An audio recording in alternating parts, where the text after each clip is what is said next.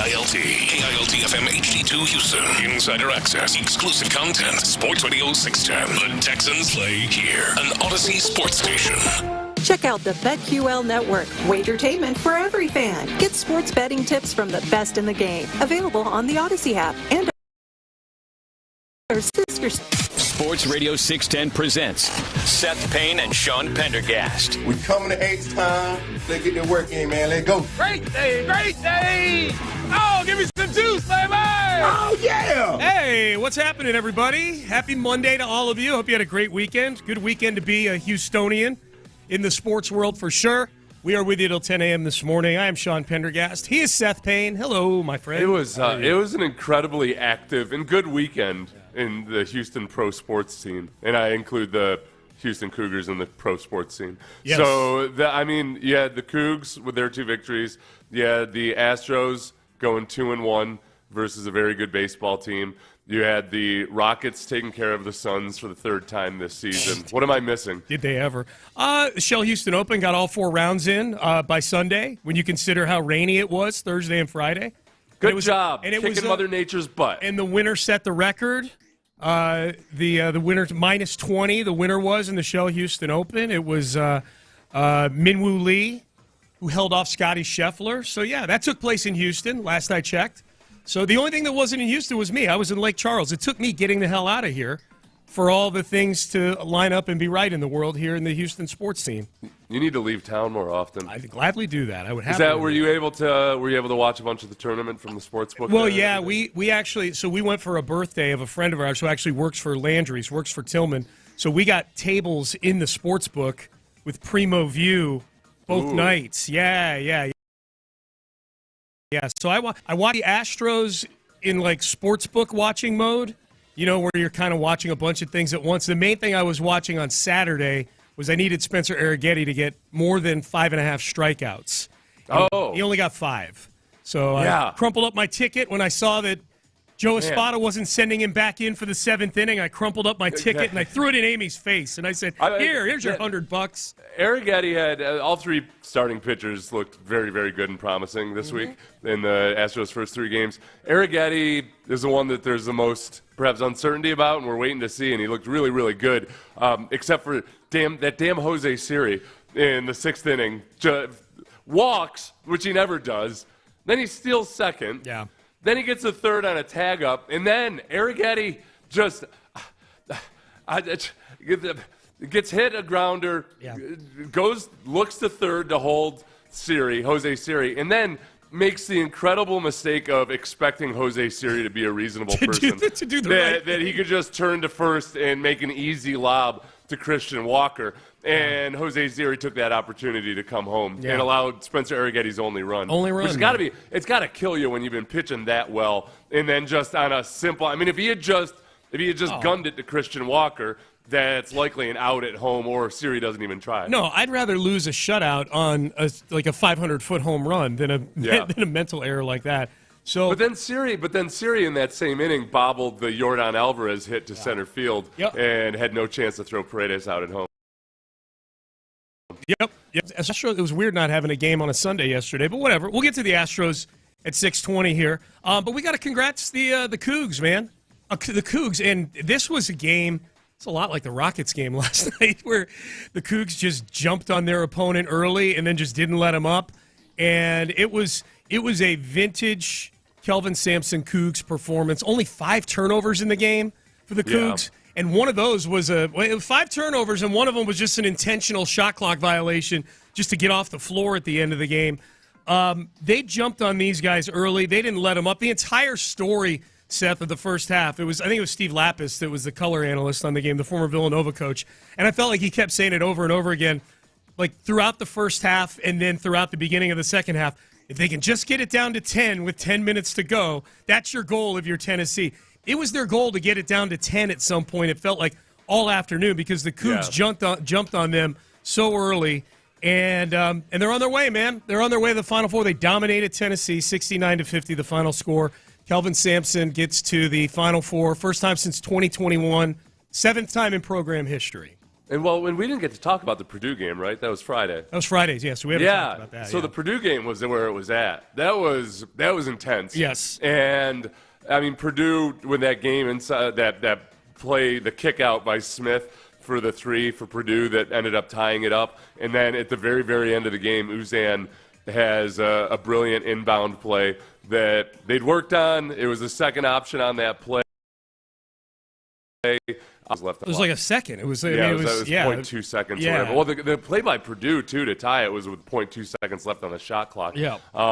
That was great. Now, that was in an environment where you're playing, even though you're the 1 seed, you're playing in Indiana against Purdue. Yeah. Basically, they had home court advantage. Yep. Tennessee had home court advantage just by virtue of so many more Tennessee Volunteer fans showing up. But it was kind of like a road-like environment, so going to San Antonio is going to be nice. Yeah, they've won, I think, 17 in a row now, the Cougs. 4 losses all year, 3 of them in overtime. They are 4.5-point underdogs to Duke. I'm taking all of those points on Saturday. Duke is a really good basketball team. Man, this Cougs team is just different.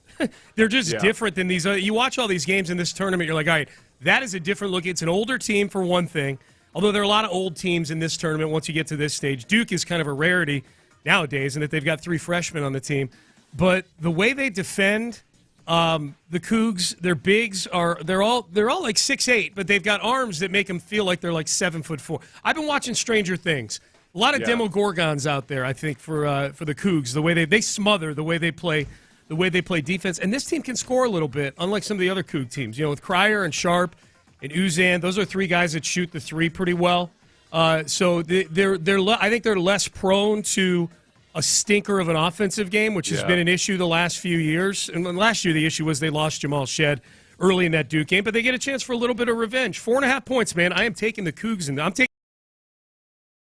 all 4.5. I want to give credit and acknowledge the Cougs fans who were in attendance yesterday for starting an SEC chant at the end of the game. That was much appreciated. Good snark. Jim Nance was in attendance as well. Said that it's harder to be a fan than an announcer. He's probably he's never quite had to experience this. He never really got to attend a lot of these games when he wasn't working. It is kind of fun. It's got to be fun for him that when he finally decides to hang it up, the school that he went to. There were various other times you could have tried to hang it up in recent Cougs history here, pre-Kelvin Sampson, and there would have been really no reason to go to the Final Four or the Elite Eight or whatever. This is kind of fun for Jim Nance. He retires, and his team is one of the 3 or 4 best teams in the country, so he can travel around and do his thing, man. Does he still do a necktie giveaway, even though he's not announcing the game? I don't know. Is there any kind of maybe if it's a Cougs, he'll do that? Maybe we'll see. Kelvin Sampson met with the media after the game, obviously press conference after the game, and it was interesting. The reporter asked Kelvin Sampson, "Did you see anything over the last 36 hours from your team that would indicate that this was the kind of performance you were going to get?" Coach, you guys really jumped on them that first 5-10 minutes of the game. I'm wondering what, if anything, did you see in the last 36 hours that might have indicated that your team was ready to do that? Well, it wasn't the last 36 hours. It's since June. You know, we didn't get good the last 36 hours.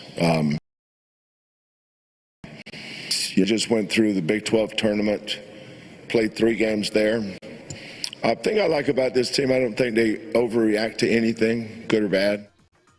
Yeah. When that question was asked, I gave it a 1.3% chance of Kelvin Sampson actually giving any credence to the question itself. Yeah. And I expected him to show at least a little bit of mild irritation or somehow perceive it as an insult, which is a little bit of the edge that he manages to maintain. They go on these wins. He's the classic kind of coach that figures out ways to keep people uncomfortable all the time and keeping a chip on everybody's shoulder. Those three losses early in the season when they started off 4-3 were probably the best thing that could have happened to them because they got their scare early in the year, the little reminder that you can never relax. And a couple of them are versus very good teams.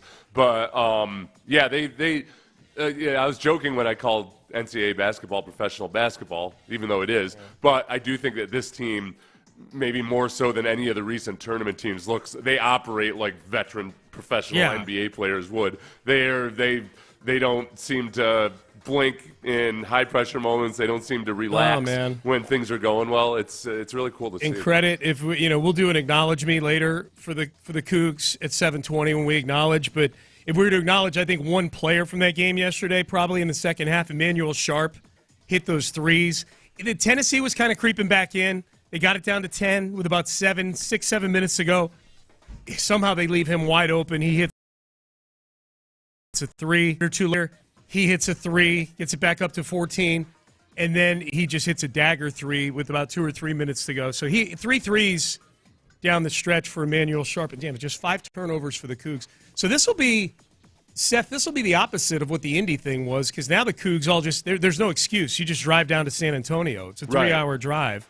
You can be in your own bed each night if you want to. It's not because I get it. Like, it's hard. Like that, and I think football is learning this too by going to the 12-team tournament, is that it gets hard to ask anybody other than the richest and the most diehard of diehards to travel to all these games.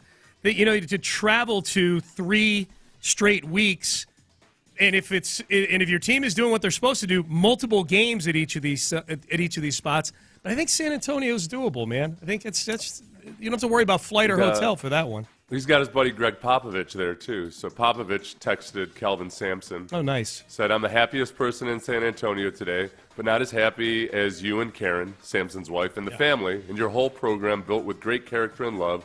Bravo, my good friend. From way back on our walks, enjoy the win tonight with a good red. So he's talking either about wine or a communist there. I don't know. Kelvin Sampson spotted with 4 Russians after the game. Well, that's cool. Well, Popovich is, that's good that Popovich. I hope Popovich is doing all right. He's had a rough year. So congrats to the Cougs, man. And curious how many of the Cougs have to San Antonio next week. So we get 4 number ones. It's much to the chagrin of everybody who's been sticking up for Cinderella out there. We get 4 number 1 seeds. All right, off and running on a Monday. Good to be with you. Rockets win last night, 148-109 over the Suns, by the way. I'd mentioned that. Texans make a signing. We'll get to that. EJ Speed is now a Houston Texans. Astros are 2-1 on the season, opening weekend. What was good? I think a lot of good, obviously the record. Any concerns early on about the offense? We'll get into the good and the bad from the Astros and the Mets this weekend. We'll do that coming up next. Payne and Pendergast.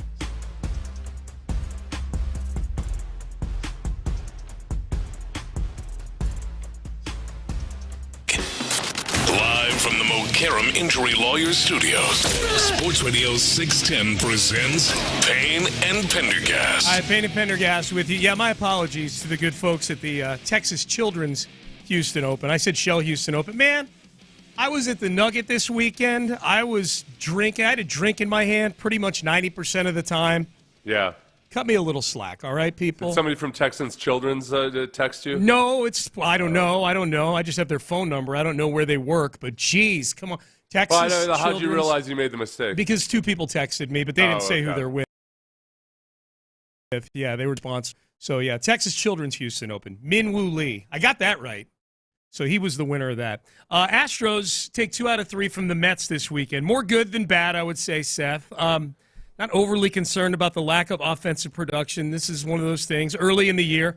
Unless you're the Yankees using torpedo bats, the pitching is typically ahead of the hitting. Hey, these torpedo bats, I wish I had never read anything about it other than the headlines, because it made it look at first like the Yankees were up to no good.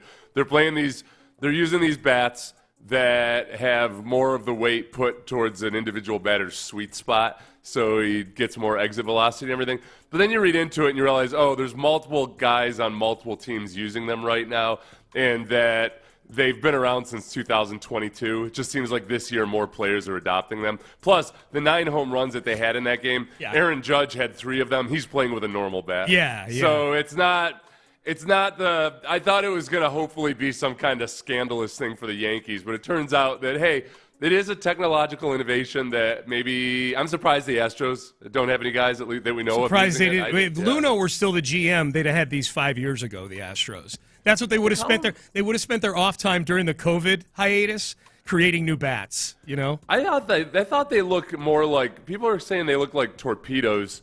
I think they look more like those juggling pins. Oh, yeah. Like the modified bowling pins that people juggle with, just maybe a little bit bigger. Yeah. Torpedo bat's a cooler name, though, than juggling pin bat. That's true. You know, That's true. The drunk clown at your party bats. Yeah. It's a torpedo bat does sound cool. Less annoying, the torpedo bat. Yeah, the 9 home runs was a bit of a bat signal. Like, hold on, what's going on over in Yankee Stadium? I was sitting in the sports book for that.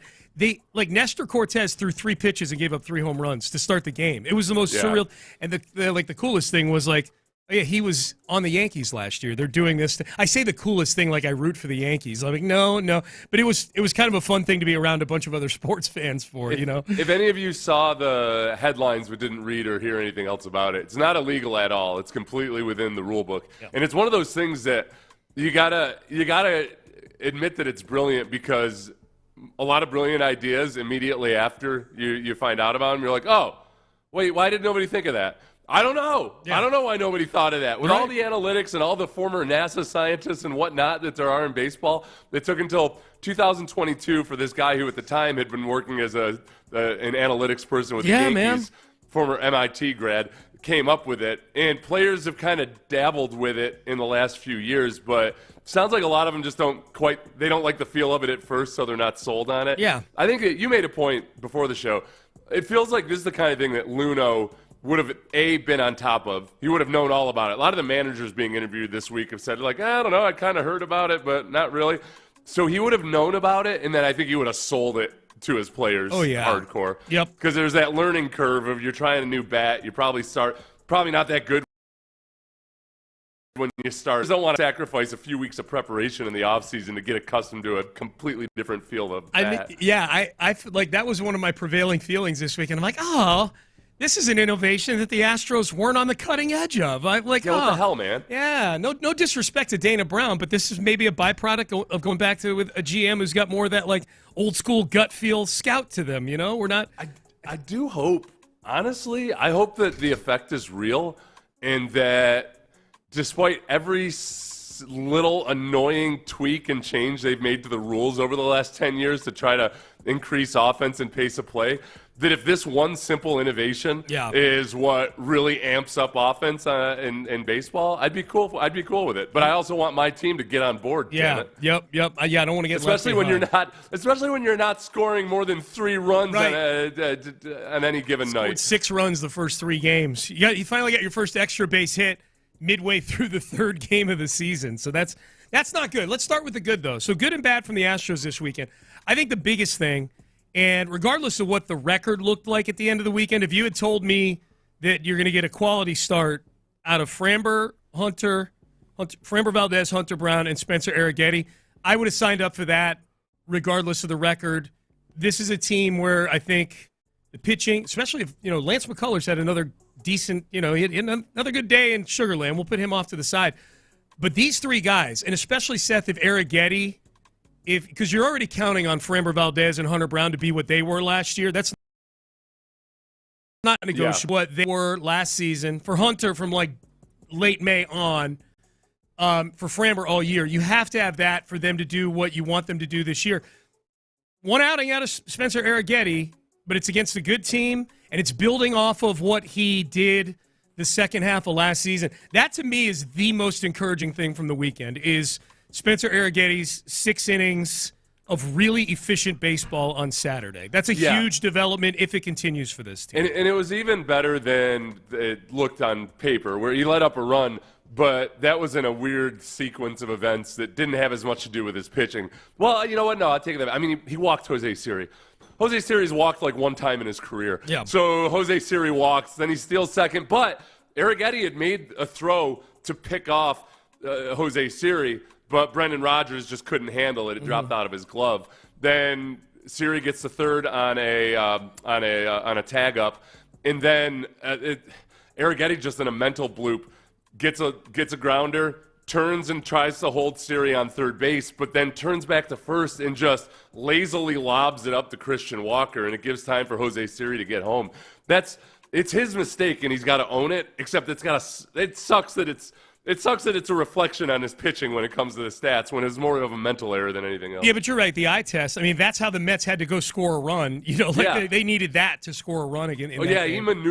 Siri just maneuvered his way around the bases. Very effective. Like, it was impressive.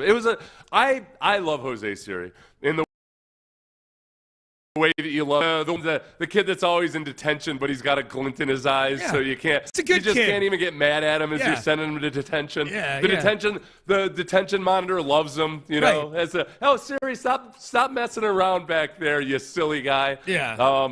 But I don't like it when he does it to the Astros. No. I didn't like it when he was doing it to the Astros as a player on the Astros, but I also like when he does classic Jose Siri things. Had a great inning, and then at the bottom of that inning, bobbled the Yordan Alvarez RBI that allowed Paredes to come home. The life of Jose Siri, man. Here was Spencer Arrighetti with John Smoltz after the game, talking about why is he different now than he was when he came up early last season. I attribute it to a couple of things, maybe a change in mentality, a shift in my focus, maybe taking it away from the stuff model and kind of just trying to go out there and really compete my nuts off every time I take the ball. I feel like that's really the biggest thing, and then like you said, just kind of changing the attack plan a little bit, switching the mix up, and just not ever being too predictable. Compete my nuts off. That's all we're all trying to do, man. We're all just trying to compete our nuts off every day. Be best in the world, and then underneath, competing our nuts off. CONO. Compete our nuts off. Kono. By the end of every show, I want to be a gelding. Yep. Damn it. Yeah, that's right. yes. He sacrificed his manhood for that show. That's it, man. Let's hope he can grow him back by tomorrow morning. Castrate me in the H, man. Castrate me in the H. Yeah, Arrighetti he had a good interview. I think it was with Matt Kawahara this summer, or during spring training, about his last year, where he realized, okay, I got all this fun stuff, and in the minors it was great to really kind of just be cutesy with people, and then you get to the majors and you realize, oh, these guys will feast on that. So you just got to be more aggressive. He's one of those examples, I guess, Seth. If we're doing a referendum here on Dana Brown's aggressiveness in bringing young guys up, right? Dana Brown is more aggressive than his predecessors in allowing young guys to get to the majors. Now, last year was out of necessity. You had all those injuries in the starting rotation. So the plan, I don't think, was to call Spencer Arrighetti up from Sugar Land as early in the season as they did. But they had to. They needed arms. They had to field a starting rotation. The way he's progressed, I think the plan was probably for him to do what he did last year at Sugar Land, not do it on the big league club. Yeah. And obviously now the early returns, both in the second half of last season and now obviously just one start this season, but early on, is that was good for him. Like that that was overall. It was done in an instance where you didn't want to do it. It was done out of a triage situation where you just needed arms, and you didn't. And early on, you're like, I don't know if this is good for this kid. I mean, he's having games where he's given up 7 runs in an inning and a third, but it clicked for him eventually. Like, that was a good learning experience for him doing it at the big league level. I thought in terms of clicking and in an early season game where the offense hasn't been that good, the most promising thing was that, all right, Jordan starts off 0 for 12 or 0 for 10. He was 0 for 10 in his first 10 play appearances. He had 3 walks and a sac fly, but he has not been vintage Jordan. But then on a day where this damn Griffin Canning, he had the 7.5 career ERA versus the Astros. He had one of the worst ERAs in baseball all last year. Is 2 out of 3 pitches throwing sliders. Mm-hmm. Jordan, in the previous at bat before his go-ahead RBI, it just flailed at a slider in the dirt. Bad, yeah. But he adjusted, waited on a misplaced slider, and ends up with a really hard hit double to center field, and that's the go-ahead run. The fact that they showed way more plate discipline through these first 3 games. They walked a bunch. This is a team that walked the fewest walks in Major League Baseball last year. They do look very much like a team that's getting back to what used to be their bread and butter, which is incredible judgment at the plate. Yeah, I think Christian Walker. Paredes, I love that Paredes has a 111 batting average and a 333 on base percentage. Yeah. It's, like he's not hitting the ball all that well, but man, he is finding a way to get on base. That was his calling card coming here. Him and Christian Walker both. Little patience at the plate. That RBI, Jordan's RBI alone. If you get Altuve and Paredes on base, and there you go. Get Jordan some traffic to work with. Yep. Not worried about Christian Walker, even though the batting average doesn't reflect it. Man, he's hitting the ball hard quite a bit. He was, I think McTaggart's article said he's already had 4 hits with an exit velocity, which there were only 2 Astros that had 4 or more exit velocity hits that hard all last season. Yeah. And it matches the eyeball test. It seems like every one of Christian Walker's outs has been just a rocket. Yeah. With a little bit of bad luck. Yeah, they only scored 6 runs, and it's probably easier to have takes like this when you win 2 of those games. Yeah. And you're 2-1. But like Pena hit the big home run to break the seal on Saturday. He's looked more disciplined at the plate this year.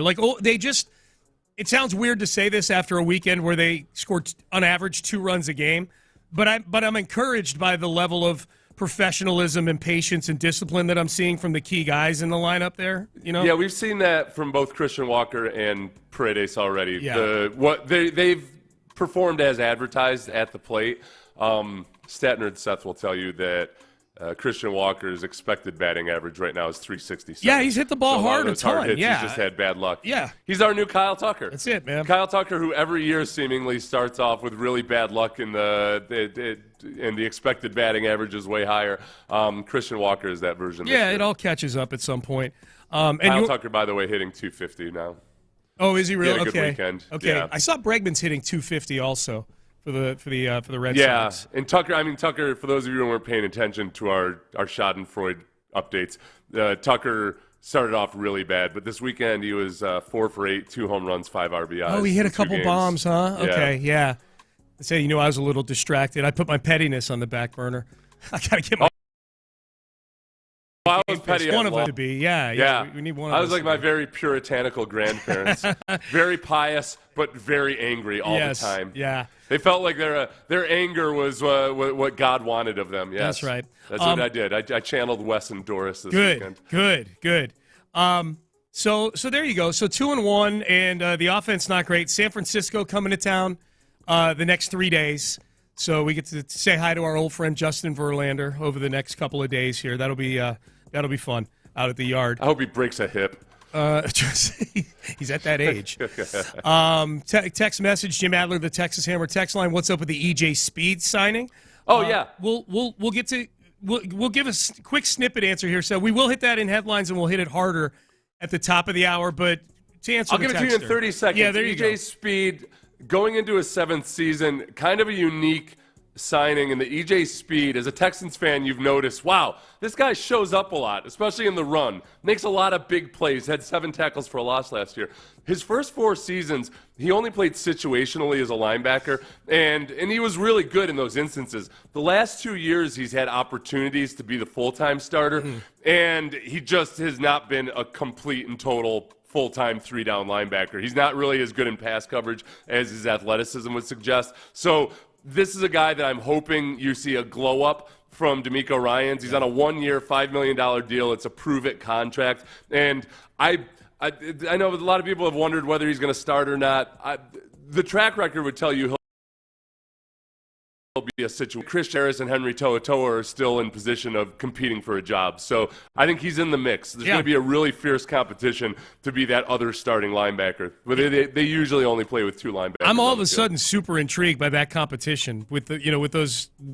You got 4 bodies for a team that really only played 2 linebackers for most of the year last year. Well, in a lot of ways, he's kind of like Devin White. Remember Devin White last year? Same thing. Really athletic, makes flash plays, but he's not consistent. I think the difference with EJ Speed is he's proven that as a situational player, he can be consistent. It's just that he hasn't shown that he can be a consistent 3-down linebacker. But you know who's been as a position coach the last 3 years, Sean? Richard Smith. Yeah. Former Texans defensive coordinator. Yeah. One of the worst defensive coordinators in the history of the NFL, at least while he was with Houston. Yeah. Yes. So from what you've said, what I can deduce is, by definition, that he's going to another human being to coach him. He's going to get better coaching this year. I think he will, yeah. Yeah, good. Good. I like the signing, man. 1 year, $5 million. That's what this offseason's been about, tweaking depth. So we'll talk about that in headlines. Cougs on to the Final Four. We're going to give the Cougs plenty of attention in headlines. Good weekend. Rockets win last night. We'll get to all of that coming up next. I think my 30-second appraisal of EJ Speed went at, about a minute 45 That's seconds. how pumped you are about EJ Speed, man. Yeah. I'm intrigued. I'm also intrigued about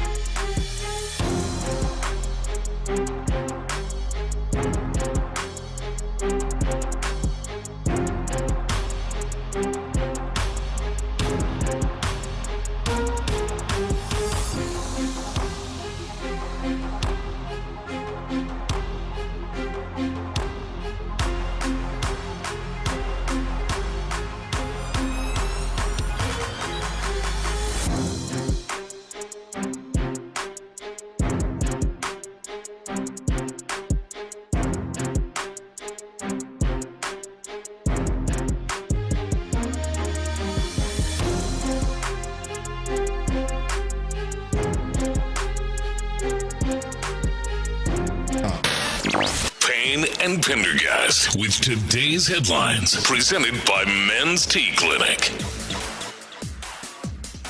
All right, let's get to headlines. Payne and Pendergast. Sorry, I was talking to Seth about my...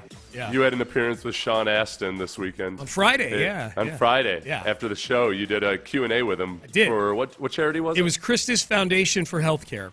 Okay. Here in Houston, yeah. And and mental health was the theme. And we did a Q&A. Very famous actress who suffered from bipolar disorder, was undiagnosed for a number of years during his childhood and diagnosed in 82. She went public in 87. And since she passed away, he's been an advocate for kind of destigmatizing mental health, going around the country talking about it. So, yeah, we did a Q&A, talk some mental health, talk some Goonies, talk some Stranger Things. Yeah, I bet he probably has a way of just kind of talking about it with humor, humorously, addressing serious topics, but without being super heavy-handed. He's great at it. Yeah. He's tremendous. He was really cool. I picked him up at his hotel with my wife and my mother-in-law in the back seat. It couldn't have been nicer. You know, a lot of big stars would be like, no, I want some, nobody else in the car. He was like, hey, ladies, how we doing? Yeah. Well, he's done that. We had that little side discussion about character actors last week, which we didn't bring him up, but he's kind of transitioned into being kind of a character actor. Very much so, yeah. Which is fun. I remember the Brian, the big old guy from Tommy Boy, the father in Tommy Boy. Oh, I know who you're talking about. Brian Dennehy. Brian Dennehy. Thank you, Ben. Brian Dennehy was at like a buffet with some other character actor, and the guy, it was a younger actor, I can't remember who it was, and he was kind of nervous to meet Brian Dennehy, and Brian Dennehy just leaned over to him and was like, character actors, we get to eat whatever the hell we want, which is pretty. On a movie set, you've got the leading men types who've had 3 carbs in the last 4 months, and meanwhile the character actors are just living life. Oh yeah, dude, partying with the Teamsters at night. Sean Astin shoveling a plate of nachos in his face. Yeah. Very, very well. Also went very, very well for the Cougs this weekend in Indianapolis. They went on Friday against Purdue on a last-second great play that they ran. Called 51 was the name of the play, and Uzan puts in a layup to send them to the Elite Eight, and then they dominate Tennessee yesterday, Seth, 69-50. They got on the Vols early and often, and this game was never close. They kept their foot on the Vols' throats. They did. If we're allowed to say that anymore. Yes. Come at me, bro. It's tournament time. Damn it. That's right. I don't care. We're going to use all the metaphors that people don't want you to use. This will be fun, man. U of H and Duke. I think 7:50 on Saturday night is tip time.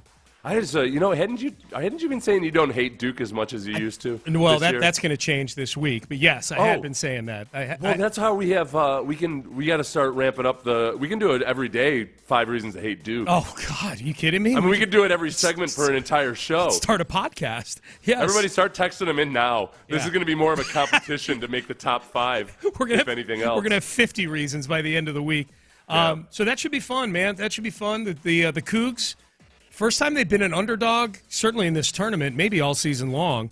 They're a 4.5-point underdog. Disrespect. A very good Duke team, but I think it is a little disrespectful of this Cougs team. Honestly, I'm going to take the Cougs on all those points. We'll hit the Cougs more and acknowledge me. We will acknowledge them for their performance, but congrats to them on their way to the 7th Final Four in program history. Astros take 2 out of 3 from the Mets. The story from the weekend, Seth, the starting pitching. Framber Valdez, 7 shutout innings on Friday. Hunter Brown gets the loss, but was not bad Framber on Thursday, Hunter on Friday, and then Spencer Arrighetti on Saturday was really, really good. The starting pitching is everything that you would hope to be and everything that it wasn't at the beginning of last year. We heard the stat about how the Astros starting off 0-4 last year until Ronel Blanco had his no-hitter. Yep. We've all that all weekend long. But so far so good, especially with Spencer Arrighetti. And Arrighetti, I mean, he pitched a shutout. He had a mental flub that gave Jose Siri a run, but he pitched a shutout for 6 innings. Yep.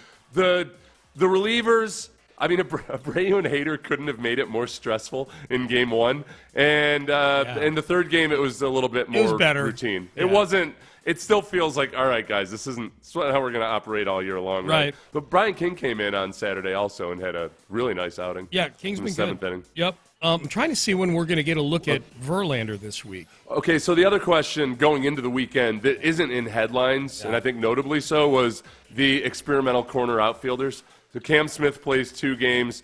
Had a chance at making a really good play in right field in game 1, but didn't, but it wasn't an error. Jose Altuve almost murdered Jake Myers in game 1, but made the catch. Was it Friday or Saturday when he had that play, that Juan Soto hit out to left field? And it would have been a really nice catch if Altuve had made it. But it bounced. It's like Altuve mistimed it. I think it was Friday. Yeah. That's been kind of a running theme with Altuve going back to spring training. He's in position to make the play, but the timing on the jump isn't quite there. And it wasn't an error or anything. It would have been a really nice catch. I would expect that's probably going to get better just with more reps. It was nice to see him. It was nice to see him even on the routine fly balls. Just get a lot of reps. Yeah, and man. it wasn't a story or a huge driving cause of a loss or anything. Nope. Over the weekend. All right, so 2-1 for the Astros. Giants coming to town. Best I can tell, we're not going to get a look at Verlander in this series against the Giants. That's too bad. Rockets ran the Suns off the floor last night. This was a lot like the Cougs game. Rockets jumped on them early and never let up, and by the second half, they were flirting with 40 and 42-point leads against the Suns team that had Kevin Durant and Devin Booker both out there. Their 2 best players are playing in this game. This Suns team is embarrassing, man. They're the biggest disappointment in the NBA.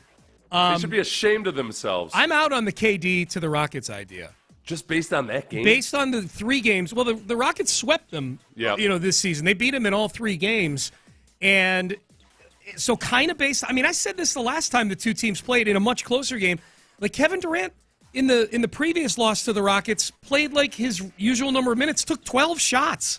It's a recruiting masterstroke by the Rockets, Sean. We know that the best way to recruit Kevin Durant to your team is to beat him, to destroy him. A series. Yeah. Yes. So in the regular season series, they beat him 3-0. So now he can't join them. Join the Rockets. Do I want him?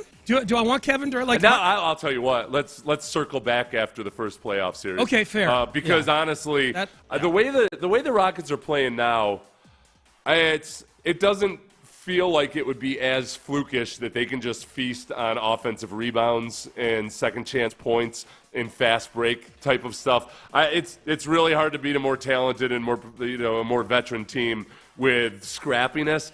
But I almost don't even call it scrappiness now because part of it is with Steven Adams. Like Steven Adams and his rebounding, it's scientific. Yeah. I mean, he's just really, really good at it, as well as being a burly human being. Yep. And then their Twin Towers lineup has been super, super effective. That's going to be interesting in the playoffs. You can't go out and. It's been there when there's some absurd stat like when they're in that lineup. The rate of rebounding is at an all-time high. There's never been anybody as efficient rebounding as when they're in that lineup. Yep. So the Rockets will be the most unique team in the playoffs, and it's going to be fun to see it maybe just catch somebody in the kidneys with an upper. Yeah, they're definitely the ones that feel like, compared to the last few years, they're kind of crashing the party. I think this is what they're going to be the next few years. It's obviously a very young core, and you got some veterans who are going to be on the team for a couple more years. And I don't know. I put Acknowledge Me together last night before the Rockets game. Hey, Ben, real quick, just in case, because I think it was before I would have put Jalen Green. I got to acknowledge Jalen Green, man. Acknowledge me. He was the best player on the floor last night, and Aaron Bez is an all-around basketball player. And he answers the bell. There's no load managing with him. He loves to play. Jalen Green is really – I've been very critical of Jalen Green. This version of him that we've been getting this season, and in particular last night, is really growing on me. It's the appropriate takeover of the game. As opposed to trying to take the game over when you're not suited to do it or trying to take the game over when the flow isn't right. He's really just started to have a good feel for when to pour it on. Yeah, it's been fun to watch the maturation. Yep, good way to put it. E.J. Speed signs with the Texans, former Colts linebacker. We're going to get to that in about 6 or 7 minutes from now in a little more detail. But 1 year, up to $5 million. He will be plunked into that linebacker room to compete with Christian Harris and Henry To'oTo'o for snaps at linebacker, it would appear. Yeah, I think Aziz Al-Shar is the only guy that you can set in stone as a starter. Yeah. If I had to handicap it, I would say To'oTo'o. I feel like Christian Harris is getting I feel like people are mistaking his weird injury last year with his actual performance on the field. Because even when he came back, he didn't play much. Yeah. They didn't give him any snaps at all. But he had also just missed the entire season with a mysterious calf injury. So, but those, I would handicap it: Henry To'oTo'o, Christian Harris, EJ Speed, in terms of chance to be the starting linebacker alongside Azeez Al-Shaair. Okay. And Texas Children's Houston Open, congrats to Minwoo Lee holding off Gary Woodland and Scotty Scheffler with a record-setting minus 20 under par performance for the weekend. You can text in 713-572-4610. Jim Adler, the Texas Hammer text page. All right, we mentioned it. The Texans did sign EJ Speed. The question we've gotten a lot of on the text page today is, hey, isn't this the guy who had a lot of beef with C.J. Stroud? Him and his buddy, they were podcasting. Yeah. Yes, and we will go back through. Is this beef that can be squashed and buried in time for training camp or by next week? We'll discuss that coming up next. Don't have any beef with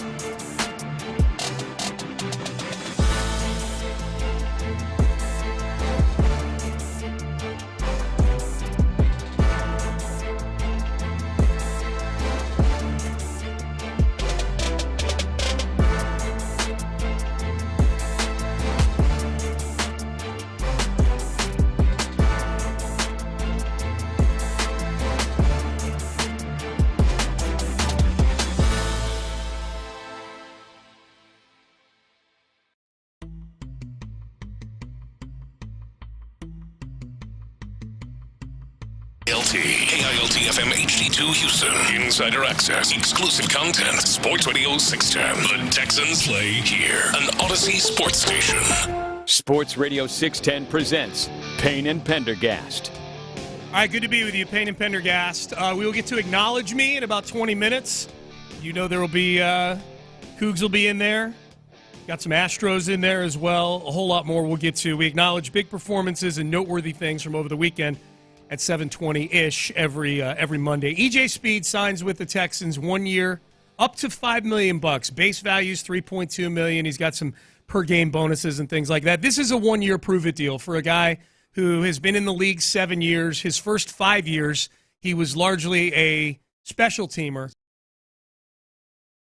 for the Leonard. When his career started to go sideways with injuries, EJ Speed got his shot. He got a 2-year extension with the Colts a couple years ago, and he played 98% of the snaps for them last year. It was his first 4 seasons. He was a situational player, and then the last 2 years he's had 26 starts. So he's going into his 7th year, and I think the big thing was that when he was playing situationally, 300, 400 snaps per year, they used him really effectively. When he became an every down starter, he's shown more of his blemishes. And the big question would be, all right, does D'Amico, even though you're talking about a 7th-year veteran, I feel like there is upside here. He's very athletic. He is very fast.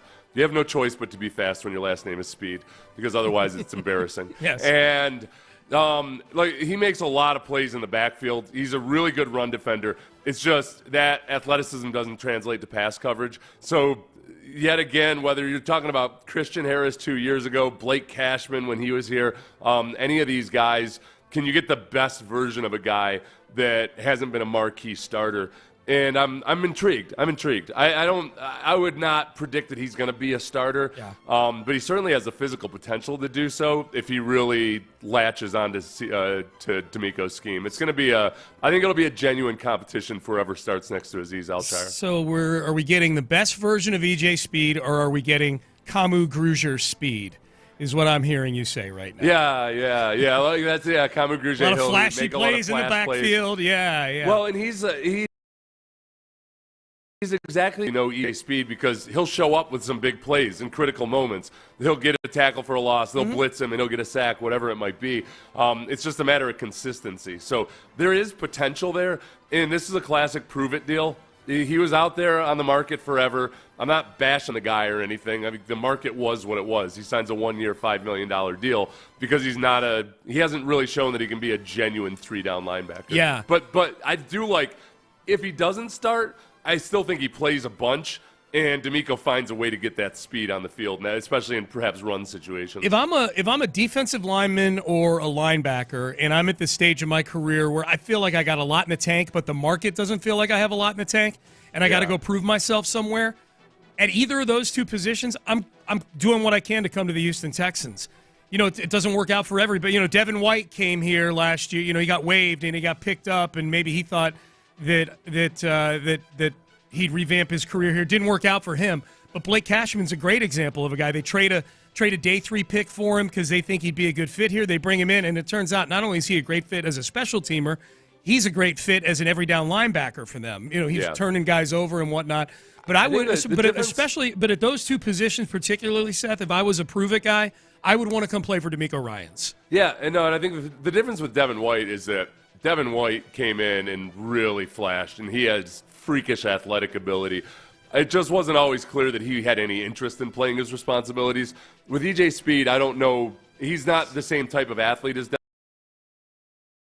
Devin White plays. He's just got to be more consistent in pass coverage. And maybe his linebackers coach for the last 3 years has been Richard Smith, former Texans defensive coordinator. I only knew him as a defensive coordinator, and he was not very good at all. I don't know as a linebackers coach whether he's as good as the Texans defensive coaches. Yeah, I would guess no. Yeah, so they might be able to unlock a different version of EJ Speed. Yeah, that makes sense. So the big question we've gotten about EJ Speed, other than wondering what the issue with Christian Harris, does this have anything to do with concern about Christian Harris? Let's address that first before we get to C.J. Stroud. Because the competition in that room, like Azeez Al-Shire, as you point, he's a captain, he's going to start. It's really a competition between Christian Harris, Henry To'oTo'o, and EJ Speed. If they're playing a lot of the defense, the formation, the scheme that they were playing last year, they played most of the year last year with just 2 linebackers on the field. Yeah. Well, and that's the other thing. I think that he gives you an option to play with 3 linebackers. EJ Speed does. Yeah.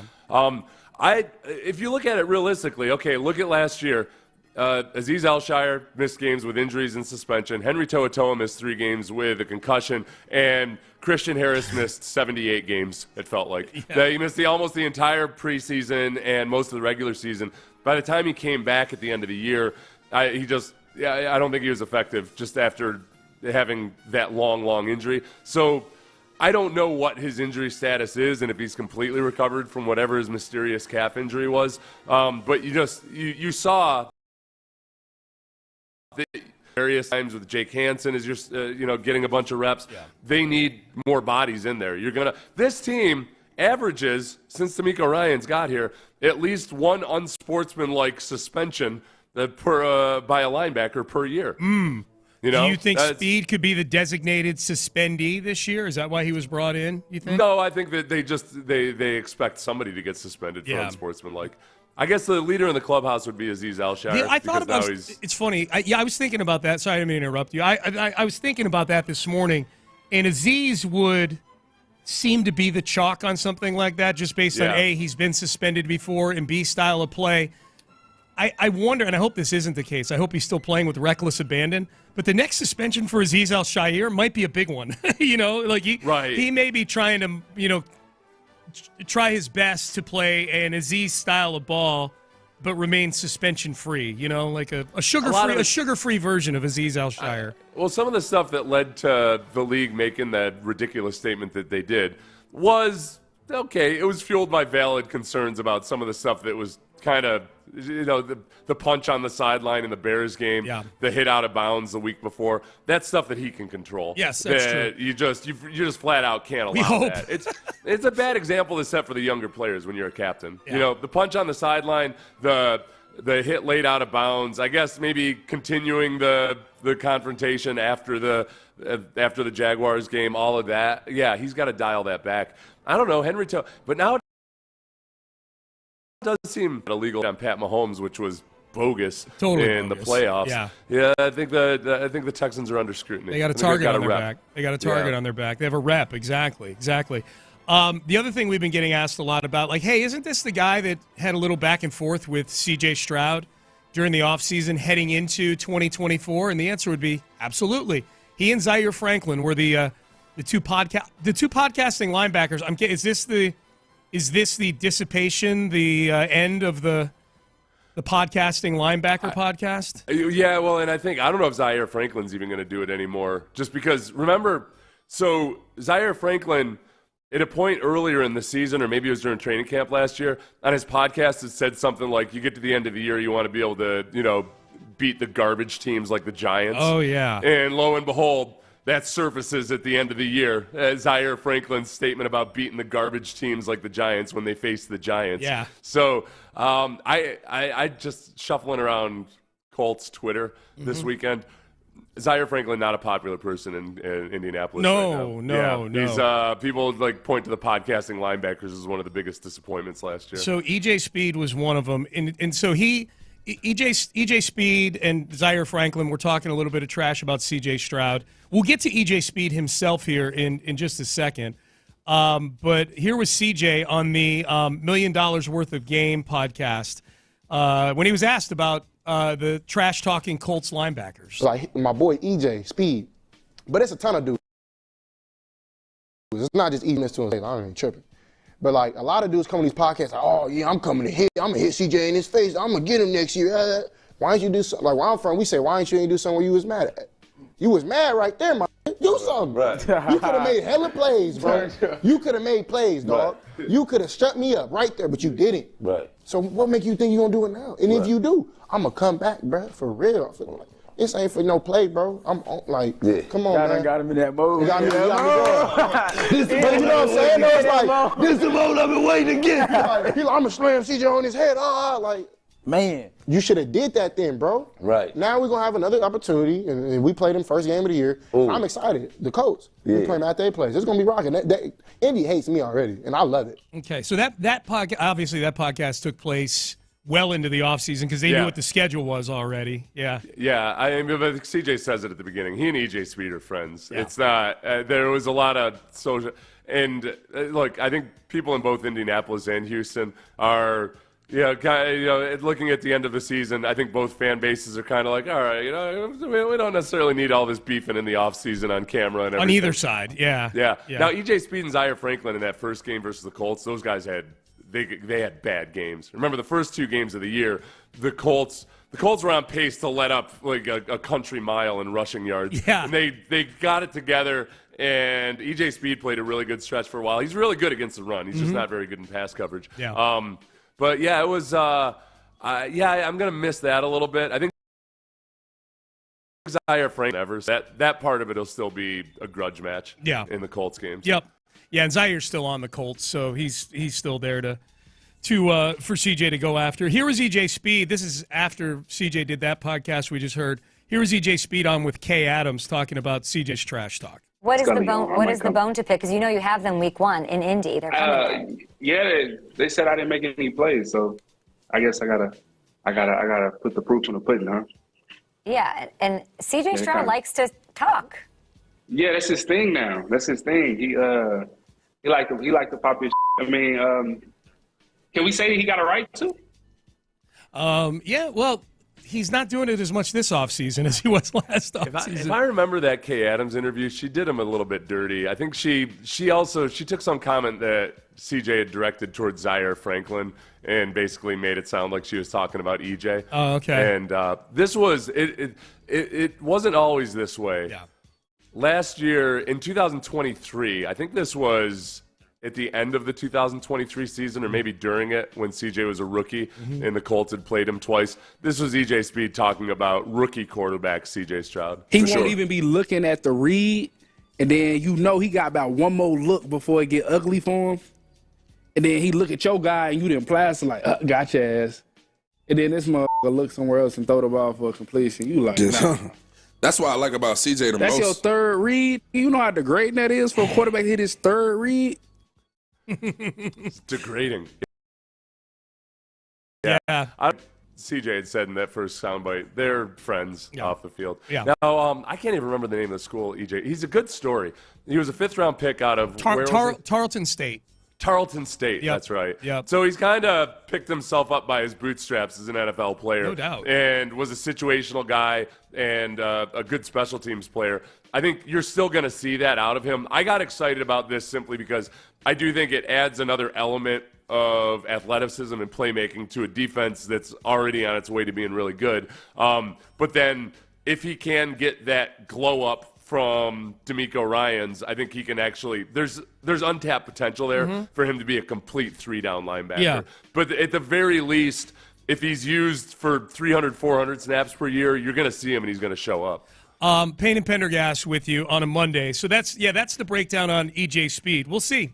Going to be a fun competition at that linebacker spot. I've seen this comment a couple times now, people saying that Toa has concussion issues. He's only had 1 concussion in the NFL. I wonder if people think maybe because he's kind of a kamikaze out there that if he's had 1 concussion, he's going to end up getting another one. Hey, that's valid, I guess, except that he only, for whatever it's worth, it's not like this has been a long-running issue, unless I'm forgetting. And I searched for my blind spots. I only found the one last year where he missed 3 games. Maybe it's just the recency of the one last year. We'll see. Yeah. Text in, though. I mean, if you followed him at Alabama or at Tennessee before that, maybe we're missing one here. Text Alabama, in. he had some kind of an orthopedic injury that he played through where his dad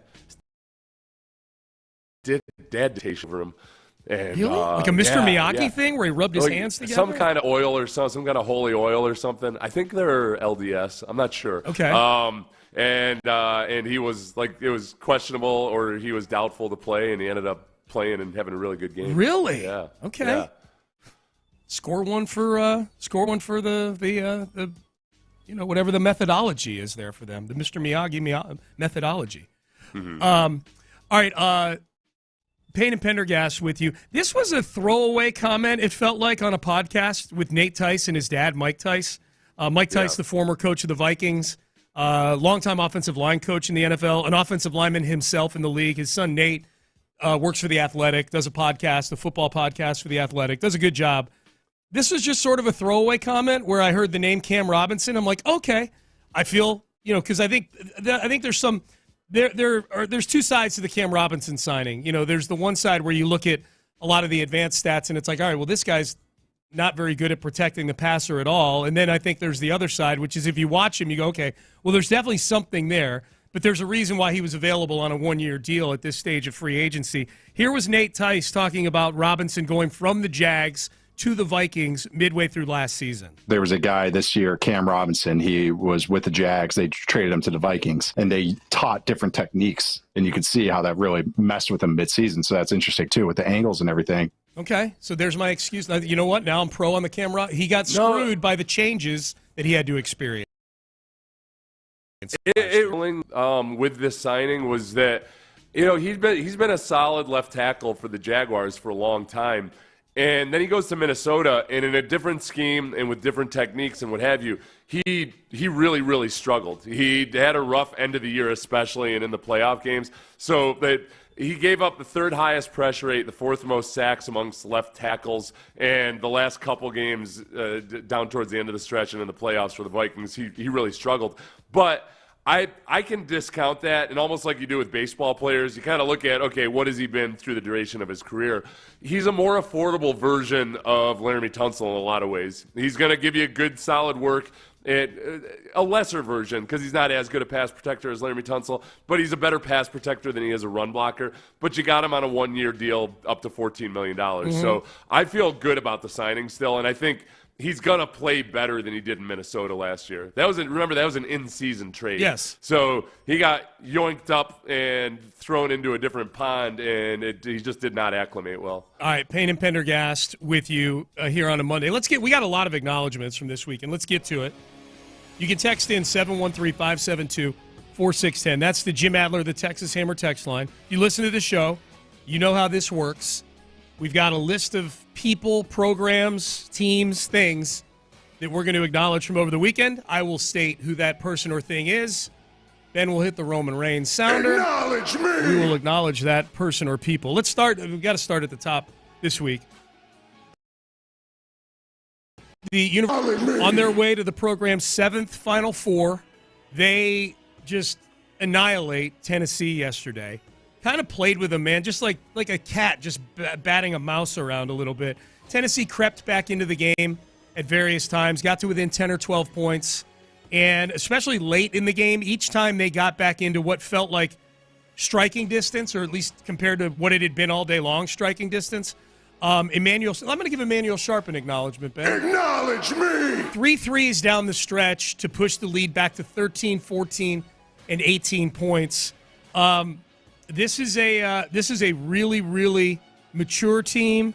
It's a team that can actually score a little bit more than some of Kelvin Sampson's previous teams.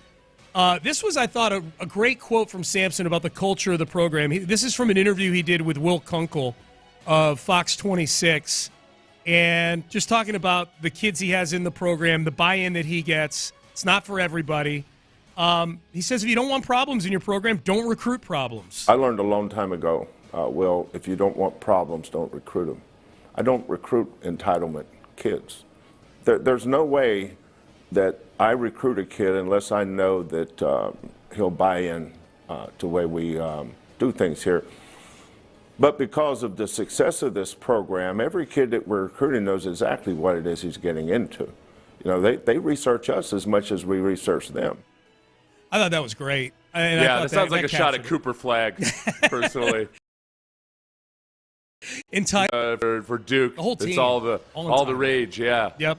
Classic Duke hateable player. So okay? my question is, and you know what? By the way, quick secondary acknowledgement to the committee. Acknowledge me. They got the seeding right. I mean, 7 of the 8 teams that were playing over the weekend in the Elite 8 were 1 or 2 seeds. Texas Tech was a 3 seed. Like they had this thing nailed when it came to the seeding. For the first time since 2008, all 4 number 1 seeds are going to be playing in the Final Four. So you got marquee matchups here. You have big marquee matchups. I'd say you gotta acknowledge Milos Uzan as well for acknowledge me. Acknowledge him. Yeah. For the play on Friday night? Yeah. Yeah. The inbound play. That was sweet, man. That was sweet. My question, if you're a person who said that no Cinderellas in the Sweet 16 or beyond is the death of the tournament, there were people out there who said that. Stephen A. Smith, most notably, but there have been a lot of others. No Cinderellas. It's all favorites. It's all chalk. So I'm assuming you don't watch this weekend then. If no Cinderellas mean that this tournament should or will go die, that if we're getting the complete opposite of that, which is the 4 best teams in college basketball, that this is a turnoff to you, that you're not going to watch it. Is that right? No, the Stephen A. Smith, that's where the old sports journalist in him ebbed through, because sports writers are the worst, because he started off as a sports writers, and they mistake things that they like to write about with things that the fans actually care about. Yes. And they love when Cinderella they think is going to win them a sports Pulitzer or something. Yep. So very, very, very selfish of the sports writers like Stephen A. Smith. Yep. Yes. Yeah, I'm guessing he's going to watch this weekend coming up. Houston. He's got to train for a fight. He's with LeBron. Yeah. He assures us that there's a video floating around of him not looking all that great, taking a boxing lesson or something. Really? He says he's improved his skills since then. I think LeBron, all I know is LeBron tweeted out some funny video of Stephen A. Smith looking kind of haphazard and lost. Oh, really? But Stephen A. Smith then on his radio show assured everybody that he's been training, and he's not that guy anymore. Yeah. Are you surprised that LeBron is kind of punching down in this whole thing and hanging out in the muck with Stephen A. Smith at all? No, I think it's exactly what he wants. Yeah. I see people writing stories about how, well, LeBron's got to realize that he's given Stephen A. Smith exactly what he wants. Like, yeah, and this is exactly what LeBron. Oh, I forgot LeBron, who shirks attention in the spotlight, that he doesn't probably realize exactly what he's getting into. LeBron could have had that conversation with Stephen A. Smith about his son in an infinite number of places that weren't courtside at an NBA game. Yeah, I'm just surprised he's keeping it going as much as he is. But in season, but maybe I'm off base on that. Lance McCullers, acknowledge me. 35 pitches in a AAA game on Sunday. Struck out the side in the first inning. Ended up giving up 2 hits and 2 runs in a couple of innings. Hit 95 on the gun. I think there's more to be encouraged about there, Seth, than there is to be the highlights of the 3 strikeouts. I'm assuming that when he gave up 2 hits and 2 runs, that he was working on things. Yes. That's what we do. When things are bad in meaningless games for pitchers, they're working on things. When they're good, we're like, this is the greatest thing ever. Well, and especially in their minor league appearances, they don't really do a scouting report on the batters either. So they're working on stuff, and with zero real knowledge of most of the guys they're facing. Just the fact, as long as, with Lance, as it always is, it's not the performance itself. It's what do we hear in the next 3 days afterwards. And whether there's any discomfort or setback or anything else like that. So if we get to tomorrow and we haven't heard about a setback or something, I'm going to be optimistic about it. You talk about hitting 95 on the gun, though, too. Hunter Brown in his first 3 pitches the other night, that was fun. Because he went 97, 98, 99. Oh. And then he threw one of his fastest pitches of the night in the last inning he was in there, Good. too. That's what I wanted to hear. Yeah. Oh, no, he kept it up. Yeah. He was it was pretty damn cool. Yep. The Yankees torpedo bat. Acknowledge me! And as it turns out, it's not just the Yankees using it. Several teams are, but the Yankees used it to the most noteworthy performance of the weekend. 9 home runs in a game against the Brewers, including 3 home runs on the first 3 pitches of the game against their former teammate Nestor Cortez. But if you haven't seen this yet, the Yankees and some other teams are using a bat they call the torpedo bat because of the aesthetics of it. It's got a torpedo look to it. The mass of wood they've kind of moved around inside the sweet spot of where guys hit the ball, and at least for a few Yankees this weekend, it worked out pretty well. They hit 15 home runs in the first 3 games of the season. I'm more angry that initially I thought, oh, this must be the Yankees cheating, and then you find out really quickly, like, no, it's not cheating at all. Any team could have done this in the past 50 years of baseball, or whenever they would have started really looking into and figuring this stuff out. And I'm surprised that people haven't done it before. I'm kind of perturbed that the bat has been around since 2022, and some organizations have messed with it. A lot of major league players tried it but didn't like it, so they haven't used it. But there's at least 4 or 5 teams right now where there's major league ball players using the torpedo bat. I feel like, as you pointed out earlier, an earlier version of the Astros would have been all over this. Oh, yeah. And maybe they'd have 5 guys on their roster already using the bat. Yeah, Luno got fired 2 months before the sport had to take a break from COVID. Yeah. I feel like if Luno were still employed by the Astros, that would have been his spare time project during COVID. They can't do anything baseball. There's no baseball to watch or play or coach or GM. GM. So he would have sat around inventing a torpedo bat back in 2020. I think the big thing is, with the Yankees, let's remember, okay, hitting home runs in the regular season, they have no issue with that. And 3 of those home runs did come via Aaron Judge, who is playing with a normal bat. So Aaron Judge is good with or without a missile bat in the regular season, of course. Awful in the postseason. Yeah.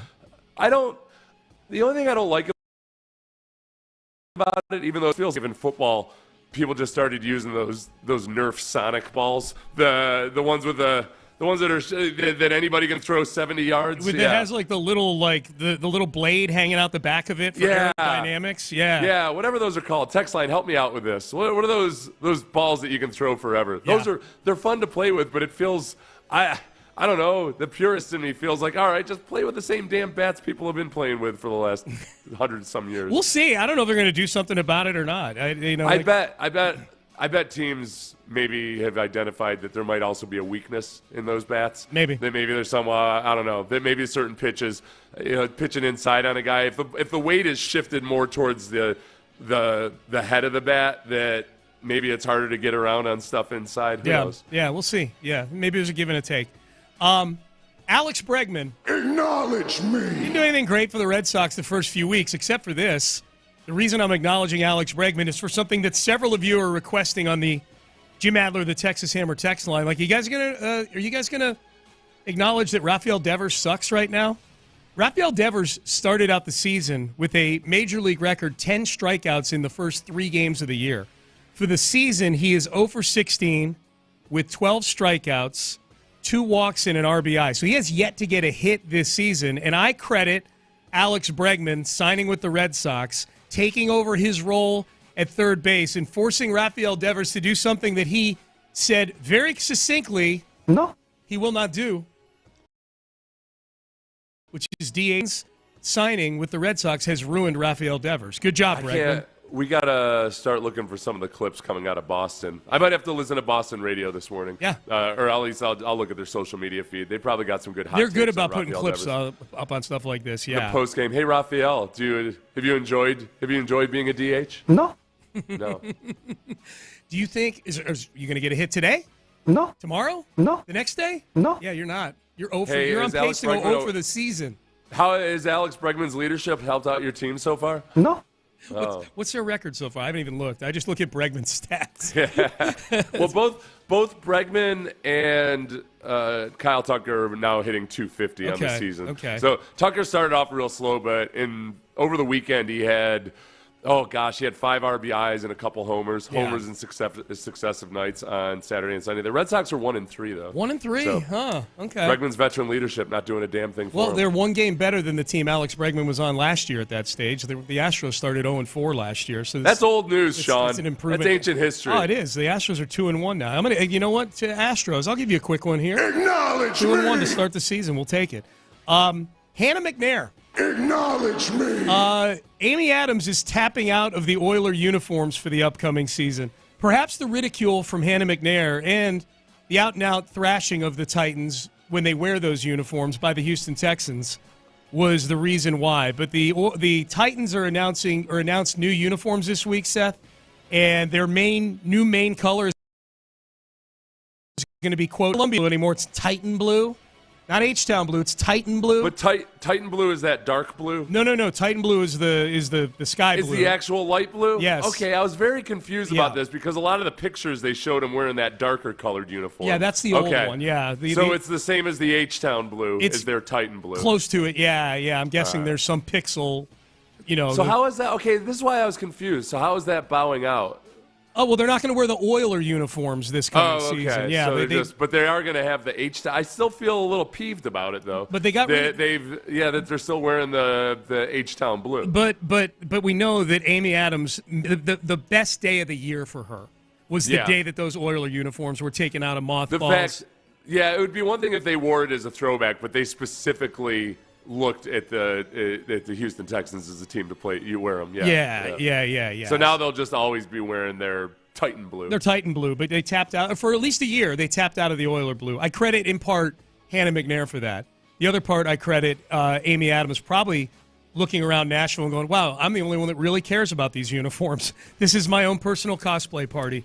Let's see, we got time here. Brock Purdy. Acknowledge me. This was a funny clip. And I might give Brock Purdy his $60 million bag just based on this. This is Brock Purdy doing an interview, and he was asked, when did you realize your rookie year in 2022 that as the 7th round Mr. Irrelevant that you might actually end up being the starter for this team? During camp and stuff, all the competitions were going on, and with Nate Sudfeld and I, and we're competing, and I knew that I could rip the ball, and going up against some dudes that I'd watched growing up on the practice field and then in preseason games. So that sort of gave me some confidence, okay, I can do this thing. I don't know how it's going to go down because there's guys in front of me with Trey Lance, and then later Jimmy Garoppolo joined again. But once Jimmy became the starter, I was like, I might get some playing time this year, man. I just don't know when.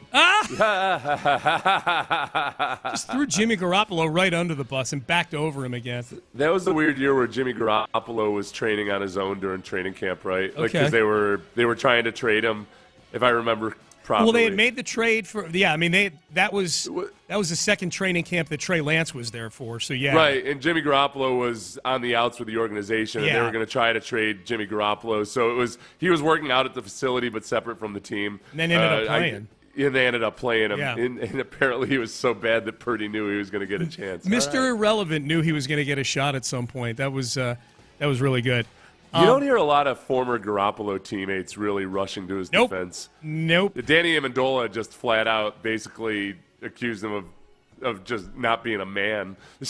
Remember? Yeah. I do. Yeah, not a popular guy, I'm guessing. Stephen A. Smith. He is ready for his run in politics. I think we talked about this clip last week, but we didn't play it. This is Stephen A. Smith they were talking about Arkansas and John Calipari and Calipari's team making a run to the Sweet 16, long-time great Arkansas coach who won a national championship there back in the mid-'90s. This was Stephen A. Smith talking about Calipari and invoking the name of Nolan Richardson. It's the NCAA tournament, so anything could happen in a one-game scenario. So, of course, he'll have a chance. And, of course, he'll have his teams in the tournament. Of course, he's going to be able to recruit better than anybody ever has there outside of Mr. 40 Minutes of Hell himself, the late, great Nolan Richardson, God rest his soul. But in the same breath, if anybody can compete with that and bring a national program back to Arkansas, it is John Calipari. Okay, so that was the late, great Nolan Richardson. God rest his soul. Nolan Richardson is still alive. And, oh, no. And apparently, I'm guessing during a break in First Take, someone told Stephen A. that, hey, man, you just said, you just put late, great on Nolan Richardson and told God to rest his soul, which last we checked is still alive. That was the part where I knew that he defended and said that he knew that Nolan Richards was still alive. Like, if it were done humorously, the late great or whatever, it was when he added "God rest his soul." Yeah. Here's Stephen A. claiming he knew that Nolan Richardson is still alive. Oh, by the way, before we even begin the show, I just want to make sure I am fully aware that Nolan Richardson is alive. Okay, I are now. Trust me, I apologize for that. I don't know why I said God rest his soul. I know he's alive. I've always known that. So I just wanted to make sure I made that clear, Molly, before we moved on to the show. I don't want anybody thinking I thought the man was gone. I did not. I know he's alive. I'm sorry. Let's go. I actually didn't even hear you said that, but important. You cleared that up. So thank I you. didn't realize I said Molly, it. pay attention. He said it. You're right. I thought he should have just apologized. Yeah. I thought the same you just said. Like when the late great, that feels like something you just colloquially throw in. When you say God rest his soul, there's purposefulness with that. There's intentionality with that. As somebody who commonly makes mistakes such as this, I think that Stephen A. Smith in his explanation was there's some validity to that. I think consciously, he if he had thought about it, he knows that Nolan Richardson is alive. But for whatever reason, in the moment when he was in the flow, it just he transposed Nolan Richardson with somebody else. God or whatever. rest his soul is a weird thing to toss in at the end if you know somebody's alive. Well, no, that's what I'm saying. Consciously, he knows he's alive, but like for whatever reason in his mind, he switched him up with somebody else. Oh, I and got thought you. he had I got died. you. Yeah, I got like you. he just in that moment he Yeah. had a mental glitch, I got you. and he just forgot or confused him with somebody So you else. empathize with Stephen A. on this one? Yes, here. I do. Got you. But as the old saying goes, never ruin an apology with an explanation. Yeah. He just should have said, I'm sorry. Obviously, you're very alive and kicking. Yeah. Yep. Wonder who Played he may, wiffle ball with him last weekend. Wonder who he may have gotten him mixed up with, too. That would have been interesting. I've always known that was the best part of Stephen A. Someone said that on the text page. I've always known that he's alive. I've always known that he was alive. Say doing? that about anybody who's alive. Yeah. Right? Yeah. He's been alive the entire time I've known him. I'll tell you that much. That's right. Yeah. Someone's asking, why didn't Cam Smith play in the Saturday game, the third game of the series? I'm guessing they're easing him in. It might have been matchups. I don't know. Yeah, and they got to get Chaz,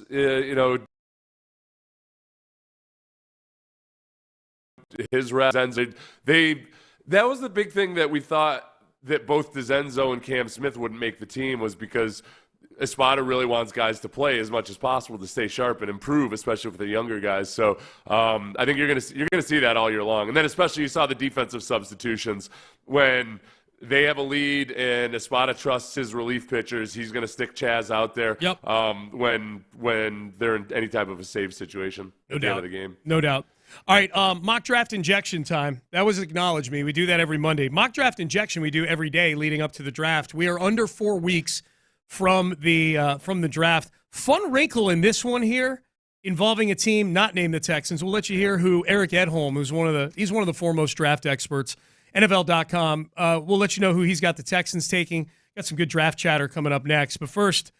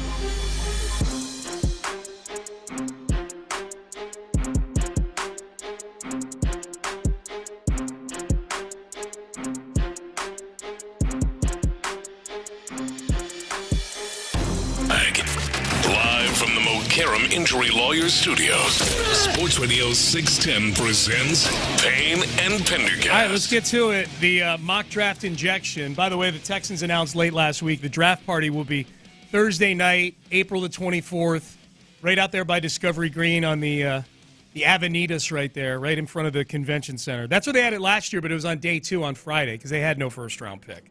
Yeah. Be different this year. It's a good time. It's really, it was a really cool setup and that was on day 2, but there were a bunch of people out there. I'm guessing for day 1 it's going to be pretty hyped. And what's your over-under on where the Texans pick in the first round? Do I think?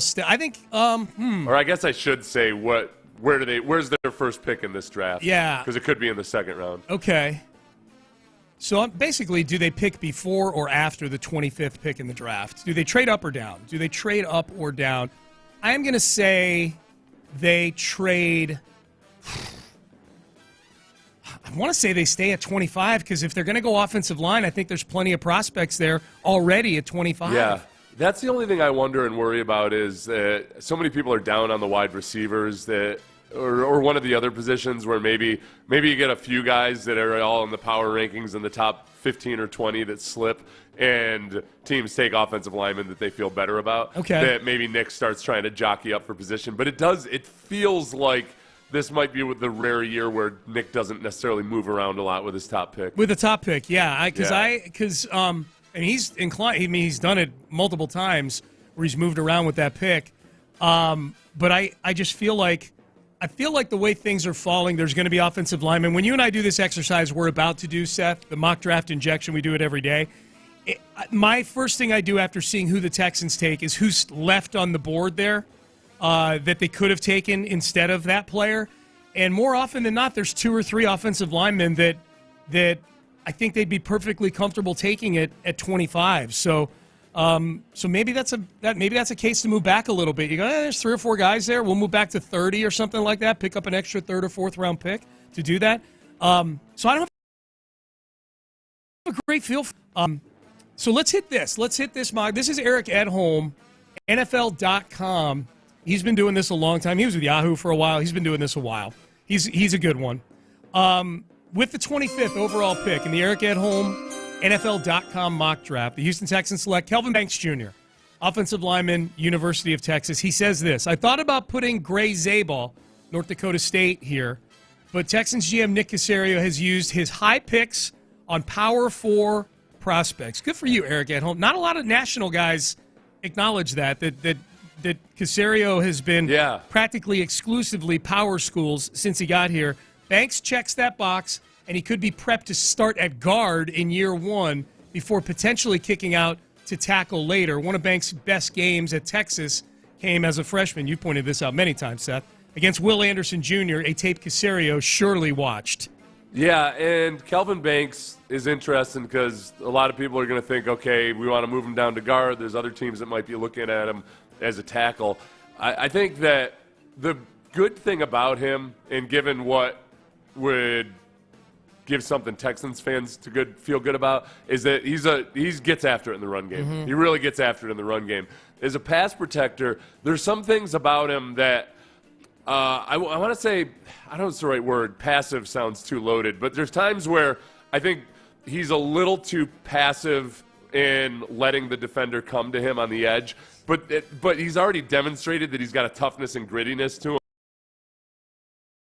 in the run. He lacks the ability to have that style of game. I think it's more technique and maturation and everything else like that. So he does a lot of stuff really, really well, and obviously he played very well in college. So I'd feel great about him, whether they wanted to start him out at guard or tackle. I think he's got a lot of upside in both those areas. The fact that he genuinely seems to care about run blocking is nice, but obviously pass blocking is the biggest concern ultimately when you take a guy in the first round. Yeah, the 2 offensive linemen still on the board at this pick that have been mocked to the Texans multiple times are Zabal and Josh Simmons, who is the offensive lineman from Ohio State who's recovering from a patellar injury and possible maturity issues. Yeah, Zabal versus Josh Simmons, both of those guys would have huge red flags depending on what your flavor of red flag is. And with Josh Simmons, he's coming off of a patellar tendon injury. And it's dicey. It's like Achilles tendons used to be before they got better at making them. But there's not a great long history of guys coming back and being as good after patella tendon tears. The other is just some of that smoke about whether he might lack maturity or swarm mentality or whatever that. With Zabel, I mean, so much of it is really just that he played all four positions. He played four different positions in college, but most of his film is as a tackle. So you're projecting him as an interior offensive lineman, and he hasn't done that against SEC caliber or Power 5 conference caliber players other than at the Senior Bowl. I think early on with Zabel, I had a little bit of a grudge against him just because we're a little too excited about his Senior Bowl performance. I just saw all these people gushing about it, and then when I watched it, I thought, all right, this is not as it was described to me on Twitter. It wasn't dominating, but he did some things really, really well with his feet. He's just got to clean his hands up. But for a guy that is, playing center and guard and tackle during the Senior Bowl, I felt like there were a lot of good instances where he used his hands really well, that the sloppiness doesn't concern me as much. So I've really come around on him. I wanted to dislike him just because I get tired of people gushing about Senior Bowl performances. But there's definitely something there. He has a body control and an athleticism in his lower body that not a lot of interior offensive linemen have. Text message, Jim Adler, the Texas Hammer text line.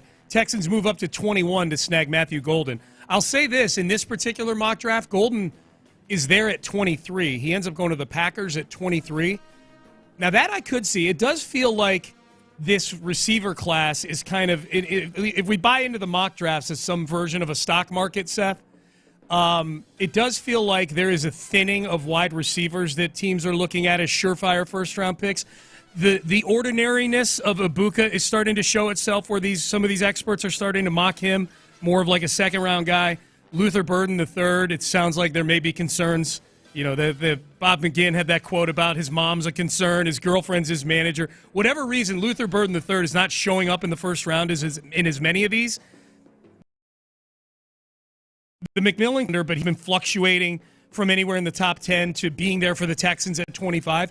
Golden is the one, ironically, with the last name Golden, he's the one that seems to be rising up boards here, not being there at 25.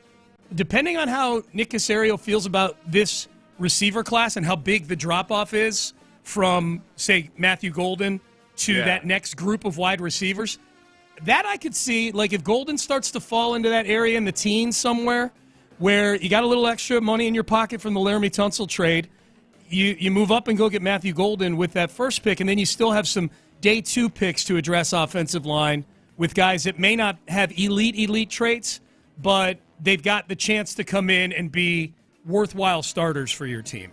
Let me do this, Sean. Yeah. Since we're talking about people sliding, sometimes at various, like the guys that are projected to go high but play positions that don't always go that high, I always like to look at those guys as, man, sometimes if they slip out of the top 15, there's teams that are more desperate that are specifically maybe targeting certain players, and like sometimes those good players slip way more than they should. Yeah. Okay, if I had to give you the choice, if these guys all three somehow slid all the way down, Tyler Warren, the tight end. Yep. Ashton Genty, the running back. Yep. And then let's give you, I'm not going to say Loveland to the tight end because I don't think that would be as big a shock if he slid. No. Let's say, that's those are the two. Campbell. That seems like an atypical slide though because he's an offensive tackle. But let's say Will Campbell. Okay. Like Will Campbell would. Oh boy. Tyler Warner. I love Genty, but there's a lot of running backs. You can get a running back on day 2 or day 3 in this draft, I think. Genty would be fun. Genty, I know. No, and I'm someone who I've put it out there before that I would love Genty. You putting Tyler Warren into this conversation, though, that messes things up. Yeah. You know what? I'm going to say Tyler Warren, even with Will Campbell there. For the moment, I'm gonna get upset about his tiny little alligator arms that are 3/8 of an inch shorter than the standard. Yeah. Daniel Jeremiah had a good explanation of that on Rich Eisen. He said that this is how it goes. You're gonna have 3 different sets of measurements on guys from their pro day, from the Senior Bowl, from the combine, from the whatever. And how it usually works is if you really, really like Will Campbell, oh, yeah, he's got 33-inch arms, or whatever the long measurement is. Yeah, if you don't like him, like, nope, we measured him at 27. And so it's... Yeah, it's like the pitchers in spring training. He sucks. No, he's working on things, you know? Honestly, the measurements, and I'd include in this the vertical, the way they measure the stuff, like your reach at the beginning, guys will pinch their shoulder blades together to make their arms look shorter on the vertical so that, because then they just do the math from where you hit on the apex versus where they measure you. It's so unscientific. Dude. It's such bogus garbage. Yeah. All right, Payne and Pendergast with you on a Monday. Hope you had a great weekend. All right, I just saw something on TV in the studio here, and now I hate these torpedo bats. Oh, no. Coming up next. Love underdogs.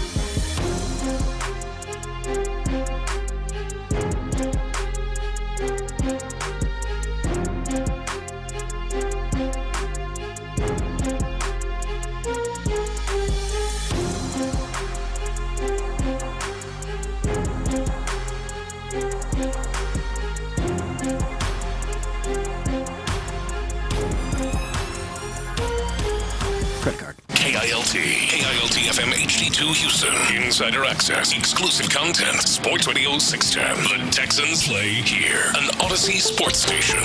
Sports Radio 610 presents Payne and Pendergast. Okay, we'll get to the good and the bad of the Astros this weekend in just a second. Big congrats to the Cougs making it to the Final Four. We'll talk about you guys as well as we roll on with the show here on a Monday. Rockin' you sports, no doubt about that. Around baseball, one of the big topics is this torpedo bat on Monday. Something I didn't know existed on Friday is now a big topic from the weekend because the Yankees hit 15 home runs in 3 games, including 9 on Saturday, which those 9 included 3 in the first 3 pitches that their former teammate Nestor Cortez of the Brewers threw to the Yankees. He ended up giving up a 4th home run. They came out to try to calm him down after the first 3 pitches landed in the seats. He calmed down long enough to get 1 out and then give up another home run after that. So it was ugly. So go ahead with the torpedo as bat. it turns I out, think Cortez was tipping his pitches. Yeah. As it turns out, something. As it turns out, the Yankees, some of them, not all of them, but some of them are using a bat that has been designated the torpedo bat because it's got a different look to it. There's an MIT physicist that kind of invented this thing a couple of years ago when he was working for the Yankees, where they moved some of the wood closer to what they deem the sweet spot of the bat. Yeah, or where that player makes the most contact. Yeah. And, so you just you get more velocity out of it. So it's been around since 2022. Right. And there's several players on several teams using it already this season. Yeah. So it's nothing nefarious. It's completely within the rule book. And yet I'm almost furious that the Astros aren't using it, if it does indeed end up being a huge advantage. I'm furious the Astros aren't using it. Here's where something I didn't know existed on Friday. Had no strong feeling one way or the other about 10 minutes ago as far as whether I like it, don't like it, or whatever. So the studio we're in right here has ABC on this morning, KTRK, and there's a tease for Good Morning America, which started at the top of the hour.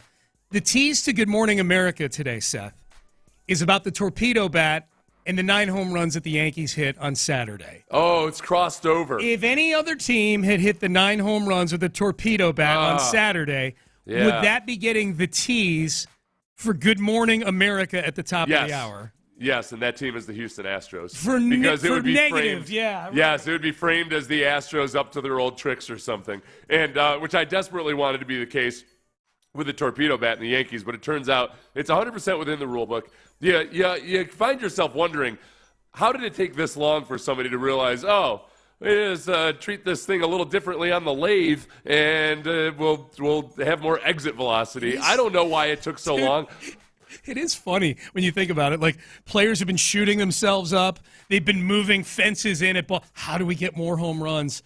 And pitch clock. We need the pitch clock. Yeah, nothing. And no, it just turns out you move a little bit of wood around in the bat, and boom, there you go. Maybe. I think that it's you got to give it some time and see how it all plays out. I'm guessing there might be some weaknesses to it too. Now, the Astros better damn be on their calculators right now, figuring out what the potential weaknesses are with a torpedo bat. There's still some nerds in the building, right? We didn't clean out all the nerds. They didn't clean out. No, okay. Dana Brown has talked about how valuable the analytics has been to him. He's much more of an but he's gushed about how with guys like it wasn't Renel Blanca. Who was it that he was talking about last week? Just where he's learned where they've helped him with his blind spots. Who was it? It was somebody where the story he was telling was about Philip Maton.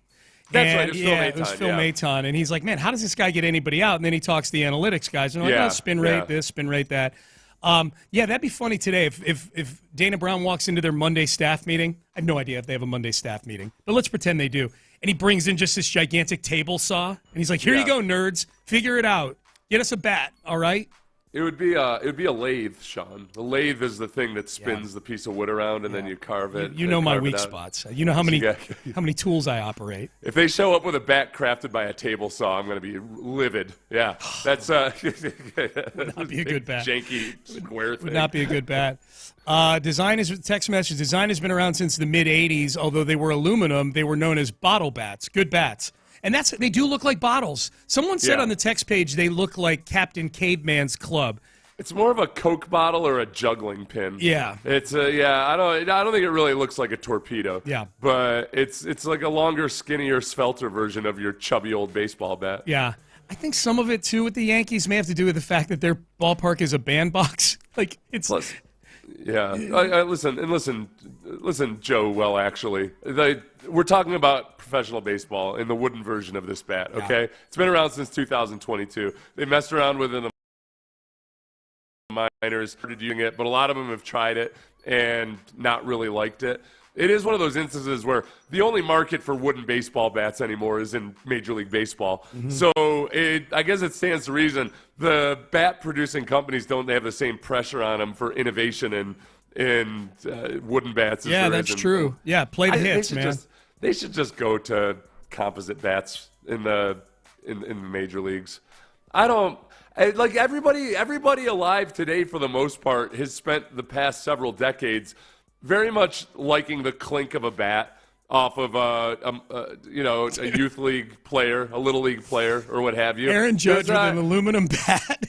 Yeah. They would land in the Hudson River, man. Well, no, they deaden them. They gotta. It's easier to, then you just standardize them all, and then there you go. I'm tired of this. I'm tired of this death grip Louisville Slugger has on the wooden bat market. That is, you're right. That is true. They've got a stranglehold on it.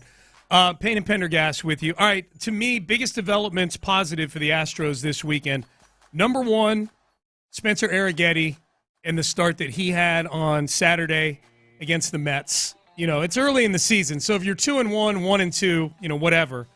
But they're going to need more than just the top two guys doing their thing this year.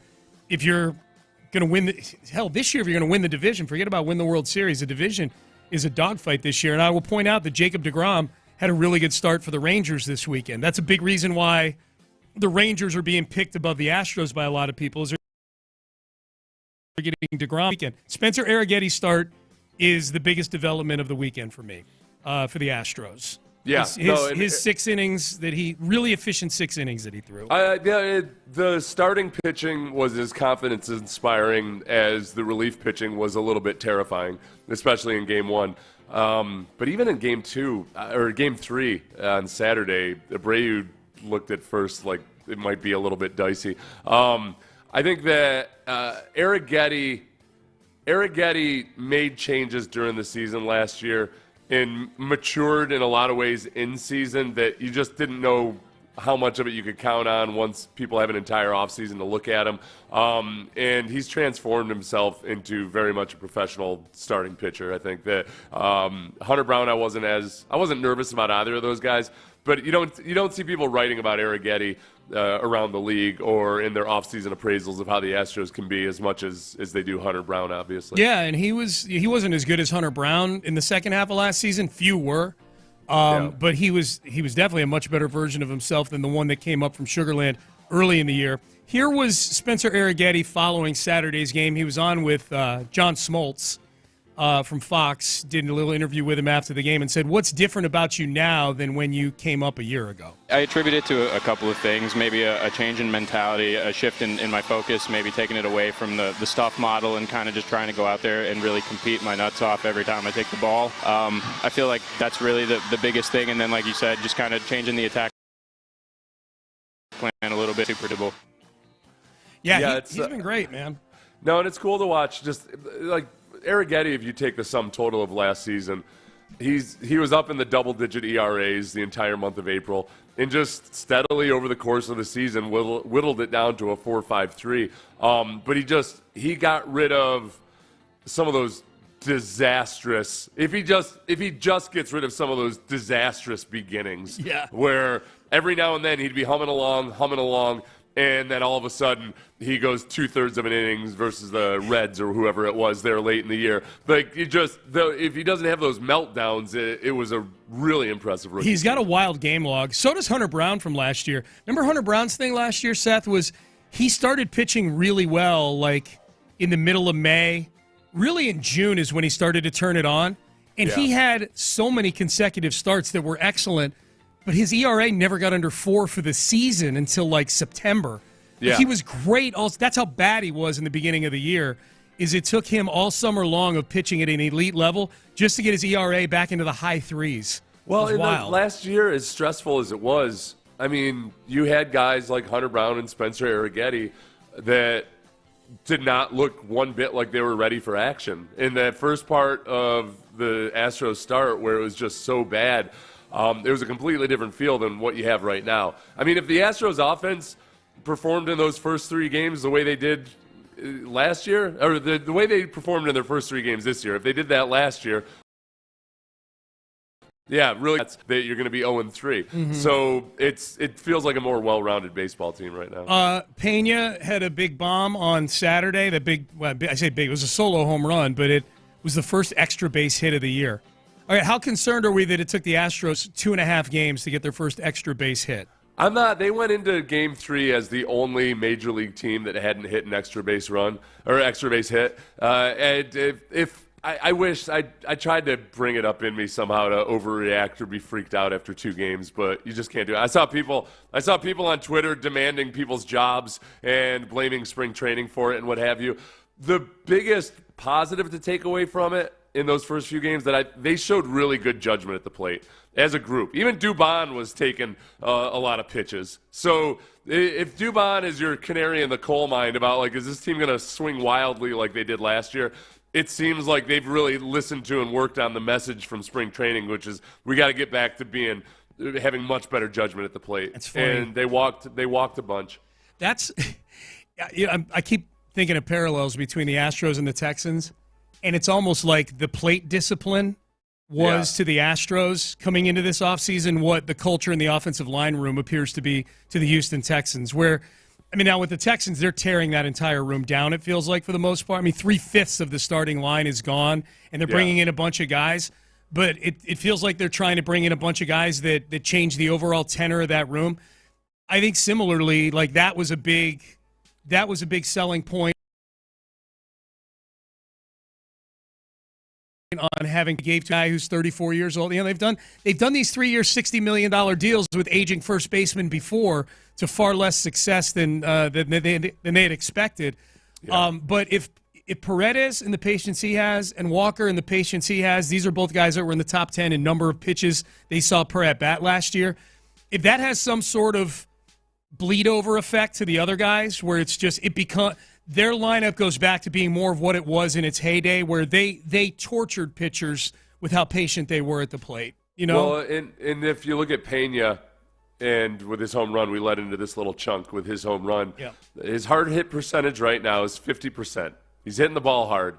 His average last year was 38%. Obviously, that's early. It's going to come down a little bit. But his strikeout percentage by year, starting in 2022, 24.2%. Then in 23, he got it down to 20.3%. Last year, down to 17.1%. And this year, he's at 0% strikeout. 0%. So that's a pretty good curve right on there. On pace Sean. for, yeah. But the thing about that with Pena is he's a guy that if he makes contact, there's a better chance of him making something happen with poor contact than there is with other guys. You know, if Pena puts the ball on the ground in the infield, if it's hit slow enough, he's going to beat it out to first base. You know, so he's the opposite of Carlos Correa. Like running to first base. Yeah, like him. Right. Carlos makes business decisions running down there. Pena runs like his hair is on fire.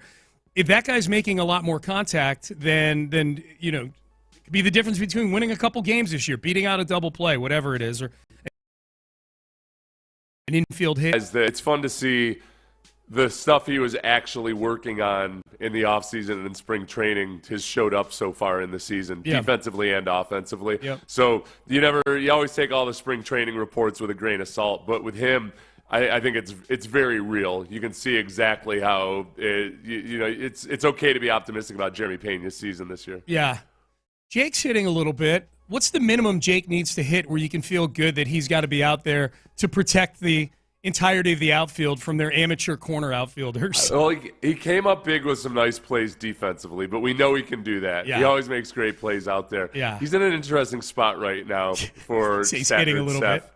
He's hitting 286. Yeah, right. Old school. Yeah, the old school number looks good. Yeah, that's great. His OPS is 571. That's not good. Not so hot. It's like His Zach OPS plus Greinke. is like 62 or something. Zach Greinke's career OPS is like 571.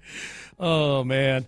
But you need him out there. with the corner outfielders that you're playing out there, Jake's got to play. Just I feel pretty optimistic, honestly, about Altuve in left field, even with a couple of hairy moments.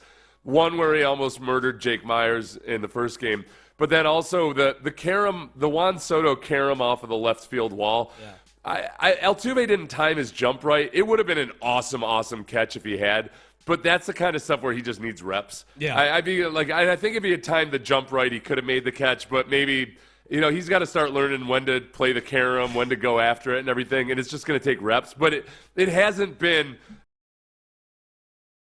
It hasn't been. I know Jordan wouldn't have made that catch, and Jordan probably wouldn't have even gone for it. Jordan would have caught the carom. So far, I don't feel awful about him in left field. The problem is it's one of those plays that if it were happening while you and I were in the middle of doing a show, we would have gotten texts like, "See, that's why you can't have a 5'6" guy playing left field." Because if I remember correctly, it caromed right above his glove against the wall. Well, he jumped a little early, and he was kind of just like it was in spring training. He was descending on his way down as the ball was hitting the wall. Yeah. So he had enough height to catch it. It was just the timing of the jump. Yep. So and again, I don't think Jordan would have gone for the catch in that situation. All right, Payne and Pendergast. I would have been mad if he did. I would have, especially if he ran into the wall and hurt himself.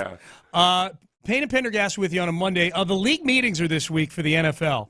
There are some things that we should be watching for coming out of these league meetings. One big discussion point today, and then some rule change votes. We'll run through the agenda coming up next. But Prize Picks.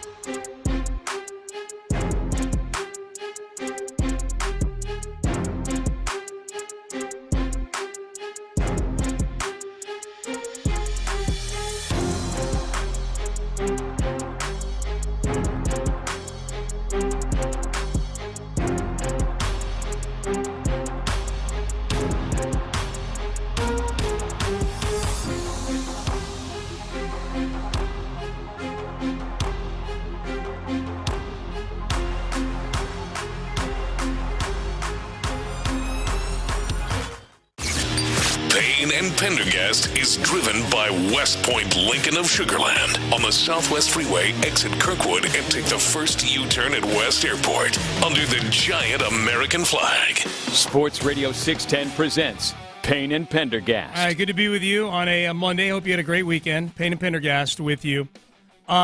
League meetings are this week in West Palm Beach. Crap, we just missed them by a month, Seth. We were in West Palm Beach a month ago. We just missed them. They're dodging us, Sean. Could have hung out in the lobby doing. There are a few people that are going to be covering this stuff locally here that are going to be down there. I do know that because there's some big doings going on. I saw the team picture that they take with the head coaches every year, which is always entertaining. There didn't seem to be anybody overly goofy this year. Usually you get somebody that just looks way out of place. The only one, the power move was Nick Sirianni, at least in the front row, being the only guy wearing shows. I'm just like, yep, whatever. I'm just going to wear whatever I wear, you clowns. How'd his legs look? I saw the picture, but I didn't get a good look at that. Did he look skinny? Athletic? Okay. Yeah, there he is. I'm looking at it right there. Sit next to Andy Reid, who Andy Reid looks thin by Andy Reid standards. Good. Yeah, he looks. D'Amico looks jacked. Yeah, my big takeaway from this picture again this year is that if you threw these 32 men in a room, and it looks like all 32 made the trip. If I'm counting. No, there's correctly. one missing. There's one missing. Okay. So if you took these 31 men in this picture and threw them into Thunderdome together, I'm feeling pretty good about our head coach being one of the last 2 or 3 guys standing in there. Yeah. I think D'Amico will be able to handle his business against most of these guys. Dan Campbell's the one that that you look at, you go, okay, if anybody's going to take down D'Amico, it's probably this guy. Just got done with a 2-hour meathead style workout. He's big. He's got a size advantage. His intensity is unmatched. Yeah. But other than that, I feel like D'Amico, it's a lot of pretty frumpy dudes here. Not horribly, but they're not D'Amico. Yeah. Right. No. Pete Carroll is sitting between the 2 Harbaugh brothers in a way that makes it look like Pete Carroll is their dad. So that's true. You look at him because Harbaugh's got a schoolboy kind of look about him. Yeah. And John Harbaugh looks like Jim Harbaugh has a schoolboy look to him. Yeah. And John Harbaugh looks like the older, more mature brother that he is. Yeah. And Pete Carroll just Brian Daboll. I don't know if there's a method to this at all. Like if it's a privilege to sit closer to the middle of the picture than on the outskirts. Brian Daboll on the very end, it's 2 rows with about 15 or 16 guys in each row, and Daboll is all the way to the left with a look on his face like he's getting fired after this picture gets taken. That's where they said. I think it was somebody on Barstool said he looks like the guy that was just trying not to attract attention, just constantly in fear that he's about to get fired. He's like, I'm just going to slide it here on the side and not make any waves. And then as soon as they're done, I'm getting the hell out of here. Do they do a GM picture, or is it just coaches? I don't think they do a GM picture. I've never seen a GM picture. Yeah, we have Nick coming on Thursday, Casario. He's down there right now, too, all the GMs. And D'Amico Ryans did his annual head coach sit down at breakfast and chop it up with the media interview, so I'm sure there will be some audio coming out of that a little later on today. The big doings at this league meeting, Seth, apparently the 18-game schedule is going to be discussed at least. We'll see. The new head of the Players Association, the president, this year's DeMaurice Smith, I think his last name is Howell. He is digging his heels and saying, we didn't even want 17 in the first place. 17 is too many.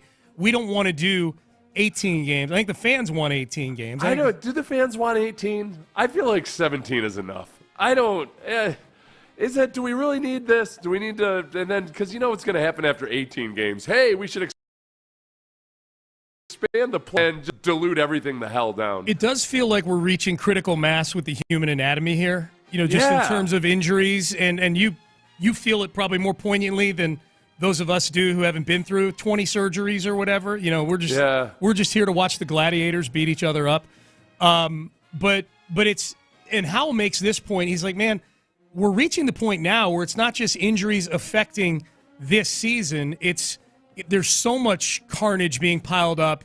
It's affecting the next season, too, in the preparation. Right, you go longer in the regular season. You got 1 week shorter of an off season. Yes. Then you go with another extra week, so it's a 2 week shorter off season. And I just, load management is already a thing to the point where I don't know why you would willingly. I mean, obviously it's for money. Sure. But I don't know why you would willingly try to be vaulting yourself towards a situation that other sports wish they could get out of. I think if the NBA could start from scratch, they might say, yeah, gosh, truth be told, we probably would have fewer games in a season. Yeah. And then starters would play more and all that. But it's just you can't unwind it because it means less revenue and nobody votes for that. So, I don't. The only thing I'd like about 18 games is the math would be easier. I'm tired. 17's a weird number. I'm tired of just in my brain everything is wired towards if you've got 9 wins then you've got 7 losses, and now I've got to just it's not like it's hard math or anything, but it's just not instinctive like it used to be. So you don't think fans even want the 18th game? It would be a good Pender poll. So, yeah, I don't think they do. Yeah. Okay. So, and I'm going to ask it simple: do you want an 18-game regular season in the NFL? Yes or no? Yes or no. Okay. I'll put that up in a little bit. But yeah, texters echoing what you just said about the odd number of games. Yeah. Either go 16 or 18. This is a text of the Jim Adler, the Texas Hammer text line. Either 16 or 18. Something about not being able to have a 500 record bugs me. Yeah, it pisses me off. I bet Bill O'Brien hates it. Oh yeah. What's he say? He can't say it's a 500 league it's anymore. It's an 8-8-1 league. That's what he's saying. Yeah. You got to have a tie. They're probably going to get rid of. They haven't officially gone back to a 15-minute overtime, right? That's just one of the proposals. Yeah. Is it one of the proposals? There was talk that they were going. I don't know if it's one of the official proposals. There was talk that they were going to go back to. They were presenting it like it was a revolutionary concept to have a 15-minute overtime period. Like it was forever. These all get voted on tomorrow at the league meeting. So all the rules changes, and I don't know the 18-game schedule. I don't think gets voted on tomorrow. I think this is just from all the articles I've read. They're going to start to have an open dialogue about the 18-game schedule, but they are voting on some of the rule changes. Let me see how you feel about these. There's a proposal by a couple of teams. Detroit, I think, is who put this one forward, where the division winners would no longer get the top 4 seeds automatically in the playoffs. Yeah. They would get an automatic playoff bid, but the seeding would go by overall record. So you could, like last year, the Minnesota Vikings at 14-3, but a wild card team would have had the third last year. Yeah. I think it's there's still going to be injustices based on teams that play in a weak division anyway, so they have a better overall record. But it seems like it's a little bit closer to fair that you get a more accurate seeding. Like a lot of the teams that really earn a home game in the playoffs, but then end up having to go play on the road versus some division winner that went 9-8, like Minnesota did, and they lost. So I'm the opposite on that. I like the home, and it's not just because the Texans get the 4 seed. It seems like every year that they make the playoffs. I like that there's a substantial reward for a division. If you're going to have divisions, really make them mean something, and that makes them mean more a little bit to me. But I don't have a strong feeling on that. The big one that's getting a lot of discussion is they're going to vote on the tush push. And there's rumors floating around that there is a lot of support, maybe not enough support to change the rule allowing the tush push. And you guys know the tush push. It's the play that the Eagles, by and large, have perfected, which is where they push Jalen Hurts on a 3rd and short or a short yardage situation. And oftentimes he gets the first down or scores a touchdown, whatever it is. This is the problem. Is that this is most poignantly a moment where, you're reminded that football is run by former football players. Mm-hmm. The people that don't like it keep making this big push that it's unsafe, that it's unsafe, that it's unsafe. There's no actual evidence that it is any less safe than other football plays. That's the problem. And the real argument against it is that it's boring. It's the Commanders and the Eagles. They had that one goal line sequence where the Commanders kept jumping off sides, and it was it's boring. Yeah. It's laborious. I did not like it. Even in the Bills game in the playoffs, the Bills they continued to run it even though they were getting shut down by the Chiefs. They were bad at it in that game. Yeah, and that added a little bit of drama to it at least, but I'd rather see just more exciting football plays. I don't like seeing 7 or 8 tush pushes in a football game. Well, I don't think I would like them to go back to. I think it used to be this way. I would like them to go back to where you're not allowed to push any of your teammates forward. Like whatever. Yeah, it used to be the offensive players were not allowed to push the ball carrier forward. And they changed that rule in the late aughts or early teens or whatever it was. And it just took a decade for NFL teams to realize, like, oh, wait a second, we can start pushing these ball carriers. Yeah, yep. And they came up with the tush push. I genuinely don't like it because it's boring. Yeah. And I don't care. The Bills and the Eagles are really good at it, so I could see why they would fight against it, perhaps. Yep. But it's just a boring football play. Text message about the 18-game schedule. And I just put the poll up, by the way, Seth, and it's a simple one for NFL fans. Are you in favor of an 18-game regular season? Yes or no? So you can go to my Twitter, Sean T. Pendergast, and vote on it. There's like 20 or 30 or so proposals. There's only one put forth by the Texans. Okay. There's, and let's see, several teams asked for this. Baltimore, Cleveland, Houston, Las Vegas, Minnesota, Philadelphia, and Washington. But this into County Fairbairn struggles at the end of the year. Oh, the one with the balls, Proposal to permit clubs to prepare kicking balls before game day, similar to the process permitted for game footballs. Okay. They have this frenzy of trying to get the kicking balls ready where they scuff them up and everything on game day. And I think kickers want to go back to the old days when basically it was barely recognizable as a football by the time they were kicking it. Yes. Yeah, it's like, is that a football or a red rubber gym ball? I don't know. Gigantic rotted potato. Is that a football? So that's the only one the Texans are on.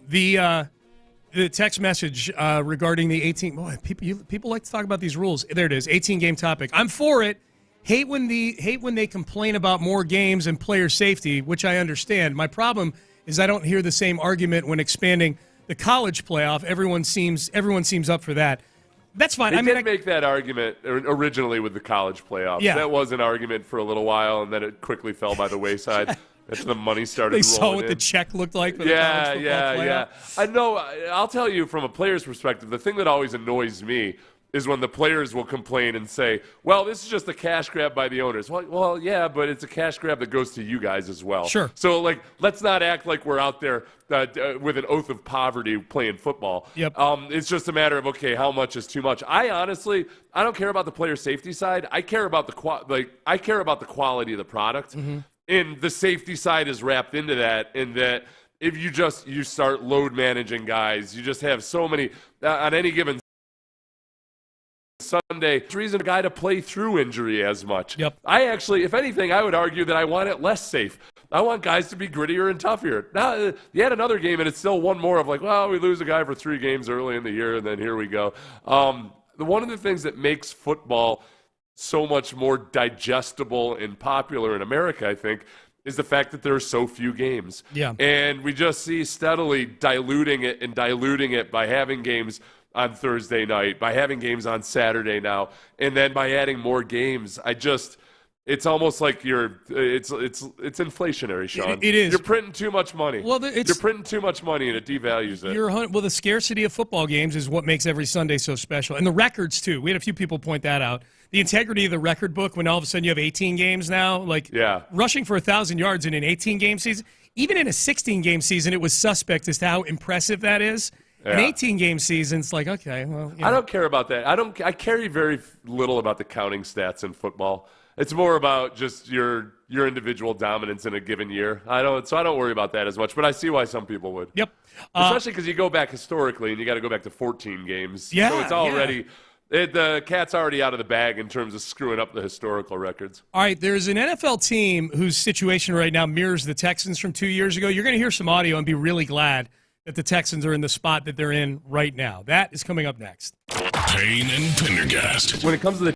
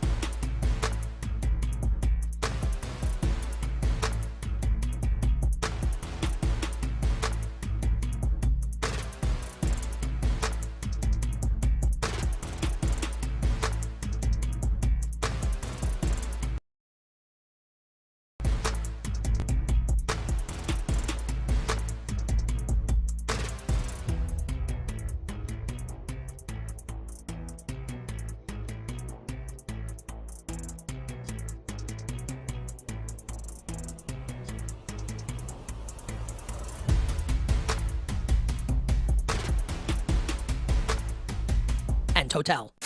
Live from the Mokaram Injury Lawyers Studios, Sports Radio 610 presents Payne and Pendergast. Okay, this is Charles Robinson of Yahoo was on a Yahoo football podcast, and I heard him describing this team, and I'm like, wow, this sounds really familiar.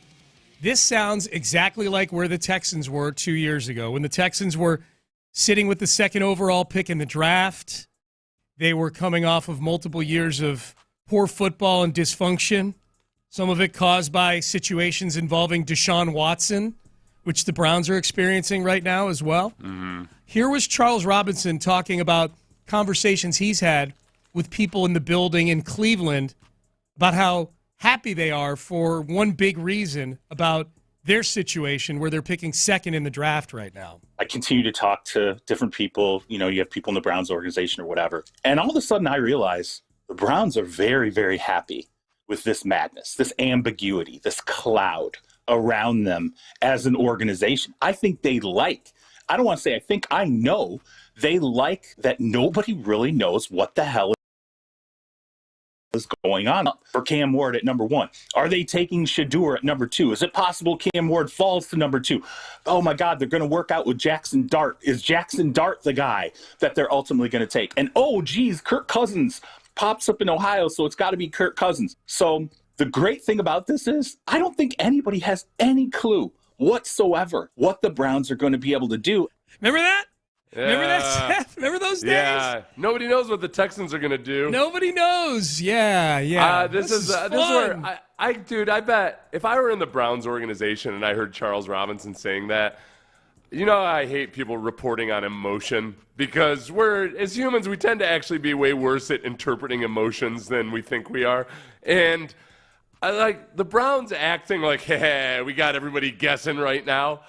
I feel like they've got some level of self-awareness to know that they've really screwed the pooch in a big, big way over the last few years. Yeah. That they don't think, all these other clowns think they know what we're going to do, but they don't know. Yeah. That's like when somebody that you know you could kick their ass but you can't because it's wrong. Yeah. But they're like talking all kinds of smack. Yes. And you're just like, all right, man. He won't stop yapping. You're in a bar, and you're just like, I just got to get out of here. I'm too old for this. And the guy's talking smack as you're walking out the door, even though you know for 100% fact you would destroy him. Yep. That's what the Browns talking smack or enjoying being in this moment would be like, as they sit at their number 2 draft position, specifically because of their incompetence and ineptitude. Because no, I'm not buying it. Eventual failure either. Now, this wasn't just them going 3-14. Because you drafted a bunch of the wrong guys, and you had a bad GM, and you had a bad coach. Their coach was Coach of the Year twice the previous 4 years. By the measurements of the opinions out there, he's a good NFL head coach. You got there because you made one of the biggest bets that just blew up in your face. And, I mean, the reason you made that bet is because you had a lot of good players on the roster. And so, yeah, it's not just conventional failure. It is the failure of one of the biggest wagers that you made on a player that just went horrendously poor. And I think I'm with you.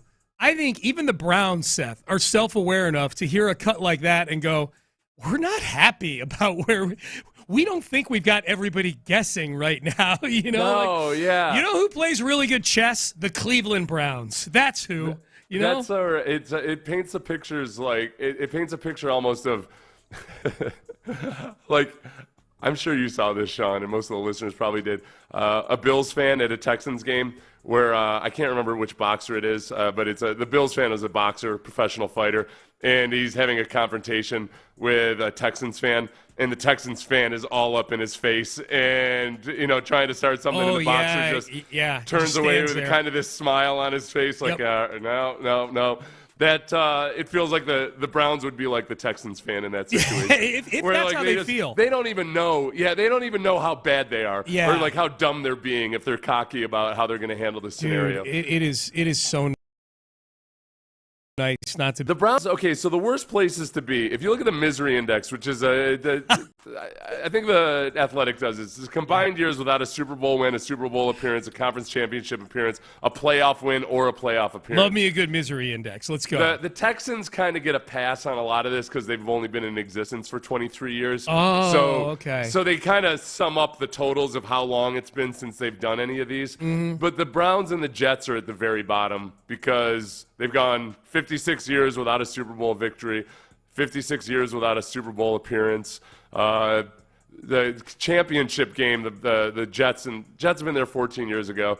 But then even years without a playoff win. It's been 14 years since the Jets won a playoff game. Oh, so it adds up all the years you've not done these things and gives you a composite score. I see. Okay. Well, the Jets haven't made the playoffs in 14 years. Right. Wow. Ugh. So the Jets have it the worst in terms of the misery index. The Browns are nipping at their heels. Yeah. Which one of those? Well, here's the most salvageable? Real quick. Here's the funny thing about the Browns and the Jets is the only thing that's keeping the Browns from overtaking the Jets is that they were out of football for 3 years. They right, because it's been the same. It's been 56 years without a Super Bowl appearance for both of them. The Jets won Super Bowl III with Joe Namath. The Browns were gone for 3 years, so they didn't get. So if they had participated, they would be the most. They're both miserable franchises. The Texans get a bit of a pass because they don't include the Oilers' history. I feel like if you did this by NFL city, well, they include it, but it's on the Titans ticket. Right, the Oilers' history, Right, they don't include it on the Texans. Yeah. So as far as and then they bailed themselves out with actual playoff victories and playoff appearances. Yep. But those two, if you had to take the Browns and the Jets, which one's got the more realistic avenue out of that misery? I would say the Jets. I'm a big believer in Aaron Glenn. Now, when you say way out of there, you mean like getting back to the playoffs on the regular or winning a Super Bowl, or what are we talking about? Yeah, getting to be looked at as legitimately a contender, at least at the beginning I'm of a the big season. believer in Aaron Glenn. A lot of that is through your opinion and the opinion of others who've been around him before. I like that Aaron Glenn came in and that ownership gave him the chance to clean house and build that team the way he wanted to build it. I think New York's a more attractive place to get free agents to come play there than Cleveland is. Yeah. So if it's those two, I'll give the Jets the favorite over the Browns on that one. This list is actually kind of bogus because they didn't need to weight it for recency because the Lions are the fourth most miserable fan base according to the misery index, and that's not the feel I get from the Lions. Not right now. Not in the no, not even close in the moment. I mean, unless because they've gone 59 years without a Super Bowl victory. Yeah. 32 years since a conference championship appearance. You're right. There should be some weighting method for recency. Yeah. Okay, that's my project for today. A misery index that speaks to recency. Yes. Do it going back to 2002. That would be the fairest way to do it. Okay. Yeah. So that include the Texans in the misery index since 2002. I'm in. That's my project. Misery index. There we go.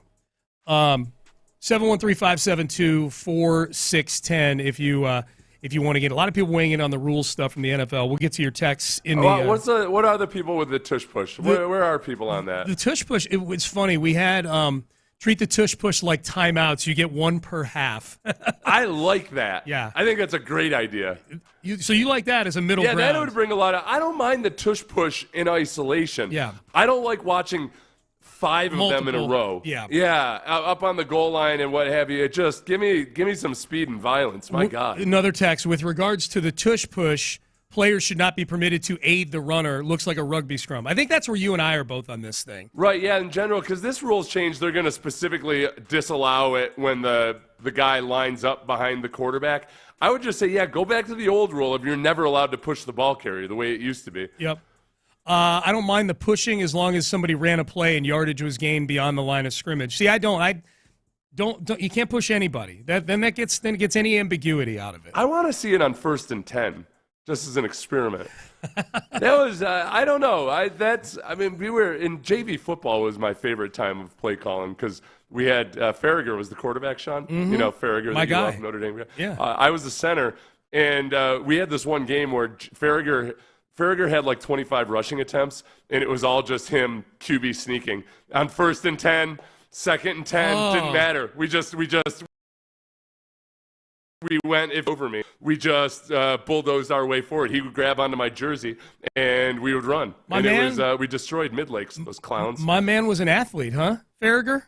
Oh, behind me he was. Yeah. But he just put the ball in his hands and let him go do his thing. He's like the Lamar Jackson of whatever your JV football league was. Yeah, the Victor Blue Devils. That's what it was?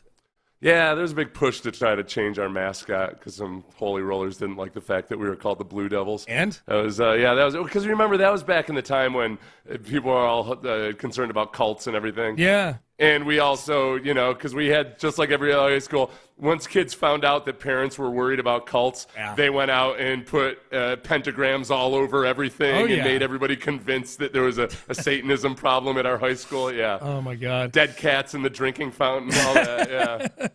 All right. I knew every single one of those supposed cult members who did all of those. The Cougs are on their way to San Antonio. Dominant performance yesterday. Curious how you guys are feeling. 4.5-point underdogs to the Duke Blue Devils of all teams, and a big weekend for the Rockets. Big one for multiple reasons last night for the Rockets as well. We'll dig into a little hoops coming up next. In the Loop.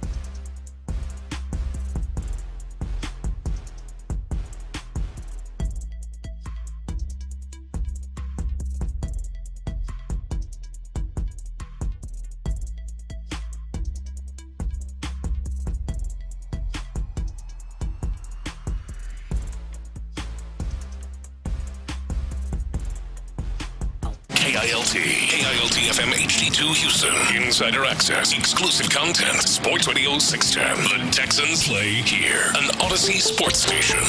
Sports Radio 610 presents Payne and Pendergast.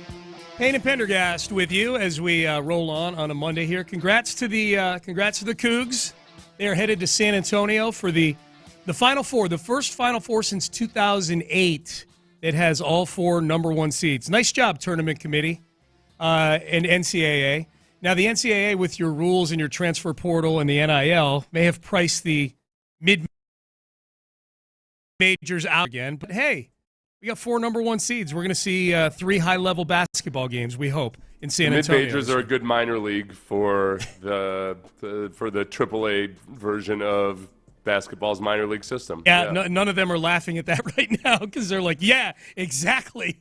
They're going to come cherry-pick my roster. Well, especially, consider because those schools are still, trying to compete with NIL and everything, and now the boosters have got to start feeling like, okay, great, so we're here to get pay for our next disappointment to come as a freshman and get yanked away from us or what have you. Yep. Yeah. That's how it goes, man. That's how it goes. Kelvin Sampson with the media last night was asked, hey, what did you see? Because this was a dominant performance in the Elite Eight against Tennessee. From beginning to end, they got up by double digits early in this game and really never gave that up all game long. They ended up winning by 19, 69-50, the final score. Kelvin Sampson was asked by a reporter after the game, did you see anything from your team in the prior 36 hours since Friday night that showed you or told you that you were going to get this kind of performance? Coach, you guys really jumped on them that first 5-10 minutes of the game. I'm wondering what, if anything, did you see in the last 36 hours that might have indicated that your team was ready to do that? Well, it wasn't the last 36 hours. It's since June.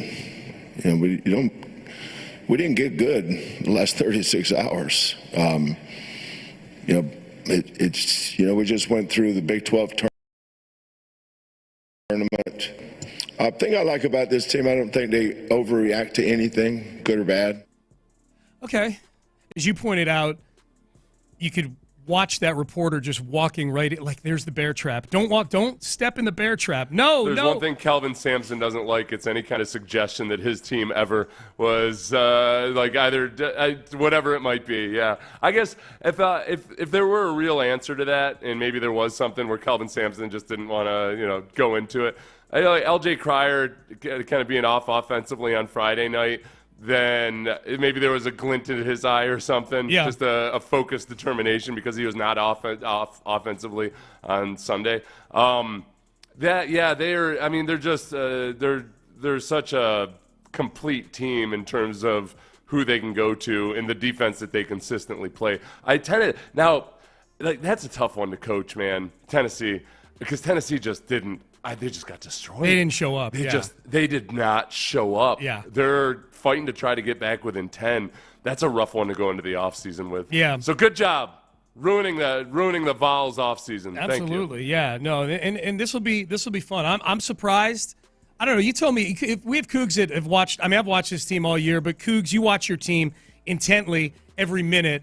Am I off base here? And knowing full well that you all might be a little biased, that spread feels weird to me. I watched that. The Duke's favored by. It opened at 5.5, immediately dropped to 4.5. So something came in on the Cougs right away and moved that line to 4.5. Defense, and you watch the way they're put together now too. You've got the three shooters on the outside. Uzan, Cryer, and Sharp are all really good 3-point shooters, and then their bigs they're athletic, they're long, they're not great offensively, but they're not poor offensively either. They're an experienced team. They're an older team.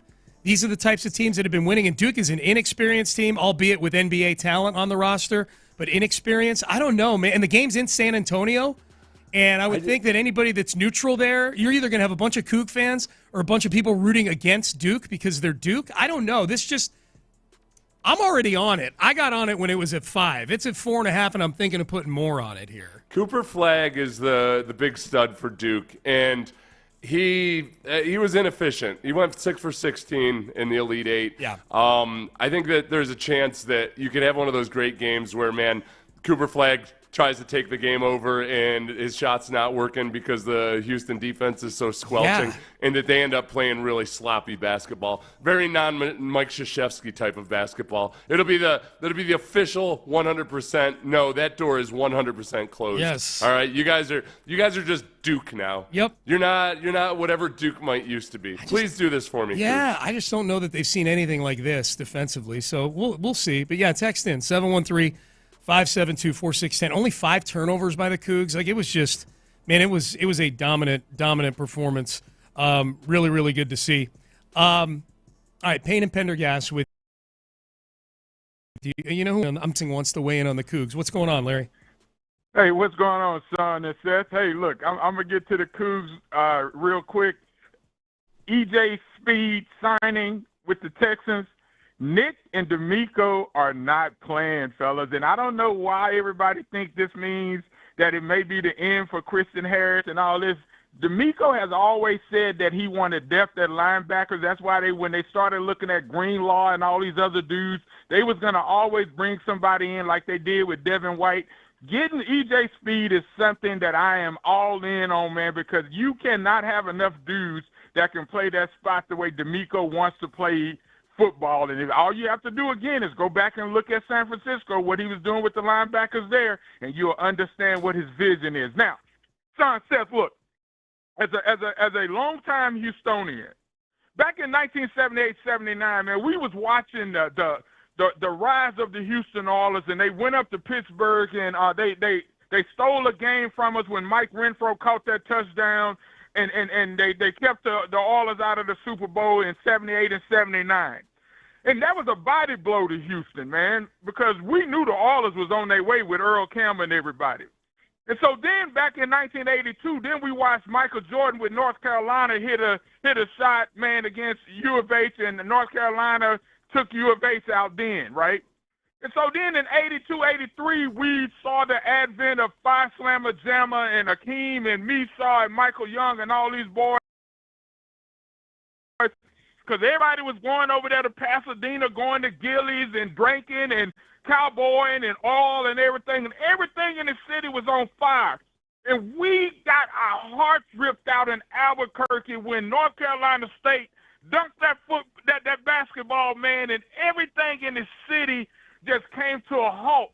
And I think that was one of the things that caused the entire city of Houston to shut down. That's why it took so long for him to get Metro Rail. That's why it took so long for him to just invest in U of H and everything. And if y'all remember, they were on the verge of closing the University of Houston down or merging it with Texas Southern in Third Ward and everything, man, because they did not believe and they did not fund that school over there in Third Ward, man, because they just was done with it.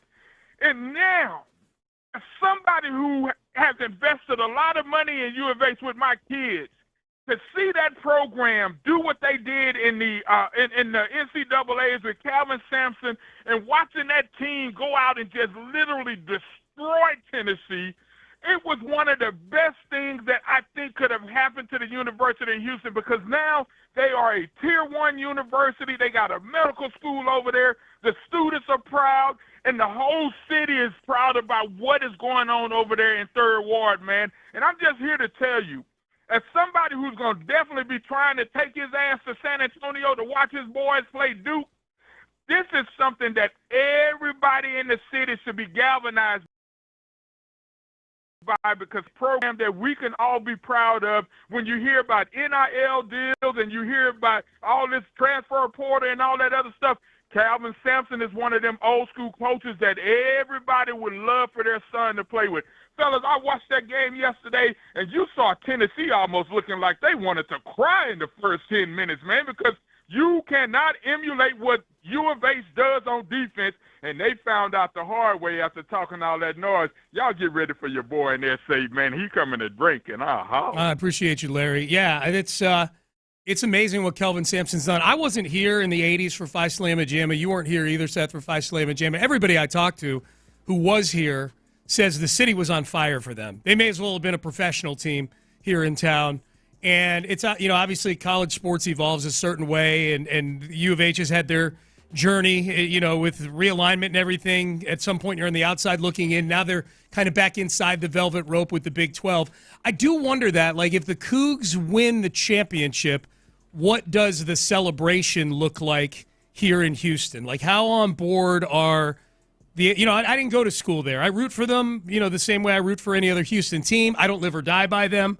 But I'm happy they're in the Final Four, and I'm certainly rooting for them against these other 3 teams in San Antonio. I'm just curious about that. Like, what does a celebration for a Cougs championship look like here? There'll be a lot more social media this time than there would have been back with Phi Slamma Jamma. 1983, yeah. So there's that. Yeah. The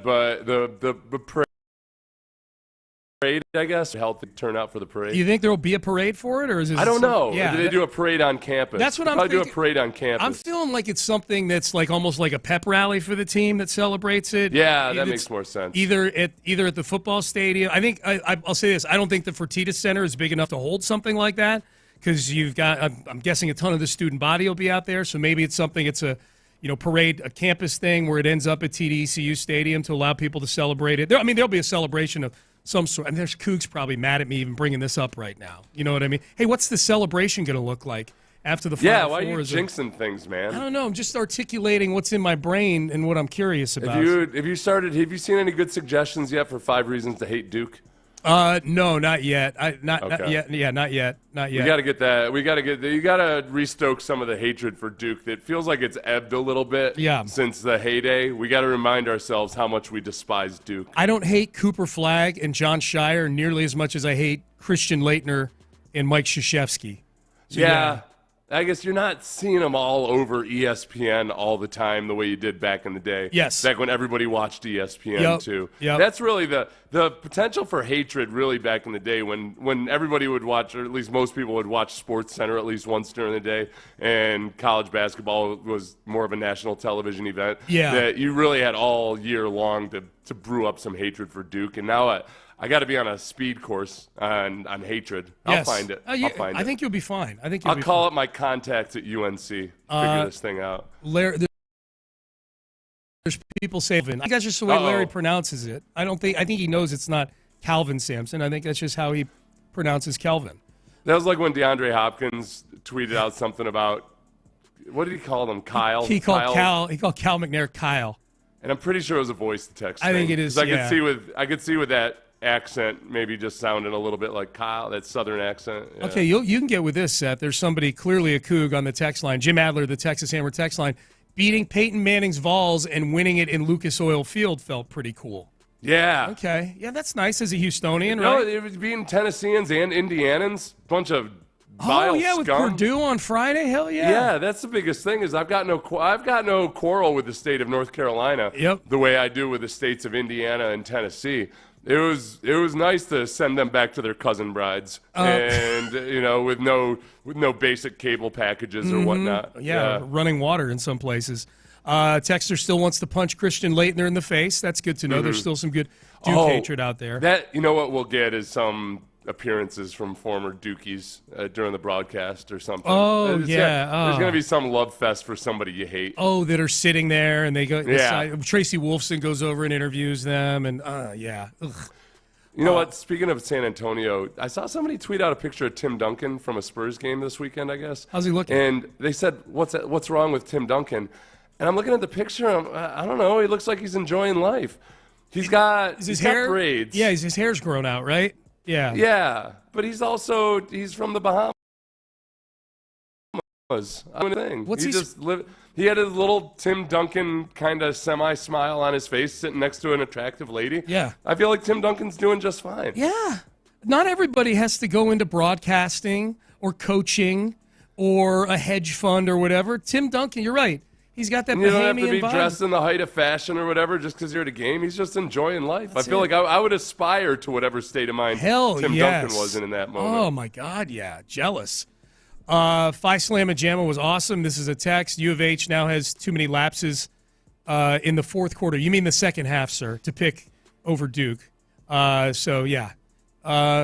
see. We'll see. I think they can score a little bit, this Cougs team. Have you all talked about the cheating-ass Yankees and their rocket bats yet. Yes, we have a few times today. The torpedo Except that bats. they're not cheating. Yeah, it's the only 100% problem. within the rule book, and we're kind of PO'd that the Astros are late to this. Because it's not just the Yankees. There's multiple players on multiple MLB teams that are using those torpedo bats, which are fully within the rules. And somehow the Astros are just out there flailing around with glorified matchsticks like every other clown team in the league. Would have been very sportsmanlike of them to do that back in the day when they were winning 105 games every year, but now they're back in the pack. Now you need edges, you know? Yeah, so get on that, Dana Brown and company.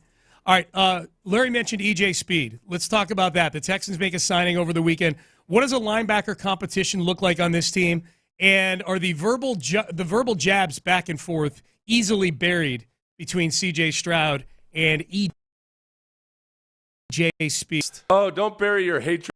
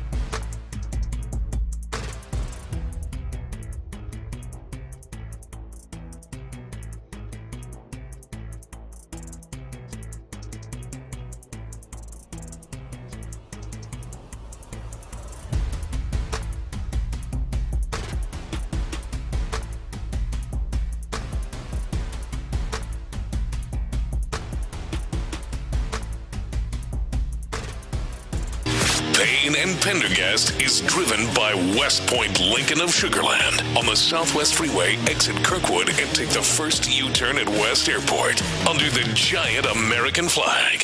Sports Radio 610 presents Payne and Pendergast. All right, we went deep on the EJ Speed signing earlier in the show, but we know we've got some of you here on the back end of the show that are just getting in and have not had a chance to get takes on. So I know you did a YouTube video about this. What exactly are the Texans getting in this 1 year, up to $5 million signing of EJ Speed from the Indianapolis Colts? EJ Speed is very athletic and he's very good against the run. He makes a lot of plays in the backfield. And if you're a Texans fan, you remember various times where he's come up and had big plays. In his first 4 years in Indianapolis, he was kind of a situational player at linebacker. He might play 20 or 30 snaps in a game, and then mostly special teams. The last couple of years, he's had an opportunity to be a full-time starter, and he's just not consistent enough to be a good, or he hasn't at least so far been consistent as a full-time linebacker. So it's intriguing because even though he's going into his 7th season, I do feel like there's upside. I think that there's a chance that maybe he comes in and through the Texans coaching staff and playing on this defense, maybe you get the best version of EJ Speed. But I don't look at it as somehow him just being penciled in as the starter. I mean, he got a 1 year, $5 million contract. That tells you exactly how good he was as a linebacker the last couple of years. He's a third-tier signing. But I do think there's upside there. And I think that in that linebacking core where they had a lot of injuries and or suspensions last year, they're going to find ways to use him. And even if it's only situationally, he brings playmaking ability there. And I think sometimes, especially in run situations or critical situations, whether he's starting or not,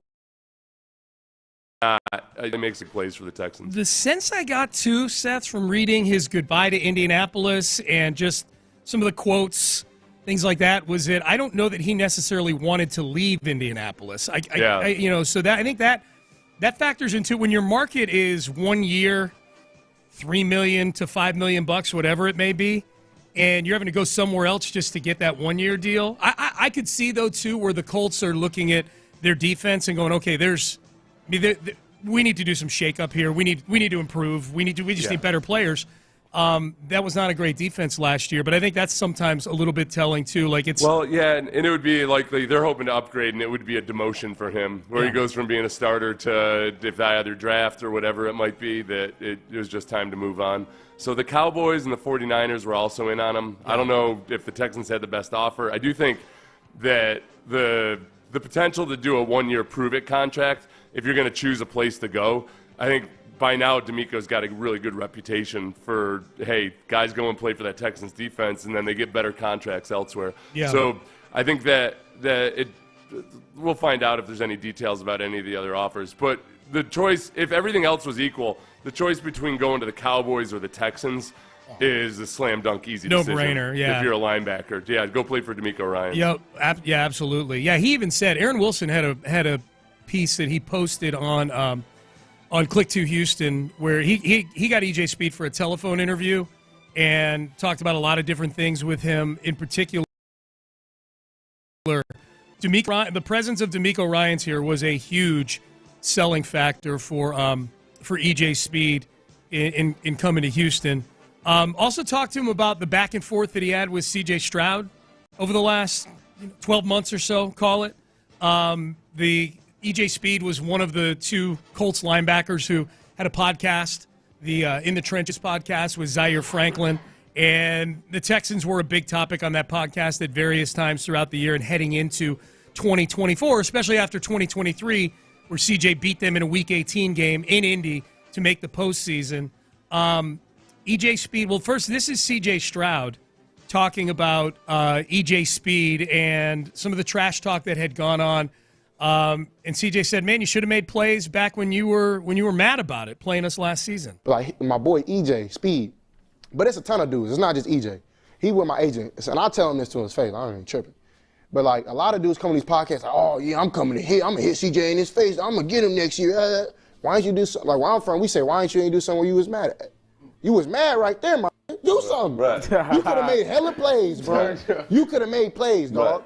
You could have shut me up right there, but you didn't. Right. So what make you think you're going to do it now? And if you do, I'm going to come back, bro, for real. I feel like, this ain't for no play, bro. I'm like, come on, man. Got him in that mode. You got me going. You know what I'm saying? It's like, this is the mode I've been waiting to get. I'm going to slam CJ on his head. Like, man. You should have did that then, bro. Right. Now we're going to have another opportunity, and we play the first games. We play them after they plays. It's going to be rocking.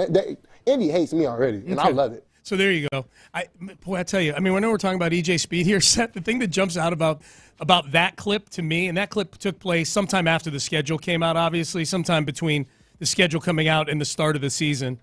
The big thing that jumps out about me is we've heard none of anything remotely close to that from C.J. Stroud this offseason so far. Yeah, you know, and I think that, and honestly, listening back on it, and CJ was open about this at the end of this past season about just how little he knew about how hard it is to be an NFL quarterback. They'd had that nice promising rookie year, but then this year he really learned exactly how hard it is. Is that, man, I don't care about whether he goes on a lot of podcasts or anything, but there's almost like a level of poise from mature veteran NFL quarterbacks to where you're above a lot of stuff. And like the one exception might be Phillip Rivers, but it used to drive me insane. I hated the way Phillip Rivers operated, where he just acted like a high school kid almost. Like I prefer the guys that are kind of just calculating assassins. You look at the highest level of any profession, and other than in boxing, where part of it is selling the actual fight, talking like butts there's into just seats, kind of and they're doing that as an act, you know. I like the calm, cool, collected, I'm not going to say a thing, I'm just going to destroy you version of a quarterback. Nope. I don't know. I don't think we're going to have any sound bites like that this year. No, I don't think so either. Here was EJ Speed in response to that on Kay Adams' podcast. What is the bone? They said I didn't make any plays, so I guess I gotta put the proof in the pudding, huh? Yeah, and CJ Stroud likes to talk. Yeah, that's his thing now. That's his thing. He like to pop his. I mean, can we say he got a right to? Yeah. So that was EJ Speed with Kay Adams. Now this other EJ Speed cut I really like, because this is EJ Speed and Zaire Franklin earlier in the offseason. This is right after the Texans, within weeks after the Texans had beat them to take a postseason spot away from them. EJ Speed and Zaire Franklin talking about how degrading it was to the Colts defense for CJ to be hitting his third progression. Yeah, after CJ's rookie year. Yep. He won't even be looking at the read, and then he got about one more look before it get ugly for him. And then he look at your guy, and you didn't plaster like, got your ass. And then this motherfucker look somewhere else and throw the ball for a completion. You like, nah. That's what I like about CJ the most. That's your third read. You know how degrading that is for a quarterback to hit his third read? Yeah, it'd be nice if he had time to get to his third read. Yeah, he had more time his rookie year. It's my to do dream that. This year is that for CJ to have time to get to his third read. Yeah. Or have his first read be open. How about that? That would be great too. How about Bobby? Yeah. How about a little crosser or something? Either one. Get a little bit of easy action out there. Yep. So that was EJ Speed. EJ Speed, the newest Houston Texan, and I'm with you. I am hopeful that playing for DeMeco Ryans gets you the best version of EJ Speed. If we were handicapping the Aziz Al-Shire, obviously, if healthy, is going to be one of the starting linebackers. If you had to handicap the battle between Christian Harris, Henry To'oTo'o, and EJ Speed, what's the Seth Payne sportsbook look like? I can only guess and hope that Christian Harris will be 100% healthy, because it was just a wash of a season for him last year. And I think that I think it's an open competition for whoever plays next to Aziz Al-Shire. To'oTo'o, because he has, more experience in this. I'm going to go To'oTo'o, Harris, then Speed. So you have Speed third amongst them, huh? Yeah. Yeah, but it's really close. It's really, really close. None of those guys are perfect candidates right now. To'oTo'o made a lot of progress, but he's got to continue to make more progress. Yeah. Harris is the most physically talented. Like, if they're all three healthy and they all show up daily, like, if Harris shows up and I know he's healthy, then I'll go Christian Harris. It's weird the way the end of last season played out, Seth, where he finally comes back healthy, and he came back healthy, played a ton of snaps in that first game back against Miami. Remember that? Where he came back for that game? Now, that was one of the games that Azeez Al-Shaair was suspended for, so there's that. But he came back for that Miami game, played a ton. Christian Harris is who I'm talking about, and then was dinged up his ankle, but wasn't inactive for any of the games, in street clothes, inactive. Yeah, he was highly inactive. He happened just he played 3 games at the end of the year. He played Miami, Kansas City, and Baltimore. Yeah, and then didn't play until the Chargers game. Yeah. So he didn't play against the Titans in the last game, and he played 7 snaps in the Chargers playoff game, and he played 1 snap in the Kansas City game. Yeah, and there was something. The first game against Miami, I thought he did some really nice stuff. Mm-hmm. But then the next 2 weeks, he didn't look the same. And I got to guess that it was just either a combination of endurance from not having played all season or his calf just bothering him. Yeah. Because that was pretty much it for him. Really, he got 3 games of experience last year and looked good in the Miami game. But the other ones, I don't think he was doing much at all. It's crazy, man. Just the total opposite of what the previous year was with Christian Harris at the end of the year. Had the pick 6 against the Browns. In that loss to the Ravens in the playoffs, he might have been their best defensive player in that game, and then just totally out of favor by the end of the year. It's wild. Yeah, so whatever his mysterious calf injury is, if he's 100% and he goes through OTAs and everything, I'd probably give the nod to him over Toa. Speed, because Speed in his 5th and 6th season in the NFL had a chance to be a full-time starter. And it looked like he should have been a situational player. Yeah. So that's where he's a huge wild card right now. He has the physical potential, I think, to be better than that. But it's just going to have to be because it's a better scheme fit and with better coaching. Well, and I wonder if he's going to play special teams too. I would imagine he's going to play special teams. That's another good pickup. He was a good special teams player with the Colts, for those who don't know. Had the Astros been the first to use the name, that's a text message coming in.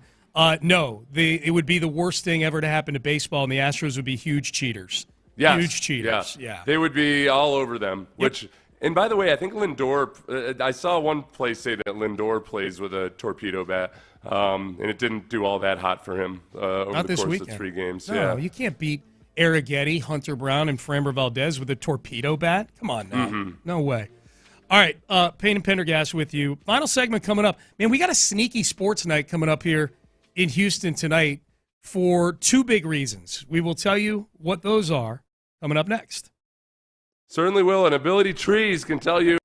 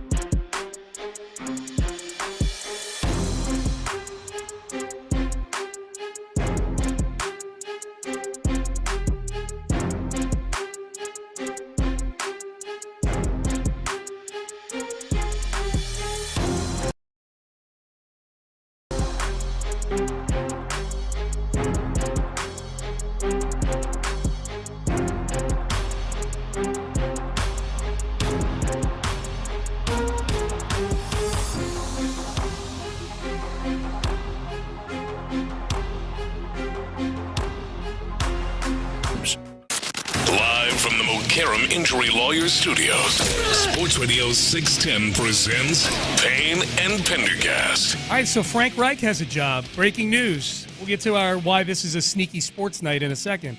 Frank Reich is going to be the interim head coach at Stanford for a year. I knew very little of this backstory here, mostly because I don't know that, like, Stanford, college football is weird now, man. Like, now that the Pac-12 is broken up, the Pac-12 schools don't mean as much to me that they're not playing each other anymore. Like, Stanford's in the ACC. It's the dumbest thing ever. It's the dumbest thing in the history of dumb things. Stanford and Cal play in the Atlantic Coast Conference. It's that old Gary Larson Far Side cartoon of the kid entering the school for gifted children, and he's pushing on the door that says pull. Yes. That's what Stanford is doing. Yes. They're traveling cross-country for their hated and heated rivalries with the ACC.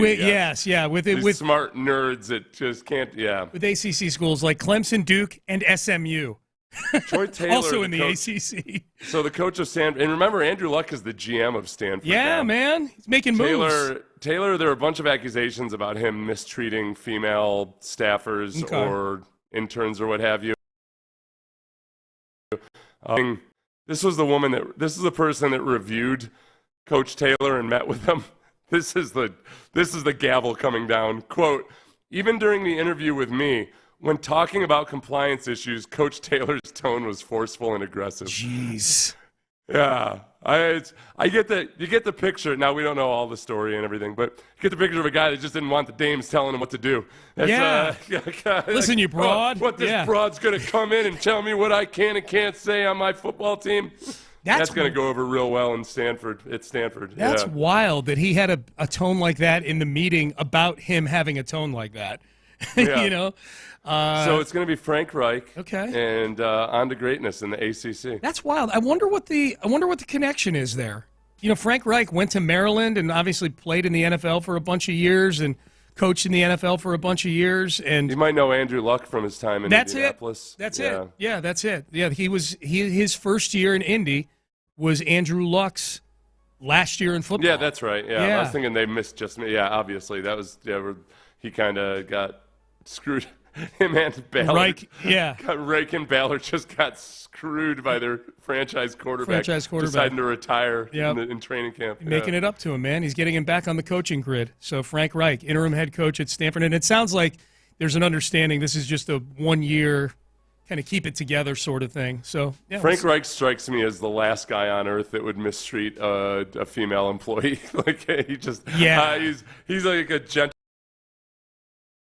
grandfather. Yeah, no, I agree with you. So tonight, man, it's kind of sneaky. We get our first Ronel Blanco start of the year. You excited for a little hot Ronel Blanco action tonight? Yes, I'm excited about with all these guys where there's questions about just exactly how do they rebound from some of the struggles of last season. Mm-hmm. And Ronel Blanco, who did not look awesome in spring training, and in such a way that it wasn't just he's working on some things. I mean, we saw the first appearance in spring training this year when he was pretty damn peeved when he left the mound. Yes, yeah. You saw it up close. You were out by the bullpen. Yeah. You could tell he was agitated when he came off the field. So I guess just as Blanco, yes, I'm excited to see him. Wisniewski will be the one that I'm really intrigued by. That'll be tomorrow. Because Wisniewski is the guy that, all right, could this be the next prime example of a guy that goes through the Astros pitching car wash and turns out to be a much better pitcher than people thought he was going to be. Is this the next Charlie Morton? That's all I ask. Yeah, man. Wisniewski, can you just be like Charlie Morton? No big deal. I don't think that's a huge ask. No. I need him playing his guitar though. Where are you? Where are you on the allowing yourself to get excited about Lance McCullers scale right now? McCullers, 2 innings yesterday, struck out the side in the first. This is just for the benefit of those who haven't seen nor heard about this. Struck out the side in the first, pitched 2 innings, 2 hits, 2 runs, got up to 95 on the gun, threw 35 pitches in total in 2 innings. Since we're midway through the morning on Monday and we haven't heard about any setbacks or what have you, now baseball writers don't typically wake up until about 11. I would say I'm at a 7. I'm at a 7. Yeah. Now, you didn't ask me how excited I am that he's going to finish the entire season. Right. That would be a little bit lower.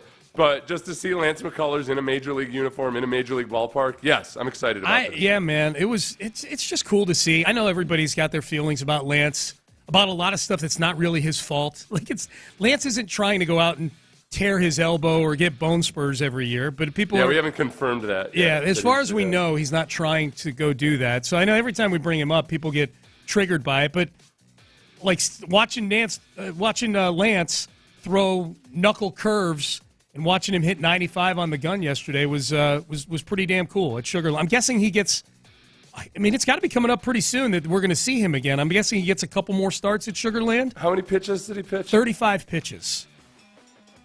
He's going to work his way up. A couple more. Yeah, at least I would say. And the Rockets get their first look at the new look Lakers tonight.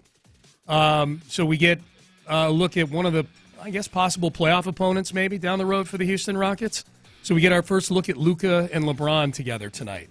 And we get potential drama. I'm disgusted by Stephen A. Smith and LeBron James going back and forth in the media, and yet I consume every bit of it. Mm-hmm. So yeah, I hope there's some kind of salvo by Stephen A. Smith today. He might be doing it as we speak. Oh yeah. And that LeBron either comes out. You know what? I want LeBron to be on fire. I want this team to face I want this Rockets team to face LeBron season game where he just decides he's got a burr in his saddle and he's just going to get after it. Yeah. Let's do it. I think Stephen A. was going after the Suns this morning from what I saw on Twitter, or maybe last night and I saw it this morning. Oh, so now he's, no, this will totally be, we'll definitely have Stephen A. Smith audio tomorrow, given that, all right, the Rockets just put down the Suns. He's on Stephen A's having some kind of pedestal moment about the Suns. Yeah. And so now the Lakers versus the Rockets. Yes. He was talking about what an utter embarrassment the Suns are. And they were last night. They lost by 39 points, and they had their two, other than after Durant twisted his ankle, they had their two best players on the floor last night. They had Devin Booker, who, by the way, I want no part of either of these guys anymore. There had been rumors about the Rockets looking to trade for Devin Booker. No thank you. I'll take ascending Jalen Green right now. And there was talk about the Rockets wanting to get in on Kevin Durant. And all I've seen from the 3 games I've watched of Durant against the Rockets this year, Seth, is a star player who looks totally disinterested as his team swirls around the toilet trying to compete to get into the 10 seed for the play-in. And not very well, by the way. Yeah, we're going to get Durant to come in and show these guys what it means to be a champion. Right. No. Right. I say no. No. You flipped me. And especially, now let's see how the playoffs go. Yeah. But as of right now, I'm more and more hesitant to trade away any of their young players or any of their depth because they're so good at spreading it out across the board. Yeah. That obviously the rebounding and the transitions where it set themselves apart, but the balance that they have and their ability to do it with multiple different lineups, I've grown to love them, Sean, in a way that I didn't think was possible. Well, it's like I thought my heart had closed off, but it's not. It's like open. Well, that's good. You got to have an open heart, man. Mm-hmm. Yeah, it's a different guy every night. Last night Jalen Green was the best player on the floor last night. He was great. He was awesome. And we'll see if Amen Thompson plays tonight. I know he twisted an ankle again last night. Looked worse than it ended up being. He got back in the game, but I could see where that's one of those things that on a back-to-back, they take it easy on him and rest him tonight. So we'll see. We'll see what happens. Hey, you were at Tillman Fertitta's place there in Lake Charles this week. Yeah. What's he doing now that when he's going to be ambassador to Italy and he's stepping down as CEO of Landry's? Yeah. Does he? What's he? Do you have to spend like your pretty much whole life over in Italy doing that? I've seen different things about that. I don't know. I feel like that's a question that Lopez might have an answer to when he comes in. I thought maybe here. you would have talked to one of the dealers or something there this weekend, and they could have clued you in. They didn't clue me in. We did talk about Tillman stepping away from Landry's. I did talk about that with some of the dealers. They didn't seem overly worried about it. They certainly were not like, well, ding dong, the witch is dead. We're out from underneath that guy's thumb or anything. Well, it's a big enough organization that it's not like Tillman can physically possibly be out micromanaging everything. Yeah, he's not a pit boss. You know what I mean? Like he's not Tillman changing 200. Yeah. So yeah, it was. They seem okay with it there, but I've seen. This is off the internet. But I've seen where it's a majority of the year he's got to spend over there as the ambassador. Not that it's bad to spend a bunch of time in Italy, I'm sure, especially as a billionaire. No, if I were a billionaire, I might not chafe too much. I'd be like, 9 months a year at Lake Como. All right, I guess. I can't imagine knowing how passionate Tillman is about his business empire, knowing that he built it from one restaurant up to what it's become today. I just have a hard time believing that he's unplugged on a day-to-day basis from something he built from scratch like that. You know what? He might end up being more of a micromanager while he's in Italy because he might lean. Maybe he's been a guy who's always been more old school. Like, I don't want to rely on checking in on people in video and everything. Yeah. Where now he's just going to be parked in front of a console of monitors watching the floors of all his restaurants and casinos and everything. Through the eye in the sky?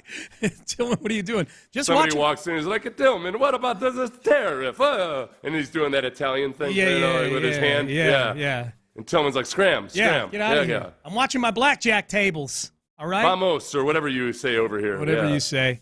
I know this is Astros country. This is a text to the Jim Adler, the Texas Hammer text line. But we have Red Sox ties with Breggy there. Have you all mentioned Rafael Devers' absolutely miserable time at DH with a 0 batting average? We did. We have. We mentioned it in Acknowledge Me. We even posed the question to Devers, are you having fun DHing right now? Nope. Not having fun. He's pretty emphatic about it. No. He doesn't like a single thing about it. So I don't agree on Alex Bregman nearly as much as I do for Kyle Tucker. I don't know why that is. And I'm not going to try to justify it. I just want Kyle Tucker to fail. Now, it got off to a good start because Kyle Tucker had a bad spring traiing and then a really bad first few games. Yeah. But then this weekend, he went on a tear. Turned it back up, Home run in each of his games. He had 5 RBIs. He had a good. So he's up to a 250 batting average. Okay, yeah, I think he's going to be fine. Unfortunately for you, Seth, I know that was. I think Kyle Tucker's going to be okay. I had painted out to him. It's kind of like when you buy a lottery ticket, you start believing the fantasy a little too much. And I had Cam Smith hitting 400 on the season. I know. With Kyle Tucker walking away from the team, just walking out of the clubhouse in a dispute over something. That's my biggest fear early in the season, that in like 2 weeks, all of our Cam Smith takes from the last 7 days are going to look really, really dumb. I hope that's not the case. Oh, no, as opposed to our clean slate of not looking stupid about any other No, it's not about us looking stupid. It's about how important he is to the future of the organization. You know what I mean? Well, look, if you look at the way Espada's operating, all right, all these guys are going to get some playing time. Yeah. And, they want to work Chaz in. Chaz comes in as a defensive replacement. He played right field. Wait, was he right or center on Saturday? Center. Thank you. Center. There you go. And they're all DeZenzo. It's gonna be like a defensive line just rotating through. There you go, Sean. There you go. You heard Reggie Atatula's voice. John Lopez is here as well. Do either of you know how much time Tillman Fertitta is required, and/or San Marino as the ambassador to both of those locales? I do not. You don't. But don't they give him a house there? What's that? They get a house there. I'm sure they do. They get, the secure. If they don't, facility. he can buy one. I mean, he's doing all right. Do you happen to know, Reggie? I don't have a number, but I imagine it's a good amount considering, it's not just him by himself. Like, he also has, I guess subordinates that he's kind of coordinating, and he's basically the envoy there. Okay. I guess communicating the president's wishes or what have you. I wonder if this is his way of getting a foothold to open a Golden Nugget in Milan or something like that. In Rome. Why not? Golden Nugget, Maybe Rome. go over there and just restaurants in general. Teach those Italians how to cook. Yeah, notoriously poor. Janky-ass culinary cesspool that it is. They will love that, the Italians. If I know Italians, they're going to love an American coming over. They like being told what to do, yes. Let me tell you how to make sauce. Let me tell you how to make sauce. That's right. Ambassadors, according to AI, ambassadors usually live in the foreign country where they are assigned to, but they also travel extensively to complete their work and represent their home country. Okay. The thing about Tillman is that he can fly home on the weekends if he wants. Right. Like most ambassadors aren't in a position in life where they can just hop in a private jet to go home for a couple days on the weekend. Yep, that's right. And he's hanging on to the Rockets, though. Yes, the Rockets, he's still going to be running the Rockets, even though Patrick, I think, does most of the heavy lifting on a daily basis. How you guys doing? Terrific. How's Fun the weekend. Good weekend. How are we feeling about the Final Four? Oh, it's awesome. Yeah. I don't mind all the one season. No, I don't either. All these people, it's going to die. Okay, well, you're not allowed to watch this weekend. Yeah, that's right. Sorry. Don't watch. It's going to die with no Cinderellas. You can't watch this weekend, Stephen A. Smith. What's the question of the day today? All right. Everyday things that should be banned, like the tush push. Everyday things. Just ban them. I'll tell you what. I don't want this thing to be banned, but I'm getting way less laissez-faire in terms of local government when it comes to electric bicycles. Because oh yes, what the hell? Yeah, we need some rules and regs on these things, man. Because I've had it up to here, and it's not just Houston; it's any city you go to. Like, oh, some guy just flew by at 35 miles per hour on the sidewalk. Yeah, it's getting kind of scary. Okay. Damn it. Anything involving regular bicycles becomes a very dicey proposition. Yep. I'm not a bicyclist at all. It's the lanes that they've created for bikes only, which have a gigantic curb next to them. Yes, and love really eats into them. Well, I don't, and it really eats into the real estate that allows cars to be on and whatnot. Well, as somebody who's been hit by a vehicle twice while riding a bicycle in Houston, I am all for them. I'm cool with the bike. You just need to bike better. You just need to be better at biking. I used to bike a lot. I haven't in years, but the thing that I hate the most is usually on Saturday mornings and Sunday mornings, they just decide that lane is theirs. Yeah. That's an actual car lane. They said, you know what, this one we're going to take it. This is ours. I mean, I'm treading lightly on this because of all the things that get brought up on the air. The most divisive thing, other than politics, it would seem like you could bring up on the air, is biker versus non-biker takes on who owns what on the streets there. The weirdest thing about it, though, too, is that people try to.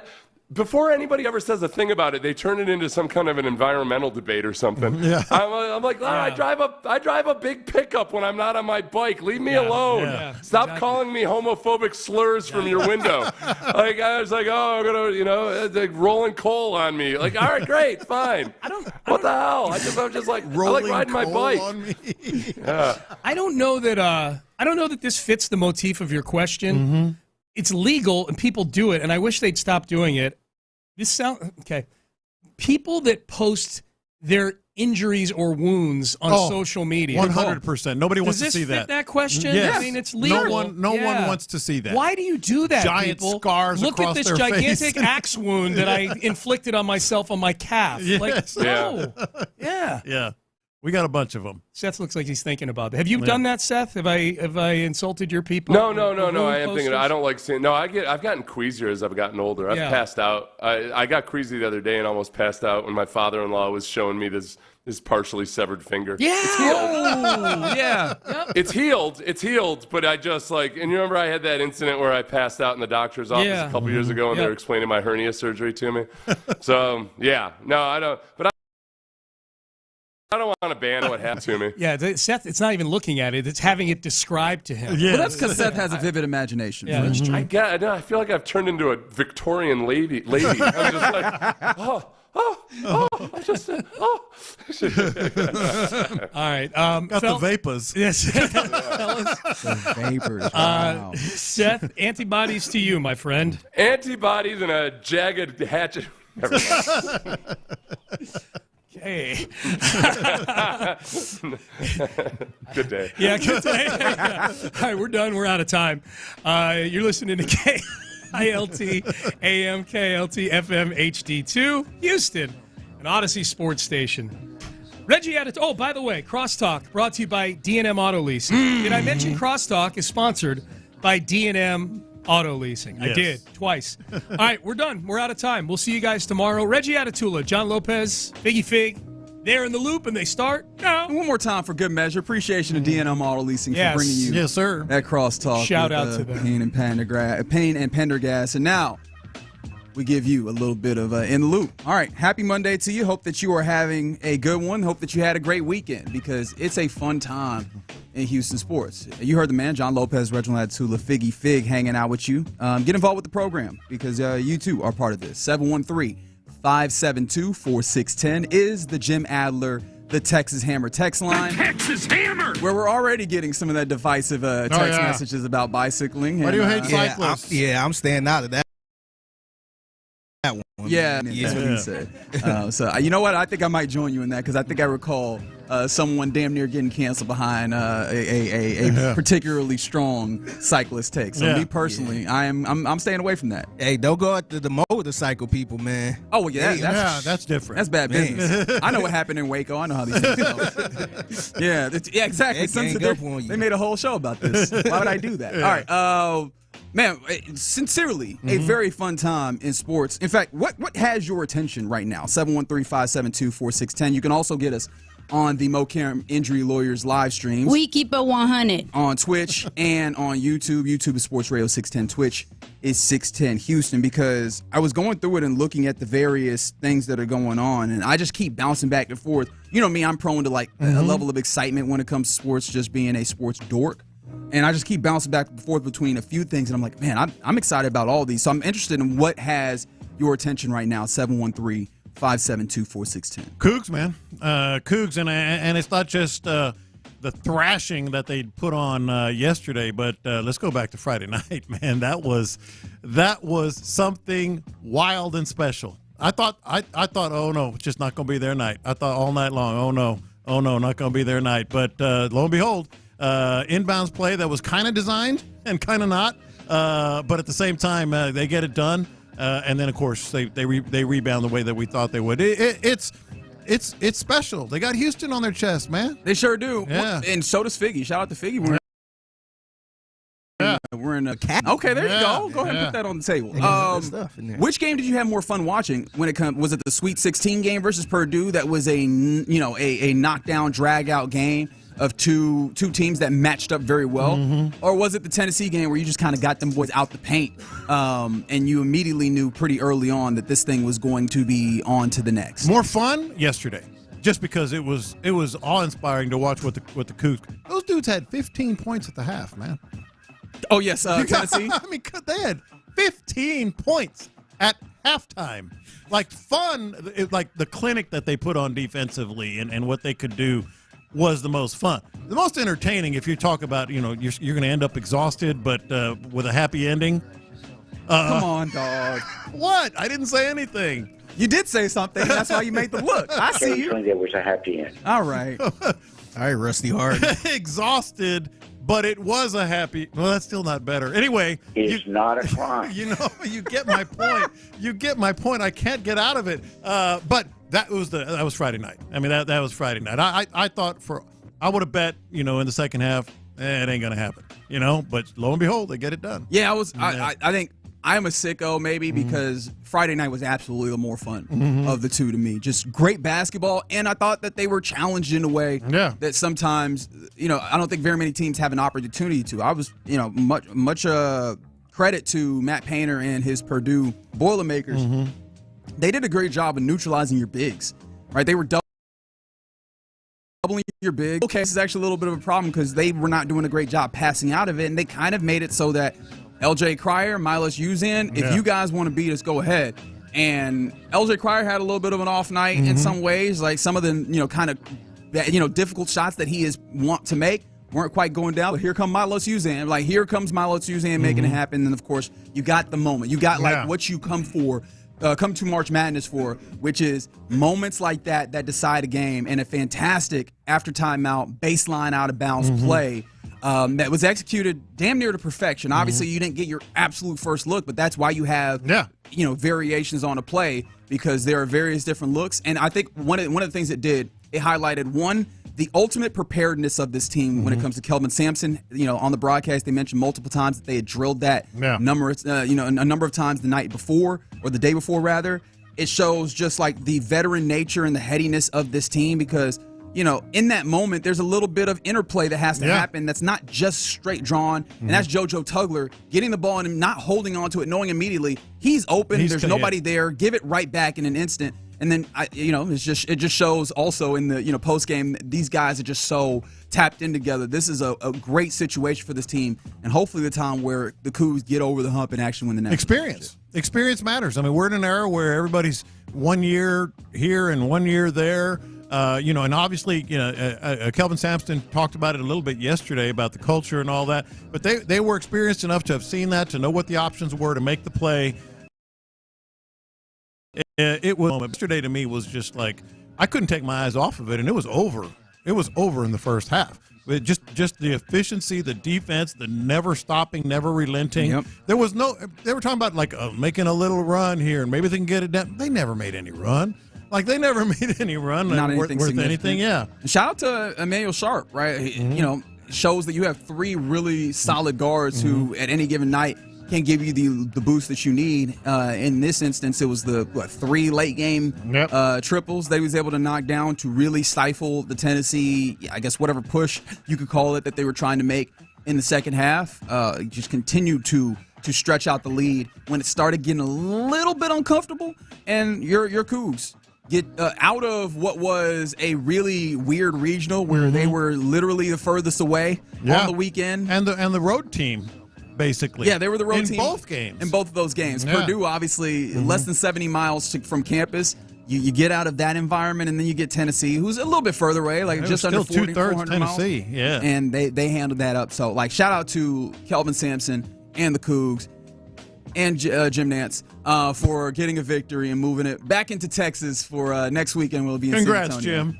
Congrats. But appreciate all your work that you did to get this one there. We'll have a confession. I bet you will.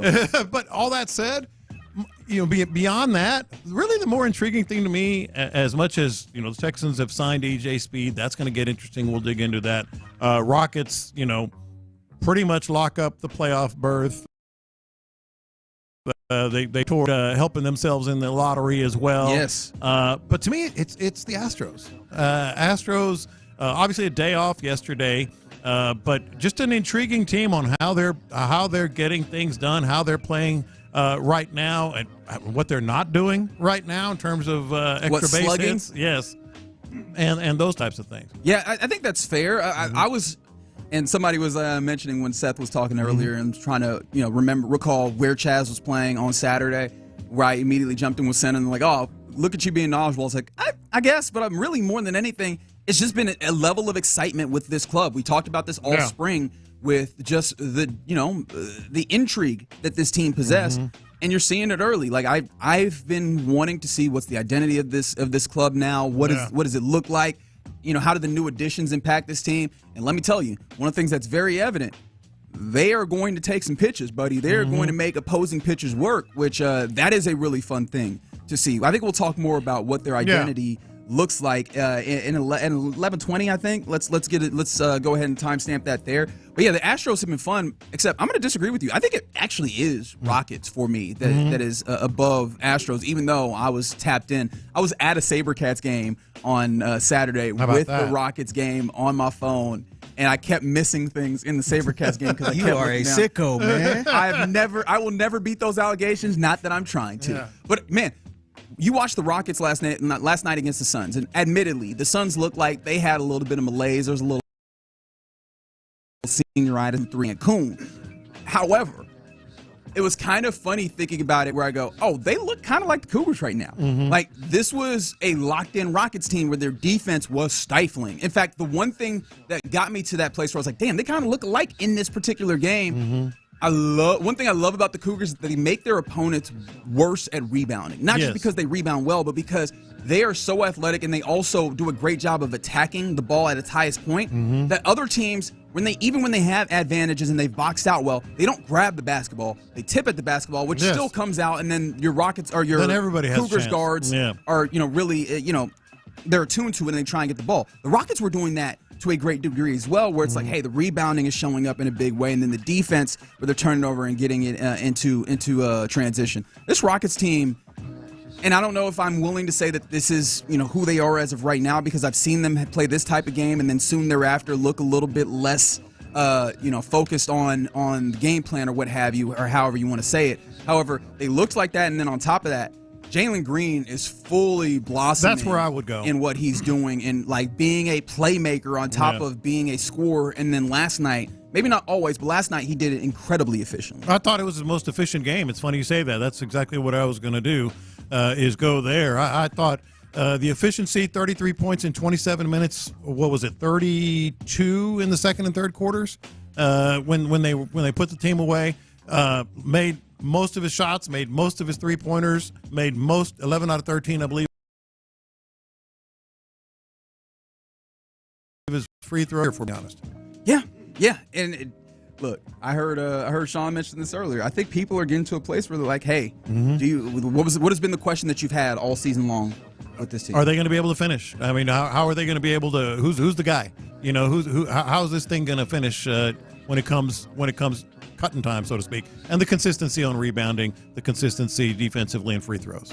Does it not feel like, at least in a short-term stance, right, where you see where they were last night? Do they have the guy? They're moving towards having that answer. They have the guy. At least right now. Wait, can you say that one more time for me? They have the guy. Look at that. At least right now. Look at that. Hey, don't cut me short. At least right now they do. Yeah, and for me, the big thing is just, and I think I've kind of harped on this, it's the playmaking out in addition to, we know that you can get by folks. And some teams defensively, I think I was seeing BJ Armstrong talk about this on a podcast. Like some teams defensively with their matchups, they'll put their weaker defender on a really strong player, and you go, why? They're trying to get that. They're trying to isolate you from the rest of the team. And sometimes Jalen Green could isolate himself. He does it himself. I'm going to go to the basket, I'm going to get to my shot. I'm going to take a difficult shot no matter what. I'm getting the shot up. That does it. That's not as strong of a drive for him now, where you see him start and initiate maybe an ISO, but then he'll dish off because there is an opening for someone else to score. And that is when you're the most dangerous, is when you take your particular ability to get to your spots and utilize it to help other people get open. That's going to continue to provide benefits for this team. And to be fair, the Suns are just complete. That is fair. They were checked out, and Durant's going to be out for a while now with an ankle injury. But that's all good news because the Rockets are going to be able to use that pick. They hold control of that pick. Currently, the Suns have the 12th worst record in the NBA, and so they have the 12th best odds of maybe moving up. I think if you add it all together, I think it's a 7% chance of moving up into the top 4, which, look, that's enough. I'll take that. That is enough. Yeah. And if they continue to fall, I think they could fall as low as 10th worst record, which then gives you an even better chance of moving up, or just having a 10th pick and adding more talent, or at the very least making that pick more valuable for Phoenix if they were going to trade to try and get control of that back, or if you were to trade it even somewhere else for some level of high-level player. We mentioned the Astros from the 8-2 guys. I don't see the Astros getting a lot of runs this year. Well, right now you don't. Where's my belt? Right now you don't. Marathon, not a sprint, baby. Yeah. Like, are we doing the thing? It's early, man. Are we doing the thing where we're overreacting a little bit to one series? Maybe. They need some torpedo bats. Is what they need. That's another thing. Someone mentioned that, the torpedo bats. That is kind of an interesting anomaly. Isn't baseball always good for that? Like, always good for giving you something. Last year it was like the jerseys. Yeah. Which, funny enough, Fanatics, they went back and they fixed after a season long of complaining. They had a whole nother thing that they got wrong. Yeah. I don't know if you saw this. It's just kind of a social media thing or an internet thing where, like, in their advertising, I think it was a Twins particular, the stadium was Camden Yard, and then the hat that the man who was wearing the Twins jersey was wearing was actually a Guardians cap. Where I was like, gosh, let's get this right. You're doing something wrong here. Yeah, and Min Woodley wins the Houston Open. Oh yes, the Houston. Open. Not gonna lie, I went there for a couple hours, like I said. How was it? I went early because it's right up the street from my house.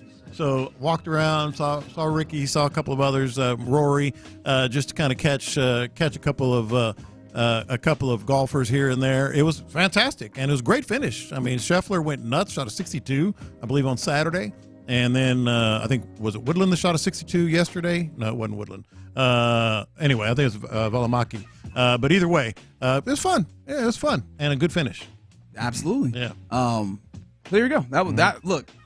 We did all the things that are catching our attention. We didn't even mention that the Texans made an acquisition that I think is kind of interesting, right? Like there's a level of history with your team, and I think that it brings up some really interesting questions for your defense. D'Amico Ryans' vaunted Texans defense. So let's talk about that. Coming up next, the Texans sign E.J. Speed, former Colts linebacker. What does that mean for this defense? Let's talk about it next. Let's talk about D&M Auto Leasing. D&M Auto Leasing.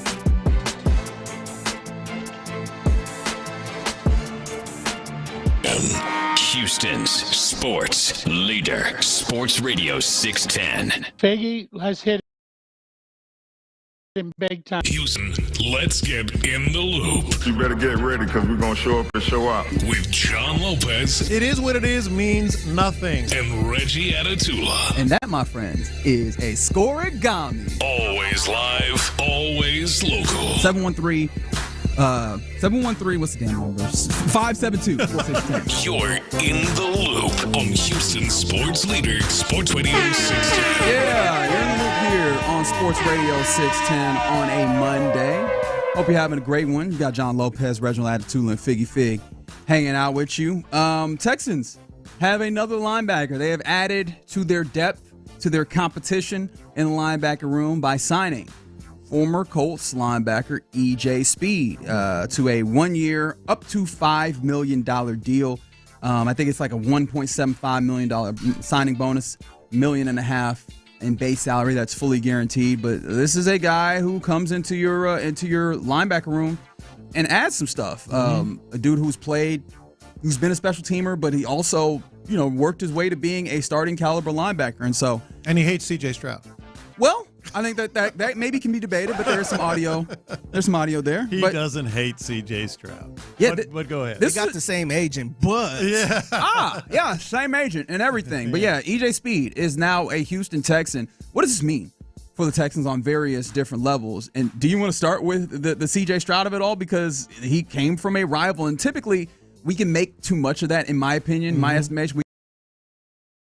We can make too much of his in division, but this one really means something because, like, they've talked about this on Wax. We have multiple recordings of these guys kind of going back and forth in some ways that would maybe seem to indicate a possibility of a level of bad blood. I would argue that not only is there no bad blood, I think they're probably closer than anybody could possibly imagine, because you can only talk like that with people that you're really close with, or that you're really not close with. Yeah, yes. For sure. But the way that they were going back and forth, it wasn't like venomous. It was trash talk.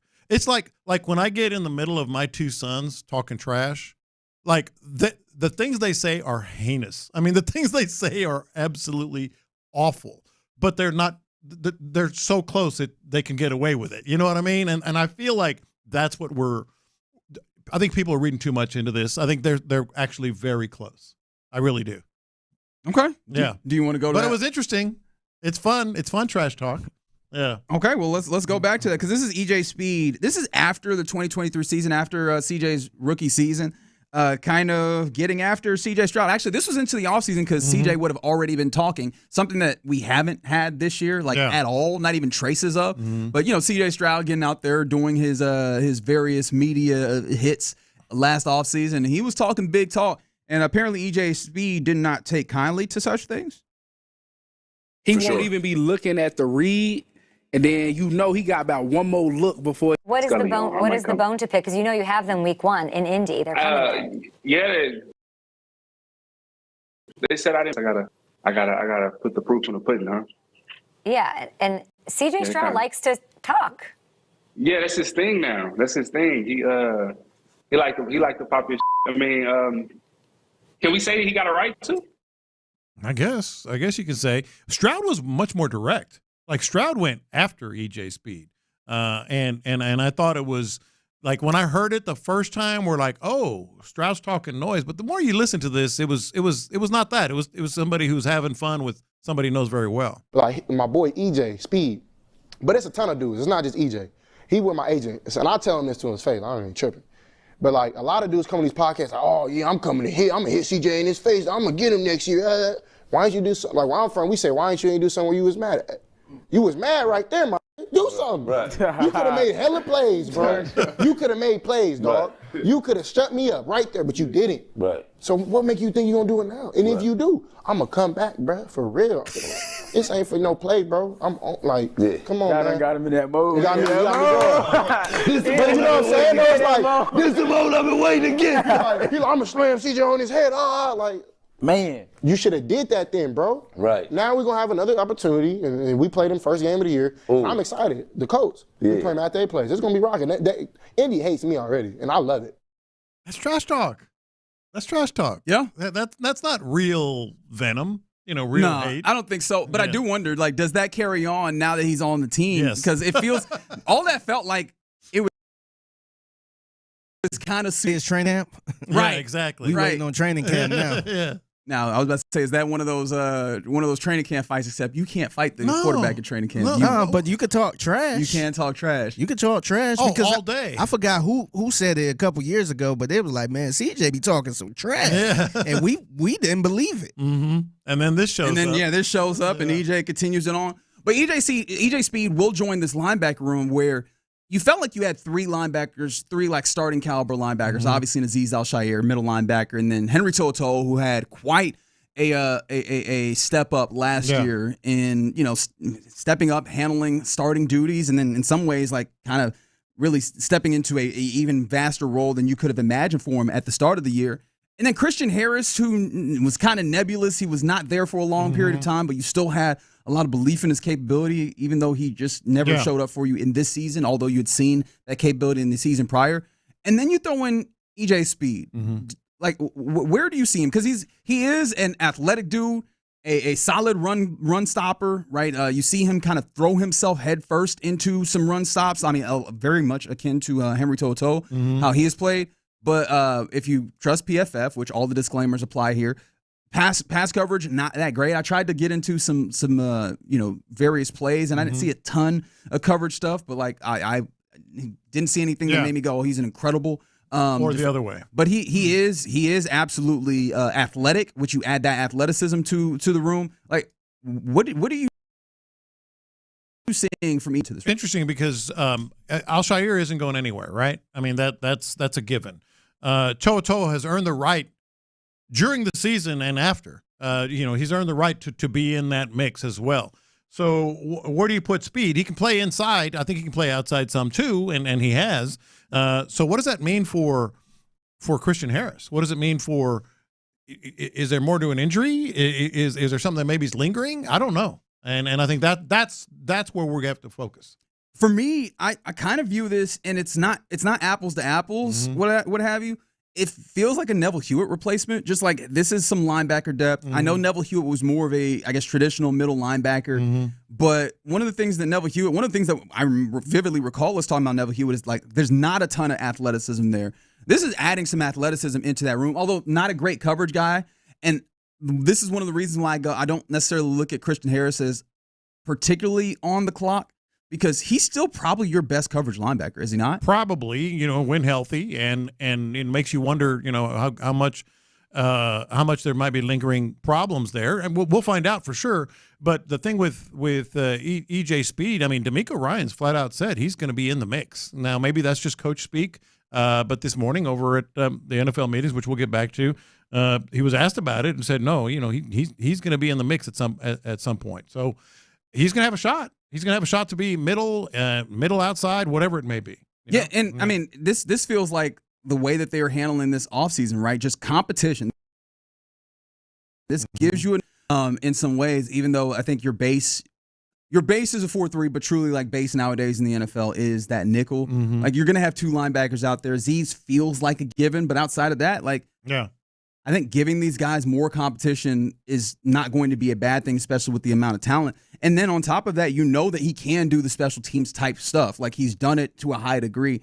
I really like this addition. But to point to the idea that he has the possibility of starting, I think Aaron Wilson of KPRC2 had this. He was pointing out that he has a Pro Bowl escalator in his contract for $500,000. He has a $500,000 bonus attached to if he plays 88% of the defensive snaps, and then if he plays 90%, another $500,000. So $1 million tied to the idea of if he's playing starter kind of snaps, he can add a whole bunch of money to this. And that seems like something that you absolutely put in there if he has that possibility of getting it. I think you're right. And he made a bunch, I think it was 142, somewhere in that neighborhood tackles last 142 year. Exactly in 15 games. And so that's not a guy that you just say, well, we'll see where he can fit in. You're giving him a shot, which is so interesting because To'oTo'o kind of held off, any threat from Christian Harris for whatever reason.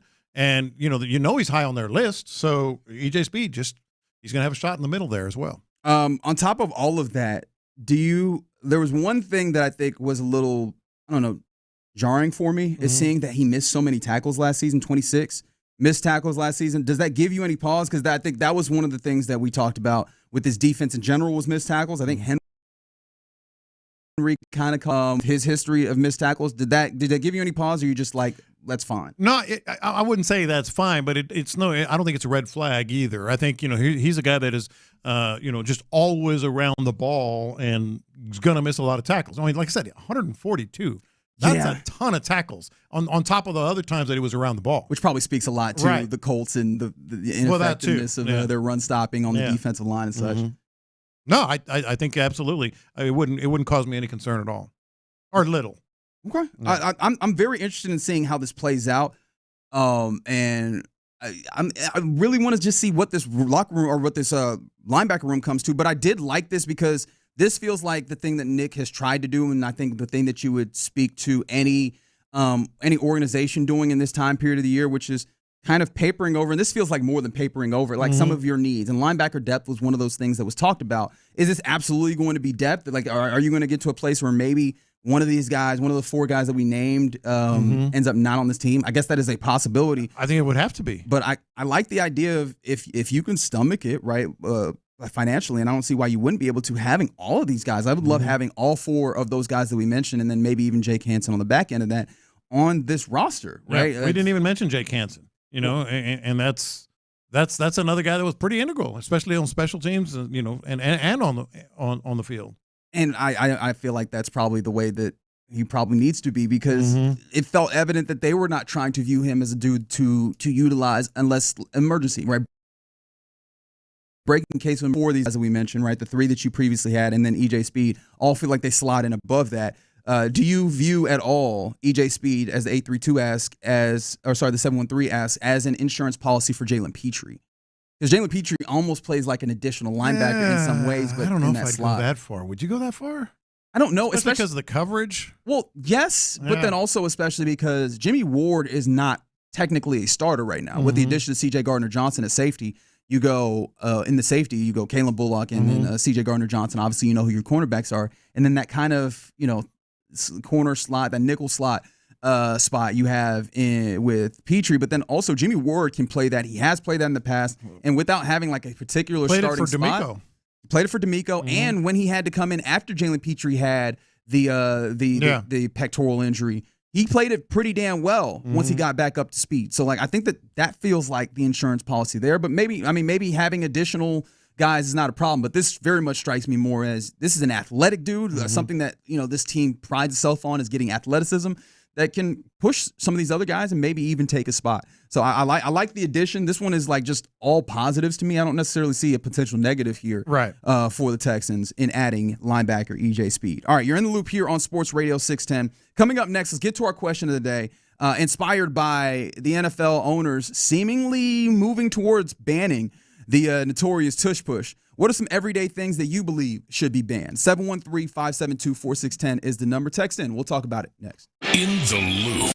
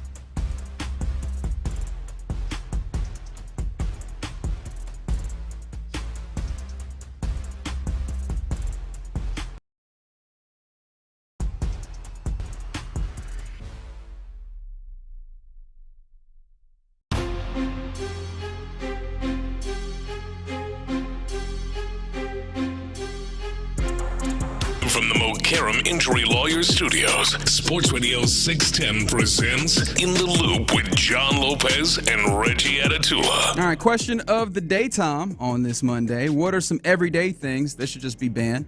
A la what it feels like some of the NFL owners are going to do with the tush push. We league meetings happening in West Palm Beach, Florida, which is apparently a hub for all things that happen in sports. But beautiful. Yeah, must be nice. I mean, it's not a bad day here in Houston. No, it's not at all. overcast, but it feels great outside though. But yeah, there's supposedly momentum building towards banning the tush push, despite I think a majority of coaches continue to express a feeling that is, if you want to stop it, go ahead or if you want it to stop, go ahead and stop it. Which it seems like D'Amico Ryans is also in that same bag. But if we're getting in the spirit of banning things, let's go ahead and ban things. 713-572-4610 is the Jim Allen of the Texas Hammer text line. What are some things that you'd like to see banned? So everyday things. Look, there's going to be a number of them, and don't just come on with whatever you think. I'm interested in yours.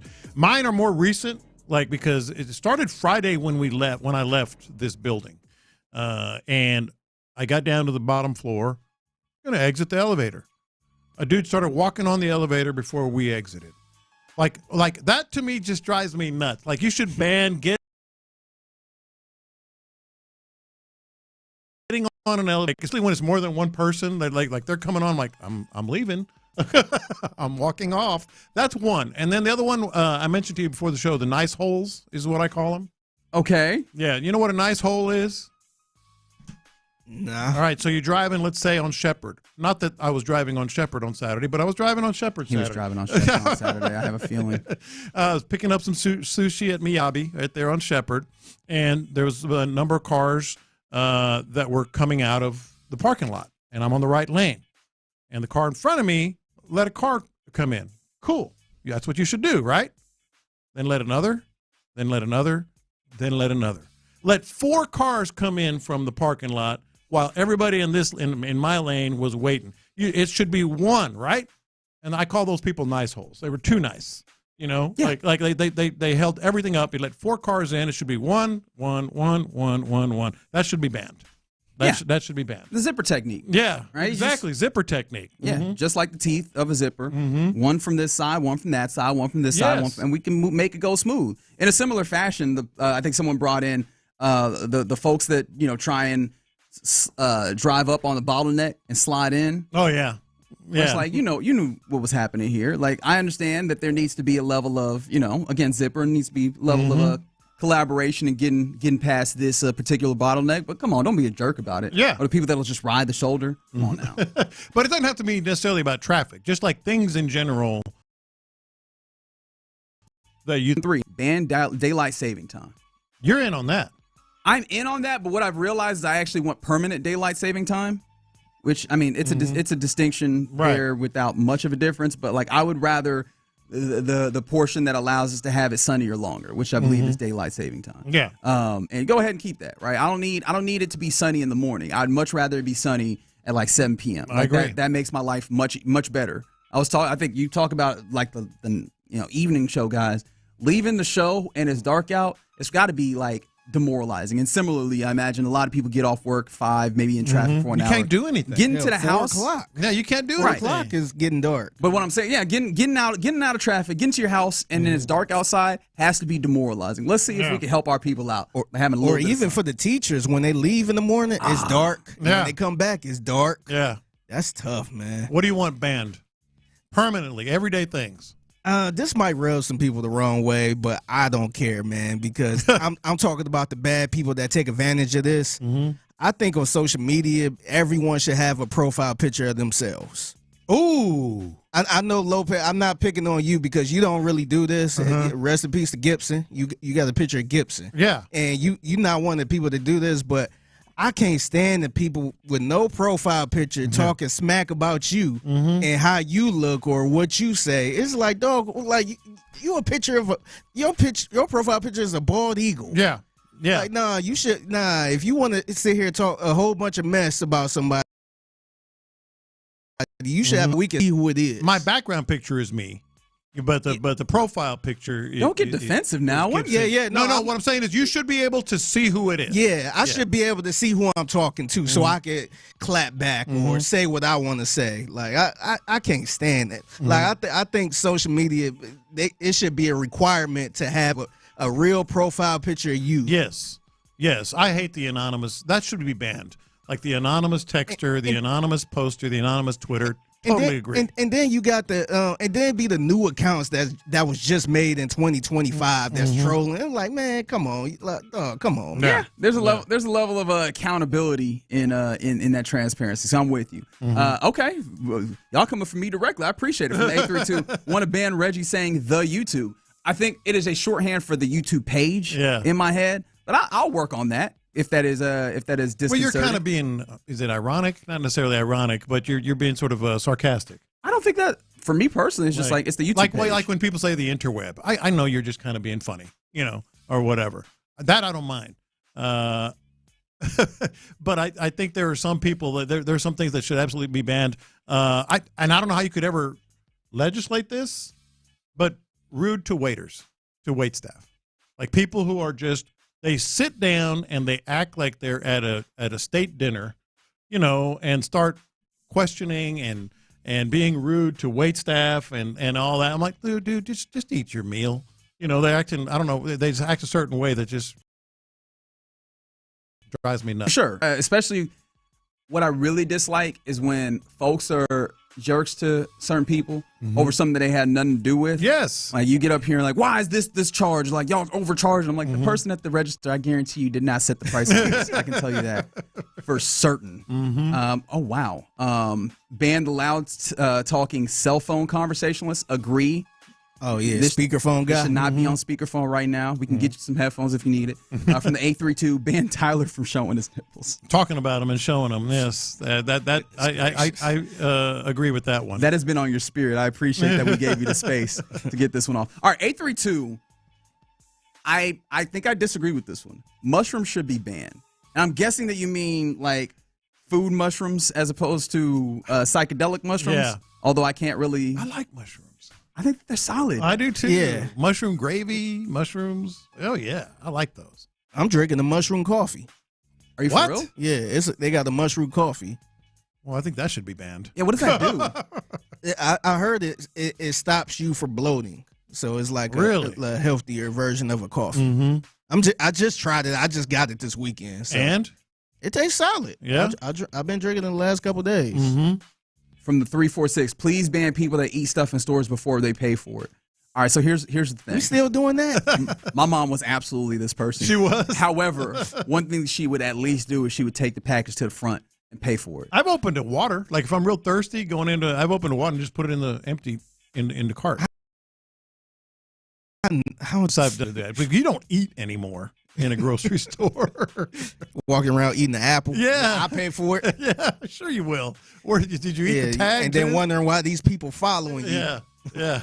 Let's see. Ban people letting their kids drive the grocery cart. Oh, come on now. How are you supposed to learn? Now, if they hit you in the ankles, I understand. Now, this one is really crazy for me. I might lose a couple of listeners on this one. I think kids should be banned from wedding receptions. Oh, no wow. way. I think so, man. That's not a place. That's not a place for kids. It man. is when it's a family wedding reception. No, because it don't be a family wedding reception. It be grown people. But the kids going out on the dance floor and dancing with their grandpa or grandma. They don't be doing that. Yes, they do. No, they don't. Look at this modern thoughts. I go to weddings every week. They be all in the way, man. They be bored. Yes. Wow. And wow, this is your hottest take ever. And then they start hanging on the doggone photo booth, which is there it is. I was like, where's this coming from? Now we know. And then parents don't never get their kids. Oh, now we know. They just leave them running free, breaking stuff. Dang. Nah, man. Kids should be at a wedding. Make an area for them then. Like, get them a playhouse. Some weddings do. If y'all do, that's cool. But I never seen a playhouse or anything for kids. Man, them kids be bored. I'm sorry. No, they do. They're not bored. Yes, they're they eating do. all the food. They be they're bored. dancing on the. They take their shoes off. They take their shoes off, start sliding around the dance floor. Come on, man. That's called memories, man. Give them a little play area. That's called The memory, man. Something else. This is a hot take. Nah, man, we grown. We trying to drink. We trying to have a good time, man. we're Ain't nobody grown. trying to watch no kids. Well, that's the whole idea. That's why kids have fun. As long as they're not breaking anything. Yeah, well, ban the alcohol then, man. If it's such a family event, then I think you'll get more pushback on the banning alcohol from the weddings than you are on the kids. Hey, the kids can go to the wedding and all that stuff, but grown folks, we trying to party, man. 281 said ban shutting down streets for rodeo. It didn't help at all. I do wonder, would it have been worse if they did though? If they didn't though, like that is always something that is not something you can prove. You can't prove the counterfactual. However, I do wonder like how much worse does it look if they don't end up in that space. Someone said 832 said figure that coffee is good for the brain too. Apparently not. Not with his not with his kids. What a hater! Hey, I'm smart with it, man. Because y'all be having some weddings, don't have a playhouse, don't have toys or nothing for these kids. They be all in the way and knocking over stuff. Those kids are all in the way. Nah, they be all in the way, man. Figgy said Figgy is not for the babies. All right, every single time too, man. People driving with their hazards on in the rain. Mm-hmm. Really, the hazards? I feel like the hazards in a driving rain is that is an absolute no. Don't ever do it. That's one of my go-tos. I will fight you all day, every day. Hazard lights are supposed to be when you're on the side of the road. But if there's a driving rain where you can barely see in front of yourself, no, never do it. Never. Well, I've never done that in my life. Never drive in the rain. In the rain with your flashers drive on. with you. Yeah, because then people get up on you. They think you're on the side of the road, and they get in some trouble that way. If you say so. Yeah, I've personally enjoyed having someone with their hazards on in front so I can actually see where the car is. No way. Because otherwise, sometimes. What about the people that just drive with their bright lights? Oh, see, now you're a jerk. That's all that is. That's a jerk, too. Ban menus on your phone at restaurants. There we go. That's something we can all get behind. That's going to bring us all back together after the divisiveness. Yeah, paper menus or physical menus, please. All right, you're in the loop here on Sports Radio 610. Let's get back to football and go around the NFL, including. Are you ready for the 18-game season? Because it seems like it's coming around soon. We'll talk about that next. All right, let's talk about Ability Trees, man. Louis Flory, real good friend of mine. Known him for a lot of years, and he's a good friend. And, boy, he's got a good thing going with it.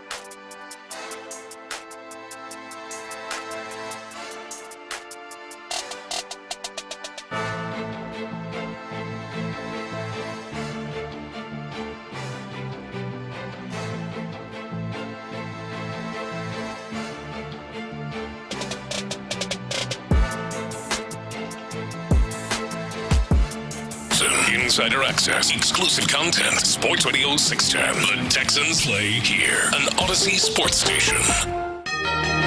Let's go around the NFL in the loop style. Why are you smiling? Because I love football. Here's John Lopez and Reggie Adetula. I'm going to tell you all about how much fun you're going to have this season. On Houston's sports leader, Sports Radio 610. All right, let's go around the NFL here on a Monday in the loop on Sports Radio 610. And there's a number of things, including stuff that's coming out of the NFL league meetings in West Palm Beach, including this, which, I mean, it's not a major thing, but it's a nugget that I only relatively recently just saw, which is that the Colts, the Colts are going to have their QB competition between Anthony Richardson and Daniel Jones. They're going to split reps. Like, this is truly going to be fully down to the snap competition early on in camp for the Colts, which I just continue to look at, and I'm not gonna lie, I laugh a little bit. I do. Oh yeah, you do laugh. I mean, Shane Steichen said it from the start. Wants to give Anthony Richardson some competition. Is he? I mean, I guess if they're going to split reps, by definition, that's going to be competition. And Chris Ballard as well, right? Like they've been pretty big about that competition, but OTAs is where it'll start for them, and they will both be on the docket as throwing the football. So yeah, that's tough. Mm-hmm. Not for the Texans though, especially as they continue to make their defense stronger. Obviously, adding EJ Speed, a linebacker with a lot of athleticism, ability to stop the run, which was something that was which was very big as a point of emphasis for this team. So yeah, that'll be good for the Texans as the AFC South continues to be. Mm-hmm. Some other things around the NFL. We talked about Justin Tucker and the situation that he has dealt with massage therapists and seeming misdeeds or bad situation. Yes, poor behavior in various massage parlors.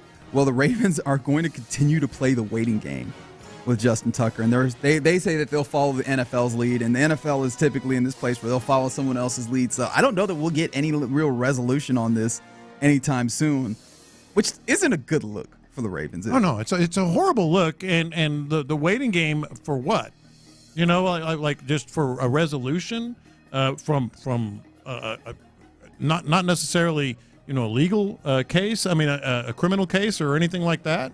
I mean, what are they waiting for? I don't know, but I'm not sure that they do either. I think the idea is just to push off having to actually make a decision for a while. Helps you in the court of public opinion, not that necessarily that is the ultimate way that you have to look at this, but you definitely have to consider that a little bit stronger. But I guess if you were looking at a team that looked at the court of public opinion and said, that's not going to kill you, it'd probably be the Ravens, considering that they really mishandled the Ray Rice thing. And look at I don't think that really stopped them from being a relative fan favorite or losing a large section of their fan base. Although, again, it's not something to be proud of by any stretch. Like, obviously, there was some really, really devious things that happened in those circumstances that you would have hoped, especially a league that prides itself on being zero tolerance or what have you, would have moved quicker on. But here they are again, kind of dragging their feet. And this is just going to play out in such a way where they move on from him, right? You would think. It really without does feel necessarily saying it's because of this, Yeah. That's what I would think.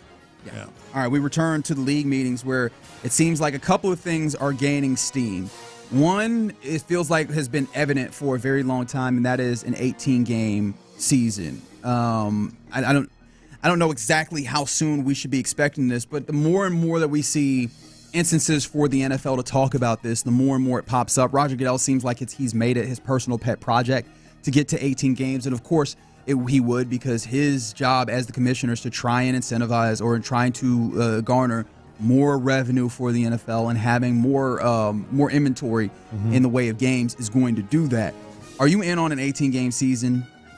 No, I'm not in on an 18-game season, but I'm resigned to the fact that it's going to happen. The only way I would be in on it is the preseason, which maybe the most they'll do is go down to one game or something like that. But it's a negotiating point, and he keeps floating it out there. He and they keep floating it out there for going on 2 years now, at least 2 years. So it's going to happen. I mean, it's a matter of, are they going to be able to vote on this now? I mean, there's a lot of things that they're going to talk about reportedly in these meetings, including the 18-game schedule. So I don't know how quickly it could happen. It could be quicker than we thought. Yeah, Mike Tomlin, in fact, was asked about it, and he said that he hears it like we do. He thinks it's been thrown about so much with so much regularity that it is indeed inevitable. I don't know.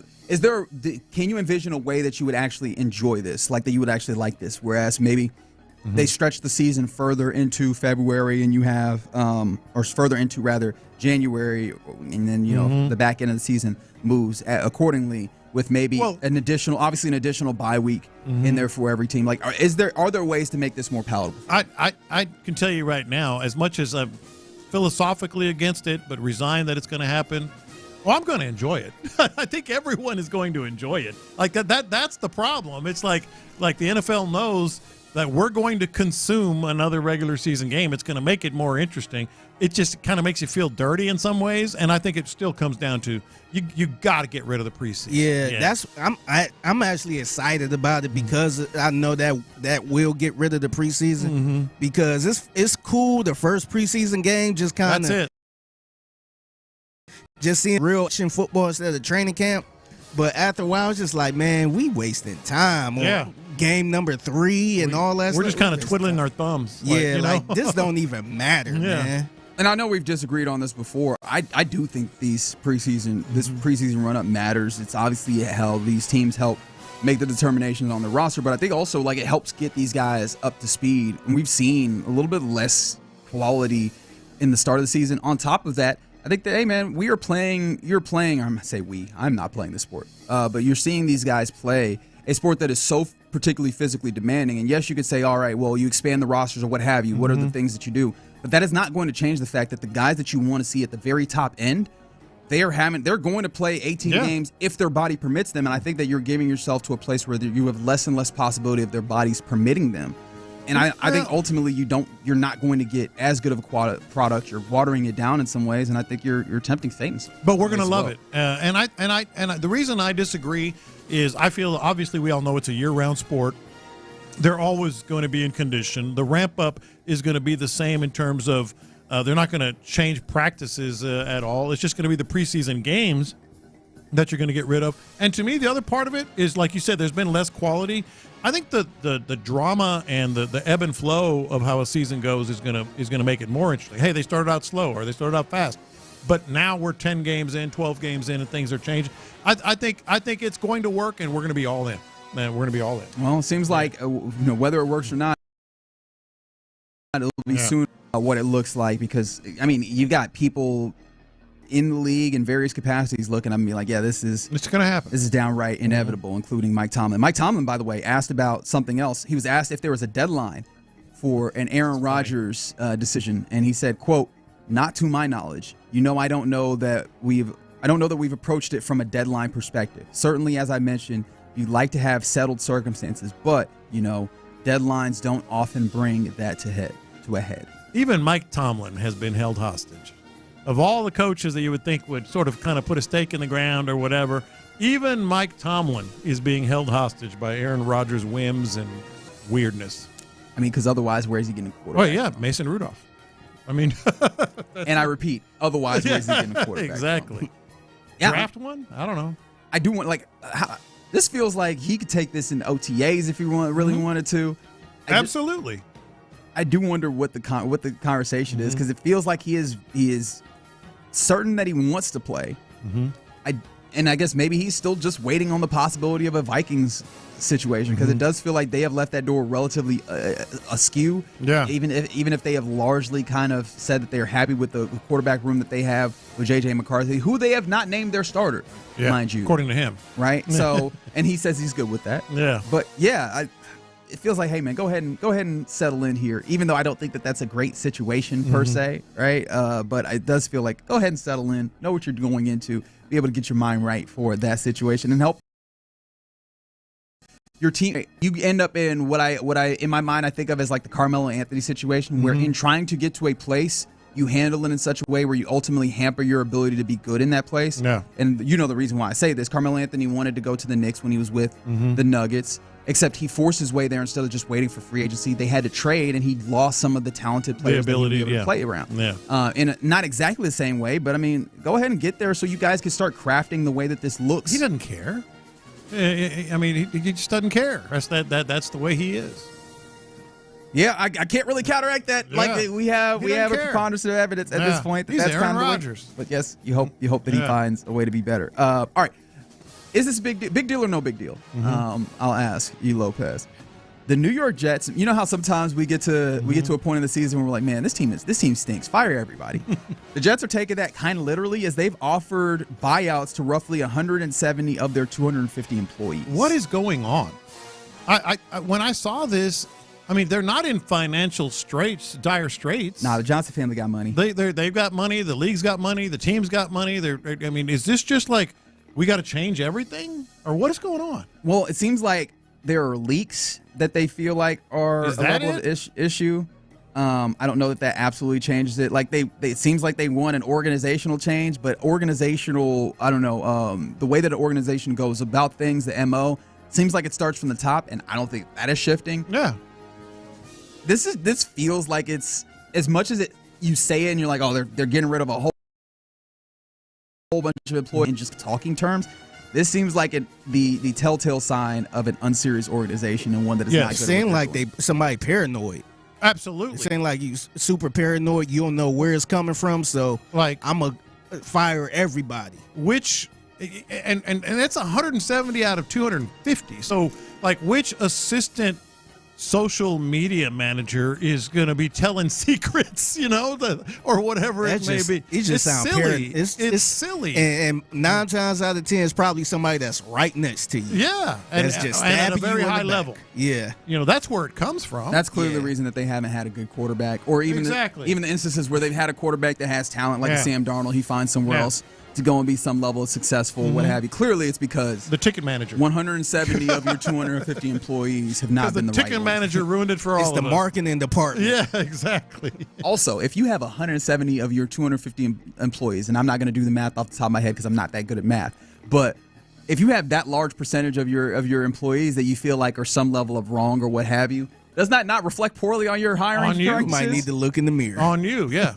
I can't imagine that's good either. Everybody wrong but me. Speaking of, Justin Fields is been named the starter by the general manager of the Jets. He will indeed be the starter. They said, quote, "We believe in Justin." He believes in Justin. I actually don't mind this too much. I mean, at this point, give him the shot that he deserves. You got the new coach. Maybe they're going to figure something out. They don't have a lot of options. I actually don't mind it too much, but they do. Yeah. Question going back to the 18-game season from the 409 on the Jim Alley of the Texas Hammer text line. Does an 18-game season lead to load management like the NBA? I mean, I think that you move yourself a little bit closer towards that. The only problem is that you still have so few games comparatively that those games matter a good amount, but you are diluting them somewhat to where that is a possibility, especially, and we already see load management in a very slim way, which is week 17 or week 17 now. No, week 18. There we go, with the bye week. Sorry. Week 18, where that last game, if a team is in a good place, you already see small portions of that. Does this give them the opportunity of widening it out? Possibly. Quite possibly. I think more. It's not going to be as obvious to us. We're sitting them, for load management. I feel like there's going to be a lot of those questionables are going to be doubtfuls. In terms of the week-to-week injury report, like so-and-so is questionable. That usually means he's probably going to. Well, I shouldn't say, but more often than not, he plays. I think those questionables are going to turn into doubtfuls, and they're just going to err to the side of caution. Yeah, and I think they're going to figure out a way to play a little smarter to kind of keep people a little more healthier and just not just running people into the ground. They maybe they might do something before the bye week or something like that where they're going to try to figure a way out to get through the whole season. I mean, a lot of times the way out has just been hey, patch it up. But see, I think there's going to be a little less of that. It's going to come from above. He's questionable. Now, you get into late in the season, they're going to go back. They're going to revert to that. Hey, we need you to go. But I think more guys, sort of erring to the side of caution. And real quick before we go on the text line from the 832, any merit to the Cowboys trading Dak to the Browns? Oh, God. I mean, I have not seen a single serious source or place give that any level of credibility. Everybody's like, that just does not make sense. Like financially, it doesn't make sense. Yeah, we tried to talk about that to see what way do it make sense, but it don't make sense for either side. In any way. Yeah. Whatsoever. So we've actually avoided it because it was so silly. And then last Friday, I think I said, let's just get this out of the way. We didn't even get to it then. It's silly. Yeah, it's silly on both sides. You think the Browns gonna bring in another high price quarterback, and like I don't even know how they could do that. And then it's gonna be a little more expensive for the Cowboys. The Cowboys to trade them. Yeah.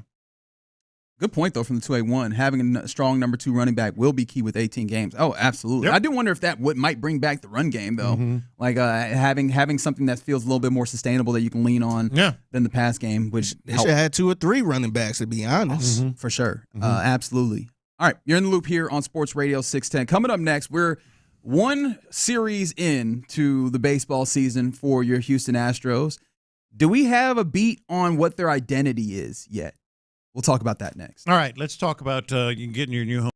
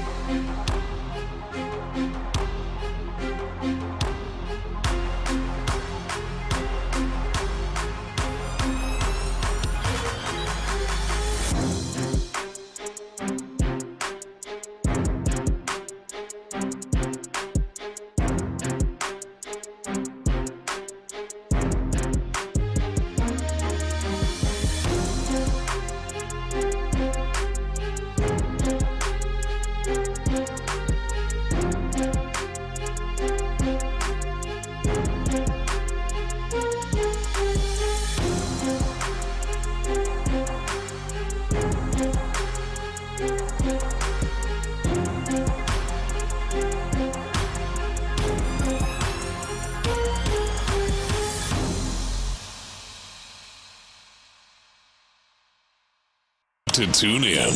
Houston's sports leader, Sports Radio 610. Live from the Mokaram Injury Lawyers Studios, Sports Radio 610 presents In the Loop with John Lopez and Reggie Atatula. All right, last week, at the onset of the baseball season for your Houston Astros, we were trying to figure something out. We were like, what is the identity of this baseball team? And I kind of surprised that we had not gotten there to that point. We're like, actually, I'm not certain. Do we have a beat on that yet through one series? Yeah. First of all, I'm going to be and grammar geek. It's Bede, right? Is it Bede? With a D. Okay. Yeah, not beat. Sorry, Figgy. I know you hate that.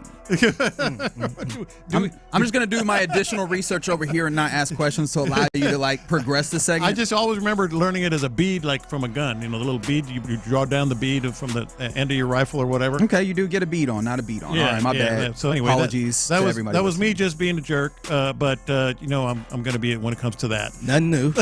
Nothing new when it comes to grammar and usage. No, we don't. We don't have a good feel for what am I going to say, Bede? We don't have a good feel for what the Astros are yet. One series that shouldn't be a surprise, but there are some slight surprises here that you and I were talking about before the show. Where's the power gone, man? I mean, where's the extra base hits gone? Just a weird start to the season, or what? What's going on with the extra base hits here? I'm very excited for the game tonight. Is a Space City or is it the City Connect Monday or Space City Monday, I believe is what they're calling them, with the home game on a Monday, which means that the City Connects are going to come out, which is awesome. But yeah, I'm very excited to see what this game looks like to play just another team, because you get 3 games with one team, and there's some things that you want to extrapolate that just you can't necessarily. And not to say that this one game changes the data set entirely, but it gives me a little bit to see if, hey, how much of what you were seeing is one particular team and how much of it changes with the different team. Seeing a lot of power from this team, I don't want to say it's entirely unexpected, but it was odd. It was odd to see. It was odd. That's the way to put it. Especially as they had really good at bats. And then also I felt bad for Christian Walker in particular, who was hitting the mess out of the ball. He just kept finding leather, right? It just hitting the mess out of the ball to the wrong places. And of course, you imagine that after a period of time, it will find grass and he will be able to get on base with some of those swings. But it felt like up and down the lineup, you had really good at bats, and you have the guys that statistically you would look at and you go, they should be able to get you extra base hits. But you only end up after a 3-game set with 2 of them, if memory serves me correctly. That feels, and I don't really have a lot to lean this on, but that feels anomalous more than anything. So, but I mean, it does feel like though, and I believe Kicks Rocks on the YouTube page, I will clean that up, mentions this, that it feels like all the local teams have the same identity. Tough, gritty, especially defense. And defense is better than that. Maybe that's something that we're going to be able to lean on. Especially infield, up the middle defense better. But yeah, 2 extra base hits in 3 games, but they won 2 out of 3. So that means the pitching has been pretty decent, which it has. The pitching has been decent enough to get the job done. Anyway. That made me happy, though. Yeah, right? Yeah. That was a question that you could have maybe had is, all right, does especially the starting pitching, which you're not all the way through it, but does it still look the same or does it look similar? Because you know what you're getting from Fromber. Hunter Brown has been ascendant, but maybe you could argue that, oh man, it had, especially, you're like, all right, that was a good, second half of the season where you're really clamoring, clawing your way back after having a tough start. Are those guys the same? Are those guys going to give you the same type of output? And again, one game is not there's not enough to really draw full conclusions, but it was an encouraging sign to see both of those guys get out here. Hunter Brown throwing gas, Spencer Arguetti handling his business, and both of them doing good work, limiting. I mean, was it not very many earned runs in those two games that they started, but then all three of those guys really delivering well. And your starting pitching continues to look like it's going to be part of what you've seen be the recipe for your great Houston Astros team, which is it starts with really good pitching. Now, look, and at the top, we all qualified this early in the season, but those three guys got you pretty much got exactly what you wanted, out of Fromber and Arrighetti and Hunter Brown. Now you got Ronald Blanco going tonight. So, it's going to be encouraging. If you can get that type of starting pitching, and we know it's going to change. We know there's going to be injuries. We know there's going to be ups and downs. But if you can get that kind of starting pitching from just three out of those four, and the prospect of McCullers at some point you would think coming back, pitched a minor league game, did okay. I think a couple of innings, couple of hits, maybe a one earned run, something along those lines. But he's kind of ramping up. I think that's where you gain maybe the identity. The starting pitching is not going to be that big of a drop off. If you can at least get the top three and then go from there. Yeah, and I mentioned it, but the thing is the way in which Christian Walker, Isaac Paredes, and then maybe not just them in particular, but the emphasis that Joe Espada and his coaching staff has put on the attack of the bat, right? Like your plate discipline. That's been good. And, of course, that's the type of thing that you can start with the emphasis and you see it and then maybe it wanes over time. Knock on wood that's not the way that it goes. But they started out with that level of emphasis. How many times in sports do you see a team in their preseason or what have you talk about something that they want to do and then very early on you see, okay, that was just talk. Right. And that's not the case here. Now, they also are, I think, fourth lowest in total bases, which, again, you kind of saw. But I think that's the type of process, and sorry to trigger folks that don't like the word process, but that's the type of process that eventually will deliver results, I believe. Let me ask you this, though. You brought in some guys, and you have some guys that are clearly going to be more patient at the plate, clearly going to be able to maybe work counts and do what we're talking about right here. But if there are others that are sort of forcing it, does that affect just their ball to bat sort of approach? Like maybe some guys are just built, they need to be more aggressive, One of those, and tell me if you saw this as well, and because I did feel like watching Yordan. Like they're not themselves. Watching Yordan at times, like he would work into a hitter's count, and then there'd be a pitch down main, and the bat would be on his shoulder. I'm like, hey, buddy. I think it was specifically one I texted you about. It was like a 3-0 count. I think it was the Saturday game, maybe? I think it was. It might have been Friday, actually. 3-0 count. Here comes a fastball. That's right. Here comes a fastball, and hey, see if you can work. Yeah, you're on. I'm like, yeah, dog.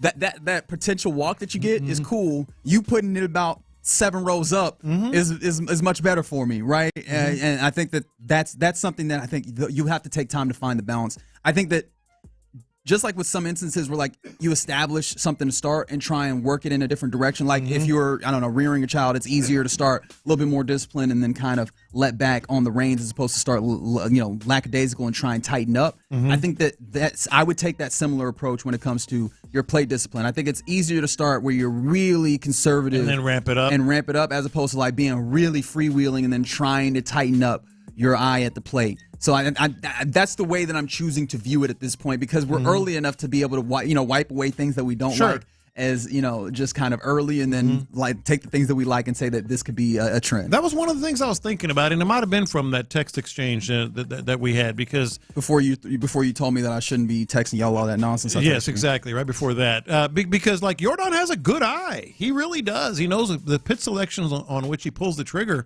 Is really good. And if he's sort of like stopping himself, then maybe we're going to be having that discussion at some point. Now other guys that are really good at that, and you don't want them to change, what they do, but you also don't want it to get in these guys' heads collectively. I got to lay off these pitches. I got to lay off. No, you don't. No, not if they're your pitch. But I feel like where we are does not necessarily feel like that just yet. Yeah, not yet. We'll see how that continues. There's some little signs you can point to that you go, all right, I think that this finds its way. But okay, so we have not figured out the identity. What are the things that you do feel solid on with this Astros team at this moment as we take stock? At this moment, obviously the top three or some combination of the top three starting pitchers. Obviously, I'm concerned about the back end of the rotation, but that's based on a very, very small sample size. But I feel good about the top three. I feel pretty good about Christian Walker, just because you mentioned it. Like he's lacing the ball. Bro, he's lacing the ball. It's just he's hitting them where they are. And that's going to be huge. First base to me is such a big development right now. We've been talking about first base for years, and I feel like it's going to be ironed out, and it's going to be just fine with him. And again, you mentioned it. Shout out to Lance McCullers Jr. I want to make sure I get that right. 2 innings of work at in Sugarland versus the Oklahoma City Dodgers. I guess good work there, man. Like it was 2 innings, 2 runs. Yeah, something like that. But I think 1 earned. And he had quite a few strikeouts. I think early. Struck out the side once. Yeah, he struck out the side in the first, and then it got a little dicey. But I think more than anything, it's just getting himself back into pitching. And I have not seen anything as of yet that would give me the pause, because it feels like it's the days after the starts or the outings that you have to really be concerned about, and everything seems like it's still in a good place. So hopefully we continue to see that ramp up, and we can see him back with the big league club wearing those City Connect jerseys and adding into what looks like it's going to be a tough rotation that's really all right. You're in the loop here on Sports Radio 610. Coming up next, let's get into what's popping here on a Monday. We'll do that next. All right. Baseball season was going to get me going.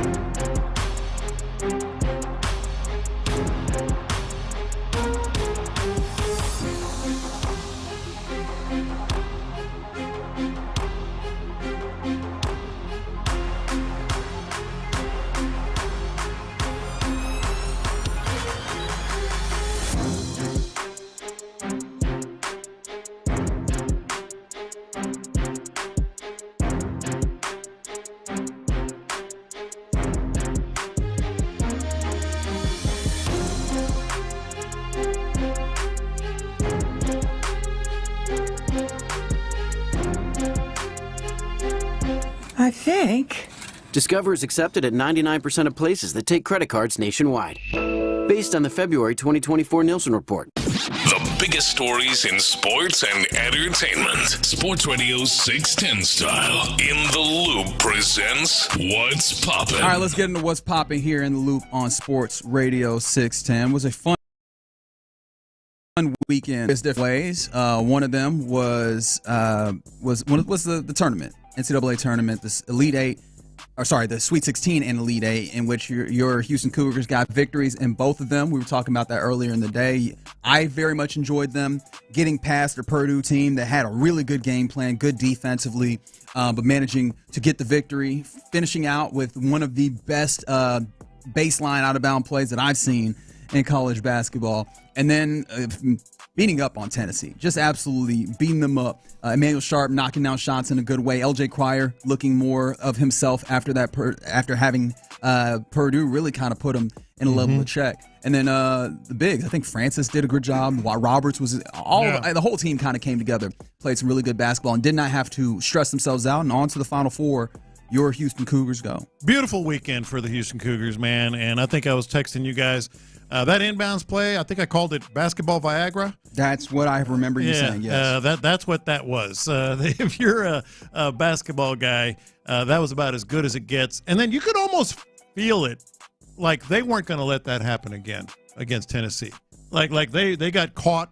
They got worked a little bit. You mentioned it on some of the pick and rolls. The Purdue had a really good game, kind of limiting the bigs. It said that wasn't going to happen again. I mean, they just ran Tennessee out the gym, and it was beautiful in its own way. Just how good they were defensively and what they did. So the Cougs, and we just got a mention of it on the text I have. Duke is only a 4.5-point favorite. Some Cougs might say that's disrespectful. Yeah, some might. I think the BPI has the projection of the game is Duke by 1 point. So, I mean, obviously this is supposed to be a pretty tight game. The one thing, and we'll talk more about this as we get closer, I am concerned because Duke is very good defensively in addition to having some of those high-level players, including, obviously, Cooper Flagg, who has been an absolute menace. And they've got a lot of size. So we'll see how that plays out. But it's not like the Cougars are any level of underdog or like a large underdog in this way, right? In the ways that we view this, as we have 4 number ones in the Final Four, as not a lot of people called. I would like to pat myself on the back, but it's not really. I mean, these are, if you look at the ways that I think Ken Palm is set up, when it comes Did you see that stat making the rounds? Yeah, when it comes to the top 10 teams in Ken Palm, like when it comes to historically, these 4 teams, Duke, University of Houston, University of Florida, Auburn, these 4 teams are in the top 10. I believe they're all top 8, if memory serves me, of the teams that have been tracked by Ken Palm over the entirety of the time that it's tracked, which goes back how many years? 97. To 1997? Like top 10 teams, these 4 are top 10 teams since 97. So it kind of made sense that these were going to be the 4 that you were likely to get. Should have seen this before I did my bracket because I had Michigan State winning that one game, so I only got 3 out of my final. I didn't tell you. I thought I tried to tell you. I only got 3 out of. Hey, I know somebody who did a bracket that never do brackets have all these number ones. Well, they're all number 1 seeds. We should just put them in the Final Four. I know somebody got that. Exactly. From accounting 100% has this first time since 2008 that you have all number 1 seeds in the Final Four. So that should be really fun. Some other things that are popping tonight. We mentioned this just a second ago. Tonight, the debut of the City Connect uniforms live and in person at Dyken Park as they face off against the San Francisco Giants. And so, really excited to see what these look like in actual practice. Yeah, it makes a difference, doesn't it? Because it's kind of incredible. I don't know what changes, but sometimes you see them in because there's athletes in them. Well, I mean, there's times where you see the athletes, and I know you're referring back to the to the H-Town blue jerseys for the. It's like, they're not so bad when real players wear them. But sometimes you'll even see the real players in some of the promotional photos and stuff, and it just kind of looks different when they're on the field in practice. So Like really, as much as getting back to the Texans H-Town, one of the things that I think they should probably adjust once you saw them on the field is like maybe a little white outline around the numbers because they're hard to see the numbers in real time from the stadium. So maybe we're going to have something similar. Like they look really cool in the pictures and social media posts, but let's see what they look like on the field. Yeah, I'm excited to see those. So you'll get that tonight as the Astros will face off against the Giants, get their second series, still at home, obviously, at Dyken Park. It is Hicks versus Ronel Blanco, obviously taking the mound for the first time this season. 7:10 first pitch for your Astros. Speaking of, I guess not in this instance, not your Astros, but a former Astro. Kyle Tucker's hit a home run. So yes, he has. My bold and Isaac Paredes, we're going to home run him down right now. However, still plenty of opportunity to get back. But how about this for a former Astro, Ryan Presley, who obviously now serves as the closer for the Chicago Cubs. I take you to 670 to score, our sister station up in Chicago, and up there they are getting a feel of the Ryan Presley vibes as David Hall, I believe that is how his name is pronounced. Apologies if that is not correct. But this is him talking about Ryan Presley coming in for them this weekend. I felt it Saturday night watching Ryan Presley struggle. Oof. Had some major Craig Kimbrell vibes and memories. Is he still available? Similarly, Craig Kimbrell came to the Cubs after accomplishing a lot in his baseball career. And he came to the Cubs higher on reputation than results, as it turned out, and trying to squeeze out whatever was last of his career. And when Ryan Presley struggled again, I'm sorry, that was my reaction and thought. Why was he available? He was available for a reason. The Astros tend to know what they're talking about. I know that there was a setup factor for Josh Hader. It didn't work out last season, whatever the case is, but I'm starting to wonder, why was he available? They're scarred, man. They are scarred up there. They're like 3 games in. And like this guy, Craig Kimbrell. That's what you get. Hey, by the way, we don't have a lot of room to talk, right now as well. So it's not like but yeah, they're in a bad way. That's the Ryan Presley experience, man. It is, in a nutshell. It absolutely is. Yeah. And so I wish them well, and I wish him well as well. Like I had no ill will towards Ryan Presley, but this is something you're gonna have to deal with. He will be good. He will be a good pitcher. You're just going to feel it all the way while he's been good. Like it will not be a nice and easy type closer situation. And Godspeed is ultimately what I come to there. Some other things in baseball. This was just a big thing that happened because they had them little funny bats that are shaped weird. The Yankees did a thing that made the Yankees hate it again. Who could have thought? They got out here with these what people are deeming the torpedo bats, even though they're not really shaped like a torpedo, but they're just shaped funny. And people had to find something to call them. Yeah, they're these bats where the normal bat kind of like eases out to the barrel, which, is a little bit wider towards the end, right? It funnels out. Yeah.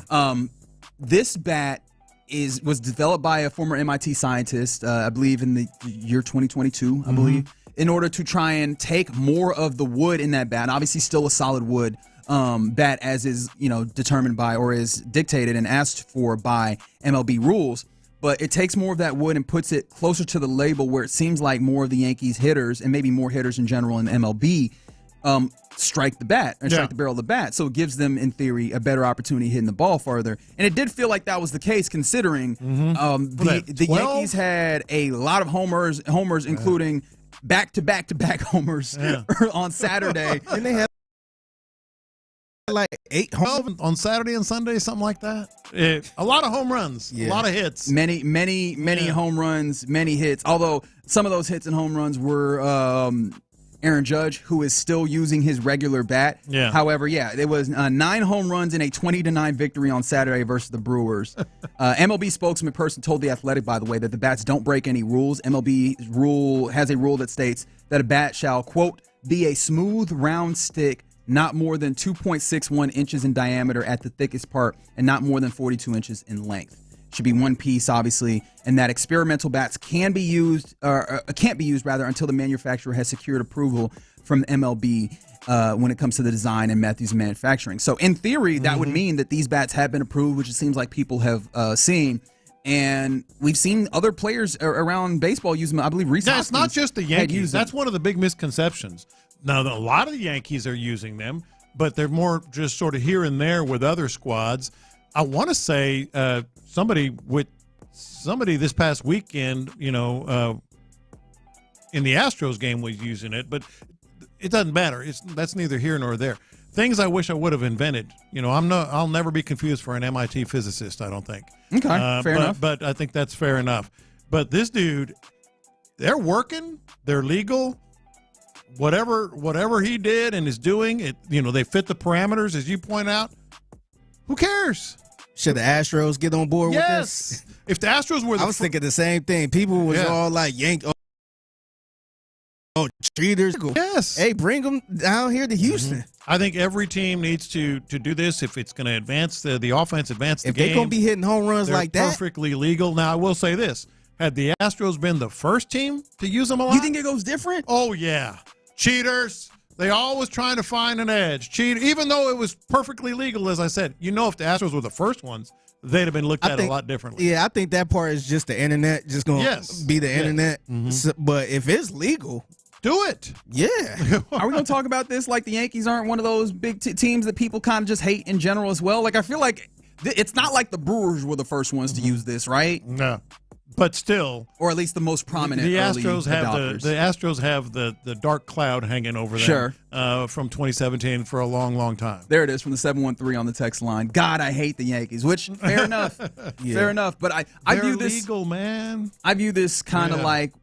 I mean, you're a golf guy. I view this kind of like clubs, right? Where you've seen a major breakthrough in clubs. Hey, just go ahead and let this thing come back around. And especially, I view it like clubs because this feels like it's particular to people that hit the ball in a very particular way, right? If you hit the ball at a different portion of the bat, I kind of like the idea that there's a bat that's tailored to kind of the way that you swing swing the bat. And I don't see this as too different than the axe handles that we saw kind of come along. Where if that kind of helps you get what you're looking for, get you to the right spot, I'm good with it. And why hasn't anybody thought of this like 40 years ago?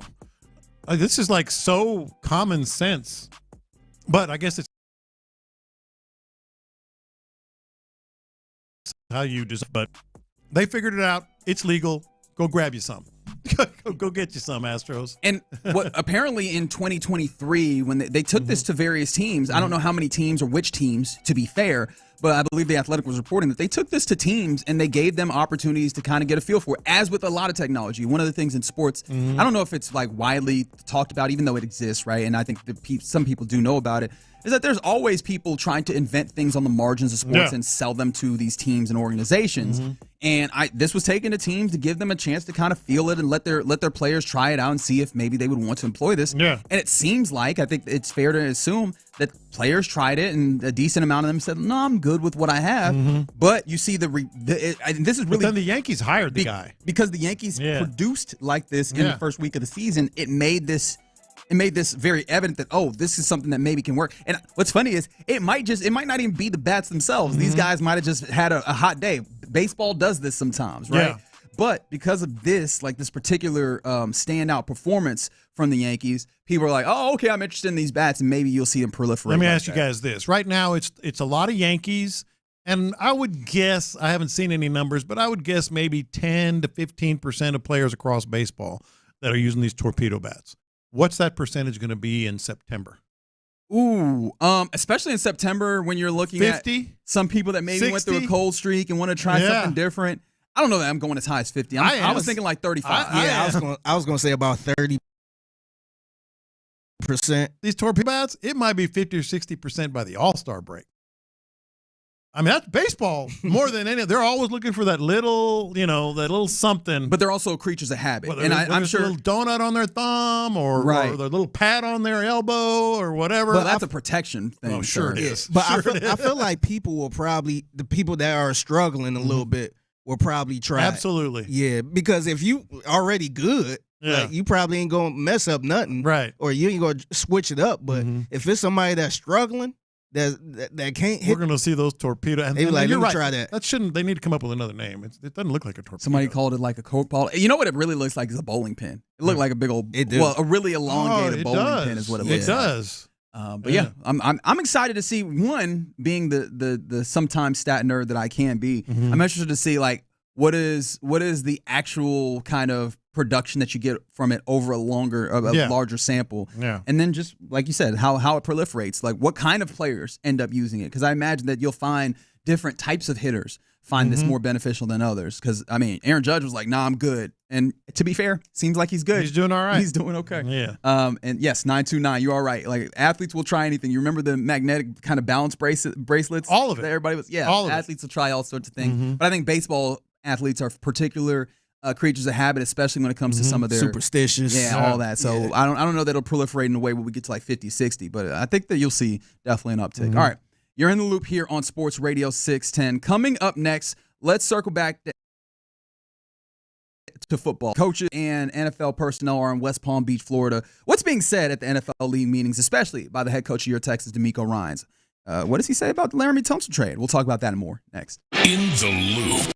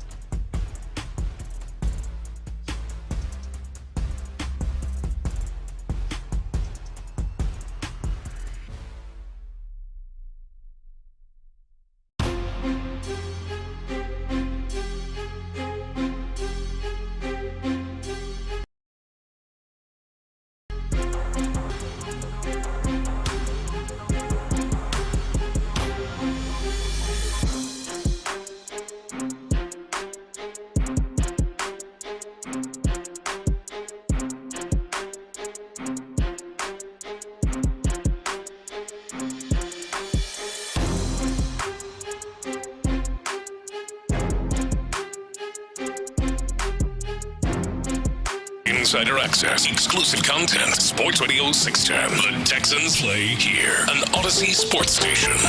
Sports Radio 610 presents In the Loop with John Lopez and Reggie Atatula. Yep, you're in the loop here on Sports Radio 610. Happy Monday to you. League meetings for the NFL are happening right now in Florida, West Palm Beach, Florida, to be exact. And D'Amico Ryans has been talked to, a lot this morning out there in West Palm, and he's provided some really interesting insight into your Texans. So I want to kind of get into some of those things. And we begin by talking about the newest Houston Texans, EJ Speed. We were talking about this earlier in the show, like what he brings, what he possibly means for, your linebacker room. Here is head coach of the Texans, D'Amico Ryans, on the newest Texan, EJ Speed. EJ, just watching him, I remember EJ came out of Tarleton State, thought he fast, long, explosive linebacker, and he's developed into a solid linebacker there with the Colts.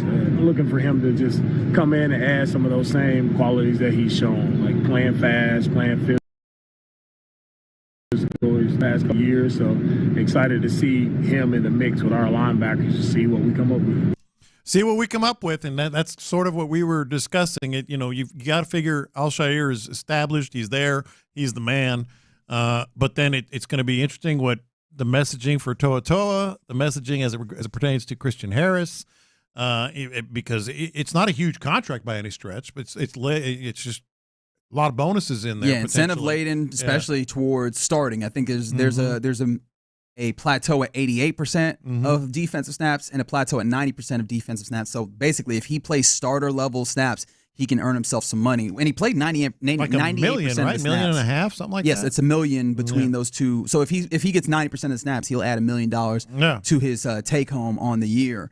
And that wouldn't be entirely out of the realm of possibility, consider like for his capability of play, because he did play 98% of the snaps for the Colts last year. But the guy is a regular player. He is a starter. He had 142 tackles.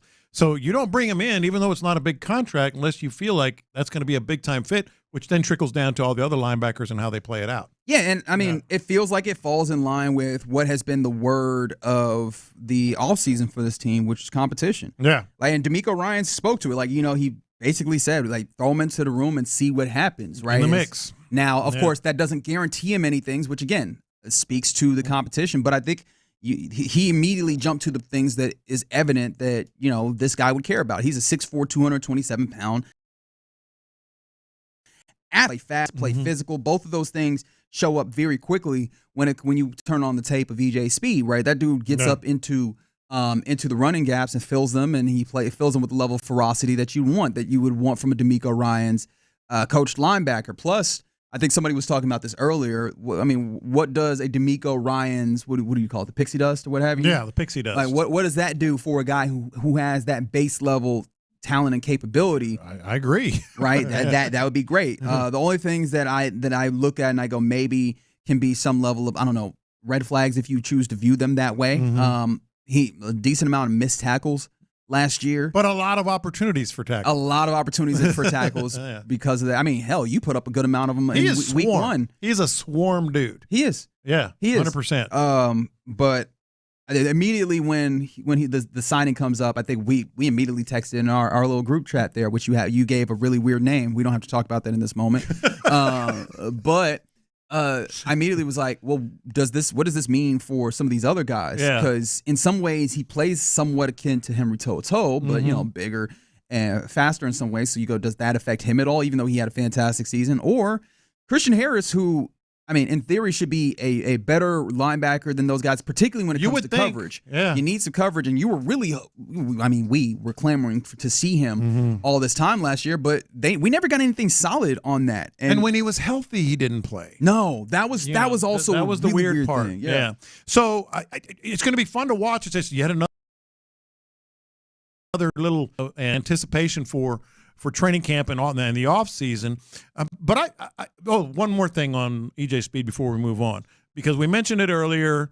If you weren't listening, I don't anticipate, and it's not going to be, 100% it's not going to be any issue. I don't even think EJ Speed and CJ Stroud have any issues. I think they're really tight. I think all that trash talk that you heard and you've heard in the offseason and today on our shows, I think that's just two guys that just love talking smack to each other, talking noise, and he's going to be a good addition, and CJ's going to be just good with it. You can set that aside.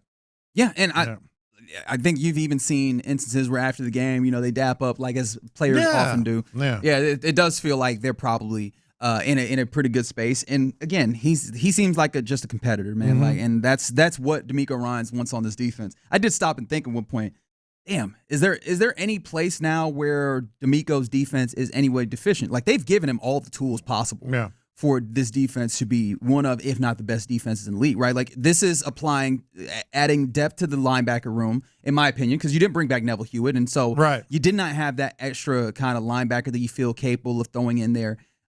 Should you need to start, or should you need a good amount of snaps, even if you're going to go with like a linebacker rotation of sorts? He slides in there, and he's not specifically a middle linebacker, but it feels like he could play that in some way. I think that this feels right. And then what? Defensive line, maybe you could say you still would like to see maybe another one technique, but maybe Sheldon Rankins is just going to be that alongside Tim Sutter or what have you, or Mario Edwards. That really looks like a tough defense. Well, I mean, I don't know who exactly the starters are going to be outside of about 8, maybe 9 that I know who the starters are going to be. All I know is they're going to be good, from the competition level and the depth and the talent and the things they've done. Something else that D'Amico said really caught my attention, though, and he was asked, obviously, about Laramie Tunsil. Yeah, let's get there. This is D'Amico Ryans talking about the Laramie Tunsil trade. Trading Laramie is really tough. There's nothing easy about that because Laramie is such a great player. You put the tape on Sunday. He's arguably one of the best one-on-one pass protectors in the NFL. So it's hard to lose a player of his caliber. But also at the same time, it was a trade we felt was beneficial to both parties. We were able to get quality draft picks out of the trade, sent Laramie to a really good team as well. So I think we both benefited from the trade, but it's going to be hard to replace them as well. So in free agency, you see we've added a few offensive linemen, Cam Robinson, Trent Brown, Ed Ingram, Lakin Tomlinson. The idea behind adding those guys is just going to add some veteran guys who played for a while. They've done it the right way. Guys play hard, and really wanted to enhance just competition in the room. We have a good core of young guys, added some veteran guys, and with the mix of guys, the messaging to everyone is let's see who our best 5 guys will be. That competition will make it was competition always. To me, it makes everyone around you better. So the idea behind the moves we made is just in a move to improve our offensive line to get everyone better. Did you find this as funny as I did? Funny, curious? Curious is probably the word that I would use. Funny feels like it has some connotations I don't want to get to. Yeah, not funny, curious. What was curious? All right, Joe Pesci. No, I'm serious. Funny how? Yeah, no, funny, curious is how. Because he started out like it was really hard. One-on-one, he might be the best pass blocker there is. So why did you do it? Well, we wanted to make the room better. But he started before that. He was asked about the toxic thing, and he said, no, it wasn't toxic. He said the room wasn't toxic. But then he follows it up with, he's so freaking good at pass blocking. One of the best in the business. Which is correct. But we wanted to make the room better at the back end of what you just heard. To me, that's curious. To me, that doesn't quite, jibe, with what your premise was. Well, I don't even know how much that has to do with Laramie Tunsil, but, I mean, you guys can speak to this. Putting the team together last year, there were some guys who had some spots that were kind of understood and agreed that they were going to be in those spots. Yeah.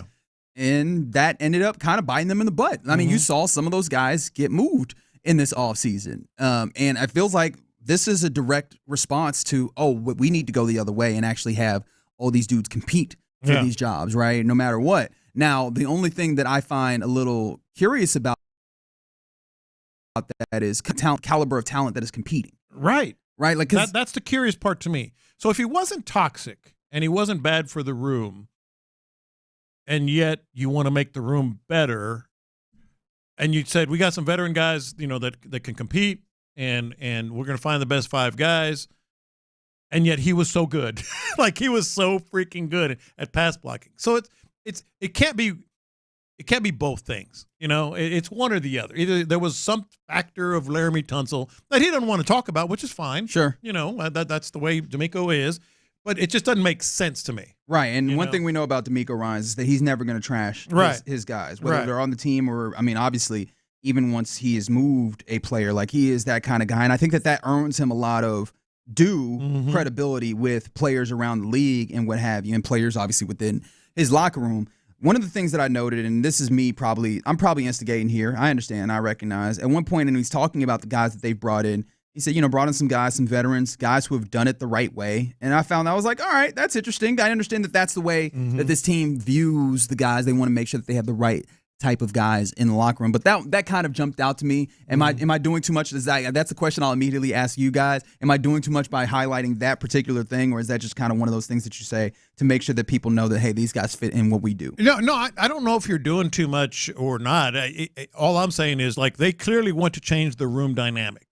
Well, that's certain. Right? That's certain. And I think the room dynamic is all right, everything earned. The only thing for me, and I don't even know that I feel like there were some pathways here to give yourself better talent to compete against. Yes. Right? But are you better? Competition is cool, but competition on the varsity level versus competition on the JV level is the question that I'm asking myself with this offensive line. And right now, it feels like you're competing on the JV level within the room. Yeah, and it's funny because when he said, we trying to get the room better, it sounds like I'm not sure if he's finished or not. Like if it's a thing where, hey, we got to give up Laramie Tunsil to, maybe the pieces we got or the stuff we got back for Laramie Tunsil, get those pieces to make everything better. Yeah. Then I can understand that, but I felt like he haven't done that yet. No, and you're right. Like when he talks about this, what feels clear in what he said and what is evident if you just look at the way that they built this team is that the draft will factor in huge into this offensive line. Like that is obvious with what is happening here. Because if it isn't, then what I'm saying comes up even larger. You feel great about Ed Ingram coming in and having this like D'Amico mentioned him by name. Ed Ingram competing, baby. D'Amico mentioned him by name. I'll be honest, I don't feel great about that. I can be wrong, and I have been wrong, and I'll be wrong again in the future sometime. But I don't feel great about that. I feel better if we're talking about competition with some guys that are day one type players, day two type players, draft players in competition. Even that comes with its qualms, but I feel a lot better about that if you're talking about competition in that way. Someone did ask on the Jim Adler, the Texas Hammer text line. The Texas Hammer! Thank you, Jim. Was Coach Ryan's interviewed at a zoo? What's up with all the birds in the background? Remember, that's the one thing I like about and the beautiful. Yeah, they're beautiful. They're not slumming it. You got Tweety birds in the back singing along, man. They are not slumming it at all. So this one was actually. Was he on the tee box? Was that Birdman? I think. Did you ask what happened to that boy? I think he was on the tee box at a golf course. No, it wasn't the golf course. Was it? It was. Well, I saw some tee boxes behind him. So maybe behind him, but it was the grounds of the resort. Ah, okay, there we go. It might have been, just one of the beautiful little vistas that they have there or whatever. It doesn't suck to go to those meetings. What happened to that boy? Doesn't suck. Yeah, exactly. Get my Doug Collins on. I will say, though, it was a lot better listening to the audio of that, like the resort outside, than the audio inside the building, where all you hear is just people. Like there were some other background talking and all that stuff. A lot of interesting things. Sound like a convention center. I've been to about 100%. three. I think I've been to 3 NFL meetings, and it's one of them I was playing croquet. That's the kind of place that they have. All right, were you playing croquet just in your off time, or were you interviewing someone or talking with somebody? I was just messing around. Okay. It was at the Arizona Biltmore, and that was the one, and they have a big croquet. I was like, well, I got to play croquet if they have a course. I don't know how to play croquet. I don't either. You can. Okay, very good. Excellent. I thought that you had learned some rules or something. You were just hitting. You were hitting them balls. Hitting the ball okay? through those little tunnel things onto some sticks, and then the other one was it was in the one in South California, Palm Springs. Okay, very good. Doesn't suck. Doesn't suck. Maybe we should go next year. We should. Let's make it a trip. Good luck trying to get that. And not go for What's it. the daily stipend? In Palm Springs at the Palm Desert. It's not enough. $900 a day for meals. No, they gonna hit us. They gonna hit us with the $10 for breakfast, $15 for lunch, and a nice little $25 for dinner. Now we're splurging. All right, you're in the loop here on Sports Radio 610. Coming up next, it's about time for us to get to our lunchtime confessions presented by the Men's Clinic. We will indeed do that next on Sports Radio 610. Payne and Pendergast.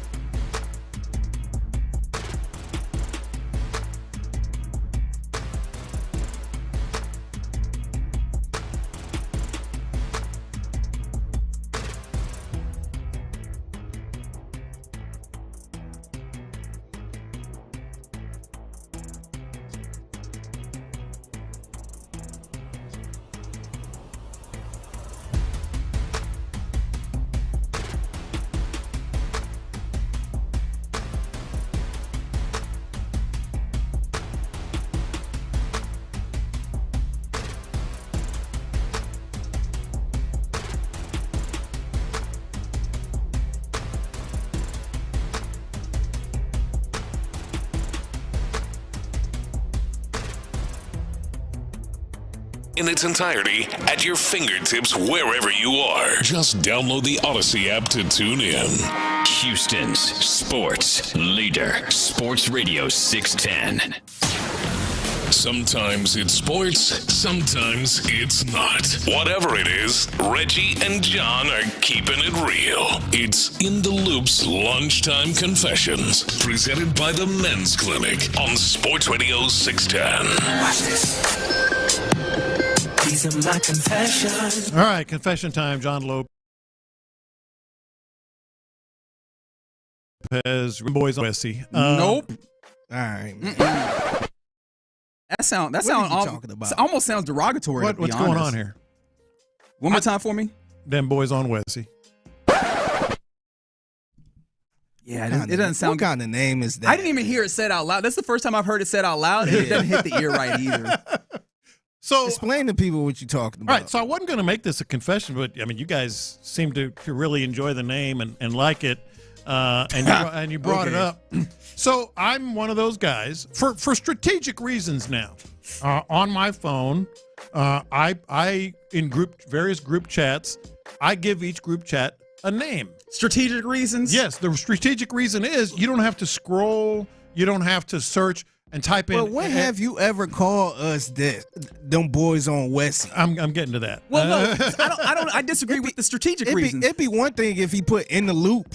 Yeah, something like that. You gotta predictable. You got to remember the name, but you know what you're always going to remember? The people that you're trying to text. No, but what I can do is, like right now I'm showing you, I can put, Nat, and that's my granddaughter, and then it comes up as the group chat. So it's a lot easier. It's efficiency is what it is. So you can't type FIG and then the name. Well, then I'd have to type Reggie again. And sometimes they pop up, but sometimes that's scroll. Like I'm all about efficiency. Like most of my group chats, like I have the Bite Me crew, the guys on the podcast. Sure. I have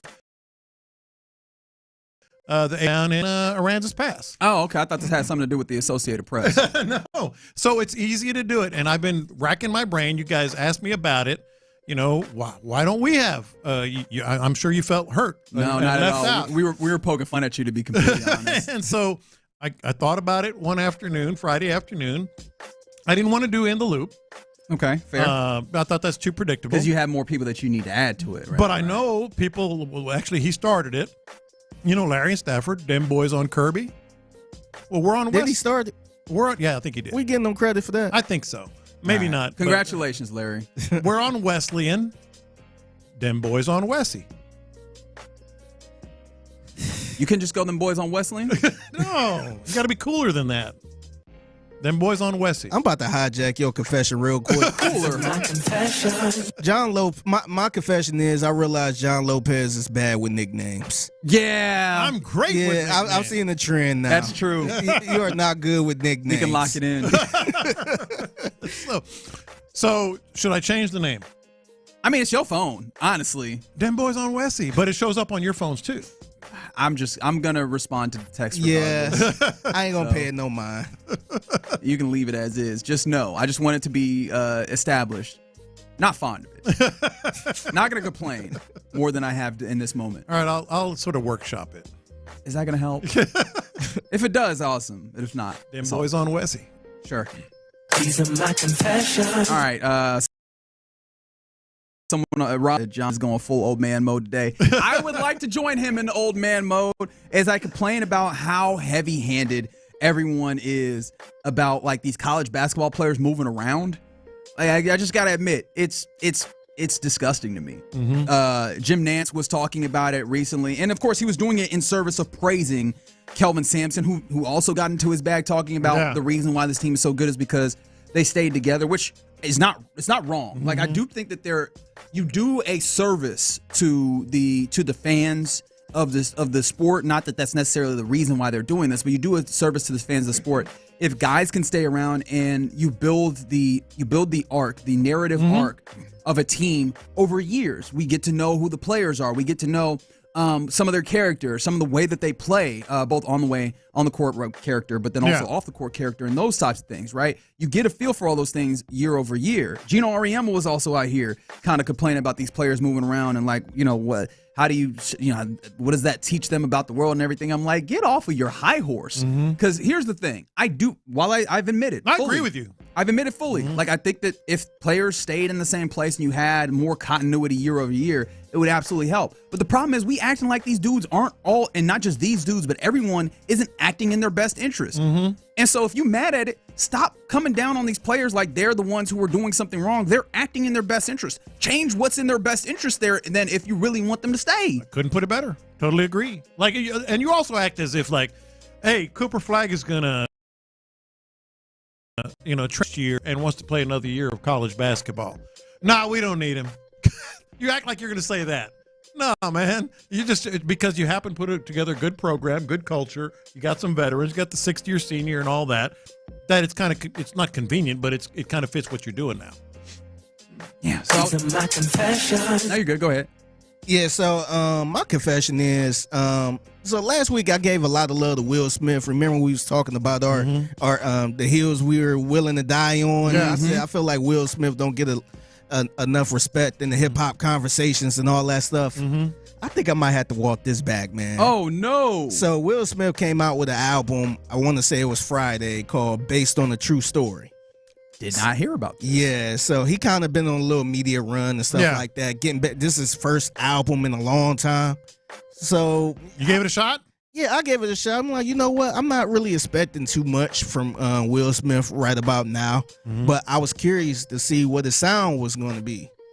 And I got to say, man, this I almost cussed. This crap was so awful, man. This was awful, man. Do you have a sample? I ain't gonna do that to y'all, man. Okay, I ain't gonna you do saving that us? Yeah, like this album sound like a soundtrack, but in the bad way. Not the good soundtracks, movie soundtracks, but the soundtracks that actually have the skits from the movies. Gotcha. In the soundtrack, where it's nothing but everything that was in the movie. Like this, it was rough, man. All right. Just because of that one album got him out of here. You stand corrected. Yeah, it was bad, man. It was bad. I'm very disappointed. All right. These are my confessions. Side note: before I get to my next confession, you may want to check the messaging, the text line. You have boys on Westy getting some run from the 713. Them boys on Westy is a good one. From the 832, Figgy's gonna have to start dropping "We Them Boys" now. No, thank you. Yes. From the 346, how about them boys in Greenway? I think Westy's got a better tune to it, a better sound to it. But it's completely made Lopez, up. them boys! Exclamation point! I'm telling you. What about Gang Greenway? Gang Greenway. Don't look at me. Gang Greenway. Yeah. All right. I don't know. I don't care about no damn name for a group chat. First of all, if you care and have suggestions for Lopez, 713-572-46. All right. Here's my confession. One of the big things making runs yesterday afternoon, evening was Jim Nantz welcomed into the team photo at midcourt for the Houston Cougars by his buddy Kelvin Sampson. My confession. I really don't think you had to work too hard to get him in that picture. No. I really don't think. Kelvin is having You ain't seen him over there. Like, no, y'all do it. You know y'all go ahead. You know what? I'll go ahead. I didn't have anything to do with it. Okay. I'll come on. All right. I'll get in the team picture. Really don't think they had to work that hard. I ain't mad at him, though. Jim is having a blast. He is having fun. You get to be like the featured celebrity of a team. Yeah. Right? Like I feel like that whoever that person, like I think of Kevin Hart with the Eagles, right? Like when you get to be the featured celebrity of a team, man, what a time that's got to be. Jim Nantz trying to be modest with something. No, y'all go ahead. Okay, I love it. All right, I'll be in the team photo. If you pull my legs, I got you. These are my confessions. All right, so in the Rockets game last night against the Suns, where they absolutely brutalized the Suns, 148 points, most points in a game this season, largest margin of victory in the game this season. And the statistic that got me is that Dillon Brooks has 2 technical fouls. He is now 1 away from a suspension, and I actually don't think that he earned that one. I feel like I gotta admit, like. I think that he is, and this is not novel or anything. He's definitely fully in the space where he's getting the reputation fouls and technicals. Because I mean, he was doing the Dylan the villain thing with Kevin Durant. It was foul called, like being unnecessarily physical after the whistle. Kind of laughing. And Nick Richards got in his face. Not necessarily got in his face, but it seemed like he was just trying to cool. Then he slapped his hands away. Yes, and all that. Yes. All of that, and then it seems like he got the first tag for that particular interaction, and then afterwards he seemed to get another one for just saying something. Arguing. Because Vanessa Richardson, Space City Home Network, she was nearby. She said she didn't hear anything. Of course, without saying that she's seriously unbiased party in this part. Wow. That's Biggie Fig. She's lying. I'm just playing. But everybody seemed pretty surprised by the idea that you out of here. I was like, whoa. Where did that second tech come from? And I kind of within myself, I gotta admit, I thought, does he need to tone back to Dylan the villain? And I'm I don't know how you stop being a lesser, or how you find a way to be a lesser version of yourself, but it would kind of help, because it feels like, I guess I'll put it this way. The thing that I am fearful of is that the Rockets are in a place where they have an opportunity to do some level of contending, whatever level, right, competing, and then you get a Draymond Green situation with Dylan Brooks. Oh, for sure. The way I put it, and I'll just put it very directly, he probably was not officiated fairly, but why would you expect him to be? I mean, that's what he is. You got to take the bitter with the better, as George Gervin once said. The better is a big help, because he is that guy, and he can play defense and get in people's heads. And he can do it. This is going to happen sometimes. You take the good with the bad is what we're doing here? Take the bitter with the better. Good? Yeah, take the bitter with the better, because he's not being officiated fairly. But why should you expect him to be? It's what he is. It's what he does. Fair enough. These are my confessions. I got one more. It's a quick one just to add on to that. I enjoy seeing Bill Kennedy, assess these technical fouls. This was Bill Kennedy right here announcing everybody who got technical I love ejected. This. After reviewing the play, there are a number of technical fouls have been issued. Technical foul on Durant.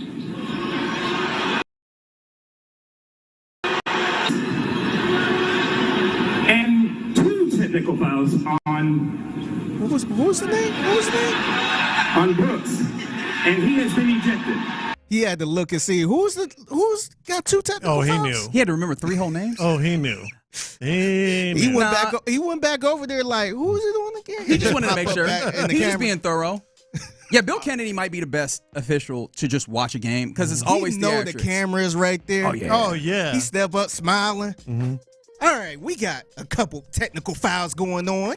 I like the announcement on the Pistons and Timberwolves when he started going into 7 names that he was announcing, for their little scuffle. I just love that he held for applause. Yeah. Yes. Or no, actually, with Kevin Durant, it was boos. He's like, cards. He's like, y'all gonna boo, so here we go. Hold. Pause for applause. All right, Nick Richards as well. Yeah. He's always theatrical with the way that he I feel like everybody else just reading it like they at a school assembly or something, like Marcus Sasser, Kay Cunningham. He was just like, Marcus Sasser. All right, come on, get your boo.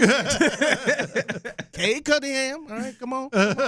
He let you get your stuff off. And he had a little breakdancing moment. You see him fall down on the way twice, back. Right? And he spun around. I did feel bad for him in that instance. But yeah, Bill Kennedy might be one of my favorite, if not my favorite, NBA refs right now. And I have to admit, makes me feel weird that I have a favorite NBA ref, but here we are. Yeah. All right, you're in the loop here on Sports Radio 610. People continue to weigh in on these group chat names. Someone said, why not Greenway Gang? Yeah. If you're going to do it that way. But so I have a spin on that you guys didn't appreciate. I'm not even going to speak to that. All right, you're in the loop right Tried here it before. on Sports Radio 610. Coming up next, let's get into the winners and losers of the weekend. Do you have any winners or losers from the weekend that was? We'll talk about it next. The OG.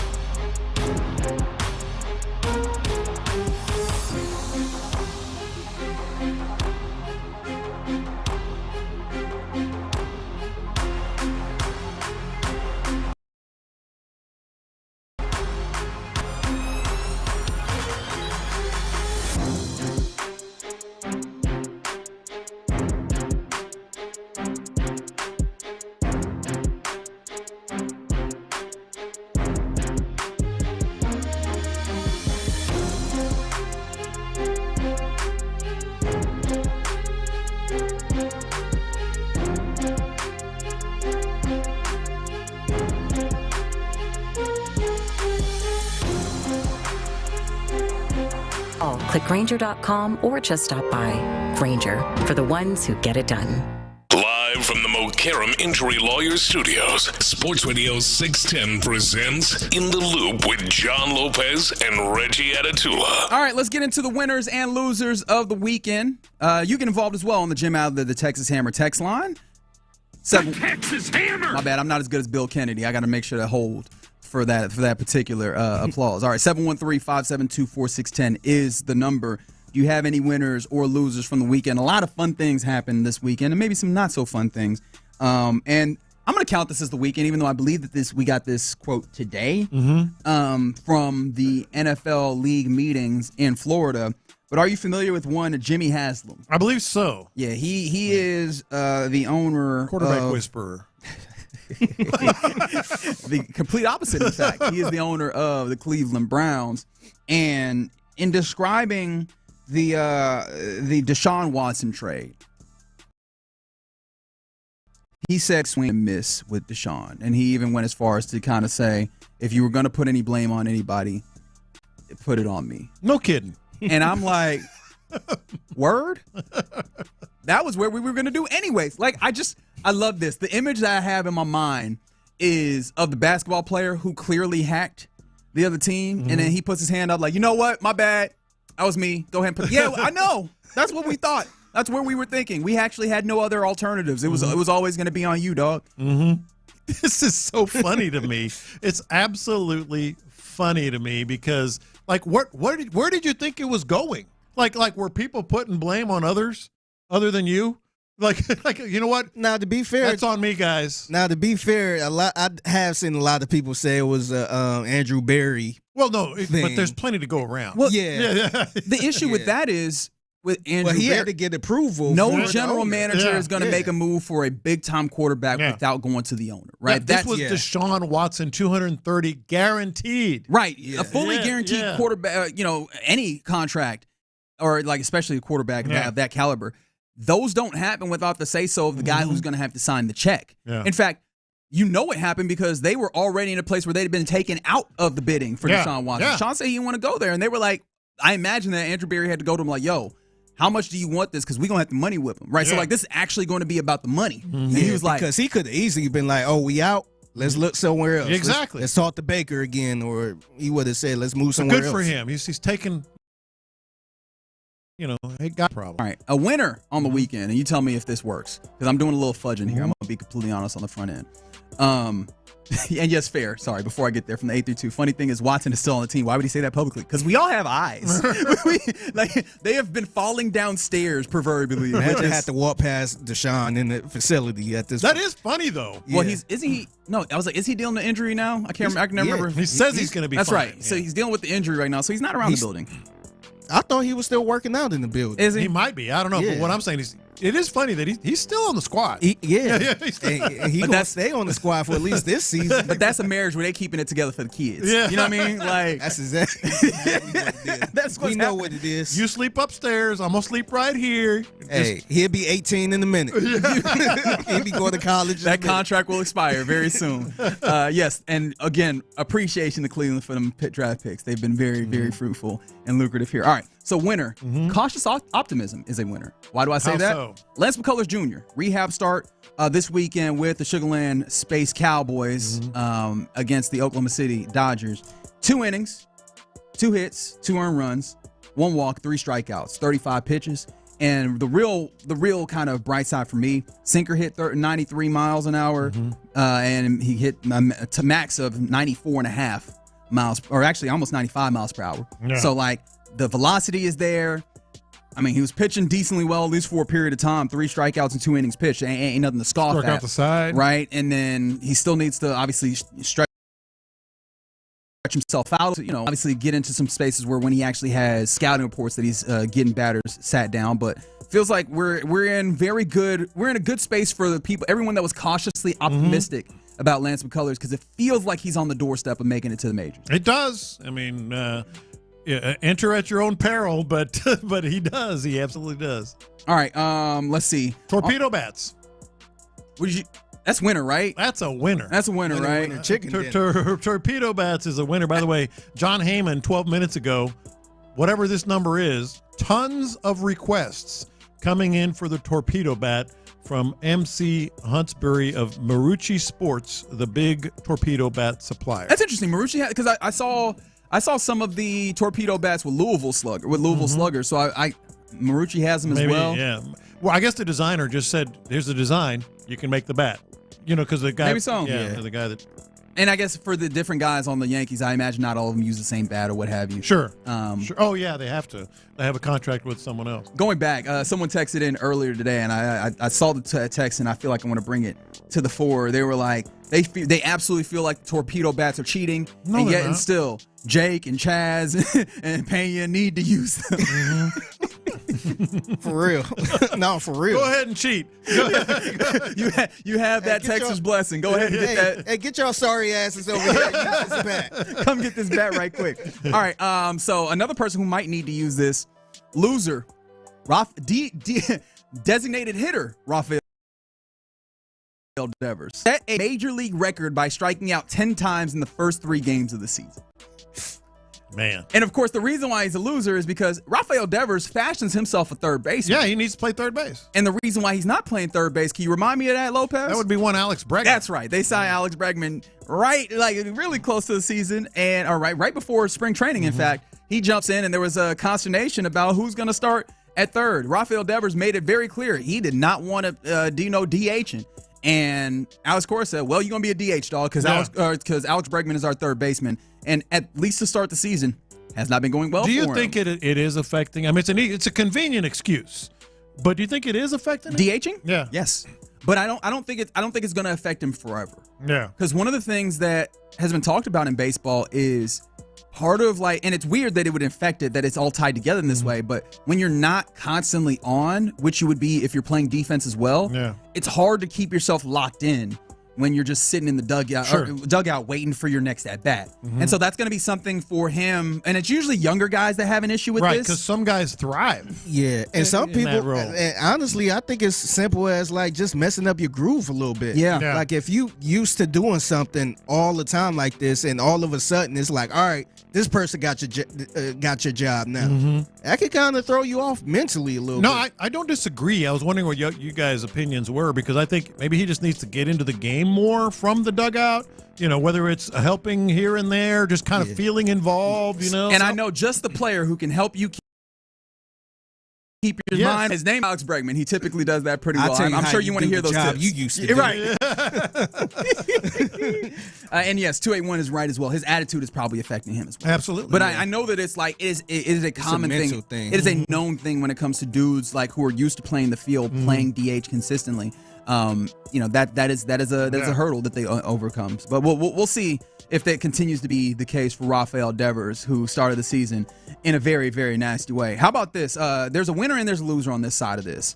And it has to do with Florida's victory over Texas Tech. The winner is Walter Clayton Jr., who absolutely went off in that game in helping them overcome what was a very late deficit against Texas Tech. And I guess the winner portion of this also goes further back for Walter Clayton Jr.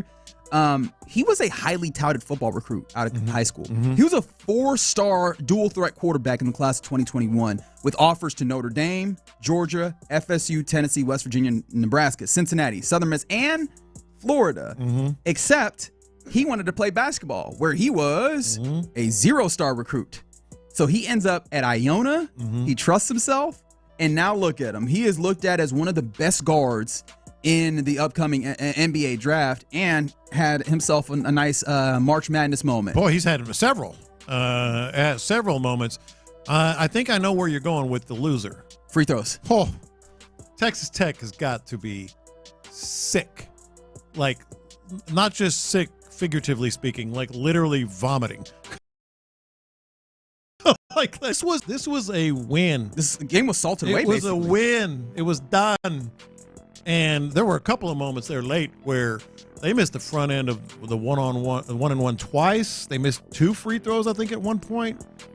Oh, just sickening for Texas Tech. Yeah, what was it? It was a 74-70 lead, or was it even more than that? Even before that, it was more, yeah. And it ended up kind of coming back and being tied later, and then Florida just managed to pull away at the very end, which is, it's really sad for a Texas Tech team that had played the right way consistently all the way through the tournament. They were a very good team, but they helped make it so that Florida, one of the number ones, in fact, one of the hottest teams in the nation, they reached the Final Four along with Auburn, and then, of course, Duke and U of H, those teams will match up on Saturday.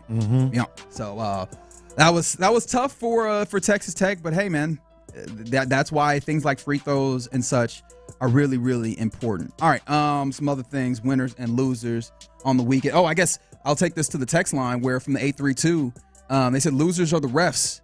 Buddy from the Cougars game sucked. How are you that nervous talking to people? The crew wasn't any better, letting them go out there and struggle like that. Sure, but I think you can even just get to the officiating, and these are the ones that I'm very comfortable talking about because I don't think it affected the game. It just felt like they weren't good. There was a few instances where clear possession calls were wrong. Yeah. I was oh, that clearly hit off someone's foot, or that clearly hit off someone's hand. Because I'm like, oh, that was off the Cougars. But they also got hurt by a couple of them, but they definitely had the benefit a few times. One of them actually went, a couple of them went through, and then one of them actually went and got reviewed to some degree. But yeah, it just felt like, you guys aren't really doing a good job here. Thankfully, it didn't affect the game because the Cougars were just that much more effective and better on the day than Tennessee. And then, yes, winner, 5% off for the Rockets, which apparently there is a merch code called quote Ackerman, which obviously Craig Ackerman. Yeah. And I imagine that's because of him talking about outerwear and how he did not like that term on the broadcast. So it seems like there's a little bit of like does that count as in office? Because I don't know that he's a Rockets employee. Oh yeah. In office kind of banter in some ways, or somebody somewhere in the merchandising section was like, you know what we're gonna do? Yeah. Let's have some fun with this. Let's have some fun with this. Although I could give you a loser here, which is basic math. Are you familiar with Matt Moore? Matt Moore, the quarterback? No, not Matt Moore, the quarterback. That is fair. That is a pretty generic name for me to throw out there. He is at HP Basketball on Twitter. He works for Locked On, the Locked On Network, and I believe also the Action Network. He put out this tweet, and I'll start with the image that's attached to it. Is a picture of kind of these dragons, animated dragons, and there's like the meme is that there's these stern-looking dragons that are fierce, and then there's one dopey one, as if to say one of these things is not like the other. Yeah. We're on this. It has 4 dragons. One of them is dopey. And the text that he has here alludes to the teams or the records with for teams against teams with a 60% win percentage. So against the top teams in either conference. Or with they're really good. Yeah, that's pretty good. The Cavs are 8-5 against those types of teams. Pretty solid. Celtics are 8-7, above 500, and the Rockets are 11-8 against those teams.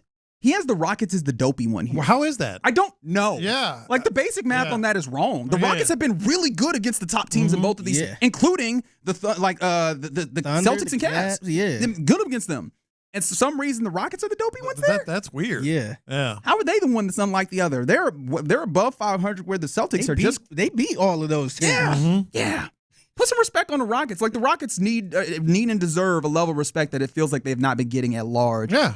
In the sports and the basketball space. So respect to the Rockets. Very weird. Who are 1 win away from 50 wins, mind you. About that. That close to having I think the unofficial bar of a really good season is 50 wins. Oh yeah, especially nowadays. It's even more so, I think. Just because it's so balanced around the league. In fact, speaking of the Rockets, let's talk about that game. Are you willing to say that was the most important win of the season? 713-572-4610. Let's discuss it next.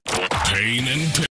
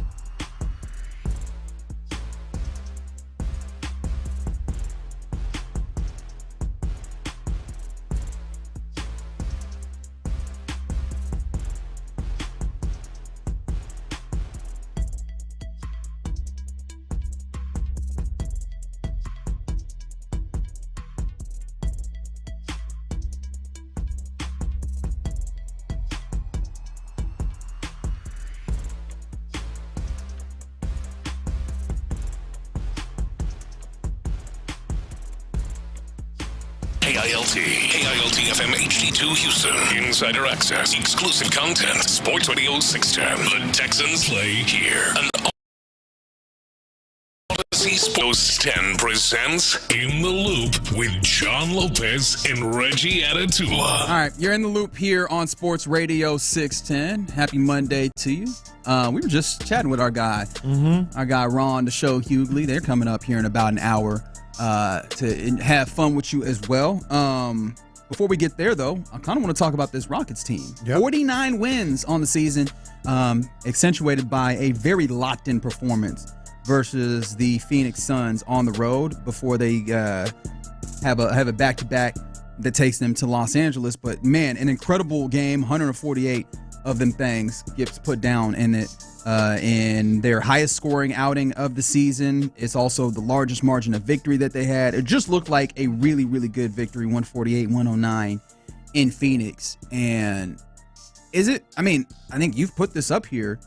Why do you believe this to be the most important game of the Rockets season to date? Well, and a lot of it doesn't really have to do with this season. I thought, because the Suns are cooked, the Suns are checked out, the Suns Kevin Durant got hurt, so he'll be out for a little bit. And then, of course, you have their draft picks. So that's the long-term look. Long-term, things could not be looking better. And we know that. We've talked about it, about the possibility. Well, on the short term, we've been talking like almost, and I've fallen victim to this as much as anyone. I feel like I've been waiting for the other shoe to drop or this team to reverse. We've made a habit of talking about, whether it's lulls on the defense, whether it's rebounding lulls, and specifically, do they have the guy at the end of a game? Yeah.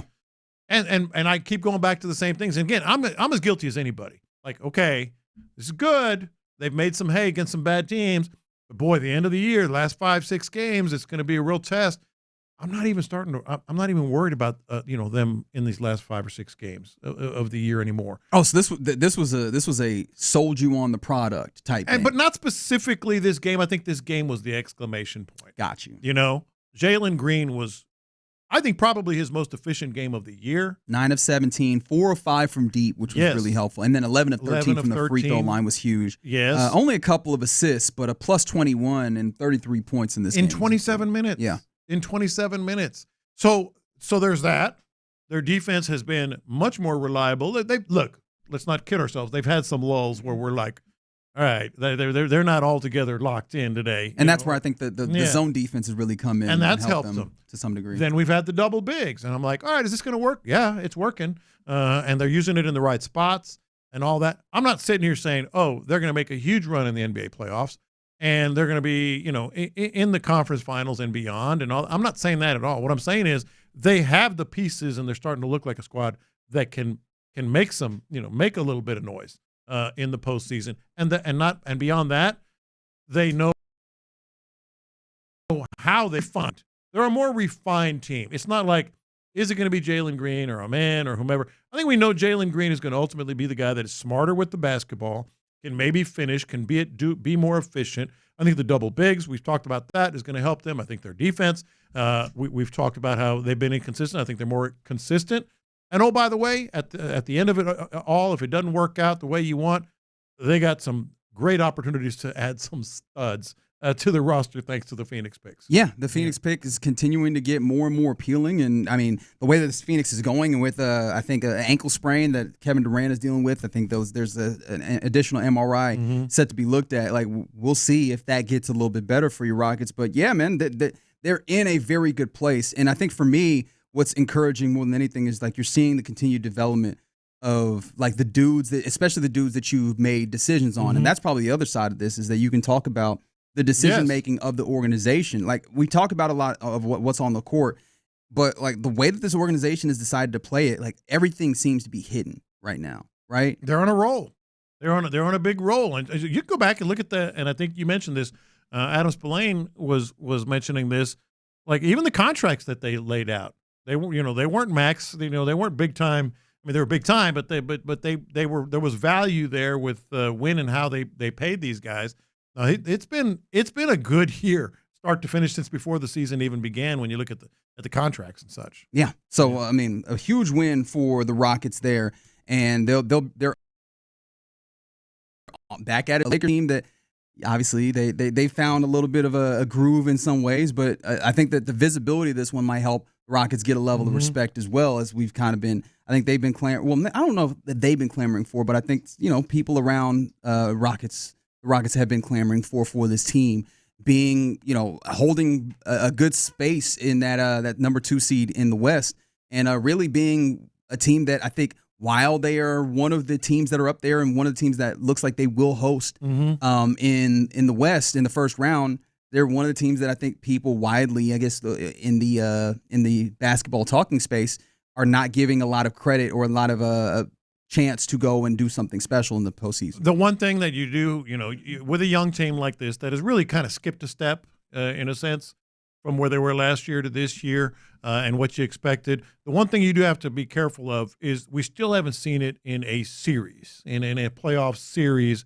when the adjustments are made, when obviously from one game to the next, everything completely changes.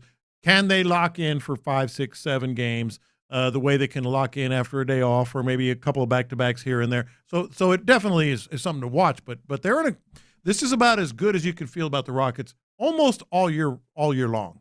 I think so. Yeah, I'm there with you.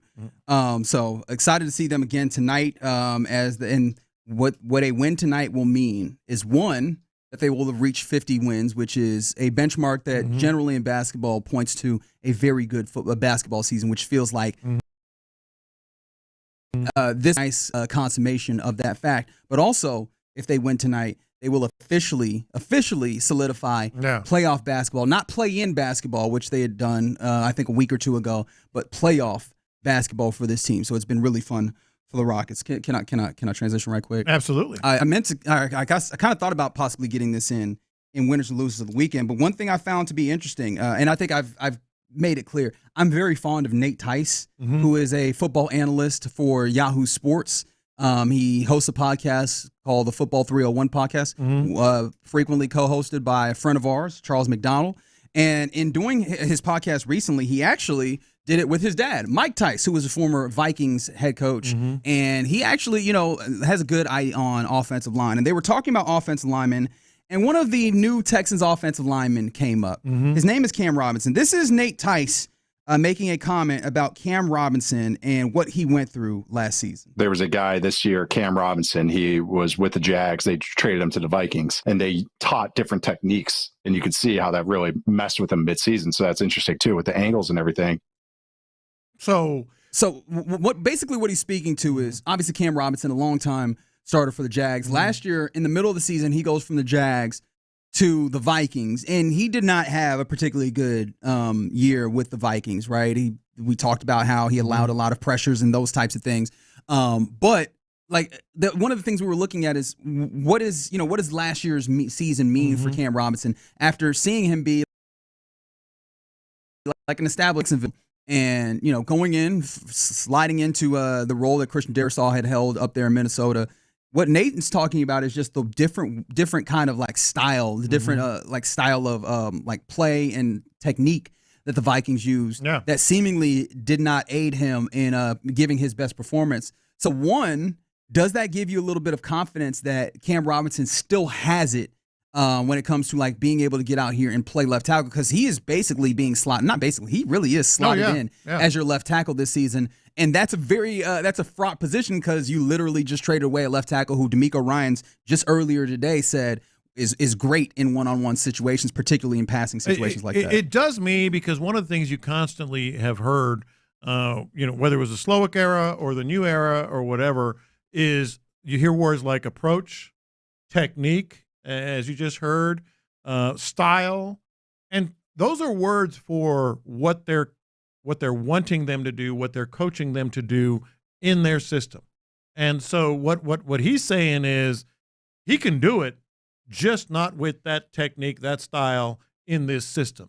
I don't know if he can do it here, but I think that's what the Texans are banking on, that they have a different approach, they have a different style. And frankly, I do think, we always go back to, that wasn't a great fit for him, just with the quarterback that he was protecting as well in Minnesota. Yeah. And so you slide that here, and now he is here. And it seems like, D'Amico Ryans was talking at the league meetings in West Palm Beach, and the audio was not particularly good on this, but he was asked in the promotion and how it boosts the offense. And he came back to this same kind of phrase, one voice, right? Which points back to a seeming fracture in the like approach, the technique, all that stuff. But again, we're getting back to like the belief that they're putting in Popovich and possibly to a different degree Caley to get all of these guys pulling in the same direction with competition, obviously, to make this offensive line better. Yeah, and I think that's what he's banking on. I still, if you weren't listening earlier, when he basically said, Laramie Tunsil was awesome, one of the best in pass protection there is. But he went back to this as well, looking to make the room better, looking to make all five guys, put them in the same situation. So he's clearly focusing on the mood, the approach, the style of this offensive line. Yeah. So I'm interested. I've been thinking a lot about it. Obviously, elite pass blocker. Right. We've all been thinking about this. Yeah. I'm trying to get myself to the place where I can buy in on the idea that, hey, we're going to have competition and a different technique that we go with, elevate the quality of the talent that we've assembled, because I think everybody can rightfully look at the talent that you assembled as of right now before the draft, where you're going to add, I think, more talent for sure, and quality, like starting caliber talent, hopefully offensive line wise. But you look at the talent that you have right now, and in theory, you have guys that are like so-so when it comes to starting. But veterans, dudes that have done it before, but you're hoping that the competition then raises the level in addition with the technique on. I'm buying in fully that is enough to get a good offensive line. This is a classic sum of the parts approach. Yes. It's not the individual greatness, it's the sum of the parts. Kind of a UH thing. If you good players, really good players, but Duke's more talented, well, some of the parts might win that game. That's what they're doing. Laramie Tunsil, great player, one of the best in the business, but they're counting on the sum of the parts and then making that work. I mean, that's going to be the big thing to watch and continue to see as they go forward. But yeah, it was good hearing various things from D'Amico Ryans from West Palm at the league meetings that are going on right now. All right, you're in the loop here on Sports Radio 610. Coming up next is typically the time where we hand it over to Figgy Fig for Figgy's mixtape. What you got for us? Yeah, man. So I might need y'all help on something. I need to be schooled on something people were so upset about over the weekend. A coach went full blown. Have you ever played the game? Oh, Lord. And what would y'all do if I locked y'all in the studio until I got 40 G's? Oh, okay. I hope I don't get locked in. We'll find out next. In the loop. If I'm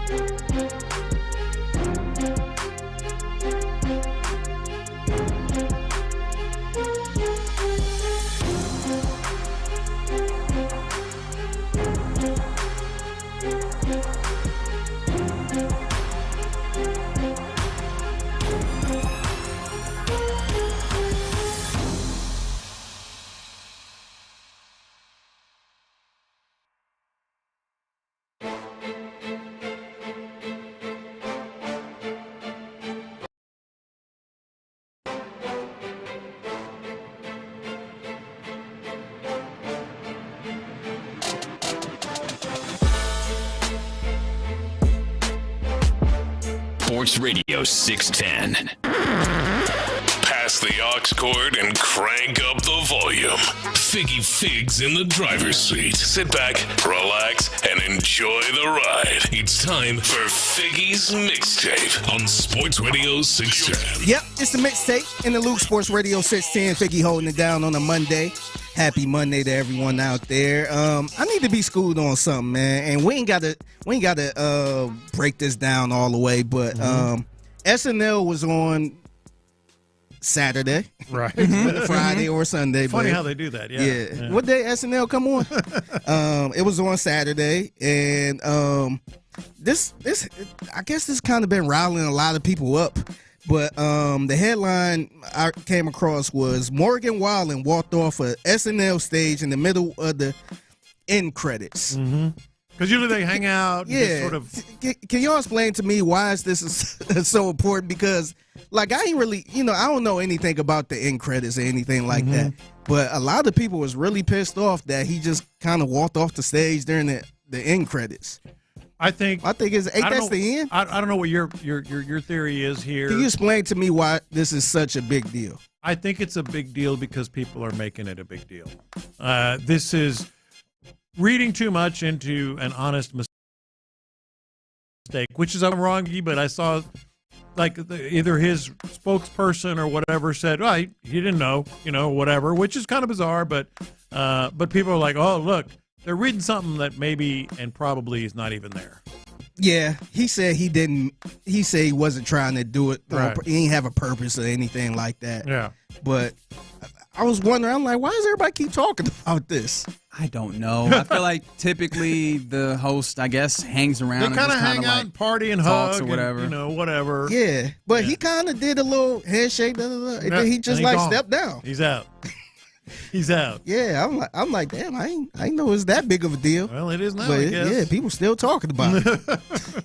I'm like, that's all I wanted. I just wanted to kind of see what the hell. Sometimes the internet tends to overreact, Figgy. I don't know if you've noticed. Oh, word, breaking news. I don't know if you've noticed this or not. Well, I mean, you could have just hung around. Like, why you dip? You had somewhere to go. Yeah. The credits were still going. You're I've supposed seen to some stick wild around. speculation on why. Wild. Really? I have no idea what the speculation is. Yes, you do. I really and truly don't. I'm saying like politically motivated. Ah, okay. Yeah, Gotcha. that's the part I ain't trying to get into. I was actually trying to get into why was this a big deal. Yeah. But yeah, salute. But that's the internet. Okay. All right. Very good. All right, so the U of H Coogs are in the Final Four. Salute to them. And somebody that isn't in the Final Four this year for a second straight year, Kim Mulkey, who coaches the LSU Tigers. And here, I don't want to say he was calling her out or anything, but he was kind of stating the obvious, right? He was kind of giving the stats, saying that, hey, this is the second year you got bounced out in the Elite Eight. Yeah. And this is how that question went, and this is how she responded to it. Coach, it's the second straight year you guys get eliminated in the Elite Eight. Just yeah. Terrible or is that good? Terrible. Is it? How many Final Fours you play in? None. So it's probably pretty good, huh? Yeah. All right. Is she the coach of the year? Why? No, I'm just What is wrong with her, man? There's a lot wrong with her. Where do I start? I got to know her a little bit back in the day when she was at Baylor. Oh, that's your buddy. And she was nice. She was very, very. Remember, she sent me that letter I was talking about and everything else, like a personal letter. Hey, appreciate you spending time with the program. So you down with this? No. No. You down with this? She's one of those that once you just threaten her a little bit, her authority, a little bit, it becomes personal the other way, like 100%. Like pulling out that card. How many Final Fours have you been in? Yeah, I guess the tough part about it is I understand the desire to defend the achievement of your team, right? She's coaching some women that have been Elite Eight. Yeah, I mean, Elite Eight ain't nothing to scoff at, right? Obviously, not everybody has the good fortune of having teams like U of H, where it's like, hey, it's almost a foregone conclusion of late. Where I mean, teams are fighting for it to get these places, and the expectations. Yes, or that they should be competing at a very high level, but getting to the Elite Eight is nothing to scoff at. So I understand wanting to do that. I feel like you could tell tone that the young man was bringing, or I don't know if he's young or what have you, but that the reporter was bringing was not one of animus. Mm-hmm. So I don't know that you had to meet it with that particularly, Right. but I get what she's How trying many to get at. Final Fours you play in? I get what she's going for, though. I get it. Tactfulness is not her strong suit. Just look at her wardrobe. Wow. You had to do that? How you gonna do your girl like that? I like her, but she'll tell you it's wild. You didn't don't have to Uh, think do she? You that. think she? Do you think Kim Mulkey thinks her wardrobe is understated? No. No. And the reason why I say that, because some people it's just like, oh, that's just her style or whatever. She's loud or whatever. There's times where she's absolutely reined in, but when she get on that court to coach, it goes up. There's all sorts of bells and whistles, maybe literal bells and whistles. Yes. And glitter and all sorts of things. So yeah. Yeah, man. But salute to the I was gonna say coach of the year again, but you better. I'm taking my vote away from her. Can I ask you guys something? Because Rob asked this on the YouTube page. She sounds like Mama Stoerner.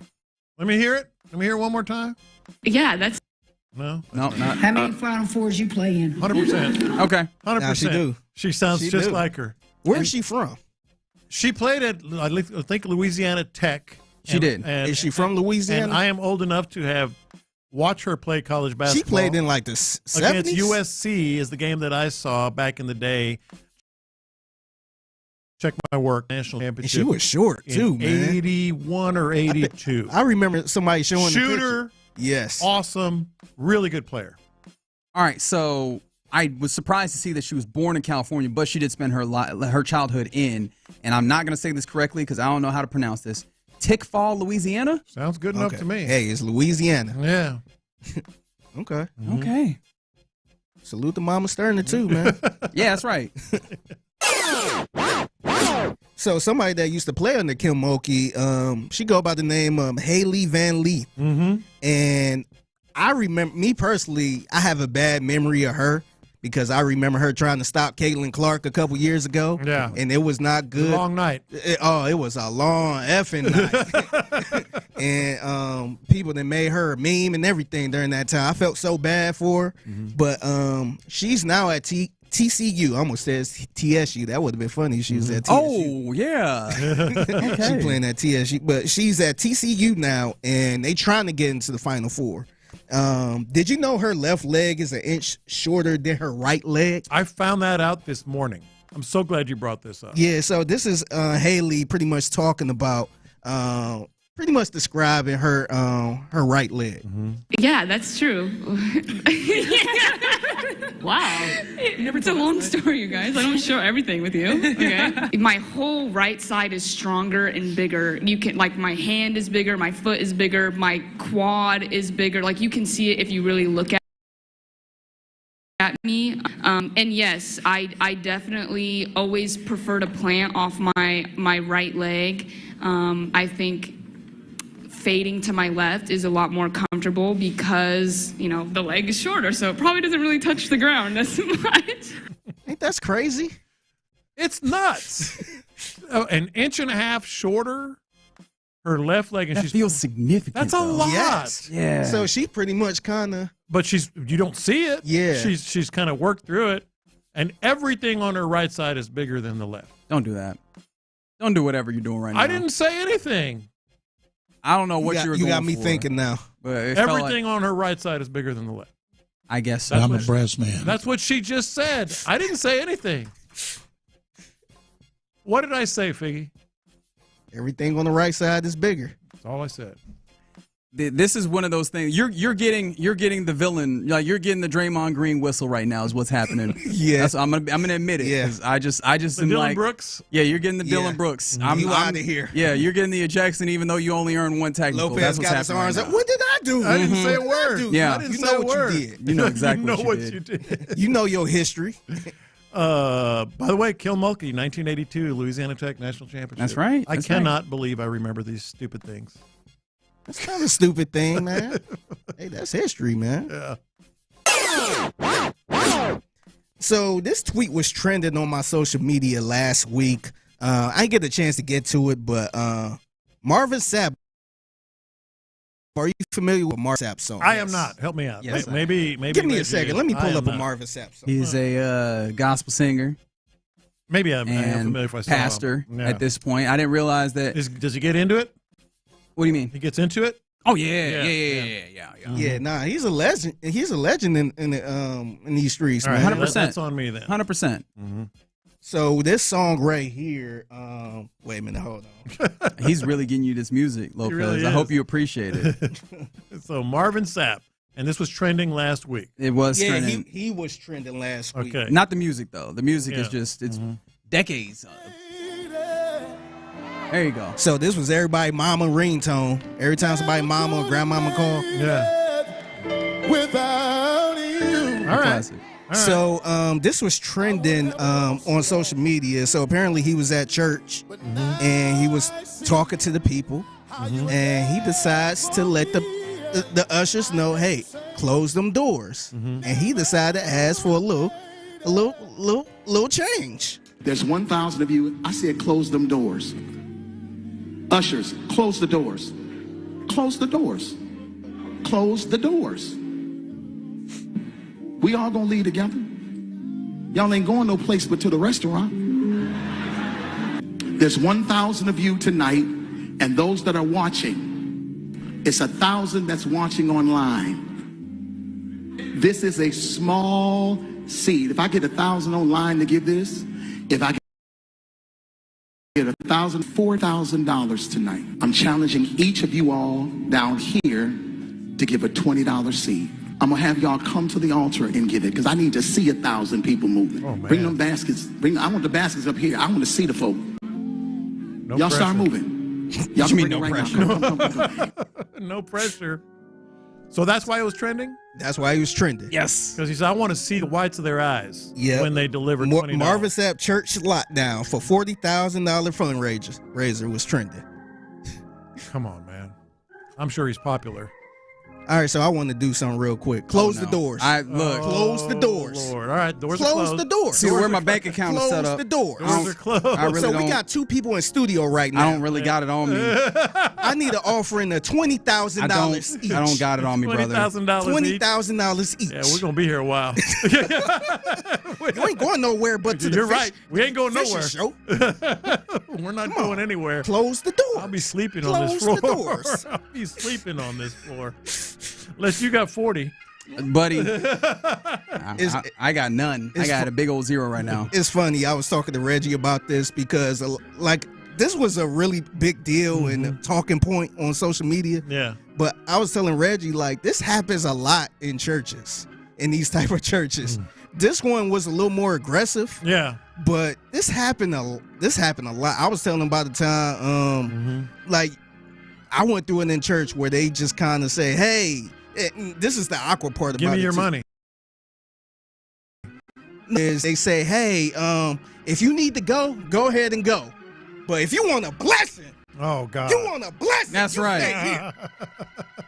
Stay here. You heathens can leave. Yeah, exactly. Yeah. So I'm like, damn, this the wrong time to leave now. Yeah. Because I don't want to see this one person just getting up, moving up out the row and leaving when they say, hey, you can leave, but if you want a blessing from the Lord, That's right. you're going to pay this $50. Depending on how comfortable you are with shame, that determines how you be willing to move. But this is very common though, man. I was surprised it took off like this. Yeah, it was relatively common, but this is one of those instances where, and we've seen this happen in various different situations where, especially in social media and the interconnectedness of everything makes it more prevalent, where something that's intended for a certain group of folks breaks contain. Gets out. And this is very much broke contain. Because you were saying, this is like a social media thing. I was like, I feel like they've been recording video or, services and stuff like this before a lot, but I was like, I don't know that you've had the perfect mix for this to happen all that often.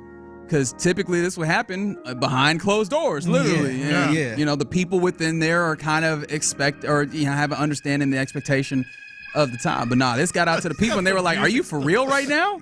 Is he extorting them people? Close the doors. I love the Close organ the music. doors. I love the organ music. I also love how from the 832 they said Marvin Sapp's brother is Warren Sapp, which is not correct, but it is funny to think about. Hey, that would be hilarious. That if is funny to was. think about. Yeah, and a lot of people's looking up Marvin Sapp's his net worth. I think his net worth is about $5 million. Oh, Something light. Something light to be speaking of that.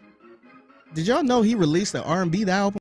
Like I did not. Like 2 weeks ago. I absolutely And it might be worse than the Will Smith album. I ain't even gonna hold you, man. Yeah. Okay. Salute the Marvin Sapp, man. The Marvin Sapp mixtape happening here. Mhm. Yeah, that's Figgy's mixtape. Close the doors. No. Close the Keep the doors open, friend. 1:20 p.m. every weekday right here. You ain't on going Sports Radio nowhere but to the 610. restaurant. Yeah, I'm a hostage. At the Figgy Fig on social media, if you find something that you believe is mixtape worthy, and the 281 trying to put us on game on Morgan Wallen. He went to promote an album, didn't get along with anybody, and intentionally pulled out early. All right. I don't think that there's anything inherently wrong with that. Yeah. I do wonder if you were going to be uncomfortable, which I don't know if you knew that up front, why you decide that you want to do I was just curious because I felt like everybody kept bringing up, oh, he walked off during the credits. Mm-hmm. And I'm like, is that a thing to stay during the whole credits? Yeah. Like, I wasn't sure what was going on. It is now. But it kind of makes sense. If I was pissed off at somebody, I'd probably dip out too. And this text just made me laugh in reference to Marvin Sapp. Never would have paid it. All right, you're in the loop right here on Sports Radio 610. Coming up next, we'll talk with the fellas of the drive. And I think we can circle back. There's one more thing to D'Amico Ryans that at least caught our attention early on. D'Amico Ryans talking to West Palm Beach. We'll get into that next. All right, guys, let's get your home built, but let's get it built the right way with Milk.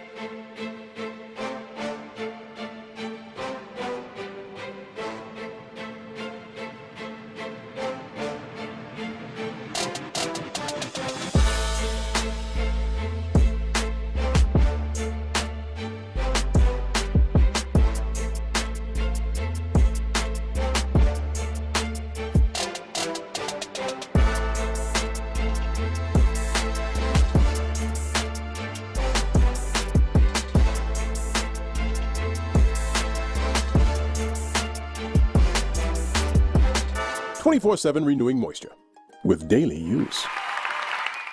Thank you, Figgy. Live from the Mokaram Injury Lawyers Studios, Sports Radio 610 presents In the Loop with John Lopez and Reggie Atatula. All right, it's been a fun Monday here in the Loop on Sports Radio 610. Hope that you have felt the same. Appreciation to all of you rolling with us. We'll get ready to hand it off to the fellas of The Drive, Clint and Ron, the show Hughley, here in a little bit. But I do want to circle back around to the league meetings that are happening, NFL league meetings that are happening in West Palm Beach. All sorts of different things coming out of that, whether it's Jimmy Haslam taking full responsibility for the Deshaun Watson trade. That was on me, guys. That was on me. That's on you? Right. Whether it's Mike Tomlin saying there's no timeline for Aaron Rodgers to sign, which, yeah, we kind of noticed, but I imagine you should probably get a move on. Or just the head coach of the Houston Texans talking about very put on wax that he does not being toxicity was not a part of that decision, he says. But this was also an interesting thing that he talked about liking EJ Speed and the playing fast and the physicality that he brings. But the question that I think we all kind of thought about at various points was, what does this mean for the rest of the linebackers, especially because I don't think anybody was anticipating a starting caliber linebacker. Not that he's going to be a Pro Bowl linebacker, but a starting caliber. He started 98% of the snaps for the Colts last year. Does a good job going up, making tackles, particularly in the run. He can be a starter. In fact, as evidence, I think Aaron Wilson again was the one who got to the details of his contract. You look at his contract, and there's things that would basically point to the idea that he's going to have a chance to possibly be a starter. When you look at, he has $1 million riding on the possibility of if he plays 80 or 90% of the defensive snaps, then he can garner that $1 million over the $1.5 million base that he has in his contract. And so you look around and you go, all right, well, you already have a starter in Azeez Al-Shaair. You had a dude who acquitted himself well as a starter in Henry To'oTo'o. And then Christian Harris is a dude that you expect to be, at least when you've seen his talent, he is that kind of starter, except the big question mark is the injuries that you've seen. Well, D'Amico Ryans was talking about Christian Harris in West Palm, and this is what he had to say. Christian, he just has to put the work in like Christian always does. And it's just an unfortunate thing that happened to him last year with the injury. And, it just took longer than we all expected. And I know they're able to battle back and get in there some, but he missed so much time last year. But Christian was having an outstanding offseason the prior year, so I'm looking forward to him to do the exact same, have a great offseason, come in at training camp healthy, ready to go, and let's see what it looks like to compete. Christian. So you and I both went to the same place when we saw the EJ Speed thing. What does it mean for Christian Harris? And does it mean anything, at all for Christian Harris? I think that's an important secondary question because I don't think it inherently has to mean something, but I think what primed us for that kind of response was all last year where, he even alludes to, and it's nice to have some level of full admission that this thing just kind of ran longer on them because there was a point in time where we had the expectation of he should possibly return around this time. We got to that time and we're just like, all right, any news? Yeah. Silence. So we lived in a vacuum of information with Christian Harris for a long time, and even the information that we got was vague, right? Well, Christian Harris was the one, wasn't it, where D'Amico kept saying, I'll tell you, I'll let correct. You know when it was that. And it was just like, hey, it's a calf. Yeah, what's going on? What's happened with calf?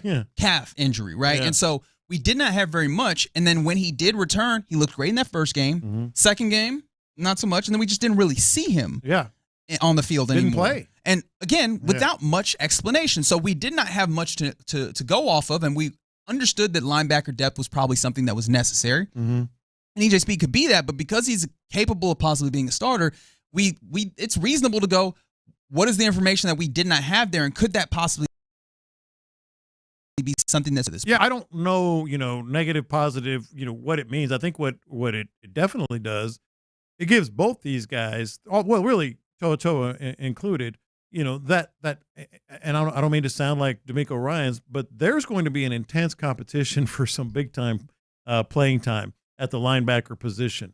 They're telling EJ Speed, you can come in, you can be a starter. And not only do we believe that, we're going to give you $1 million if you can play, hit these two bonus, escalators or whatever you want to call them. So we think you can be a starter. Oh, by the way, Christian Harris, I'm turning to you now. We know it was a tough break, but you need to prove that it's behind you. So you can be a starter, but we're going to have this competition for you. And To'o, great year, man. Unbelievable year. Probably better than anybody expected. Let's see if you can do it again. Like all three of them have a big time motivation to kind of fit that role. Yeah, and I think when this team, when the principal, decision makers of this team talk about competition, this is what I hope for, right? This is what I hope for. Clearly, very talented players. Aziz, obviously, with just being the soul of this defense, being part of the brains of this defense, being the guy with the green dot on his helmet, and communicating the wishes of your coordinator onto the field. Like, that is obviously incredibly valuable. Then you bring in Christian Harris with the physicality and with the speed and the ability to cover that he brings to the field. Yeah. Henry To'o, like the tenacity that he had last year was incredible. You saw a leap improvement in leaps and bounds. In that way, all those things are there, and so there's a baseline talent, and then you give them more motivation with competition. A guy that starts. I love it. I absolutely love it. Right? Baseline, he in the 8-3-2. Henry To'o is a concussion or two away from retiring. I feel like in some ways all football players aren't, but you know that there has been a concussion in his history. Although I don't know that it's like as dire as maybe we could think, but as some have been. That's the point of having depth, right? Yeah, I think the whole thing is injury, man. Like, can we rely on these guys? It is the car crash sport, man. Yeah. Like, it is that type of sport. Plus, on top of that, and this is a point worth noting, is that you have dudes on the team, especially in that position, that want to play fast, physical, and you have a team that now is, I think we can reasonably say, is getting a little bit of a look as they might be the over-physical team, and you might get penalized as such. Does a suspension come into play? And having that kind of depth also helps. Not only is it the car crash sport, as you've said, but that's a position that is, consistently short-lived. Your career is consistently short-lived. Your career is it starts to fade from literally, in some cases, year 3 to year 4. Much less year 6 to year 7, that kind of thing. So they're protecting themselves. And oh, by the way, how cool is it to have that kind of depth if they all work out? Yeah, and I think last season was a coming to Jesus moment because there was a lot of Neville Hewitt playing, man. I think more than anybody wanted. So I think they trying to get that depth. Neville Hewitt, mind you, that's not on this team anymore. So getting somebody that you feel comfortable. And Neville Hewitt may not have had, I don't say may not. He definitely doesn't have the same physicality and athleticism that EJ Speed brings in, but he did have a level of know-how and expertise that stepping into that role, at least to some degree. I think that's where I continue to look at this EJ Speed thing from. But you can easily sell me on the competition aspect of it because of the level of quality of talent. And that's why I hate to keep putting it in these terms, but it keeps making me look over at the offensive line. It's like you're kind of trying to do that, but with the lower level of talent. And that's the thing that's a little frustrating for me. Well, the thing with the line, and this was going to be my big takeaway when I heard it this morning and all day long, it's you're saying it wasn't toxic, but we got to change the way our line operates. So you're almost sort of talking out of both sides there. Oh no, he wasn't toxic. But, boy, now we've got, a different approach here, a different feel for the offensive line. Hey, I get it. D'Amico's never going to say anything, remotely close to that. But it's pretty obvious what he wants, what he wants from this squad. And it wasn't Laramie Tunsil being involved. Well, he did say that, it was hard to trade him, right? I do want to give D'Amico his credit here. Like, he talks about, obviously, the ways in which Laramie was valuable. But, yeah, the competition aspect, I get it, man. They absolutely want – to have more of these guys pull in the same direction. They use the words the phrase one voice in talking about, the way that the technique is going to impact it. All of that, like, you could sell me on that to some degree. I just would like a higher bar of baseline talent to then go and have compete and elevate. Because what are we elevating is the question that I have. And you got some question marks here on the offensive line. But we'll see how that ultimately goes from the 8-3-2 car crash sport. D'Amico's the one crashing the car. So who's the first? If you had to guess, like who would be suspended, which is not really a guessing game that I love playing, but it's probably Aziz, is it not? Just because of gotta still be Aziz. The particular heights that last year's suspension and the hit on Trevor Lawrence got to, like that. I feel like that stigma is going to remain there. Reputation and stigma already. Yeah. I might as well turn that question over to the fine fellas of the drive, Clint Stoerner, Ron Hughley, joining us in the D&M Auto Leasing crosstalk. If you had to assume that there would be a suspension on this defense, is there a particular name that comes to mind for you? I don't know how you couldn't go. Who else you go with Aziz? Well, I'd go with Gardner Johnson. CJ, I was about to say that might be one of those. He's definitely a player. Look, I mean, because I think now Aziz might hit somebody illegally and then tell everybody how legal it was and how it wasn't. Well, I'm just saying. I mean, he's on watch. Oh yeah, yeah. Now, he's Dylan Brooks. And I guess don't get me on that. Man. I guess CJ hadn't been as Gardner Johnson hadn't been as like there was a couple of year run there where he seemed to always be in the mix. Mix of something dirty, something after the play, whether it's snatching mouthpieces or spitting on folks or whatever the hell it was. He was always in the middle of some heat.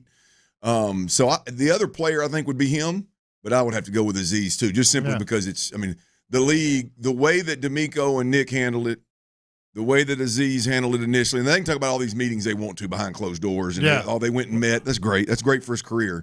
But you can't tell me that if there's 5 players in the NFL that are highlighted on the referee, he's on there. Yeah. Jimbo too. Jimmy hits. Jimmy's I could, because Jimmy is, kind of Denzel Perryman, like kind of like. I'm just saying the mindset of Aziz too. Like they're playing one way. Like he's coming in. Steve Atwater, he's coming in to try to lay folks out. I wish. Yeah, I mean he wishes, but I mean he's coming in to just lay cats out. So I don't get the sense. Mm-hmm. All right, so we all saw this at the same time now, didn't we?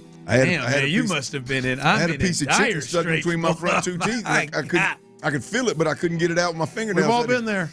Anybody want to borrow an envelope, by the way? Anybody need an envelope? I got a letter I need to send. I got an envelope. Wipe that piece of chicken off. It was a good old chicken thigh, but my bride fixed, though. But we good now. We're completely good and ready to do radio First try, it's out. I ain't got to worry about it. It ain't bother me no more.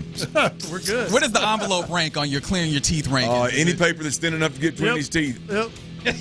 Typically the sweet and low. I don't know what I think I would have. I go nastier. I think I would have bitten off a fingernail and then use the fingernail to get it out. I mean that's one of the nastiest. That's the worst. But that gives me a sharp edge to really get it get it out. I've never done it. Oh yeah. For the record, I've Nor never should done you. It. Right. No, get it because I got this. We don't need a demonstration. I got this thumbnail right here. Bite that thing off. From a guy that don't like using just his bare hand or a bar of soap in the shower, has to have a rag. Right. My hand through my crack is a little different. All right, so we talked about floss and running your hand through your booty cheeks. I guess I have to apologize now to D&M Auto Leasing that you ain't got to apologize to them. And we all buy cars, damn it. I don't know if that was what they was hoping to sell these leases was talking about that. However, a bunch of them D&M Auto Leasing folks wash with their hand and just bar. Hey, spread them old cheeks. Let that old ranch that soap off there. You'll be all right. You'll be all right. I mean, you'll be all right. Hey, it's clean, baby. It's soap. So disinfected. I'll leave you with the disinfectant and clean hands of Clint and Ron and T. Mill. They are the drive. You're listening to KILT AM, KLT FM, HD2 Houston and Odyssey Sports Station. And right now, the drive is live. Oh, yes, the drive is live. You hear Clint there. Tyler Milner, if you are on YouTube and Twitch, you can see the young man as he is doing this thing. Those of you joining the show, hello. How you doing? Those of you on the Jim Adler, the Texas Hammer text line, we appreciate you jumping in with us and the whole gang. I see you, Rob. Hey, Sally. Art, Sally. Kid Rocks. I see you over there, Juan. I see you, Magic. I see you over there on YouTube and That's Twitch. That's the first time we ran through them names and nothing scared me. Did it? I mean, you usually got a couple on there. I'm like, is he talking about me or is that somebody's nickname? I got to read them. Hey, Slapstick. Oh, no. I thought you were talking to me. You're talking to somebody on Twitch. Well, some of them try to get you on them names. Yep. Bend over and all that stuff. Oh, yeah. They Pat McCrotch. Pat McCrotch, Bend over. They do that one. What was that one I heard? The other good. I mean, I had a good one, man. Well, here, let's do it. I can't remember. I didn't do it. I can't remember. It was a good one. I'll think of it here in a minute. Let's just do it. Bring it to air, baby. Tyler turned around and put both hands on the dump button. First, and I want to get to him a bit, but first I want to congratulate Kelvin Sampson and the Houston Cougars as they've made to the Final Four. Go Coogs! Man, they just took Tennessee's ass out. Early. It was it was 23 to single digit. Like that thing was bad. At that point, I'm like, there is just no way that they're going to come back like this enough on that defense. Like that, it was over at that point. But congratulations to them. Before we get there, and I would like for the people to jump in as well, as we see people are sending in names. Barry McKnocker, that's a good one. That's a good one. Not going to read all of them. Not going to read all of them, but I'd like for you to join in on this simple question, fellas. Have you enjoyed the tournament this year up to this point? Absolutely. You've enjoyed it? My Hogs made a much deeper run than expected. They did. Your Jayhawks didn't last a second. Completely unnecessary. Tyler's Aggies got knocked off when they probably shouldn't have. Giga. Who knocked him off? Duke? Michigan. Yeah, they shouldn't have got knocked off. No, it shouldn't have happened. I didn't see the game, but I saw a couple of Aggies that were very, very disappointed for it. Yeah, no, look, I think if you're not going to have a legit, whether it be a Cinderella or just a lower seed, it's all chalk. All the one seeds made it, and really it was just all ones versus twos except for Texas Tech. And like you said, no Cinderellas. It feels like some people are kind of up in the air on how they felt. Yeah, and I think this, and this was, and I don't know exactly how the conversation needs to go, Ron, but when you're talking about just the tournament overall, I thought this weekend was interesting. One, it's the first time since 2008 that you've had all four ones reach the Final Four. Those scoring at home, Kansas did win that national championship. Yes. Oh, did they? Yeah, they did. So that, again, I like to see things that haven't been done either ever or very rarely in my lifetime. So that's pretty cool. But I think it's interesting the way that, in particular, I didn't watch all the games, so I can't speak on every team. I'm sure you did, and you can help me here.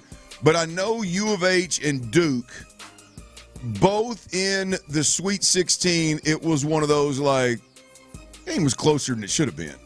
That game was a little bit more competitive than maybe you. Well, Houston's definitely was. Duke, Arizona they just kept, as you know. It cost me $1,100, but they kept making it. But yeah, they got it. It was decent. But that was one that was like, oh, okay, maybe those two teams. I guess my overall point in just the 30,000 foot view of being those two games were closer than the next round. Like, you could argue that the next round should have been close. Well, I think Duke and U of H came out and showed exactly why they were one seeds in the Elite Eight. It's like in the Sweet 16, you go, do some of these, does Texas Tech have a shot to maybe knock somebody off? Does Tennessee have a shot to maybe knock somebody off? Can you ruffle some feathers? These games are maybe a little tighter, than expected. Well, they come out. Can Alabama, can they shoot it lights out like they did in the Sweet 16? That was impressive from Duke.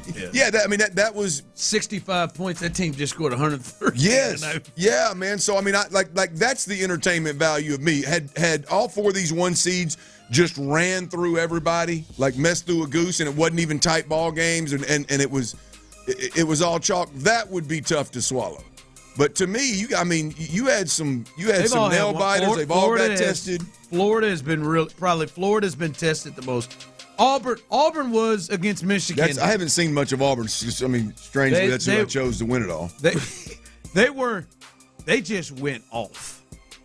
And Tyler has watched Auburn this year. They were down by 9 in the second half to Michigan. And then they just went on a 20-2 run and just absolutely just took control of that game, which was wild. But I don't know. It hasn't been horrible. I'm not a big Cinderella person. That doesn't get me. I know that some people that somebody say, damn it, there needs to be an unknown white guy that really brings himself to the national stage, that shoots and goes off, that makes it to the second weekend that we're talking about. There's got to be just some kind of Cinderella that has some guy that we all fall in love with. Then there's none of that. But my thing is, I guess there's been enough compelling games. Like the Texas Tech Florida game, Tech's up 9, they're up 11, they're up 9 really late. and Florida just storms back, and Clayton just goes off and helps win that game, and they come back. That's the dude, right? I mean, I know it's not somebody I know it's not a Cinderella where you're falling in love with somebody, but that's the guy, right? That's the guy Walter that Clayton. I mean, just again had a down game. I think it was a Sweet 16 where he didn't do a whole lot. In fact, I think he was like 2 for 15. But anytime they had a close one against UConn, he did the same thing. Right, but when it mattered in the Elite Eight, I mean, I'm talking about just nasty. I mean, he took a bunch of okay. I didn't know. I heard him wasn't in the loop talking. I didn't know he was a 4-star quarterback recruit coming out. I didn't either. He went to Iona. He bet on himself basketball wise. Yeah, he passed up all the football scholarship and went to basketball. Iona. Here he sits. With Rick Pitino. Almost went to St. John's with Rick Pitino. I bet Rick would really have loved to have him. Could have used him against your Hogs, but then he ended up going to Florida. Been there 2 years, so yeah, all chalk. I just hope we do get some more compelling games because the rest of the way. Yeah, that's the only thing. Texas hasn't been involved in 2 of them. Like last night, I never thought Auburn was going to lose. They got out 23-8. And they closed down a 5 in the first half, but it was really a 8 to 12 point game until the very end, the flurry there, and then like I said, Houston just beat the brakes off of Tennessee right from the jump. Their game Friday night was tight against Purdue, but they just beat them out. I do want to give, as we gave some credit to the Cougs, and I know a lot of fans. It was good. It was a lot of them out there in Indy. Looked like they had a good time and made the travels up. But Kelvin Sampson, this thing is perfect, right? Has Duke been the most impressive team to you thus far? No, really. They've probably been the best, but I don't know, man. I think they're probably the best, and they've got the best player. But man, you look at like U of H. And this is a casual fan. I haven't watched them all year long and studied these guys the way that you have. When I watch them, it's like, who's the most polished team? Who's got everybody's got at this point got somebody that can shoot it. Everybody's got somebody that can get to the rack. Everybody's got somebody that's long and somewhat of a rim protector. But the most polished team, along with the all of those important components of winning basketball. Like who is it? And I mean, Florida's a well-oiled machine. Obviously Duke. Isn't Duke the highest scoring team in the country? Well, left Alabama for damn was, sure. Left for damn sure, right? Alabama was. Then they shut Alabama down. Yeah, I don't know, man. I mean, to me. I got to pick one. I picked Auburn on my board right here, and that was simply because I'd seen more Auburn during the year than everybody else. But, man, it would be splitting hairs right now for me. Yeah, I think most people, as Toby said, I thought the Cougs game would have been closer. I think Duke is the best team, so I'm glad we get them first. Lock them down, boys. Yeah, I think Duke's performances, their closest game has been that Arizona game. And what they did to Alabama defensively, that was like they couldn't even get threes off, right? They shot 50-something against BYU. They couldn't get them off. They scored 65 points, man. They averaged 91. They just scored 113, man, and that was amazing. And they just keep coming at you with size.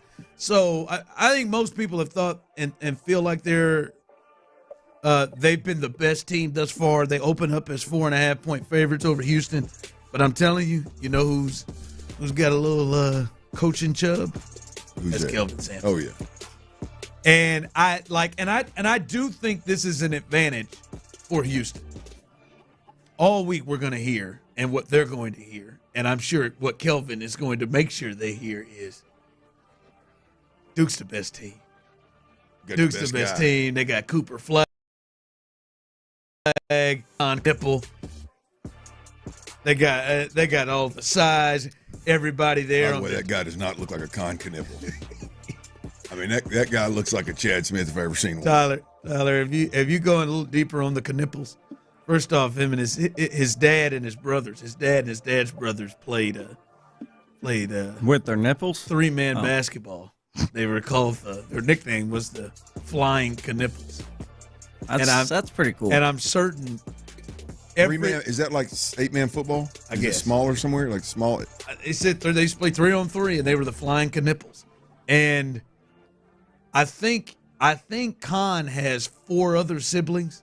There's 3 other brothers that are younger than him, and they're all K's. Luckily they were able to add 2 more children and not just have 3 boys. And they were able to add 2 more K's. Them Knipples are rabbits. They could add 2 more K's. Them Knipples know what caused that? What? Them kids. Damn. I think there's a Khan. You mess around and get the wrong nickname. You give that old fella. I mean, that'd be horrible. There's Cass. There's Khan. Yeah, they've got it's a lot of them damn Knipples. But it ain't even just like a Kevin or something like that. It's some. No, he's got some fun ones. But I think this is what Houston's going to hear all week is how much better Duke is. Yeah. And I think not only is that good for them, I think Houston's got the type of kids that feed off. It built the program where Jawan Roberts and L.J. Cryer and Emmanuel Sharp and all them cats, Tugler, I think they feed off in being, and I think that's just going to rile them up day after day until they get to Saturday and they want to lock up them boys. Yeah, so I think it helps. Now, the only thing is, I think they will be super motivated, but will it matter? Like I don't know if you've run into that where it's like, yeah, man, we about to play. We about to play this team. We are so super motivated to play this team. But yeah, but I've ran into it before. I've fallen victim to it before. Trust me. Arkansas in the SEC for 2 years. And first 2 years, woo. I don't see that being a problem though. Yeah, I think they have talent. I think Duke has more talent than anybody. I think it got multiple. But you'll hear it. They've got multiple pros. You'll probably hear how many does Houston have. They play good defense, but have they seen anything? I've already heard it. Houston plays really good defense, but they ain't seen nothing like this. Yeah. And I think that kind of stuff gets to them in that way. So we'll see if it matters. We'll see if it matters. Like I was saying to somebody earlier, like I think the Texans were super motivated to play the Ravens. Super motivated. Right? They lost to them twice last year, ended their season in the playoffs, super motivated, got them at home. Beyonce singing, everybody's watching. But when they got on the field, it just didn't matter. Yeah. And I hope that's not the case. And I'm with you. I think that game will be tight. I think that game will be tight. And I think it's going to take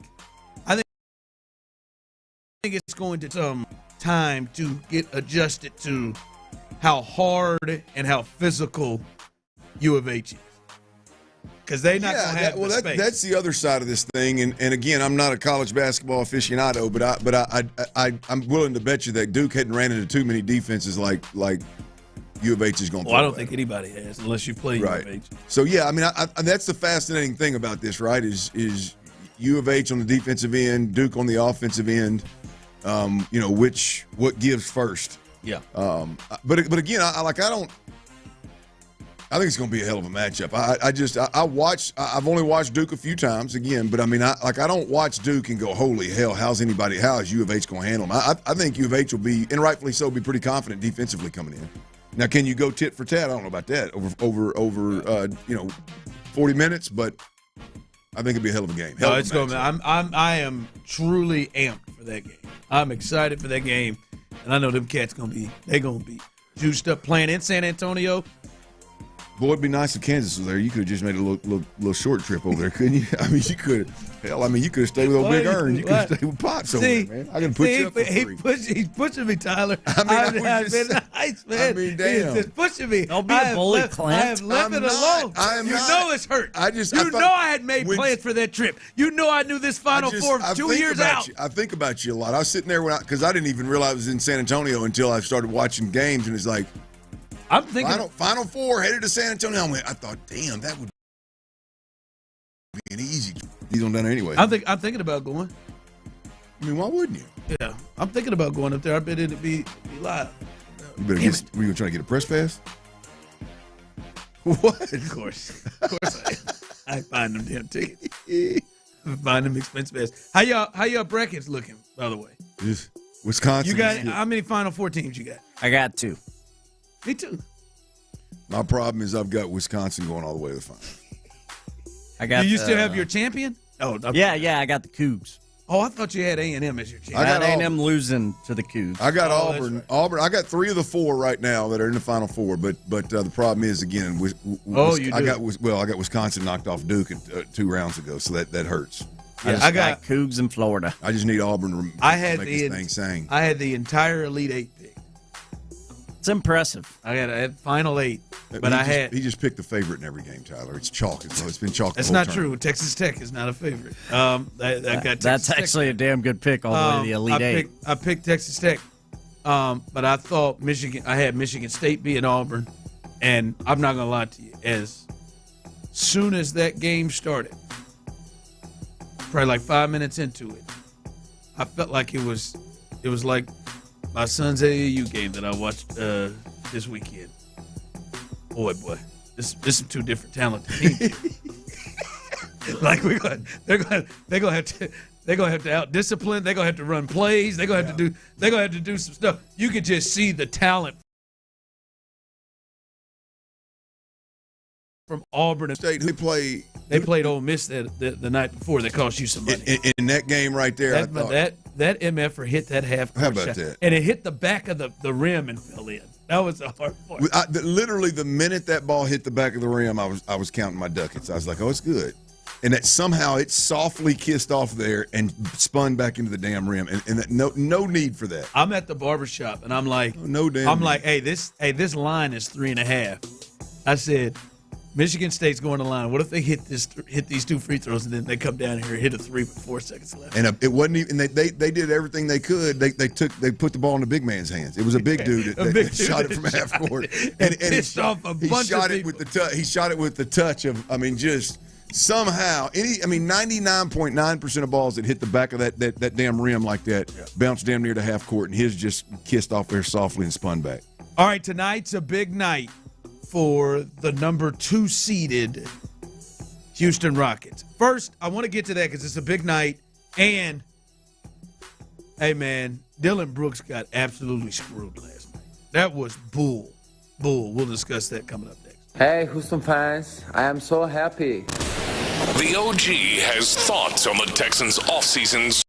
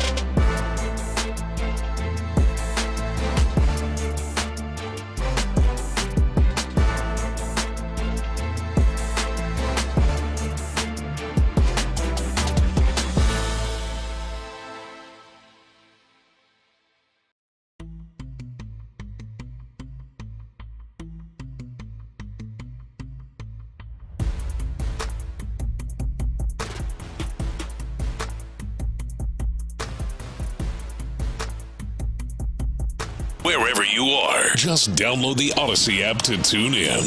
Houston's sports leader, Sports Radio 610. Live from the Mokaram Injury Lawyers Studios, Sports Radio 610 presents The Drive with Stoerner and Hughley.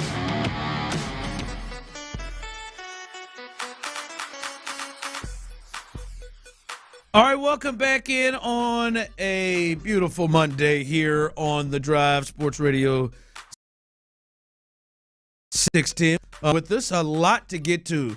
Coming up a little bit later on in the show, D'Amico Ryan spoke a lot at the owners' meeting in Florida. We'll let you hear several things. He talked about several topics, from the O-line to Laramie Tunzel to the newest addition to the team, to Christian Kirk. We'll let you hear and discuss some of those things. So a lot to get to coming up today. But Clint, before I get to tonight's big night, first off, shame on the Phoenix Suns. What they brought to the table yesterday. That was pathetic. That was, I mean, I watched, and I'm sorry I hung in as long as I could. I mean, the Suns were just out of it. That was awful. And kudos to the Rockets. They went in there and took advantage of it, beat the hell out of them boys. But that, I mean, it was awful. Awful. There was like a 16-0 run at one point. It It was terrible. But the worst thing that happened in that game was Dylan Brooks getting ejected. That was clearly his reputation. To me, that's the only thing that makes sense. I don't even think he should have even gotten a technical. Now, maybe some people think differently, and trust me, I'm not a Dylan Brooks owner, right? I will tell you, Dylan Brooks is the kind of guy that you truly only root for if he's on your team, right? And, like, whatever, he's cool. Him and KD get tied up a little bit. You can look on KD's face, and they have a good relationship anyway. But you can look on KD's face, it ain't nothing. Right. And it ain't nothing. Right. And then Nick Richards jumps in, and at first I looked and I thought Nick Richards came in like he was Dante DiVincenzo yesterday. By the way, white Dante, I don't know what got away from him yesterday, but he came and showed up. He showed up Sunday night in Minnesota pissed and was looking for something, by the way. But Nick Richards didn't even show up like that. He was trying to calm it down when they came back around. Dylan was just like, hey, get your hands up. Get your hands up. And he's walking around, and then officials do something that pisses me off. They then walk over to you. They go. He had to go around the crowd to get to Dylan, to point to Dylan, to give him a tech, which I don't even think he should have got one. But walk right over there to point to him to give him the tech. When you could have walked your ass over to the little scores table or whatever, or given the tech right there, gives him the tech. Dylan says something, but still, like, Dylan doesn't even appear to be overly agitated. He shouldn't even been over there. And then he just runs him. Yeah. And it was just like, that was like I've had some previous things with Dylan or something with that official for that to happen. That was absolutely ridiculous. I'd be, because it seems like something like that is like something happened earlier on, something was said earlier on, or something had been chirped throughout the game to that point, or in that moment, whatever was said was that egregious, right? It's got. I mean, you got to reprimand a ref like that, and even though it wasn't a blowout, it wasn't a big deal. We got to at least talk about it. Yeah, that was. There had to be something said that where the higher ups, for what it's worth, would say, "Okay, we get it. I understand why you did that." But I mean, like, you don't think there was? You think he just ran him because he wanted to run him? No, I mean he clearly said something, but it, like, judging by everybody, like, Udoka's right there. Udoka never even turned to get to Dylan. Yeah. Like, it was just Udoka kept saying, "Why? What did he do? Yeah. What did he do?" And it was like the one thing that annoys the hell out of me is when these officials walk over. What is the need to walk over to point to Dylan Brooks? Like, to do that, right? The confrontation, especially part you know of that, who you're going to go do. Like, you want to go walk up to Draymond and do this. To me, you're looking to try to run Draymond because you know he's going to react to you, and like Dylan's in the same space. So I thought that ejection was BS, and I'm not even the biggest Dylan Brooks fan. Hey, but by the way, Trae Young is on NBA TV right now. I don't know that there's not some. That's the best it's look. That's what I'm saying. That is a straight line. But if you look at it, Tyler, you got to wait till he comes. Oh God, they've gone back to Oklahoma. That was. Oh, I saw it. I was eyeballing it. He's named the assistant GM for the men's basketball program at Oklahoma. What the hell's going on? What? Yes. Working two jobs? I mean, they're cutting edge here, man. Look, that's faded. The fade is fresh. His beard is whack. I'm telling you, that's what it has to take when there's no movement. That's spray in hairline, or he's got some threads. There's some black ice. Let him sweat, and that thing goes to hell in a handbasket. That looks good right there. That right there, he can walk through Magic City, and he's a winner. Why does he keep putting them parts on the side? It just doesn't. But anyway, real quick, Rockets, big one tonight against the Lakers. Yeah, they play the Lakers in L.A. It's a back-to-back. And the reason why I think this is important, like, they've got a 2-game lead over the Nuggets for that 2 spot. Again, they're rolling. They've won 12 of 13. But I want to continue to remind you that 12, all those wins are against teams that are not 500. All of them are below 500, and the one loss in that run is to the Nuggets without Jokic at home. They are 2-8 in their last 10 games against teams with winning records. And they're playing LeBron and Luka, and I believe this is the first time the Rockets have played the Lakers since LeBron and Luka have been there. Yeah, I believe that's They got a big win Saturday against Memphis. The Lakers did after just absolutely blowing the Bulls game.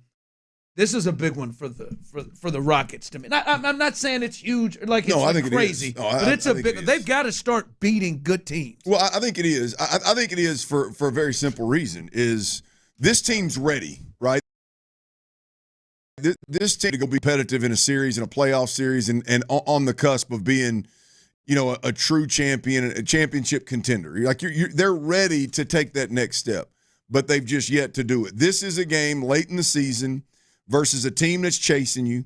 It's full of superstars, superstar-led on several fronts, and talked about every day, and the Rockets need to show up and be super competitive in this game. I'm not saying you need to win. I'd love for you to win, but I'm not saying you need to win. Like, be super competitive, and when everybody, not just we here in Houston, but when everybody walks away from that game tonight, you want everybody to say, hey, man, Houston is going to give anybody a damn dog fight in the playoffs. And they're playing really good ball, right? Like, in Jalen Green, as Tyler just said, has just been named. That's where I was going with it. That's the second thing I'm watching, boys, is like Jalen Green with other superstars on the floor. Of late, when I've watched him versus other superstars, you can even count the Phoenix Suns game, not necessarily last night, even though he did go off.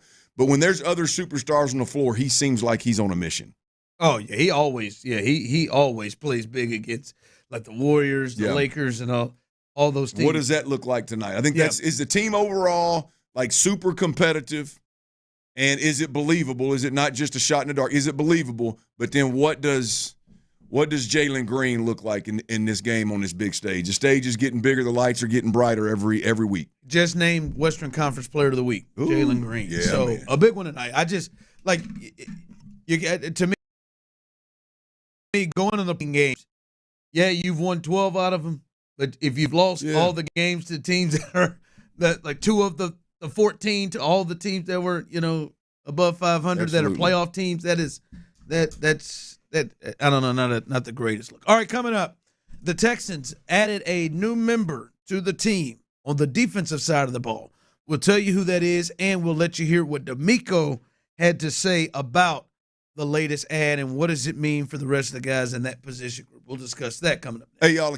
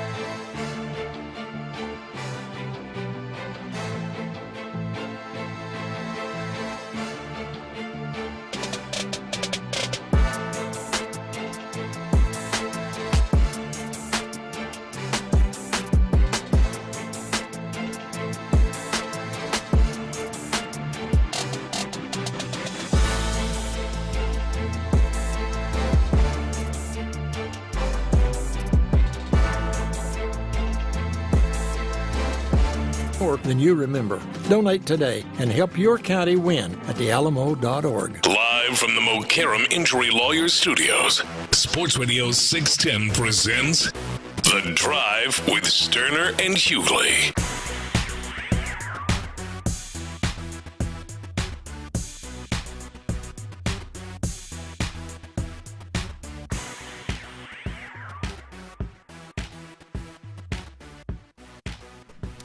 All right, welcome back into the drive. We are back at it here, and D'Amico Ryans and the Texans are back at it. And D'Amico Ryans, we'll hear from him here in just a second, as they are at the owners' meetings. The Texans made another move, Clint, during the offseason. They have added another player, E.J. Speed. E.J. Speed, if you remember him, one of the guys, I don't know if it was friendly banter. It was something between the Colts linebackers and C.J. Stroud last year. Yep. But E.J. Speed, one of those guys, he was a linebacker for the Colts. He is no longer a linebacker for the Colts because he is signed with the Houston Texans. And this is interesting because this is a guy that has usually been a starter, been a starting linebacker his years with the Colts, and judging by his comments, Clint, I think he intends to continue to be one. First, let's hear from D'Amico, the head coach. We'll get to the comments from E.J. Speed, but D'Amico Ryans, the head coach, this was his assessment of his new linebacker. EJ, just watching him, I remember EJ came out of Tarleton State, thought, man, fast, long, explosive linebacker, and he's developed into a solid linebacker there with the Colts. Looking for him to just come in and add some of those same qualities that he's shown, like playing fast, playing physical. He's made a ton of tackles the past couple of years, so excited to see him in the mix with our linebacker. All right, that's the head coach talking about E.J. Speed and what he brings to the table. Long, fast, and explosive.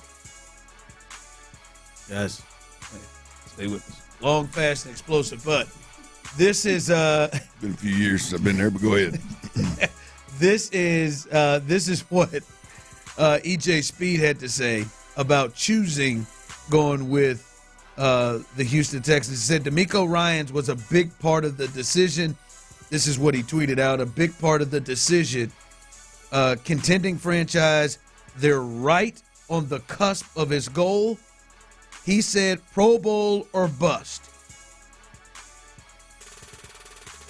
So, Clint, when you hear them bringing in a player like E.J. Speed, who's been a starter in his time with the Colts, you hear what he has to say.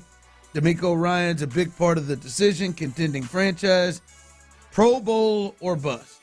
He also doesn't have a large contract, but he does get more money if he reaches certain percentages of play. He gets more money, Clint, if he plays 88% of the snaps, and then he gets more money if he plays 90% of the snaps. Where does this take your mind on what this means that they're bringing in a linebacker of this caliber? Well, again, I go back to some of the offensive line conversations we've had, Ron. I think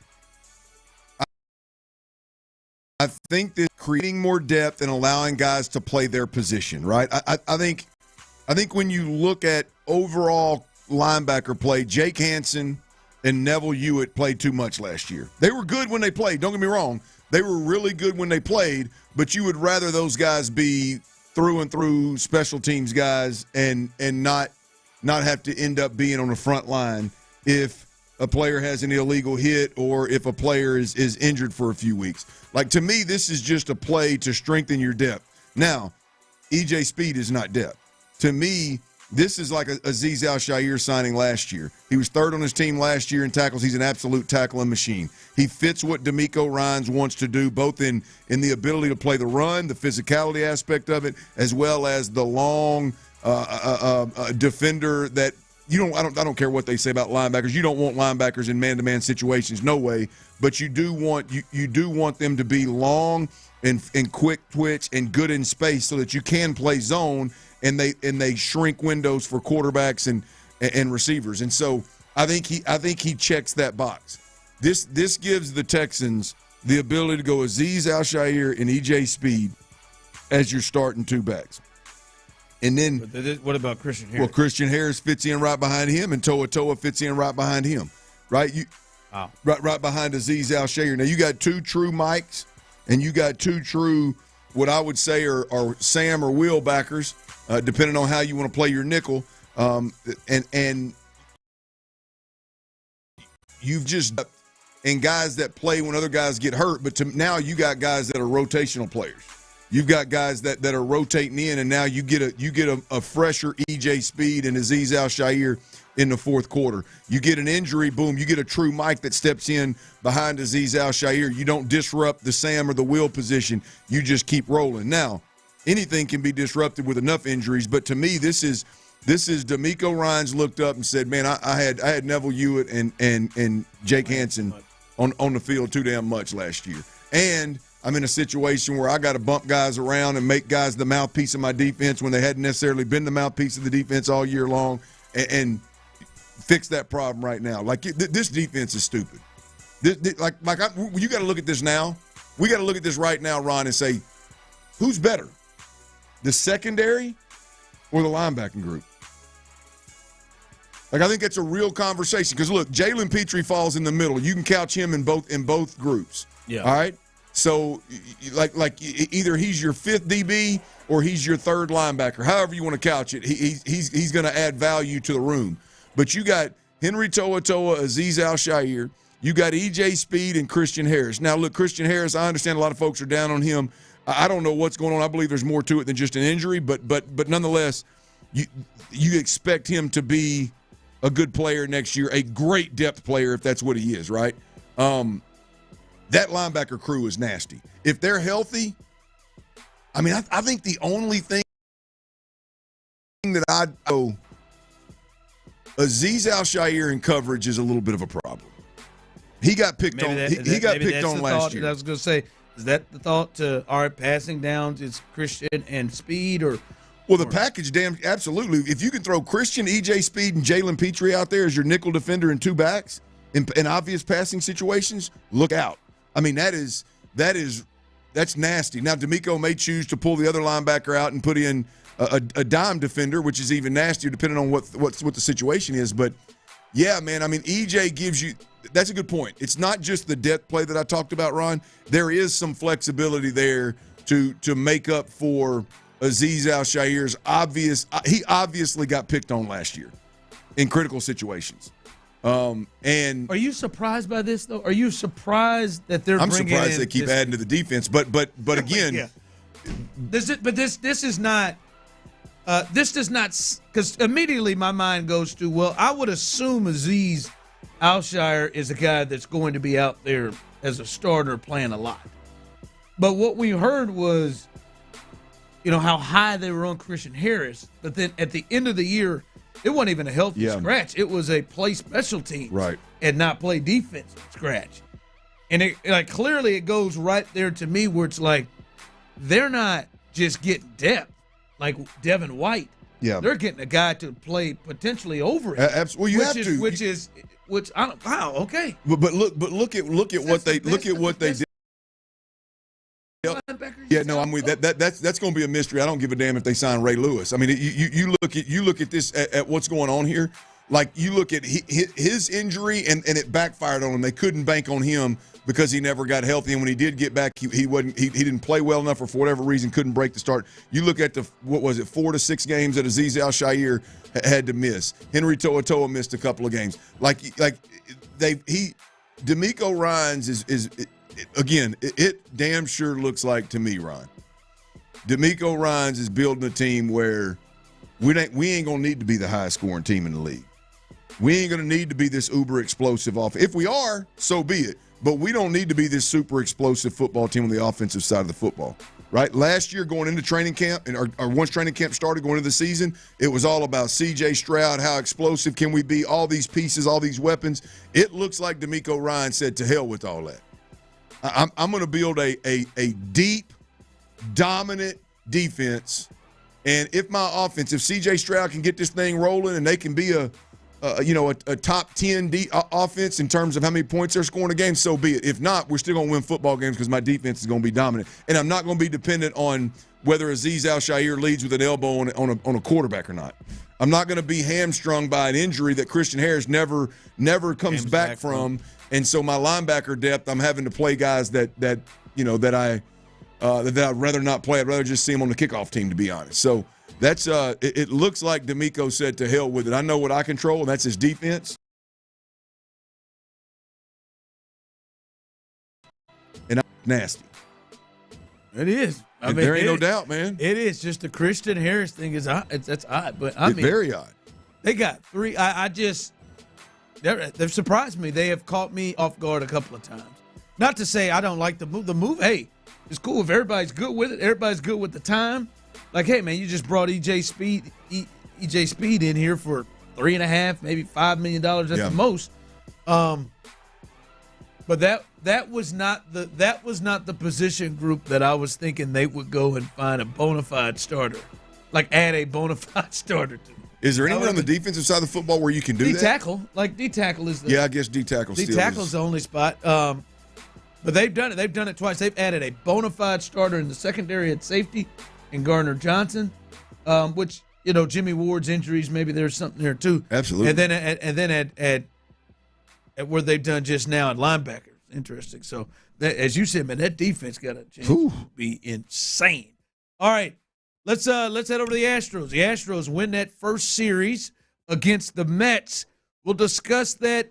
Be thinking of this. You can send your thoughts in on the Jim Adler, the Texas Hammer text line, 713-572-4610, or on YouTube and Twitch.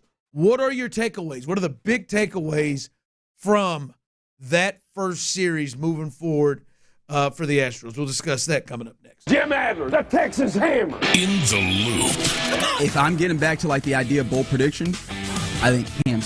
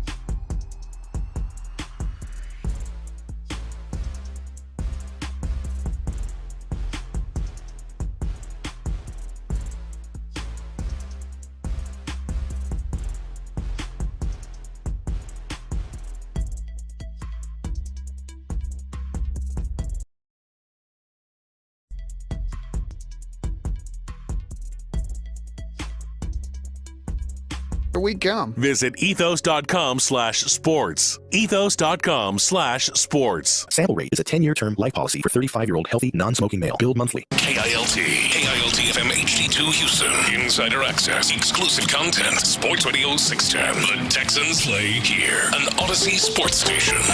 Don't mess with the Houston Astros. Sports Radio 610 presents The Drive with Stoerner and Hughley.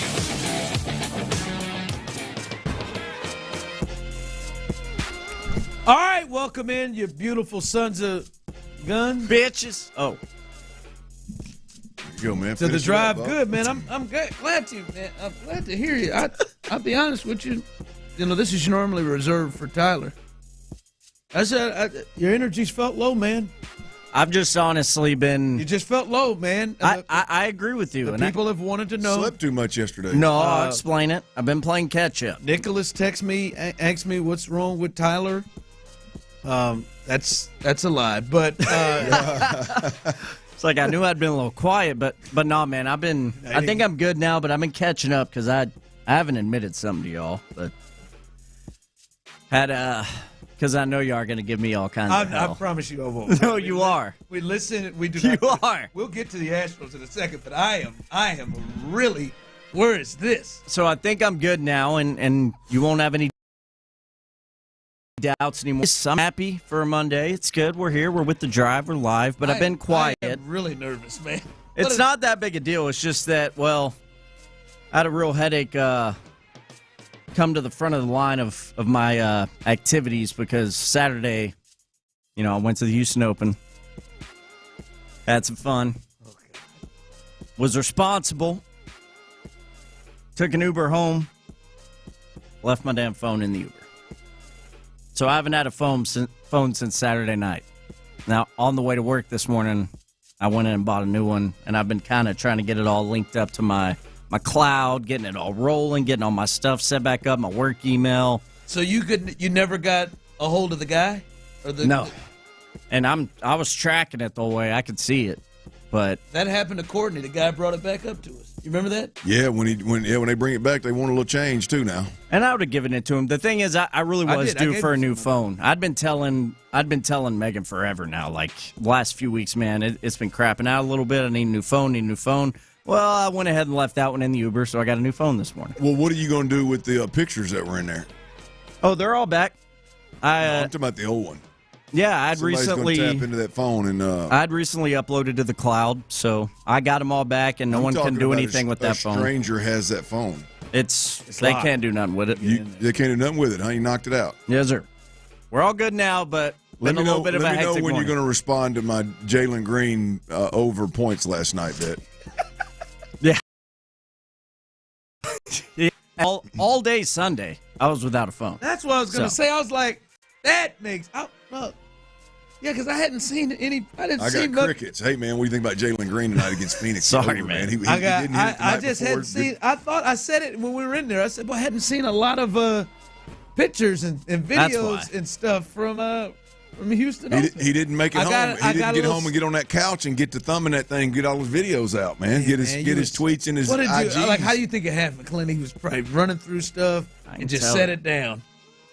I can tell you right now, I realized immediately I'd left it. Like watching the guy driving away, realized I'd left it. But the problem was I'd taken me a little nap there on the ride from the golf course to my house. Kind of threw the head back, just went to sleep a little bit, and I left it on the seat right next to me. Because I woke up, he kind of. Anybody ever had this happen to you? Anybody left their phone in the Uber? Did you get it back? Courtney got hers back. I got mine back. We were in Vegas. Old buddy brought it all the way back. Oh, that's right. I remember that. He kind of woke me up and startled me, and I felt bad, so I was trying to just hurry and get out of his ride. I was like, thank you, dude, so much for the ride, and I hopped out, and within seconds, I was like, oh, hell. I looked up. What time of day was this? 5, 6 in the evening.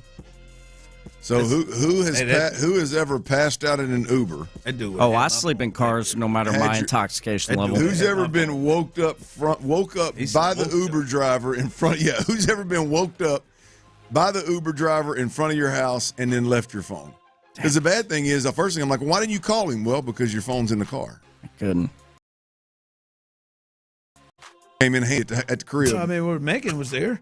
But she doesn't have my driver's info. She went through everything for me with like the Lyft corporate people. You know, we filed a report for lack of a better term, all that. But yeah, I just went in. And I'm laughing at myself because I'm thinking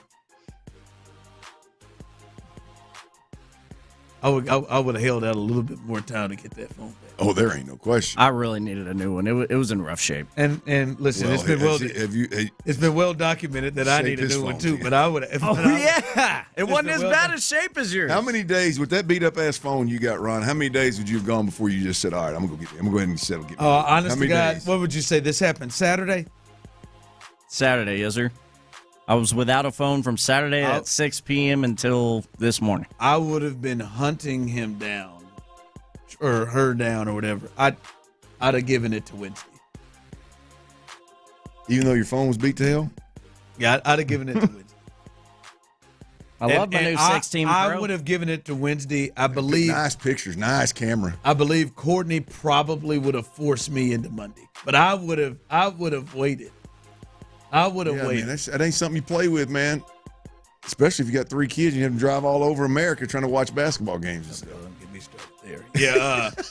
Yeah. Well, good. Hopefully you got yourself together. I mean, I was going to say, boy, we got it together. Hell, he's in there with that new phone. Oh, he's in there with that new phone playing with it. He's in there with all kind of new features, man. I was having to set up my OTP. I know that's frustrating. I know that's frustrating. Because I know I have a year on this, and if I had to wait, another year before, or wait early before I had to get another phone. Frustrating. I'm gonna get another year out of this. Won't you take it to one of them iFixes places and at least get the buttons and stuff fixed? That's not a bad idea. That'd probably give me two more years. If you've got Apple Care, you can go up there and get it fixed for free. Yeah, I don't think I you don't believe you paid for that? No, it was music to my ears this morning when that Verizon lady said, "Oh, you're due for an upgrade." Yeah, let's go. Yeah, they told me that over a year ago. Lineup tonight before we get to this weekend. Lineup tonight, the Astros will be Altuve, left field, his spot. Paredes sitting there batting second. Alvarez is the DH tonight. Walker at first. Diaz catching. Pena and Mr. Cam Smith behind him batting seventh. Dubon is at second tonight with Jake Myers in center for O'Neill. Ronel Blanco gets his first start of the season. So that is the lineup as they will get back at it after getting the day off yesterday. Get back at it tonight at home. Clint, they did, however, win that first series 2-1 against the Mets. Pitching pretty good in that series. And you can jump in on this as well, those of y'all listening. What were your biggest takeaways from the Astros this weekend? I think there's two. I think the pitching was lights out. Yeah. I mean, you got Humber Valdez, Hunter Brown, Spencer Arrighetti, and you had 3 straight quality starts. Yep. Valdez went 7 innings, no earned runs, gave up 4 hits. Brown went 6 innings, again 4 hits. Sucked. 2 earned runs. And then Arrighetti, 6 innings, 1 hit, 1 earned run. The pitching was tremendous. I mean, the only blemish I watched Valdez. I didn't see much of Brown, if any, and then I watched some of Spencer Arrighetti. My only complaint about Spencer Arrighetti is that lackluster play to first base that allowed Siri to get home and tie that thing up, and luckily Jordan made it a moot point. But boy, that was a Bush League play if I've ever seen one, and I started him up on. I kicked the old Astro fan ant bed on that one. Ooh, Tomlin. What did Tomlin take before that meeting? Damn, son. Must have got out of the sauna and went straight to that press conference. But we'll get to the Astros real quick. Tyler had seen this. We just heard Clint just get sidetracked by Mike Tomlin. Ooh. Look at that. His whole head's beat it up. Tyler, look how hard he's sweating. Looking like Framber out here. Good God. Nobody else is sweating like that when they pan the camera out. Good. Mike got it. Look at that. You got to have a towel, Mike. Now, by the way, somebody gets him a towel a little bit later on because it's more dry. But he is sweating like his own Cheryl. He's sweating. I'll never forget, and I don't mean to go this route here. I swear we'll get to the Astros, I think. But my best friend, Ian Anderson, shout out to Ian. right before he went to the doctor and found out that, hey, man, you're diabetic and you got to start, giving yourself insulin. That was the sign. It Were you was sweating like that? It was. I remember him and his dad. We got tickets to the Kansas game. When I say they got tickets and invited me to the Kansas game. and we went down and it's 30 degrees. And Ian is no coat, just dripping, thirsty as hell, pounding waters, lemonade, dripping sweat. And his dad said, "Son, what the hell's going on with you?" And he was like, I don't know. I'm hot. We ain't cold. It's cold. Right. Like he's in the arena just dripping. And his dad was like, we're going to go see their doctor. He's like, we're going to go see him tomorrow. And the next day, like, they said, like, he's diabetic and he's got to change things up. I'm hoping that you're right, that he just was in a sauna or he just came for a run. He messed around and everything. He messed around and bumped up. He is. If you have not seen it, go watch. Go look up Mike Tomlin sweating. He is dripping out there. Like he just came off of. Hey, I'm telling you. Off of a 4-minute. I'm telling you what he did. He bumped that damn hot shower up too close after his workout, too close to that damn press conference is what he did. You get out of that hot air. He did a workout in the shower, you never stopped sweating. Yes, indeed. That body temperature sky high, you rush in that shower, and then all of a sudden you got to sit down in front of the media and you can't hold head. He may even hit that old sauna. That sauna will do it to you too now. You bump that up too close to a TV or a picture or something, you're in trouble. Nobody else. And there's 15 guys around him trying to get questions. Nobody else is sweating. Well, I hope it's just a shower or a sauna. I hope he ain't diabetic and he's figuring it out right before our eyes. If this starts to become a thing where we just start seeing Mike sweating like that, like, come on, man, somebody need to. Well, oh my God, could you imagine your wife seeing your ass on TV like that? Oh my God, she'd have made me. What is going on? We need to go to the doctor? You can see my armpits like that on any given YouTube stream for this beautiful show. Normal right there, man. He looked like he won the Super Bowl. Somebody had just nailed him with that Gatorade. Anyway, back to the Astros. Yeah, just 3 quality starts, man. 3 quality starts, yeah. Spencer Arrietty's lackluster play to first base, letting Siri score after he just manufactured the run himself, was still in second and taking third on a fly ball to center field, by the way. Not even close at third. Not even close with Chas McCormick in center field. Siri was going to tag up from the jump and wasn't even scared. It wasn't even Jake out there. Well, it wasn't even Jake. Well, it wouldn't have mattered. I did wonder at that point in time if it were Dubon, would he have at least checked up? We would have had a better chance, but it wasn't even close. It was embarrassing, to be honest with you. But with the exception of that, man, like I said, I didn't see Browns. I know he got in a little bit of trouble, gave up a home run, but overall, I'm gonna get out of top 3 guys, and then you roll Blanco and Wisniewski and hopefully one day Lance McCullers out there. Damn, that's pretty promising from them big 3, man. Well, and they needed it. They weren't scoring a ton of runs, right? Yeah, just 2 runs the other day. Well, the other thing, Ron, on that, the other takeaway for me is I know we've. Altuve in left field, that's a rough watch. But I'm gonna tell you, that dude at the plate is just raking. I don't care if it's DH. How about that? We saw that for the first time. They set him down late in the game. Oh, did they? They took him out.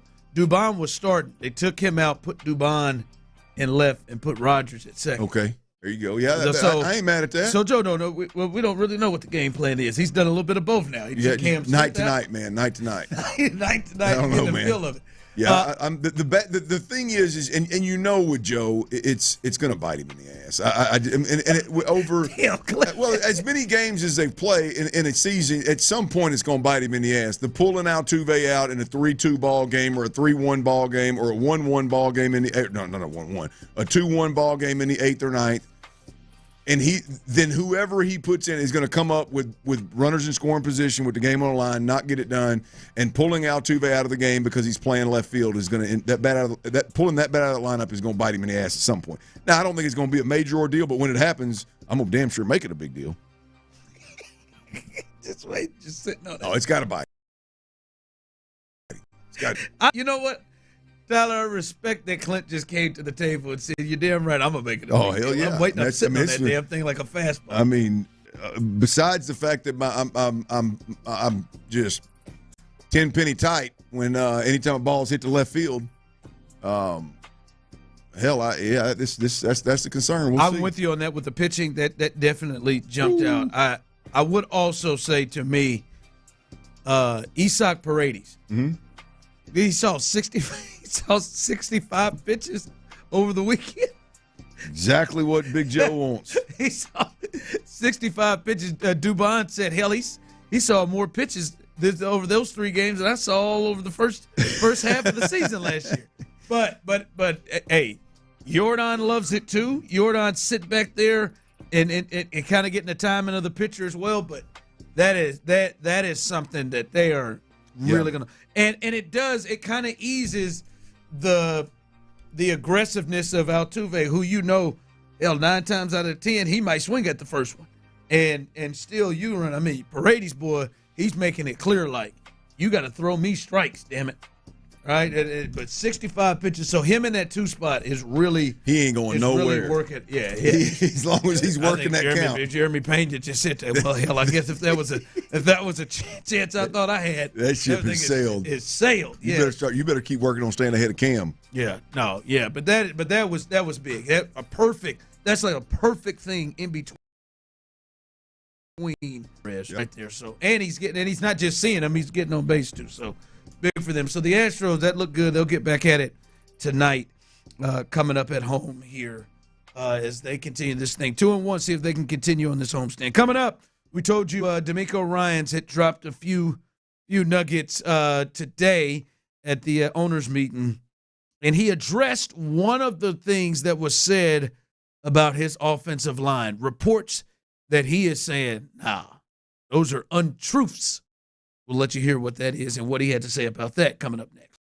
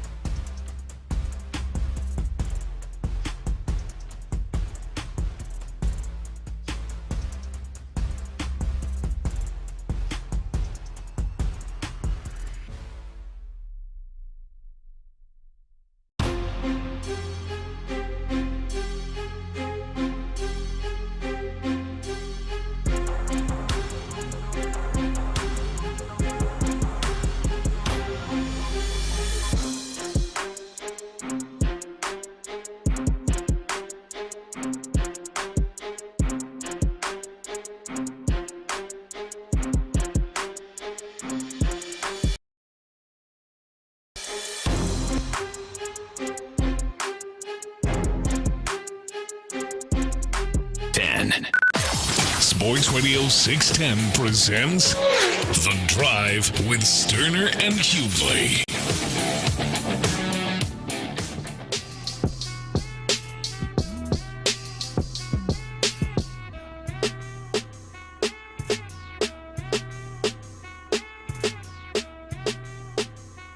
All right, welcome back into The Drive. As I said, D'Amico Ryan spoke at the owners' meeting, and one of the big things reported, especially when we started to see them make moves in that offensive line room, one of the big things reported was there's some toxic things happening in that O-line room.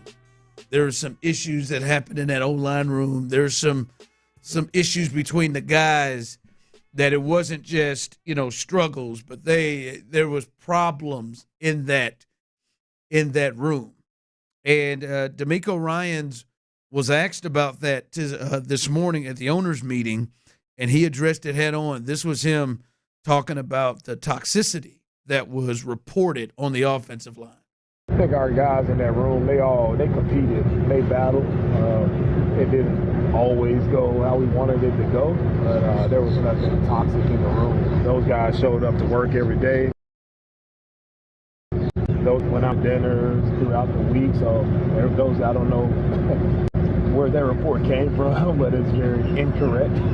That's nothing in our building. That's nothing I stand for, as the head coach of the team. We bring in the right people. We bring in good guys, and all those guys are great guys. All right, he said he doesn't know where their report came from. He is clearly denying that there was toxic issues happening in that offensive line room. And listen, I'm going to be honest with you. I think, and that's all I can be, I think a lot of times it's almost a part of the job. These guys are not forthcoming at times. They don't let us know things at times because there are a lot of reasons that make sense of why they don't just come out and just tell us everything that they're feeling all the time. This is one, though, I believe. I don't think that there was a toxic feel in terms of guys having issues with each other. Right, I don't think guys didn't like each other or hated each other or anything like that. I just think these guys just weren't collectively, coaching, players, all of it, they just weren't good. They just weren't good. So I actually believe D'Amico when he says that kind of stuff didn't work. Now, I don't know about the worked hard thing all the time, but I was surprised. When I hear him say that, I believe him. I believe that there wasn't, when you think toxic, those kind of issues happening in that locker room. Ooh, man. I don't believe it for 1 second. Really? You think there was some toxic stuff happening? Hell, there better been. I mean, yeah, there better have been. Yeah, I'm on the side here of, if you were in that offensive line room and you weren't embarrassed, you weren't mad at your teammates, you weren't at times very vocal. Somebody wasn't very vocal about what in the hell are y'all doing? What are we doing? This is disgusting, right? If that wasn't going on, I'm more disappointed in the Texans offense and everybody involved than I really thought I was. Who do you think would have been the one to do that? I don't know. I don't know. I would like to think several. Laramie Tunsil's the only one that strikes me as a guy that would be like, hey, I'm going to do my thing and I'm going to be great at what I do, and one-on-one battles I'm going to win. I don't give a damn about the rest of y'all. And that, I say that harshly. I don't. Like, Laramie Tunsil's making the money. He's going to get the recognition. He's going to be fine. He's going to be great. So there's really – I don't think – be honest with you, I don't think Laramie Tunsil's a team win at all costs guy. I think he's I'm going to be the best in the game. I'm going to be highly paid, and I'm going to look good while I'm doing it. I think he's more worried about that. So I don't think he was the one necessarily to rock the boat. But by the way, the toxic offensive line room from guys that you fired. That could have stemmed from Bobby Slowick, who, remember Badass Bobby? And what was the other guy's name? The O-line coach. What was his name? Not Saucer, but what was his name? Something like that.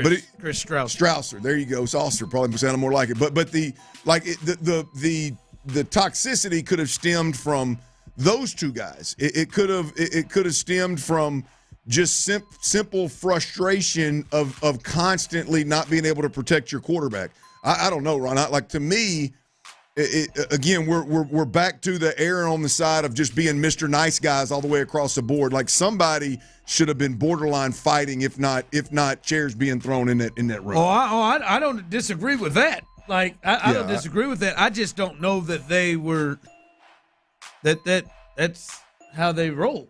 I didn't. Yeah, I don't know. I don't think they had a Jerry Hughes kicking a Gatorade thing. I don't. Yeah, it's interesting because I don't. The guys that are gone for a reason. I don't believe that Laramie Tunsil's a contract. I don't believe that Strausser just wanted to retire. I don't believe that Bobby Slowick was just so bad at the X's and O's that he's out of here. I think there was relationships had ran its course. Friction, call it toxicity, call it friction, call it whatever you want. I think that existed in the offensive meeting room to some degree, whether that's the O-line room, the quarterback room, the overall offensive room, the coaching staff. On the offensive side of the football, there were problems unbeknownst to us that we aren't aware of inside that locker room. There's no doubt about it. There's no question about it. That's and call it toxic, call it whatever the hell you want. When I think of toxic, I think of kind of how things were there at the end with Bill O'Brien and J.J. Watt, and how they're going at fighting it with on each practice other. field. How they're going at it at the practice field. Yeah, I don't. But you're saying to you, toxic doesn't necessarily have to mean that. Well, I think if you've got a toxic alpha, that is tired of losing, which I think Bill O'Brien was probably the toxic alpha, and then I think JJ's just the alpha that's tired of losing, and eventually those two forces met at some point. I don't know all the details, but at some point, I think that's natural. It's natural. It was so bad they had to get somebody out of there. Right. And after 4 games, Bill had to go. Right. And in reality, when you've got a guy like Laramie Tunsil, you would like Laramie Tunsil to be the one that, again, as I said before, multiple times throughout the year, that's the guy that's got to care so much that he rights the ship. That's the guy that's got to be the voice, because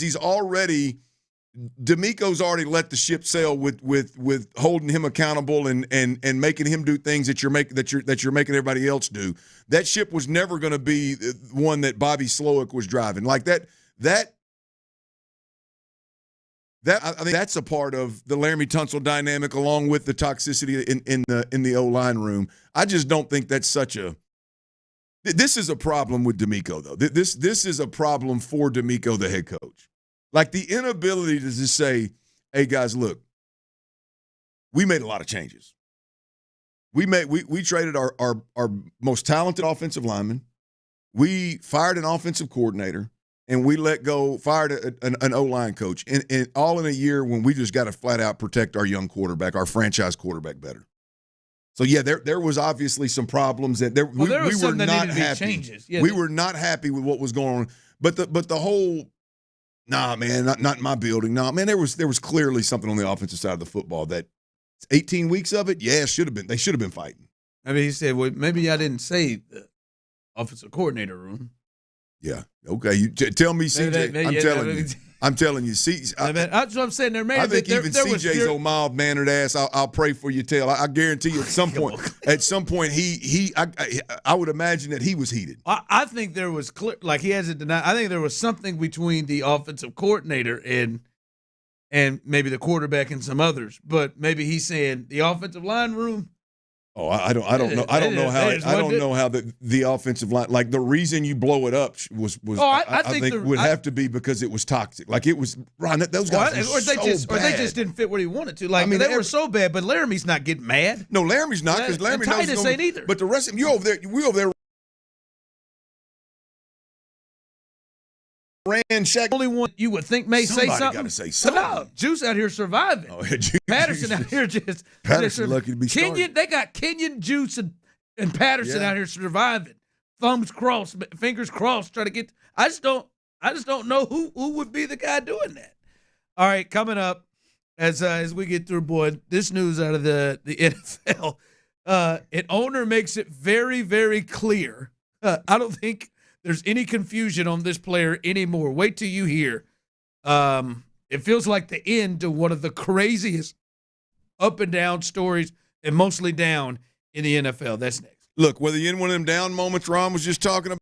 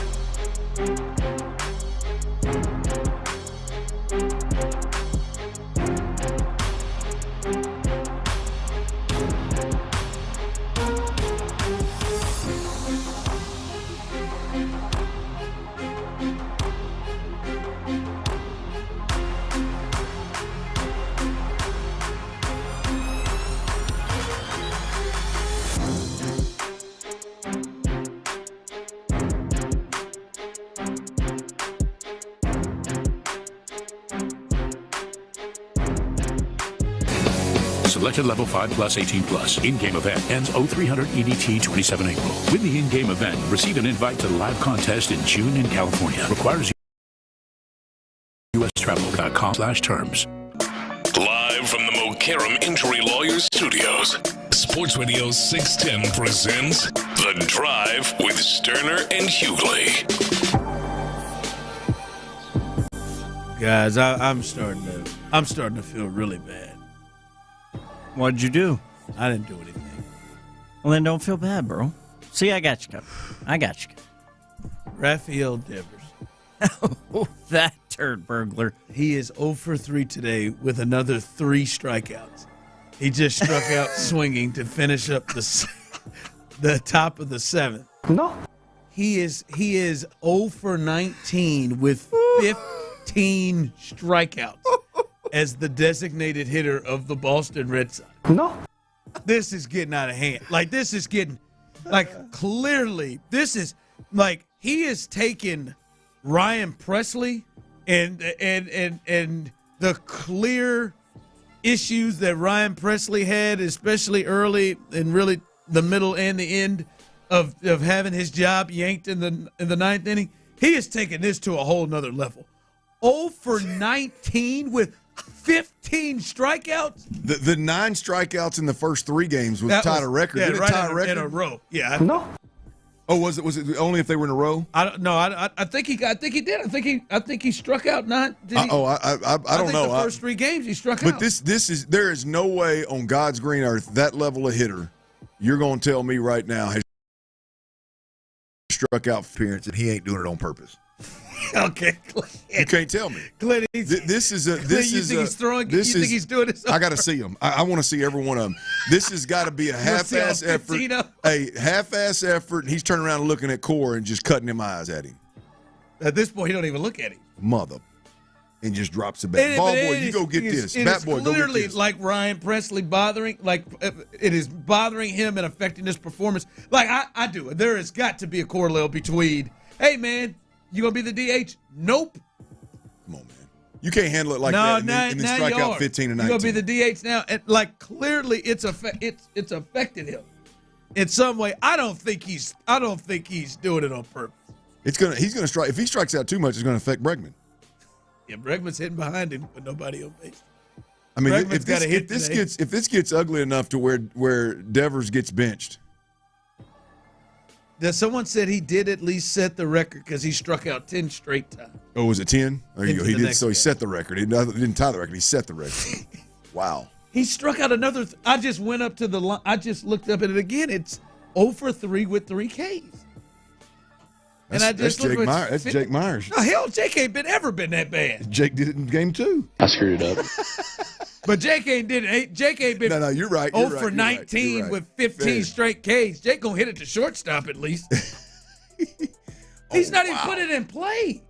Like, if that would be the best part. If he gets benched, Bregman better watch his back. If he's doing like didn't get day off, Boston, and he goes to third base, and he goes 4 for 4 or something, or he goes 3 for 4. And it gets hot, then I think you might have a point. Then I think here's the thing. Do you think because the way Clint is walking up there, like he's walking up there with batting right-handed, even though he's left-handed. Game 6. Hey, Rafi, you play third. We're gonna give Bregman a day off. No. That's That's where I was going with it. I'd say if I was him.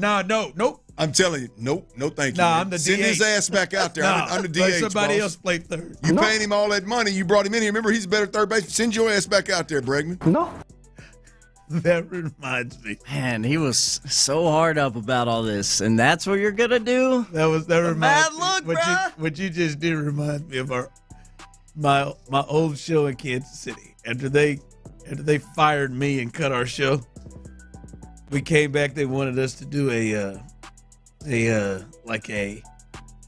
throwback show. Everybody they brought all the old hosts on there, like Danny Parkins came back, and everybody came back.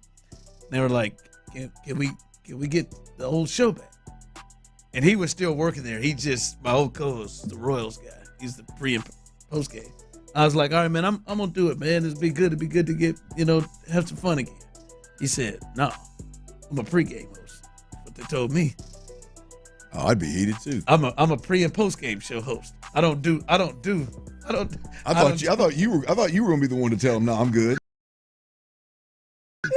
They stood when I go. It's kind of hard. You don't be too much of an asshole, huh? Oh, oops. Is that legal? There's one of them. Is that legal? I got it. That ain't legal. Why not? Not together. Well, I can't put them together. You can split them. You're gonna miss it out there because I had the dump button. But here's a little example for you. Did I pause? Should I pause any longer before? Can't say the second part of that one. You can say ass. Can I or say you dash? can say hole.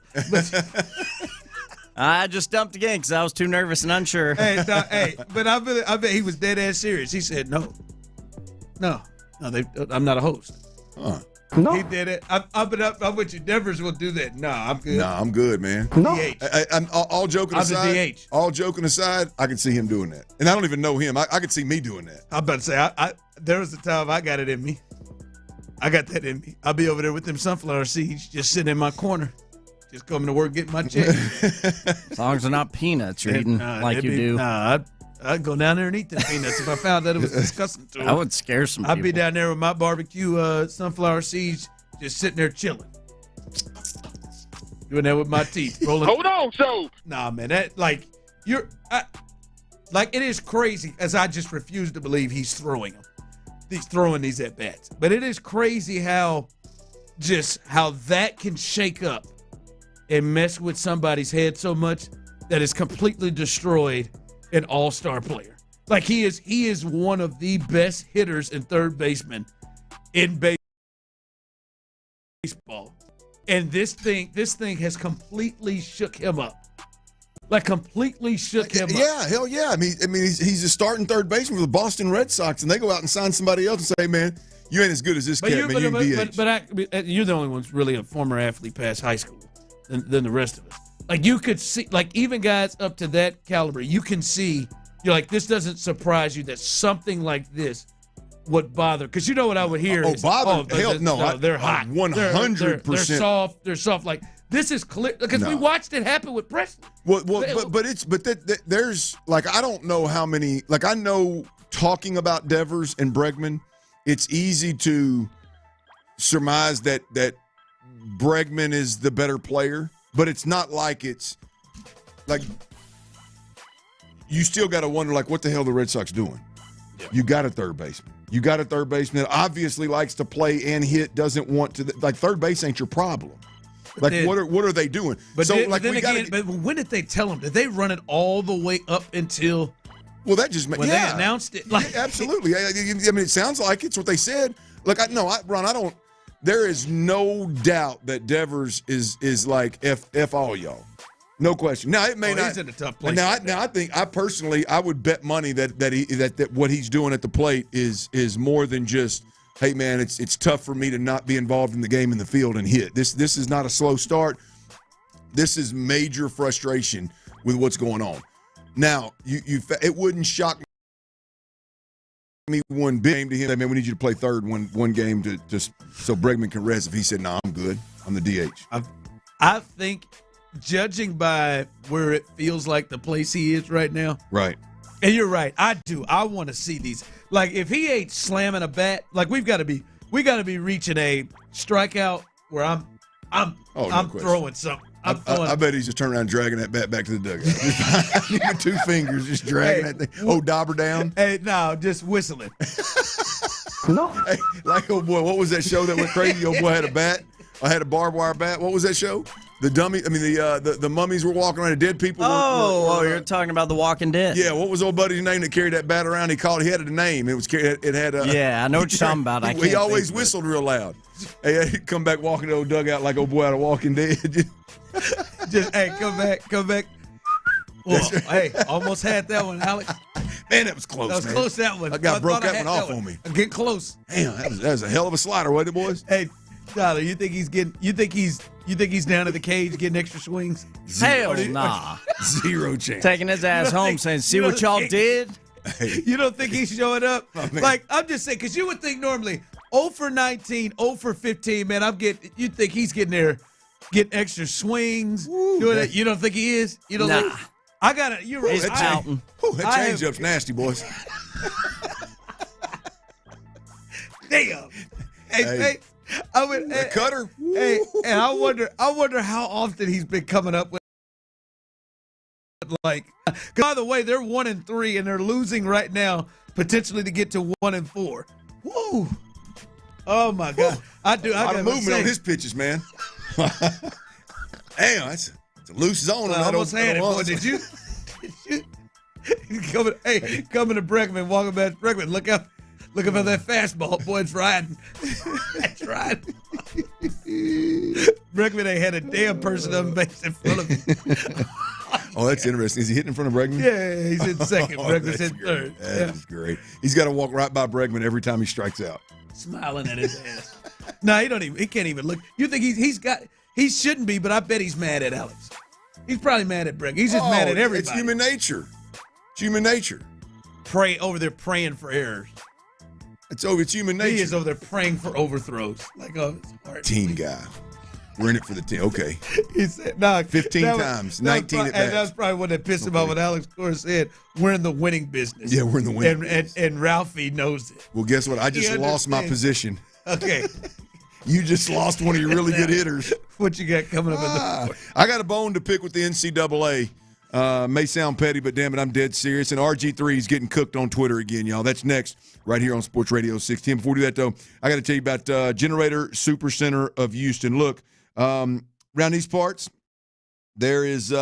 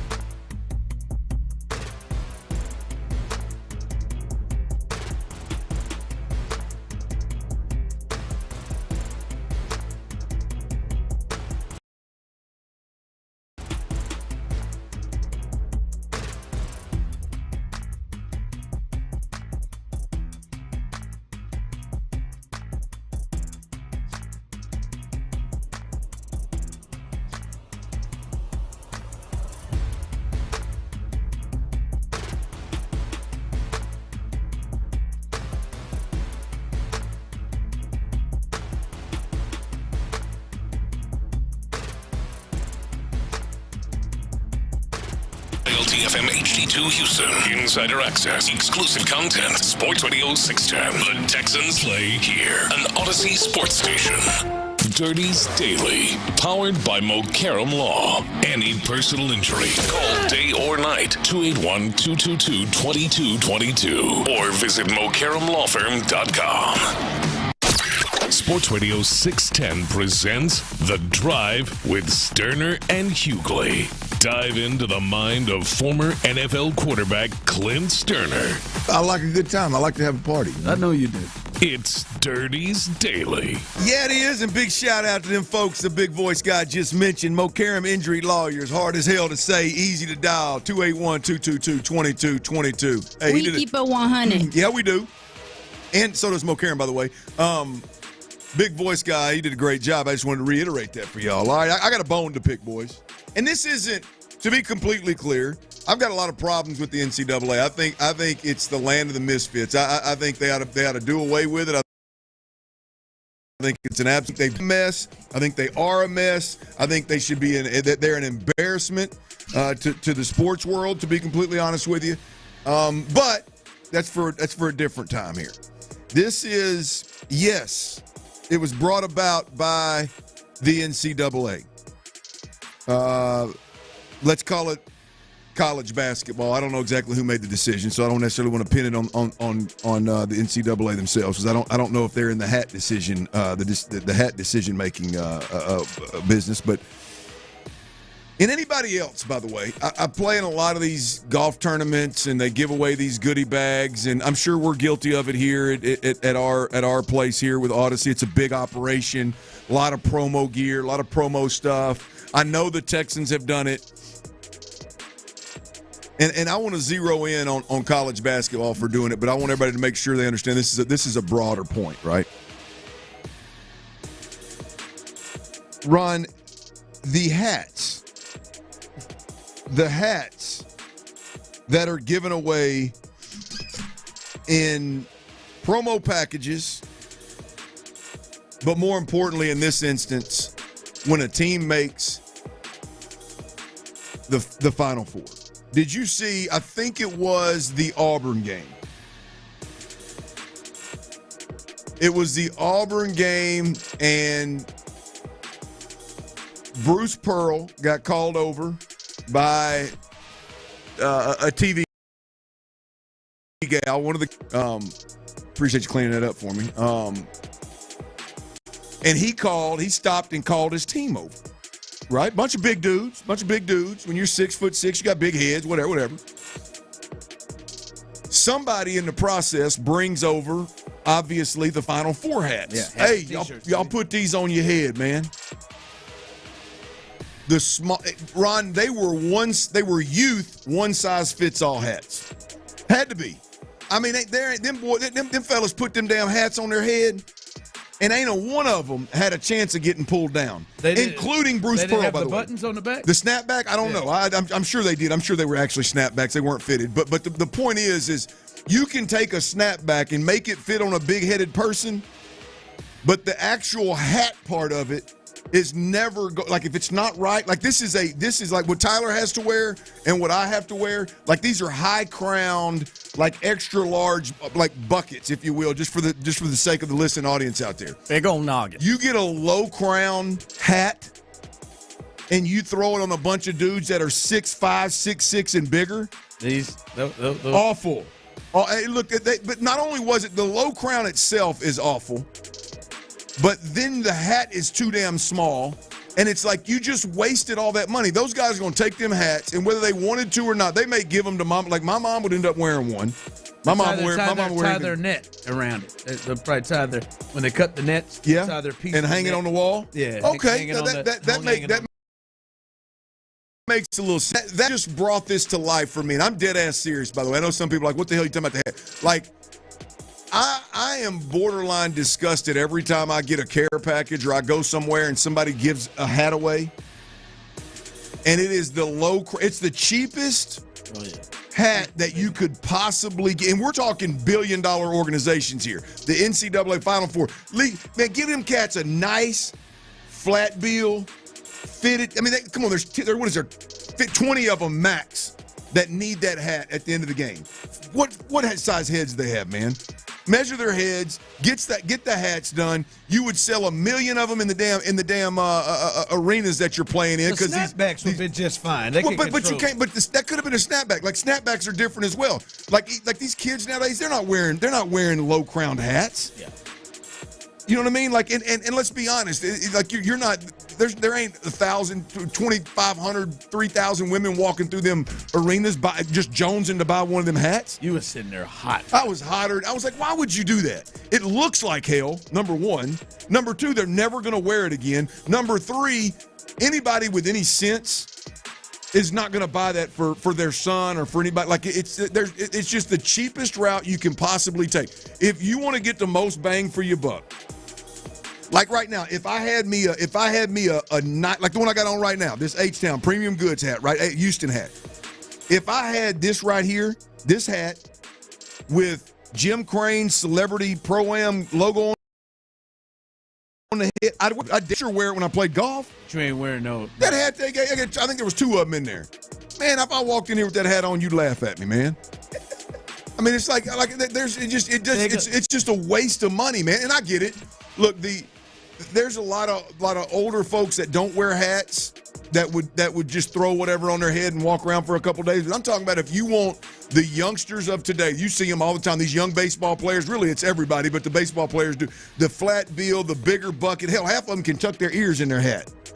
Right? I mean, that's if you really want to get the bang for your buck and you want to spend good marketing dollars to get people to wear something. I mean, what'll end up happening is whoever their sponsorship is with will probably make hats and T-shirts. Like for Auburn, maybe Under Armour makes a hat and T-shirt. Maybe Nike for them. Well, I've always wondered that. Like, stop giving away crap to at least to big-headed dudes like me and Tyler that aren't ever going to wear it, and just save your money. Like, I don't even want the care package. Did you like the shirts? Oh, absolutely. The Jim Crane shirts? No, I mean, did you like the Final Four shirts that the teams got? I'm assuming it's the same Final Four hat. I didn't see. I was so disgusted with the hat that I didn't get to the shirt. Yeah, what does it say? Ready for more. Ready for more. What it had. Ready for more. Again, probably not ever going to wear it again, but I'd hang it on the wall. I'm just the hat thing with the NCAA and with the college basketball clicked to something of like, I just can't stand when people do things that like. I just sit there and imagine you just sitting there. You got to be kidding me with these damn hats. Oh, bro, I was hot. I bet it was hot. Probably pausing it, looking at it. I did. I paused it and immediately thought, what are they doing? Why would you? But you got so much money, you just waste the hell out of it. It don't matter. You don't ever stop to think like, hey, man, ain't nobody going to wear that. I mean, nobody is wearing it. They just need you to wear it that day. Right there, Sunday. Just something to throw on your head on TV. Go cut the nets down with it. How about you give them a hat that they'll actually wear in San Antonio when they're at the Final Four? When they go to dinner or something down there, when they're prepping, they can throw that hat on. Or if they give it to their homeboy that doesn't play, he can actually throw the hat on and not look like a slappy with his hat on. I mean, you know what I mean? Like, it just, like a dad of those players. I mean, them hats a dad ain't even wearing. You know what I mean? Dirty Red ain't wearing that. You give Dirty Red something that looks clean. I mean, then he'd wear it. Like, come on, man. It's just wasted money. Boy, I was hot yesterday. By the way, y'all see RG? Oh, I can see it. RG3 catching hell on Twitter. Tell me if this is fair or foul, boys. Tyler, I need you to listen up on this because this has got a little some A&M ties, right? RG3, which he is a pot stirrer. I do believe that RG3. I don't think he believes a lot of what he says on social media. I think he stirs the pot, knowing that it's going to stir the pot. I think he's cut from that cloth.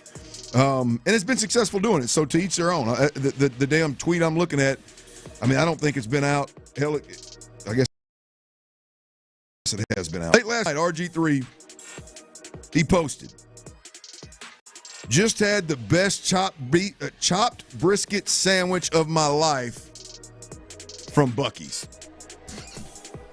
And he's getting roasted. You can't be from Texas and think that Buc-ee's has the best brisket sandwich. In your life. I mean, in your life. Now, is that because my boy Peter Burns from the SEC Network said Fetched, yes. Far-fetched, no, because Buc-ee's does have some legit barbecue. I mean, is that fair or foul, Tyler? Is it okay? And don't let's take out the guys that spend their Saturday afternoon when they're not running all over America watching basketball and stuff like that, like Ron did. Yeah. Cooking brisket, and John Lopez, who's got his own sauce. Like, take those guys out of the mix. If you're just a guy from Texas that likes good grub from time to time, is it fair or foul to say that the best brisket sandwich you've ever had is from Buc-ee's? Best ever? It is in his life. It is foul as hell. I'm gonna preface this with I've had my fair share of Buc-ee's don't barbecue. Take me out of it. Hang on a second. Yeah. I've had my fair share of Buc-ee's barbecue, and it's edible. It's good. It's tasty. But best ever? No, you can't lead with it's edible. It's even more than that. Well, I think it tastes good, but I just said even if best you were to ever is say a hell no. That's stupid. Hell no. And go eat another croissant, RG3. What has he been weirdo. eating? Bland? You weirdo. Stuff with Mrs. Dash? That's the season. Where have you gone? I mean, he's a Texan. It don't beat Killins. It don't beat. RG3's isn't he a military kid? Isn't he from? Isn't he from like Temple? That sounds right. The military kid part. I'm not sure. I think he was coming up here with it. I think he was Temple, up in the Temple area, Waco area, close to Baylor. I think he was born in Japan. Well, that's not close to Baylor. He's from Never Corpus knew Cove. RG3 was Japanese. Wild. No, it's not Corpus Cove. I mean, it's Copperas. Copperas, yeah, Copperas Cove, Texas. I think that's up in the hill country. I do believe, or roughly. I think it's right outside of Waco. I guess that would. I don't know if that's hill country or not, but I think that's. I think is that right outside of Waco? Trying to see where. I tell you what, he's from a part of Texas, which is any part of Texas that you ask out to know. You have to have better brisket than that. My response was, hey, look, it'll make a good turd. I mean, Buc-ee's briskets, any kind of grub from Buc-ee's will make Texas. It's in Central Texas. Will make a really good turd. But best ever? No, I can't go there. He's insane. And I've had it. It's a fine sandwich. Well said. It's a very Jake Myers sandwich. Damn. I don't mean it bad. It's fine. It's fine. I screwed it up. I mean, let's be clear. It's fine. There is no way in good hell that you came, like, you walk into a Buc-ee's or a Quick or a whatever place, anywhere, any gas station, and you say, damn it, that's the best hot dog I've ever had in my life. Damn it, that's the best taquito I've ever had in my life. That's the best nacho I've ever had. The chicken cheese taquitos. Okay, there is multiple restaurants. Do you know Tyson makes those? In the city of Houston, Clint, that will kill any gas stations. I don't know. To keep them. Stop it. See, what am I thinking of? What am I thinking of? It's not. Yeah, but it's not. They don't call it a taquito though. What do they call that? He's insane. That thing is ridiculous. I don't even know. He may not have eaten a lot of barbecue. And that is silly. That is look. I mean, foul as hell. By the way, Coppers Cove is southwest of Waco, right outside of Temple, and it is it's halfway between Waco and Austin. So, that's some bitch is too close to Terry Black to not have got Franklin's barbecue. That's not that far from Austin. He's two-faced too. He's too damn close from being there. Yeah, all right, listen. I'm with Terry you. Black's. I've had a great chopped brisket sandwich. Great. Franklin's, if you can get in, great. No, damn, Buc-ee's. Buc-ee's is pulling the Homer Simpson, sliding back into the bushes while he's saying that. Like, hey man, chill out, dog. Man, we are just trying to hold it down. We are trying to beat Target. If it makes you feel better, he's getting smoked on social media. What he said is getting smoked as well. So there you have it. Speaking of eating, boys, have y'all ever eaten? We eat eggs at my house every morning. Every morning, eggs, bacon, avocado, fruit every morning. First time in my life ever, I got a hold of some weird tasting eggs this morning. I cracked the eggs, 6 eggs in a glass. What color was it when you? They were lighter than they're usually yellow because I don't take the yolks out. They're usually yellow. They was a little bit lighter. I didn't do the cooking. My wife did the cooking. I set it all up and had to go outside and work on something, and then she did the cooking. When I came back in, she was like, "Them eggs taste kind of funny," and so I sat down and ate about half of them. And I was like, "I can't eat these. I don't know. Something's wrong with them." What could possibly be wrong with eggs? Maybe they're old. How can they weren't rotten when I cracked them. I couldn't smell them. I don't know. They're the normal type. I've come across a weird egg or two. This was 6 of them all together. Same type of eggs you normally always get. Yeah, they were a little larger than I typically get. If I remember, as I was handling them, they were a little larger. Because every now and then we get a small batch of eggs, and I'm like, damn, I'm gonna have to do an extra one. But this was they were. Yeah, man, they were lighter in color than expected when they were cooked. When I was stirring and when I scrambled them, they were fine. Yeah. After my wife put her hands on them, like when I got in there, I was like, damn, I ain't never known an egg to mess up. You might want to take a look at the rest of the batch. It was the last 6 in the bucket. The last 6? Yeah. We had a whole nother bucket. 713-572-4610. I know there's some other folks out there that got a hold of some bad eggs. I didn't. It was bad enough taste to where I didn't eat them all. And that's breakfast for me. That's saying a lot. Yeah. All right, coming up. Cleveland Browns owner Jimmy Haslam. He has made some comments about Deshaun Watson, and he is very, very candid. You do not want to miss what he had to say. That's coming up. All right, y'all. Underdog Fantasy is available in Texas, and I'm telling you, man, it's all your favorite.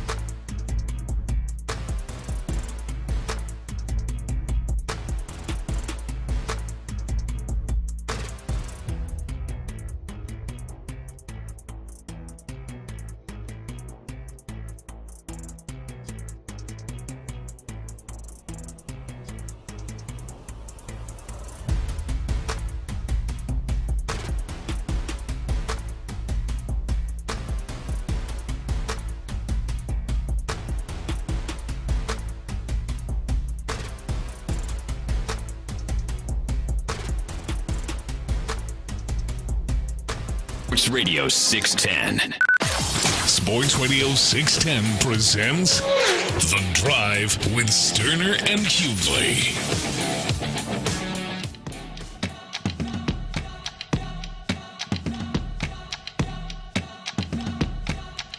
Oh boy, man, this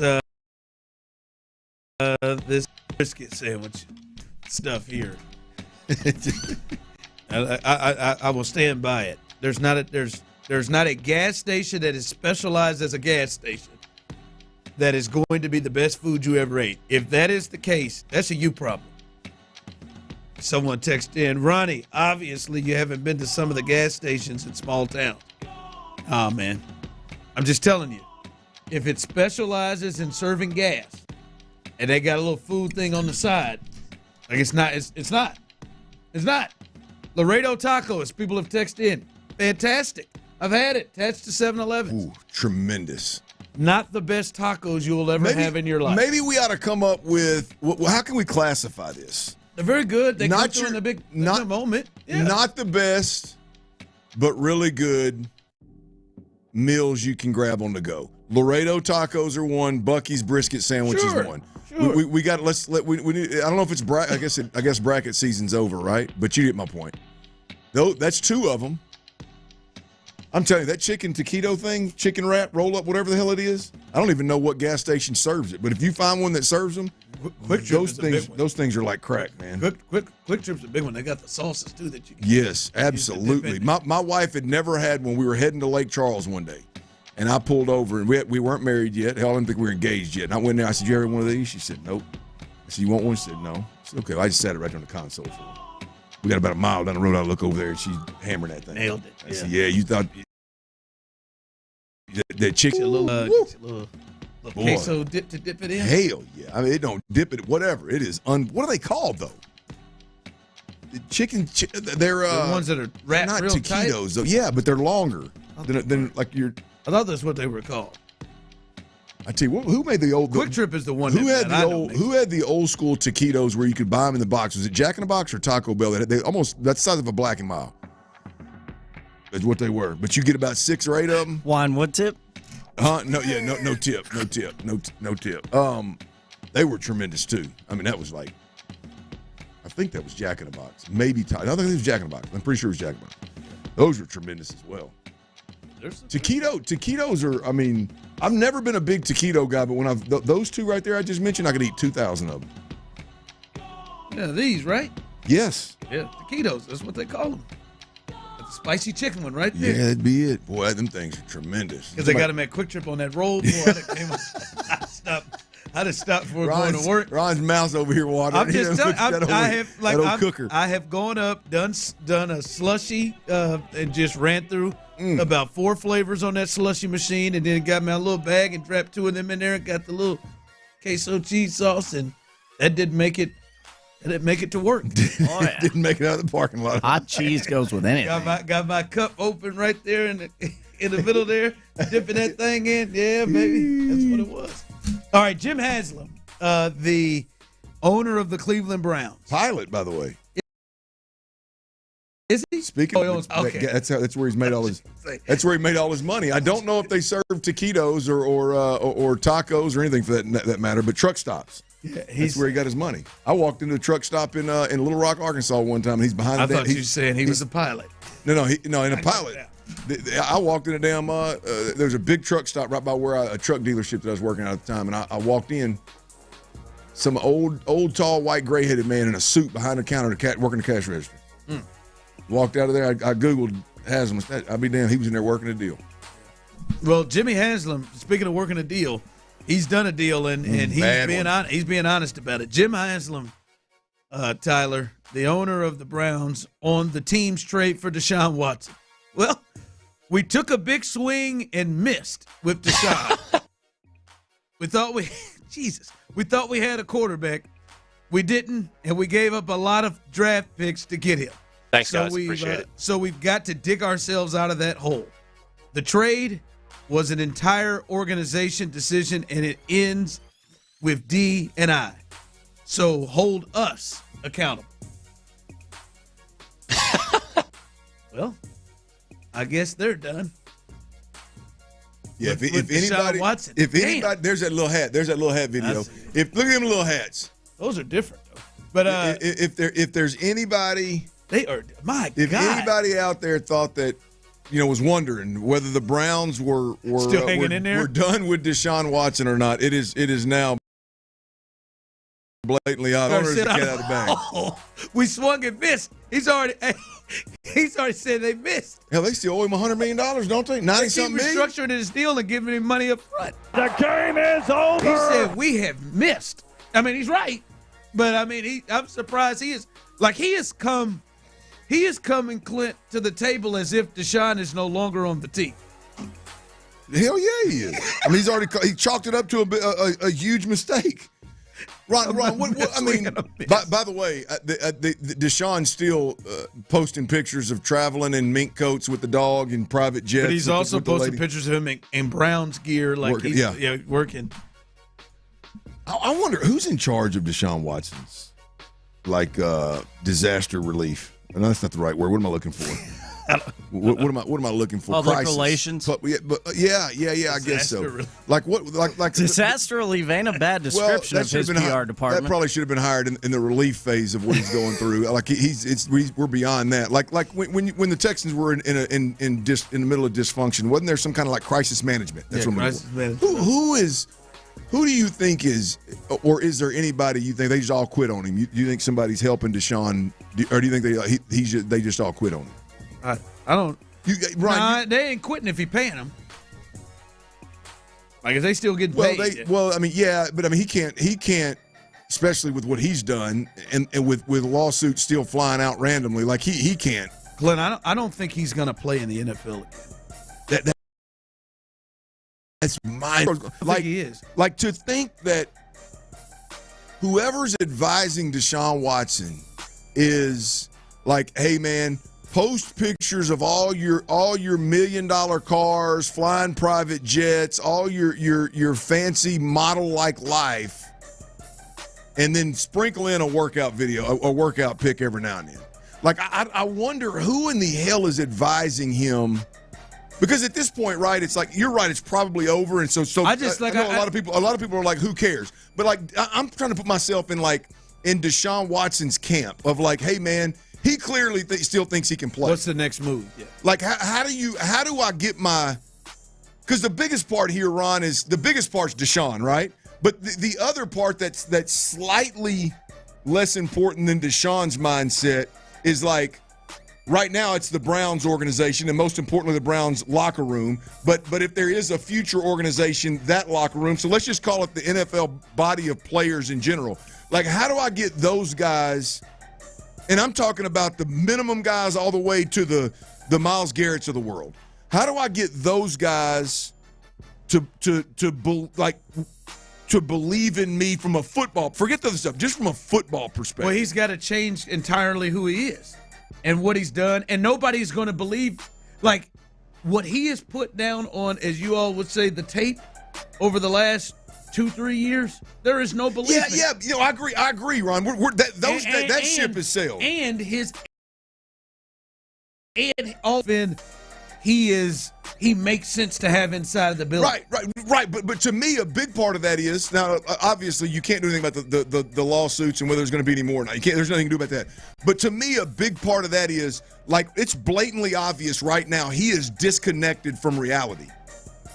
That's what I said. He's got to change who he completely. Unless he's just in a spot, Ron, where he's like, I'm done playing football. I'm just going to collect this money and move the hell on and go live my life. Maybe he's in that seem spot. Like that's what it in his head is. Like it seems like he thinks I'm getting myself ready to play again. Right. But like that's my point. Is like you're whether we like it or not. The reality of it is you are, especially when you're a celebrity like that, you are what your Instagram and everything is, and there's no, like, 99% of the league, even the guys that can afford to live the way he's living now, don't respect the way he's living now. Just from a standpoint of everything is glitz and glamour, nothing is hard work, nothing is down to earth, nothing is hey man, I'm back and I'm grinding and I want to be better than ever. It's this.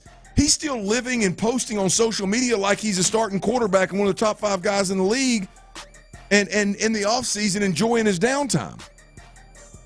Like, there's got to be some level. Like, I can't believe he had to have either just quit and thrown his hands up, or his management has quit and thrown their hands up. There's no way these guys this is what they recommend.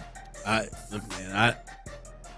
just think he is just I don't think he can convince anybody that he can play on the field and that he is somebody that is a positive addition inside of their building. I don't think he can, and I don't know that he's going to change to do that. I think, to me, again, if you could just convince football people that you want to do whatever it takes to play football, he'd have to change completely who he is. Well, I agree, but if he were able to do that, right? I think there's a team out there, as hard as it is to find a quarterback, I think there's a team out there that would sign him, send his ass home, and say, I don't want you in my locker room right now. I just want the rights to you. Go get this right and show everybody this football side of Deshaun Watson that you love the game, you want to play the game, quit with all the other crap, and next year, let's see if you can come to camp and win a job. I mean, for crying out loud, bro, you got – what's my man's name in Pittsburgh? No, Mason Rudolph. But the thing is, he's been worse than Mason Rudolph. No, I understand. That's what I'm saying. I completely understand that. I completely understand. But he's also capable of being better than 75%. I don't know that people believe he's capable. Right? No, I agree with that. But what I'm saying is, he's been good enough. The way quarterbacks get chances and second chances, and regardless of how bad it's been, the way that he got a second chance, it just blows my mind that there's no better attempt to at least convince people that you want to play football. I guess that's where I'm going with it. Because I do think somebody would give him a chance if he was all about football. Somebody did get a chance. Texans, they have added a new member to the team. We'll let you know who that is coming up next. I love D'Amico Ryans, man. I tell you what. Payne and Pendergast. This is going to be a super intriguing season for the Astros, especially.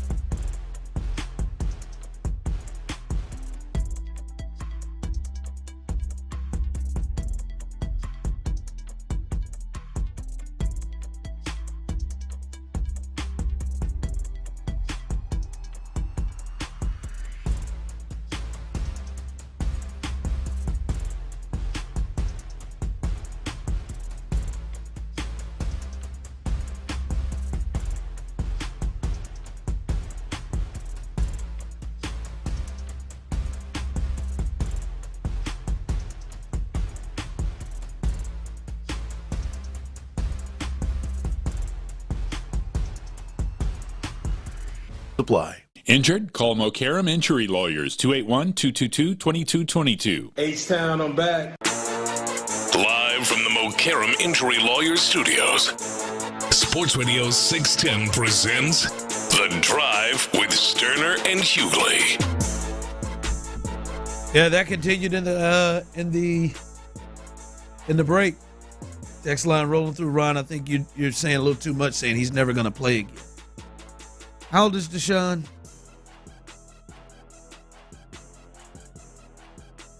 Deshaun is 29 years old. And I think he's played his last game. He'll turn 30 as the next football season gets started. Yeah, I think he's played his last game. I just he has too much going against him. Yeah, you can maybe have the physical, maybe just have the mental, but when it's all together like that. Yeah, he's just put together 2 or 3 straight years of like that's awful play from the quarterback position. And not to mention all of the other stuff that surrounds it. I think, because Clint asked during the break, if he was a free agent right now, no ties to anybody, could sign for the league minimum, do you think anybody would sign it? Oh no, hell no. And I don't think so. I'm sure they vomited in the stands. I just don't think anybody would want to kind of roll with it.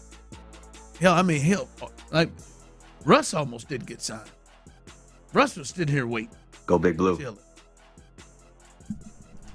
That man was the starting quarterback, and Jameis Winston took over as the backup quarterback, as the leader of the team, or at least the guy that they clearly respected more than him. It's a rough go of it. All right, there's a new member of the Houston Texans, and that is linebacker E.J. Speed, coming over from the Colts. This is a starting caliber player, and the first place this sent me to, fellas, I'm not going to lie, was Christian Harris. I'm going to let you hear what D'Amico had to say about Christian Harris here in just a second, because he spoke of him, because I think immediately that's where it takes is a starting level linebacker in the league. And to kind of put that in perspective, this is what he had to say on why he chose going with the Texans. He said, in free agency, D'Amico Ryans was a big part of the decision. Contending franchise, they're right on the cusp. His goal, Pro Bowl or bust. That sounds like a guy that views himself as a starter. And then when you look at what's included in his contract, he has the ability to make more cash and incentives in his contract due to if he plays 88% of the snaps, he gets more money. If he plays 90% of the snaps, he gets more money. So that contract is built on incentives there for him to get the snaps. But immediately my mind goes, well, I feel like Alshire's got a spot. Who is this potentially may at least have playing time taken down? And to me, it's Christian Harris. This is what D'Amico had to say this morning at the owners' meeting about Christian Harris. Christian, he just has to put the work in like Christian always does. It's just an unfortunate thing that happened to him last year with the injury. And, it just took longer than we all expected. And I know it was tough on Christian mentally, but he was able to battle back and get in there some, but he missed so much time last year. But Christian was having an outstanding offseason the prior year, so I'm looking forward to him to do the exact same, have a great offseason. Come over, let's see what it looks like. All right, that's him talking about Christian Harris. That was the first thing that went to my mind was, does this feel like maybe they're not potentially completely sold that Christian Harris or Toa whatever, but Christian Harris can be exactly what they wanted to be. Yeah, look, I think two things can be true. I think they are down on Christian Harris. I think he came back from whatever injury happened last year, and look, fair or foul, an injury-prone player is a lot of the times the quickest route to get on a coach or a general manager's bad side, right? No matter how talented you are, the old saying, availability is the best ability, right? And if you're not available, no matter how good you could be or what your potential is, if you're not available, and I know damn sure Nick Caserio thinks that. So I don't think there's any doubt that they are down on Christian Harris, and even when he got healthy last year, played as a linebacker, made some plays, definitely flashed, appeared to have that same ability at the linebacker position, and then was demoted to what seemed to be a special teams role. Clearly they're down on Christian Harris, and last year the comments by D'Amico Ryans about Christian Harris being, I'm paraphrasing, the most athletic or potentially the best linebacker he's ever coached didn't come to fruition. So I think two things can be true. I think they can be down on Christian Harris as well as just overall making the best moves that they possibly can for the team. Look, this EJ Speed move. This feels like more than depth, by the way. Yeah. I think I'm glad you brought that up earlier. Look, the EJ Speed. 15 games last year, 142 tackles. Yeah. Third on his team in tackle. Like EJ Speed being a Houston Texan tells me two things, right? I think the depth is a play here. I think Neville Hewitt and Jake Hansen played more games last year than D'Amico Ryans is comfortable with, right? Whether it's Azeez Al-Shaair in the suspension or it's Henry To'oTo'o being injured. I think Azeez was also injured. Christian Harris being injured. The linebacker crew seemed to be playing. Playing in with less or doing more with less way too often last year. So I think the depth play for D'Amico Ryans, the linebacker position, is big here. I think you got Henry To'oTo'o and Azeez Al-Shaair now are your main communicators. They're both Mike linebackers. And then hopefully Christian Harris comes and EJ Speed is your starter. Christian Harris is a guy that if he can play up to what D'Amico thinks he is, then all of a sudden you've got a beautiful problem at the linebacker position. Many times they're in two linebackers. Yeah. And the two linebackers you think will be out there the most are? I think Azeez Al-Shaair and EJ Speed. I think those are your two backers with Jalen Petrie at the nickel defender position. Now, I think EJ Speed got the play. That is when you say that is a large change from how they were talking about Christian Harris last year. Yeah, well, I mean, if Christian Harris competes for that job and pushes him for that job, I think you've got a really good thing. But to me, the EJ Speed signing is D'Amico Ryans saying, I want to make sure that I can weather the storm of suspensions. I want to make sure that I can weather the storm of injuries and not have to do less with more. I think this is too deep at the linebacker position. The depth play, I think, is big time, right? Secondly, I think this creates real versatility in that linebacker room. We saw Azeez Al-Shaair multiple times, damn sure against the Kansas City Chiefs, get taken advantage of. Targeted him, and they took advantage of him multiple times. He gets lost in coverage. He's not a great coverage linebacker. So in those situations, to be able to go Christian Harris, EJ Speed, Jalen Petrie, or you could even put a dime defender in there and put your best cover linebacker, whoever that may be. It's damn sure not Azeez Al-Shaair, and you can roll with that and give yourself a much better chance. So I think EJ Speed, I can't even say his name. Speed. I think EJ Speed brings depth, and I think it also brings versatility to that linebacker room. Two things that D'Amico Ryans didn't have last year. Yeah. They do have, they've got options, and I would say, they do. They've got four guys that have started here in the last 2 years. Henry To'oTo'o last year with the injuries. Obviously, Al-Shaair and Christian Harris started 2 years ago, was your best linebacker, one of your best defensive players 2 years ago, and then EJ Speed has been a starter for the Colts. That's just the first thing is, as you said, are they down on Christian Harris? It feels like there is something there. In the playoffs, he's getting 8 snaps and playing defensive snaps, but playing on special teams. That was telling. And then when you come right back the next year, they add EJ Speed to the room. So you're right. They're flexible and they can do a lot of different things with coverage or whatever, but They bring in another starting level caliber linebacker to this group where they had 3 there. So E.J. Speed, the latest Texan. Coming up, a little 5 o'clock fire. I think it's a big one tonight for the Rockets. A big one for the Rockets tonight. We'll tell you exactly why. The Astros, they're back at it tonight against the Giants. Don't know if they'll run into old Justin Verlander, but they're at it tonight, and there's a little something in that lineup that we got to talk about and discuss as well. And Final Four set, we'll get into that as well. 5 o'clock fire coming up next, right here live on The Drive. All right, if you need to breathe.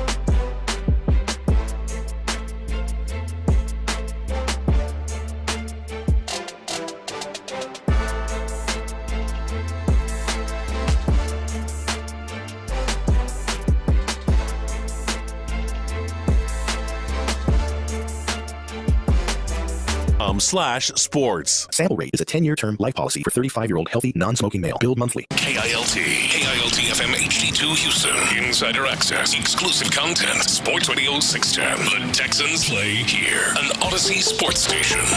Hughley has came in the game. We have a liftoff.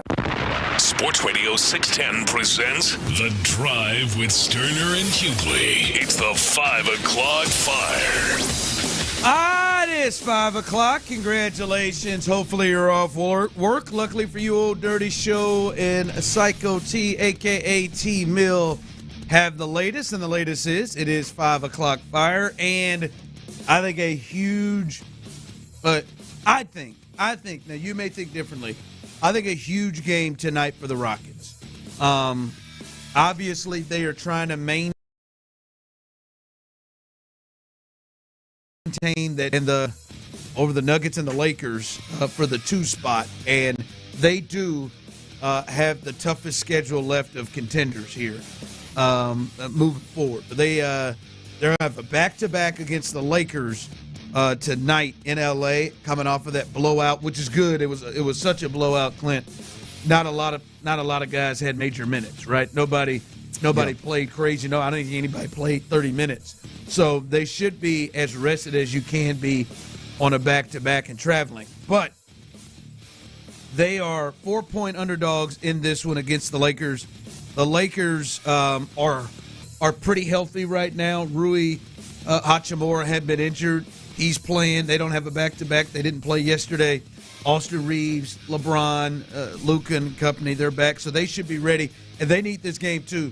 But to me, the reason why this is such a big game, Clint, is, yes, the Rockets have won 12 of their last 13, and they have done this and gotten themselves in position where they are the 2 seed behind Oklahoma City.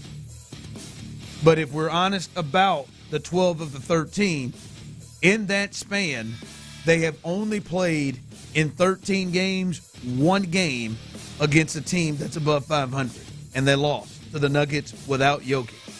All of the other 12 wins have been against teams with losing records. And this would be a team that they would face without a losing record. And then to go even further on that, Clint, they're against teams with winning records. They're 2-8. So they have struggled against winning teams, playoff teams here of late.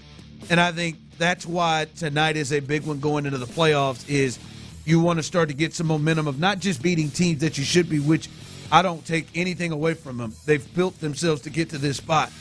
But they also got to start showing and held themselves at least that they can consistently here of late beat good teams. Yeah, look, I think for the point that you wrapped that thought up with right there, this is a huge game for the Rockets. This is a team that's on the verge, right? This is a team that's shown through a regular season they can play harder than anybody else. Absolutely. They can play great defense. They've all proven they're coachable. They've all had their moments in the sun. And the biggest star of them all right now, Jalen Green, is coming around to where he appears to be able to be more consistent and manage the game a little bit better, maybe even manage the floor a little bit better. And the next step, they're obviously getting in the playoffs. They're going to have a higher seed than anybody expected. The next step is to prove that you can go out there and compete on a night-in, night-out basis. Now, this is just one game, but this is where it starts, that you can compete on a night-in, night-out basis. And you really have to prove it to anybody but your damn self. I mean, I think that's the next step for this team, is to prove that you can go out there on the road in a back-to-back, put it all together. And this isn't a back-to-back, is it? They didn't play last. No, they played last. That's right. I was thinking that the night before. Boy, the weekend ran together. But that's the next step for this team, is to prove that you can go out there, put it all together, and beat a team that who would be surprised if Luka and Bron and Reeves and company won another championship. I know right now they're not the favorite, but who would be surprised? I don't think OKC's a bit slightly. Well, yeah, no, there's a couple of teams that, they got to go through that. But I mean, it's not like it's far fetched that those guys would make a run here. The next step for the Rockets, again, more so to prove to themselves in-house that they're ready for this, is to beat teams like this late in the season when it matters the most to then go to give yourself a little bit of confidence going into the playoffs, and no matter who you play. And you, as you mentioned, they've won a lot of basketball games of late, but none of them have been noteworthy, right? None of them have been versus teams that you're going to see in the playoffs. Yeah, the Magic and maybe the Suns and Mavericks have been the best wins. So yeah, I mean they've got this. I think this is a monster game. I think it's a monster game for the belief, the buy-in, the next step, and I think specifically, Ron, I think this is a huge game for Jalen Green. I think current Western Conference Player of the Week has been playing really, really well, as you've just talked about. He's not only statistically been tremendous of late, he's been more consistent. And then every time I turn the TV on, the part that I didn't like about Jalen Green early on in his career, just the AAU approach and the wildness and the lack of again, I can't describe it no more than just go play backyard ball, go play AAU and see if you have any points you can get. He appears to be have matured and developed to a point where it's happening night in, night out now. Now can you go do it on the road against Bron and Luka when the lights are the brightest and the stage is the biggest? Now that's playoffs, obviously, but this is a huge stage for Jalen Green. So whether you're talking about overall confidence of the Rockets organization or you're talking about Jalen Green continuing to do what he's done of late and doing it against a bigger, badder opponent, I think this is a huge game for the Rockets on several fronts. As I see here, the Jim Adler, the Texas Hammer text line 713-572-4610. Look at the overall record against teams with winning records. Yeah, they've had some runs. I'm just saying here, man, the last 10 games, that's a pretty good sample size. They've only won 2 of them. And to be honest with you, they've got 7 games left. 6 of them are against teams with winning records in playoffs. They got the Lakers and the Jazz. Then the Jazz. But after that, they've got the number 1 seed Thunder. They've got the Warriors who are climbing, the Clippers who are climbing, the Lakers again, and the Nuggets. Right? So if they have the Warriors somewhere near, don't they? Yeah, I said the Warriors. They got the Warriors in between the Thunder and Clippers. Like if they go 2-4 against those 6 teams, and then combine to where that is a bit of a question mark going into the postseason. Again, as we said last week, we both said this. This is already a successful season. 7 games left. This is already being a successful season. They're not in the play-in, not even close to it. But you are wanting them to make a run as far as they can make it right now. And they've got to start, to me, winning some of these games against these teams. Well, Ronnie, here's the thing. We talked about this early in the year about the Rockets don't have the superstar to get them over the hump, right? They didn't make a move at the trade deadline, which is fine. They wanted us to keep the core together and move forward. But the minute that clock expired in terms of acquiring somebody else, the rest of the season was about, okay, how special can Jalen Green be? How special can Amen Thompson be? How special can Alpi Sengun be, right? And this game is one of those games that's going to go a long way in the call it development, the confidence, the arrival, if you will, of one of these young stars. Or I mean, as a Rockets fan, I don't want to look at it this way, but it's going to be another missed opportunity for one of those guys to step up. I mean, look, if Jalen Green goes out there and puts up 30 tonight, and the Rockets beat the Lakers on the road, that is going to go a long, long way for Jalen Green in terms of what he looks like in the playoffs. The team as well, and I think a confidence it's just crazy. They're not fools. They see it. Yeah. We beat the hell out of the Pelicans and the Jazz and the Suns. Yeah, they see it. They walked out there and saw that Suns team they played yesterday not give a damn. They go in there and play a team like the Lakers, like this group. They have not played them with Luka and LeBron yet. They go and get a win over there. They're 2-8 in their last 10 games against teams like that. Like that ain't no small sample size going into the playoffs. Well, the same thing, Ron. I'm sorry. The same thing with that I mentioned about Jalen Green. It applies to Amen Thompson and it applies to Alpi Sengun as well, right? If those guys go out there and have monster games, like they're trying to go from being really good young NBA players to being superstars, and you do it on this stage in LA, it will go a long way to being that guy. Big one tonight for the Rockets. 5 o'clock fire. All right, the Astros begin a 3-game set against the Giants at home. They continue this homestand at Dyken Park. Ronell O'Neill will get the ball tonight. But Clint, leading off here is the lineup. Altuve, Paredes, Yordan Alvarez at DH, Christian Walker, and Yainer Diaz behind him, Pena, Cam Smith back in there, Dubon, and Jake Myers. That's kind of been the normal thing, Rogers, Dubon in there. But here's the interesting part, fellas. Jose Altuve starting at second base tonight. And Dubon is in left field. It's keep it moving, baby. Left field, second base. That's gonna be the new left field, center field, right? It's gonna keep that thing rolling. All right, but to keep him sharp, I guess. Like, what? If he's gonna play left field, I think he needs to get the reps at left field, right? I'm surprised we're seeing this after just one series. Or is he becoming a utility player within the starting lineup? Altuve turned into freaking Bill Spires before our eyes. I know, like Clint said, that his bat, obviously, we know that. But they let him. When's the last time he's played second base? In the spring, he was just playing left field. Had to have been playoffs last year.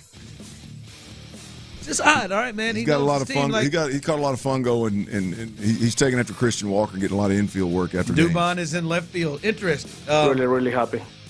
We'll see. So, I don't think we know the clear route, Clint, they're going to go with this thing. And hell, I don't know if they do at this point. But they are just kind of seeing what they have, I guess, trying things. After 3 games in left field now, Altuve is in second base. It's good. With Dubon, who was at second base yesterday while Altuve was in left field. Moving and shaking, baby. Just move them around, man. Keep them on their toes. That was a no-brainer for me. Keep on their toes, JoJo. Okay. All right. But he was good at the plate, and it's been a good weekend for the Astros as they took 2 of 3 from the Mets. They look to try to take on the Giants, but their pitching, hell, the way they've pitched, Clint, guess where he played. Yeah, man, three quality starts from their top 3 guys, and there was look, Hunter Brown. I didn't watch the game, but I saw some of the reports. Obviously, saw the box score. Gave up a home run. I don't know that Hunter Brown, it feels like he had his best night, but Framber Valdez was really, really, really good. Spencer Arrighetti was really, really, really good, with the exception of just the lazy, comebacker that he threw to first and let Jose Siri score. Man, I don't know that you could ask for much more out of your top 3 guys coming out of the chutes. I mean, you're talking about 3 quality starts, which means they all went 6 or more innings and they all gave up 3 or fewer runs. And so I think Hunter Brown had 2 earned runs. Framber had 1, and I think Spencer Arrighetti had 1. So now Framber may have had none. No, Framber didn't have any. Framber didn't have any. Yeah. So I mean, that was all. That's a hell of a start, man. Yeah, that was all. That's a hell of a start, and see what we can get out of Ronell Blanco and Wisniewski before this thing turns over on Wednesday. Yeah. So Altuve still leading off as usual, but playing second base tonight with Dubon in left field. So that is the latest. By the way, they're rocking the. Is this tonight? Am I right on this, Tyler? They're rocking the City Connect jerseys. They're banging out the ones that say Stros for the first look. Every time I see Mike Tomlin on this television screen, sweating bullets like this. Doing this interview in a sauna? With nobody else in it, man. Fresh out. But they're rocking the City Connect jerseys. I wonder how many. I've been seeing people around the stadium rocking them bad boys. They've sold quite a few. Oh yeah. I mean, look, every time Cam Smith comes to the plate, boy, they go to video and the crowd and there's a lot of them 11 jerseys out there. So yeah, them jerseys are clean, man. I'm anxious to see them on. You don't really know how clean they are or are not until you see the team on the field in the unis. I think they're going to be super clean. Yeah. I mean, super clean. Yep. I even at first I wasn't a huge fan of the hat. I like the hat, man. It's grown on me. It's grown on you. I like that A that they have, and then they have With that star in it. Yeah, Yeah. star in it. All right, coming up, D'Amico Ryans had some conversations at the owners' meeting earlier today, including a conversation about trading Laramie Tunsil and how difficult it was, and about the guys that are making the new O-line. We'll discuss that coming up next. All right, living with chronic joint pain is a problem, man. It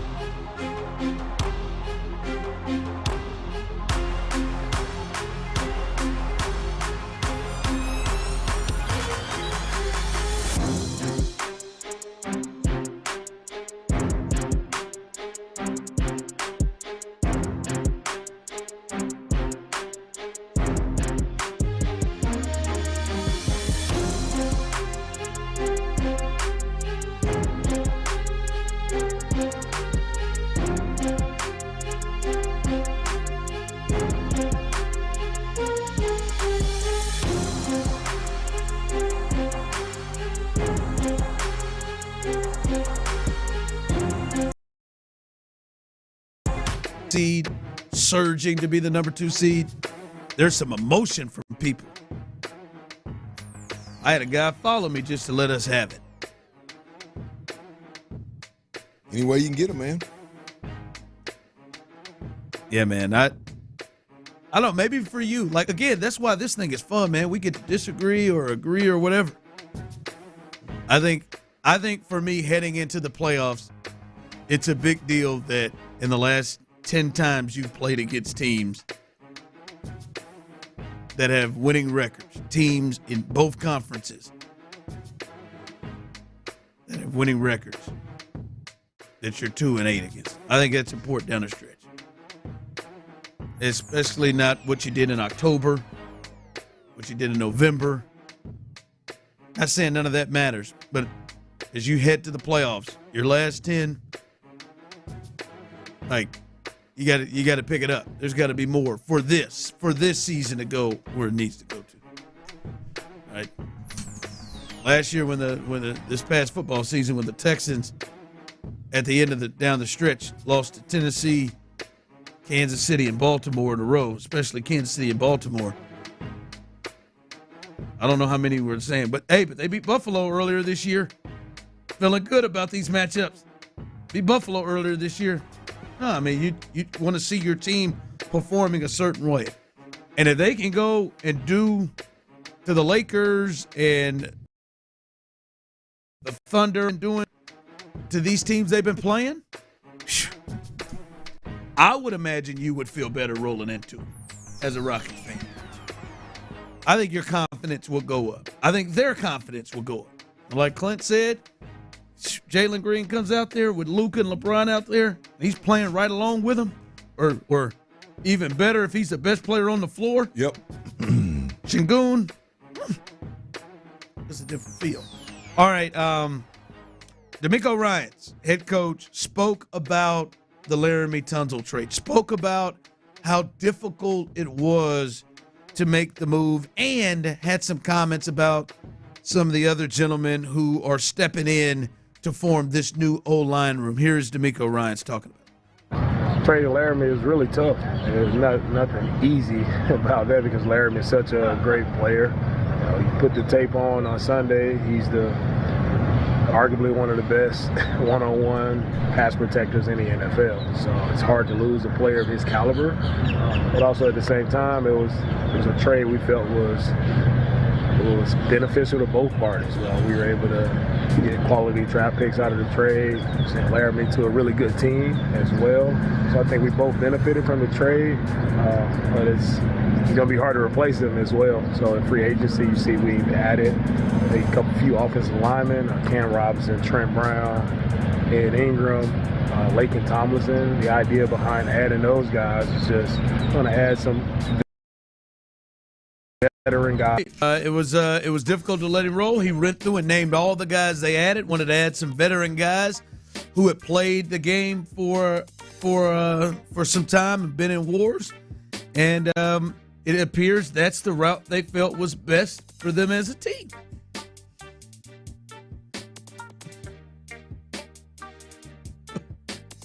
Go ahead, man. Sorry, man. I just expected to hear, hey, man, I told y'all we were going to fix this pass protection from the inside out. We went and got guys that we know can play. We went and got guys that we know can protect our franchise quarterback, and we know are going to give us a chance to win. I'm sorry, man. As a Texans fan, that is what I 100% expected based on what we watched all year, and it's 100% what I expected based off what Nick, and DeMeco said over the last month and a half since the season ended. To hear that we just brought in some veterans that create some competition along the line, that just ain't it for me. That just ain't it for me. It's a tough one to get beyond for me, man. The Laramie Tunsil stuff is, I don't know what people expect DeMeco Ryans to say about Laramie Tunsil.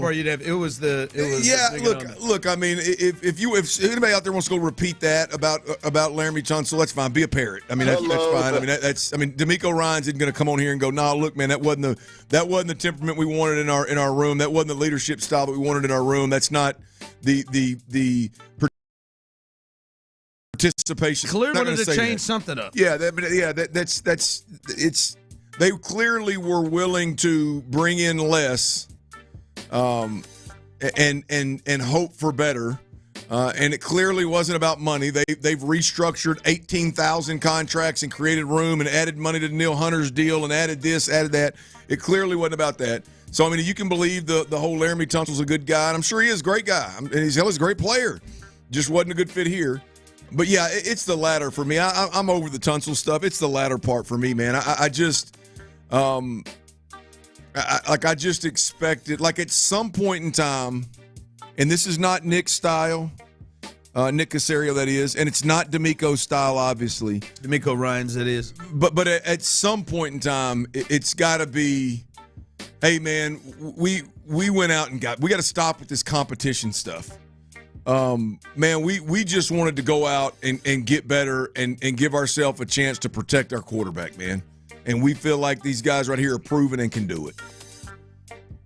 You know, I mean, like, bringing in guys that are going to compete with guys that weren't good last year, like I understand that's in a pro. You can't just run everybody up out of town. So I understand that there's the Juice Scruggs of the world got to take a next step. Jarrett Patterson's got to take a next step. Blake Fisher's got to take the next step. Titus Howard's got to take the next. Like, I get all that, but I don't know, man. I just fully expected, like, very. You think they feel confident in this group? I feel like where you're getting into it. The way. I don't think. Because if we played it, let him talk about Christian Kirk. Let him talk about Gardner Johnson. Let him talk about, like, here it's just like, you know, hey man, we brought some veterans. Yeah. In. That's what we want to do. Some veterans. They've made get better moves on the defensive side of the football, no question. Absolutely. They brought in Christian Kirk was a like I don't think as high as they are on Christian Harris, I think EJ Speed is a plug and play starter. As high as they are on Jimmy Ward, I think CJ Gardner Johnson is a plug and play starter. Like that. That's, to me, those are no break. Sheldon Rankins. I think Sheldon Rankins is the best D tackle you got. His ass is going to have his hand in the dirt on the first snap of the season if he's healthy. I don't know who who either your guards or your center is going to be. Yeah, I mean, it's center, and you know, you listen to Texans All Access with John Harris and all those guys. By the way, D'Amico's going to be on tonight, right after this Texans. Rock and roll. I mean, I've heard that question asked. Hey, man, who's most likely to start and at what position? Mark and John both somewhat ducked the question, and John McClain said Cam Robinson. So I mean, it's sorry if I can't get into and buy what D'Amico's saying there. Not to send you over the Jim Miller, the Texas Hammer text line. Here we go again, shaking my head. There's always an issue with you two. The Texans could win 10 straight, and you would still find something negative to discuss. Hit me up when they win 10 straight. Try not to have such a loser mentality in the meantime, friend. I would just ask you, like, now you're allowed to feel it any way you want. I think we're also allowed to feel where we want. Yes. And I would personally question you if you're looking at this offensive line and you're like, now this is going to protect CJ. And not to say it won't. I don't like how you look at it and just be like, these guys, what are these guys talking about? What are these guys talking about? Like, I mean, and you're welcome to have that opinion. I don't know how you have it. I don't know how you look at this and think like, man, they've just knocked this sucker out of the park. Well, I think they probably see the same thing. They just don't like being hit with the real raw of it. They want you to sugarcoat it, I guess. I don't know. Look, I mean, I'm kind of. I'd imagine I make them folks real uncomfortable. I'm sure I make them comfortable. Nice. Good. Yeah, look, I mean, it doesn't matter when you cover a team, and when you root for a team. You know, it doesn't matter how good they are or are not.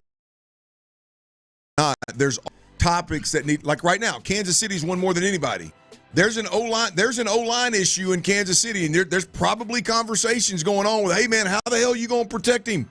How you going to protect him? There's probably a conversation. I watched them win 9 straight and can't connect on a deep pass to save their lives, both of them. Yeah, well, issues with the tackle. I mean, yeah, issues with the tackle. Like, look at Travis Kelce, man. He's going to retire. Is he not going to retire? Can he still play? Is there tread left on that tire? What's going on with Travis Kelce, man? Philly and their issues. There's probably a conversation there. They couldn't throw the ball for 5 weeks. I mean, man, look, there's always solid conversations to have. If you're uncomfortable with negative conversations, not just conversations. Don't even put you all stick the word negative on it. It's just conversations about what is happening with the football team. Yeah, if that bothers you, man, I'm sorry. There's plenty of shows out there you can tune into that are stroke fest. And I would assure you. And I would add on to that, I don't think we're negative at all, actually. I think we have a good time. We laugh a lot every day on this show.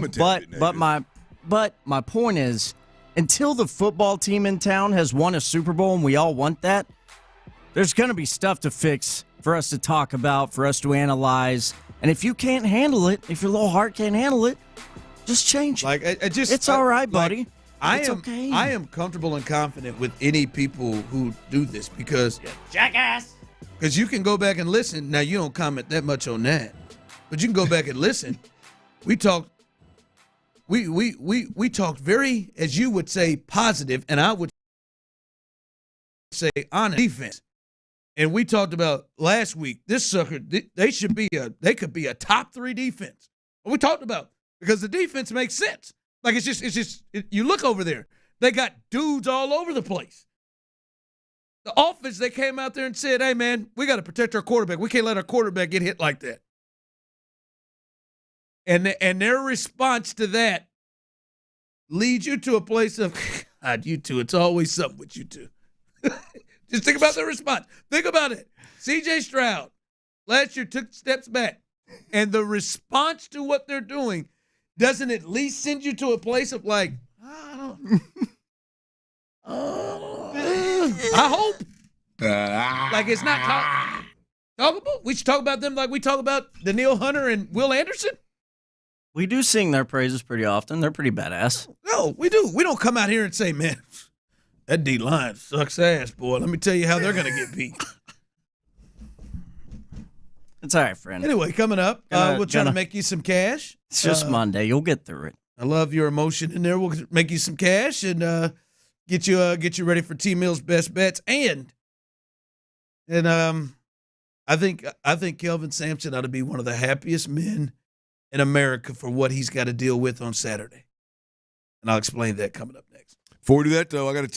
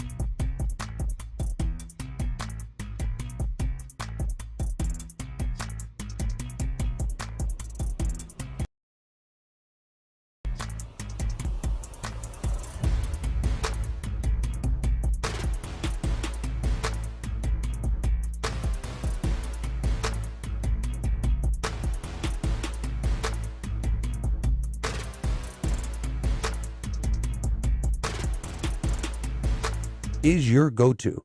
They've been a game changer for us, and they can be for you too. Visit AmericanEagle.com or call 877-WEB-NOW1. That's 877-WEB-NOW1. Get a free estimate from Generator Supercenter, the nation's #1 Generac dealer. GeneratorSupercenter.com. Live from the Mokaram Injury Lawyers Studios, Sports Radio 610 presents The Drive with Stoerner and Hughley.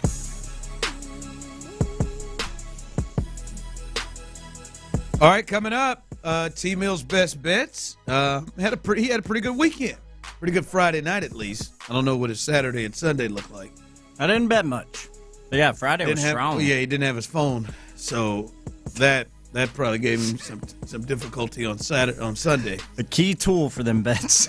But 4-5 on Friday, got to 80%. So didn't quite get to the 60% mark for the week, but got to 56. So not bad. But we'll get his best bets tonight. Try to make you some money. Oh, we got basketball. We got baseball options now in this deal. So a lot to get to there. Also, D'Amico Ryans, the head coach. We've heard from him a little bit this morning. Us, Texans All Access with Mark Vandermeer and John Harris. You don't want to miss that. And I know you guys, many of you are going to hang in to listen to the head coach. That's coming up right behind us. Looking up here, man. I know Tyler doesn't give a damn, but I am really, really disappointed that this USC Connecticut game is not going down without Juju Watkins. Really, that was going to be appointment television, and I thought it was going to be the big game. I almost think they did it on purpose to ensure that those two teams would meet. They did it last year with Angel Reese and Caitlin Clark. They were in the same region as 1 and 2 seeds. Or almost forced them to get there. I thought this would have been a huge game. Paige Becker, she goes out in the Sweet 16 and goes for 40 in the game. 29 second half points. She's rolling. And Juju, that would have been a fun one, but no Juju tonight. Just USC versus Paige Beckers in Connecticut. I'd imagine Connecticut is probably favored in that game without Juju, but disappointed, man. I'd have been into that sucker. Definitely disappointing, Ron. I agree wholeheartedly. But what a story that would be if USC could somehow pull this thing off. Would that be good for women? I don't know how good it would be. Good for USC women's basketball. It would be. Much. Paige Beckers wasn't there. No. They need Paige in this thing. I mean, she's. But the story. There's a story of after Juju went down, they get a win. Now they won convincingly. Wasn't it pretty convincingly against Kansas State, I believe it was a couple nights ago. So, boy, if they continue to play well and are able to, I'd hate for them to knock Paige Beckers out and then not win it all. If they knock Paige out, they got to win it all. There'd be a little more pressure added. But I'm with you, man. I mean, this would have been some must see TV, especially with two little girls at the house. I'd have damn sure put it on and let them watch those two go head to head. But it's the Paige Becker show from here on out, baby. Or not from here on out. Hell, it's been that way for the last week or so, I guess. They need her ass to show up and I don't know, man. That'd be all right. But yeah, just disappointing. No Juju tonight. Also, UT they're trying to get to the Final Four as well. Tyler. Madison Booker and company look to try to get past TCU and old girl. I can't remember her last name. Haley Van Leet. Van Leet or something like that. Is that right? Yeah, they'll play TCU tonight. So hopefully, good luck for them. I will say this about Houston: Final Four set all 1 seeds, and Houston has Duke, and we'll be looking at that all week. But I think there's a potential advantage right now for Kelvin Sampson. He's got the type of kids, right? There's a group, right, of certain teams, certain players, certain attitudes where if they just sit there all week and hear how good another team is, teams go to them, like, that's a group that will get highly motivated. And I think Kelvin Sampson has that with this crew he has there, will be highly motivated and sick and tired of hearing what Duke is going to do to them and how good Duke is. And I think they have a major advantage of that because still it's Duke and Houston, who, although they have been one of the best programs in college basketball the last couple of years, there is still a difference in terms of how I think people view them, especially when you look at Cooper Flagg and Con Knipple and all of the pros that they have potentially going to be on that team compared to Houston. I think you're going to hear that a lot. And I think that is a potential advantage for Kelvin Sampson in Houston. Well, I think it could be a big advantage. One, I think this is a great matchup with Duke being really good offensively and U of H being really good defensively. I think the matchup is must-see TV. But to your point of, listening to, I would imagine when you get to this point, anybody that's ever played Duke, listening to that holier-than-thou kind of deal that Duke brings to the table. Now with all the stats and the media pushing them as well, which has always been the case too. I mean, I got to think that's going to be added motivation, no doubt about it. And whether it's Cooper Flagg or they're the better offensive team or whatever, I believe that is I think that's a reality, and I agree with you that Sampson and this team are the type of kids that would have a chip on their shoulder about here. They probably got guys in line trying to get to Cooper Flagg first. Yeah. No, I'll tell you, I got him, Coach. No, I want him. I want his ass, Coach. That thing's gonna be physical. It'll be one to watch to see who gets adjusted quicker. Right? Is Duke? How long does it take them to adjust to that defensive pressure and relentless defensive pressure that Houston lays? And then how long, if any, does it take for Houston to get used to that length? Right? Like you can't go in and try to finish at the rim like maybe your customer. They got some big dudes and great shot blockers at the rim. I mean, Alabama saw that. They have that Alabama team to 65 points. So you don't think of Duke about his defense. Their defense has been really, really good this year. So that'll be one to watch. But I do think Kelvin Sampson has a bit of a mental advantage with that coming up in this game. All right, Tyler, let's make the folks some money tonight. Let's see what you got. A little baseball action in here tonight. First baseball slate of the year, baby. And I just want to preface this by saying, you two know this. The last two betting seasons, which is just a calendar year for me, Major League Baseball is where I make my bones, man. I always make the most during baseball season, so I'm excited to get into this. I got 4. Trying to take a little piece of advice from my guy Clint Stoerner. I'm going to try to minimize these a little bit, stop giving y'all 10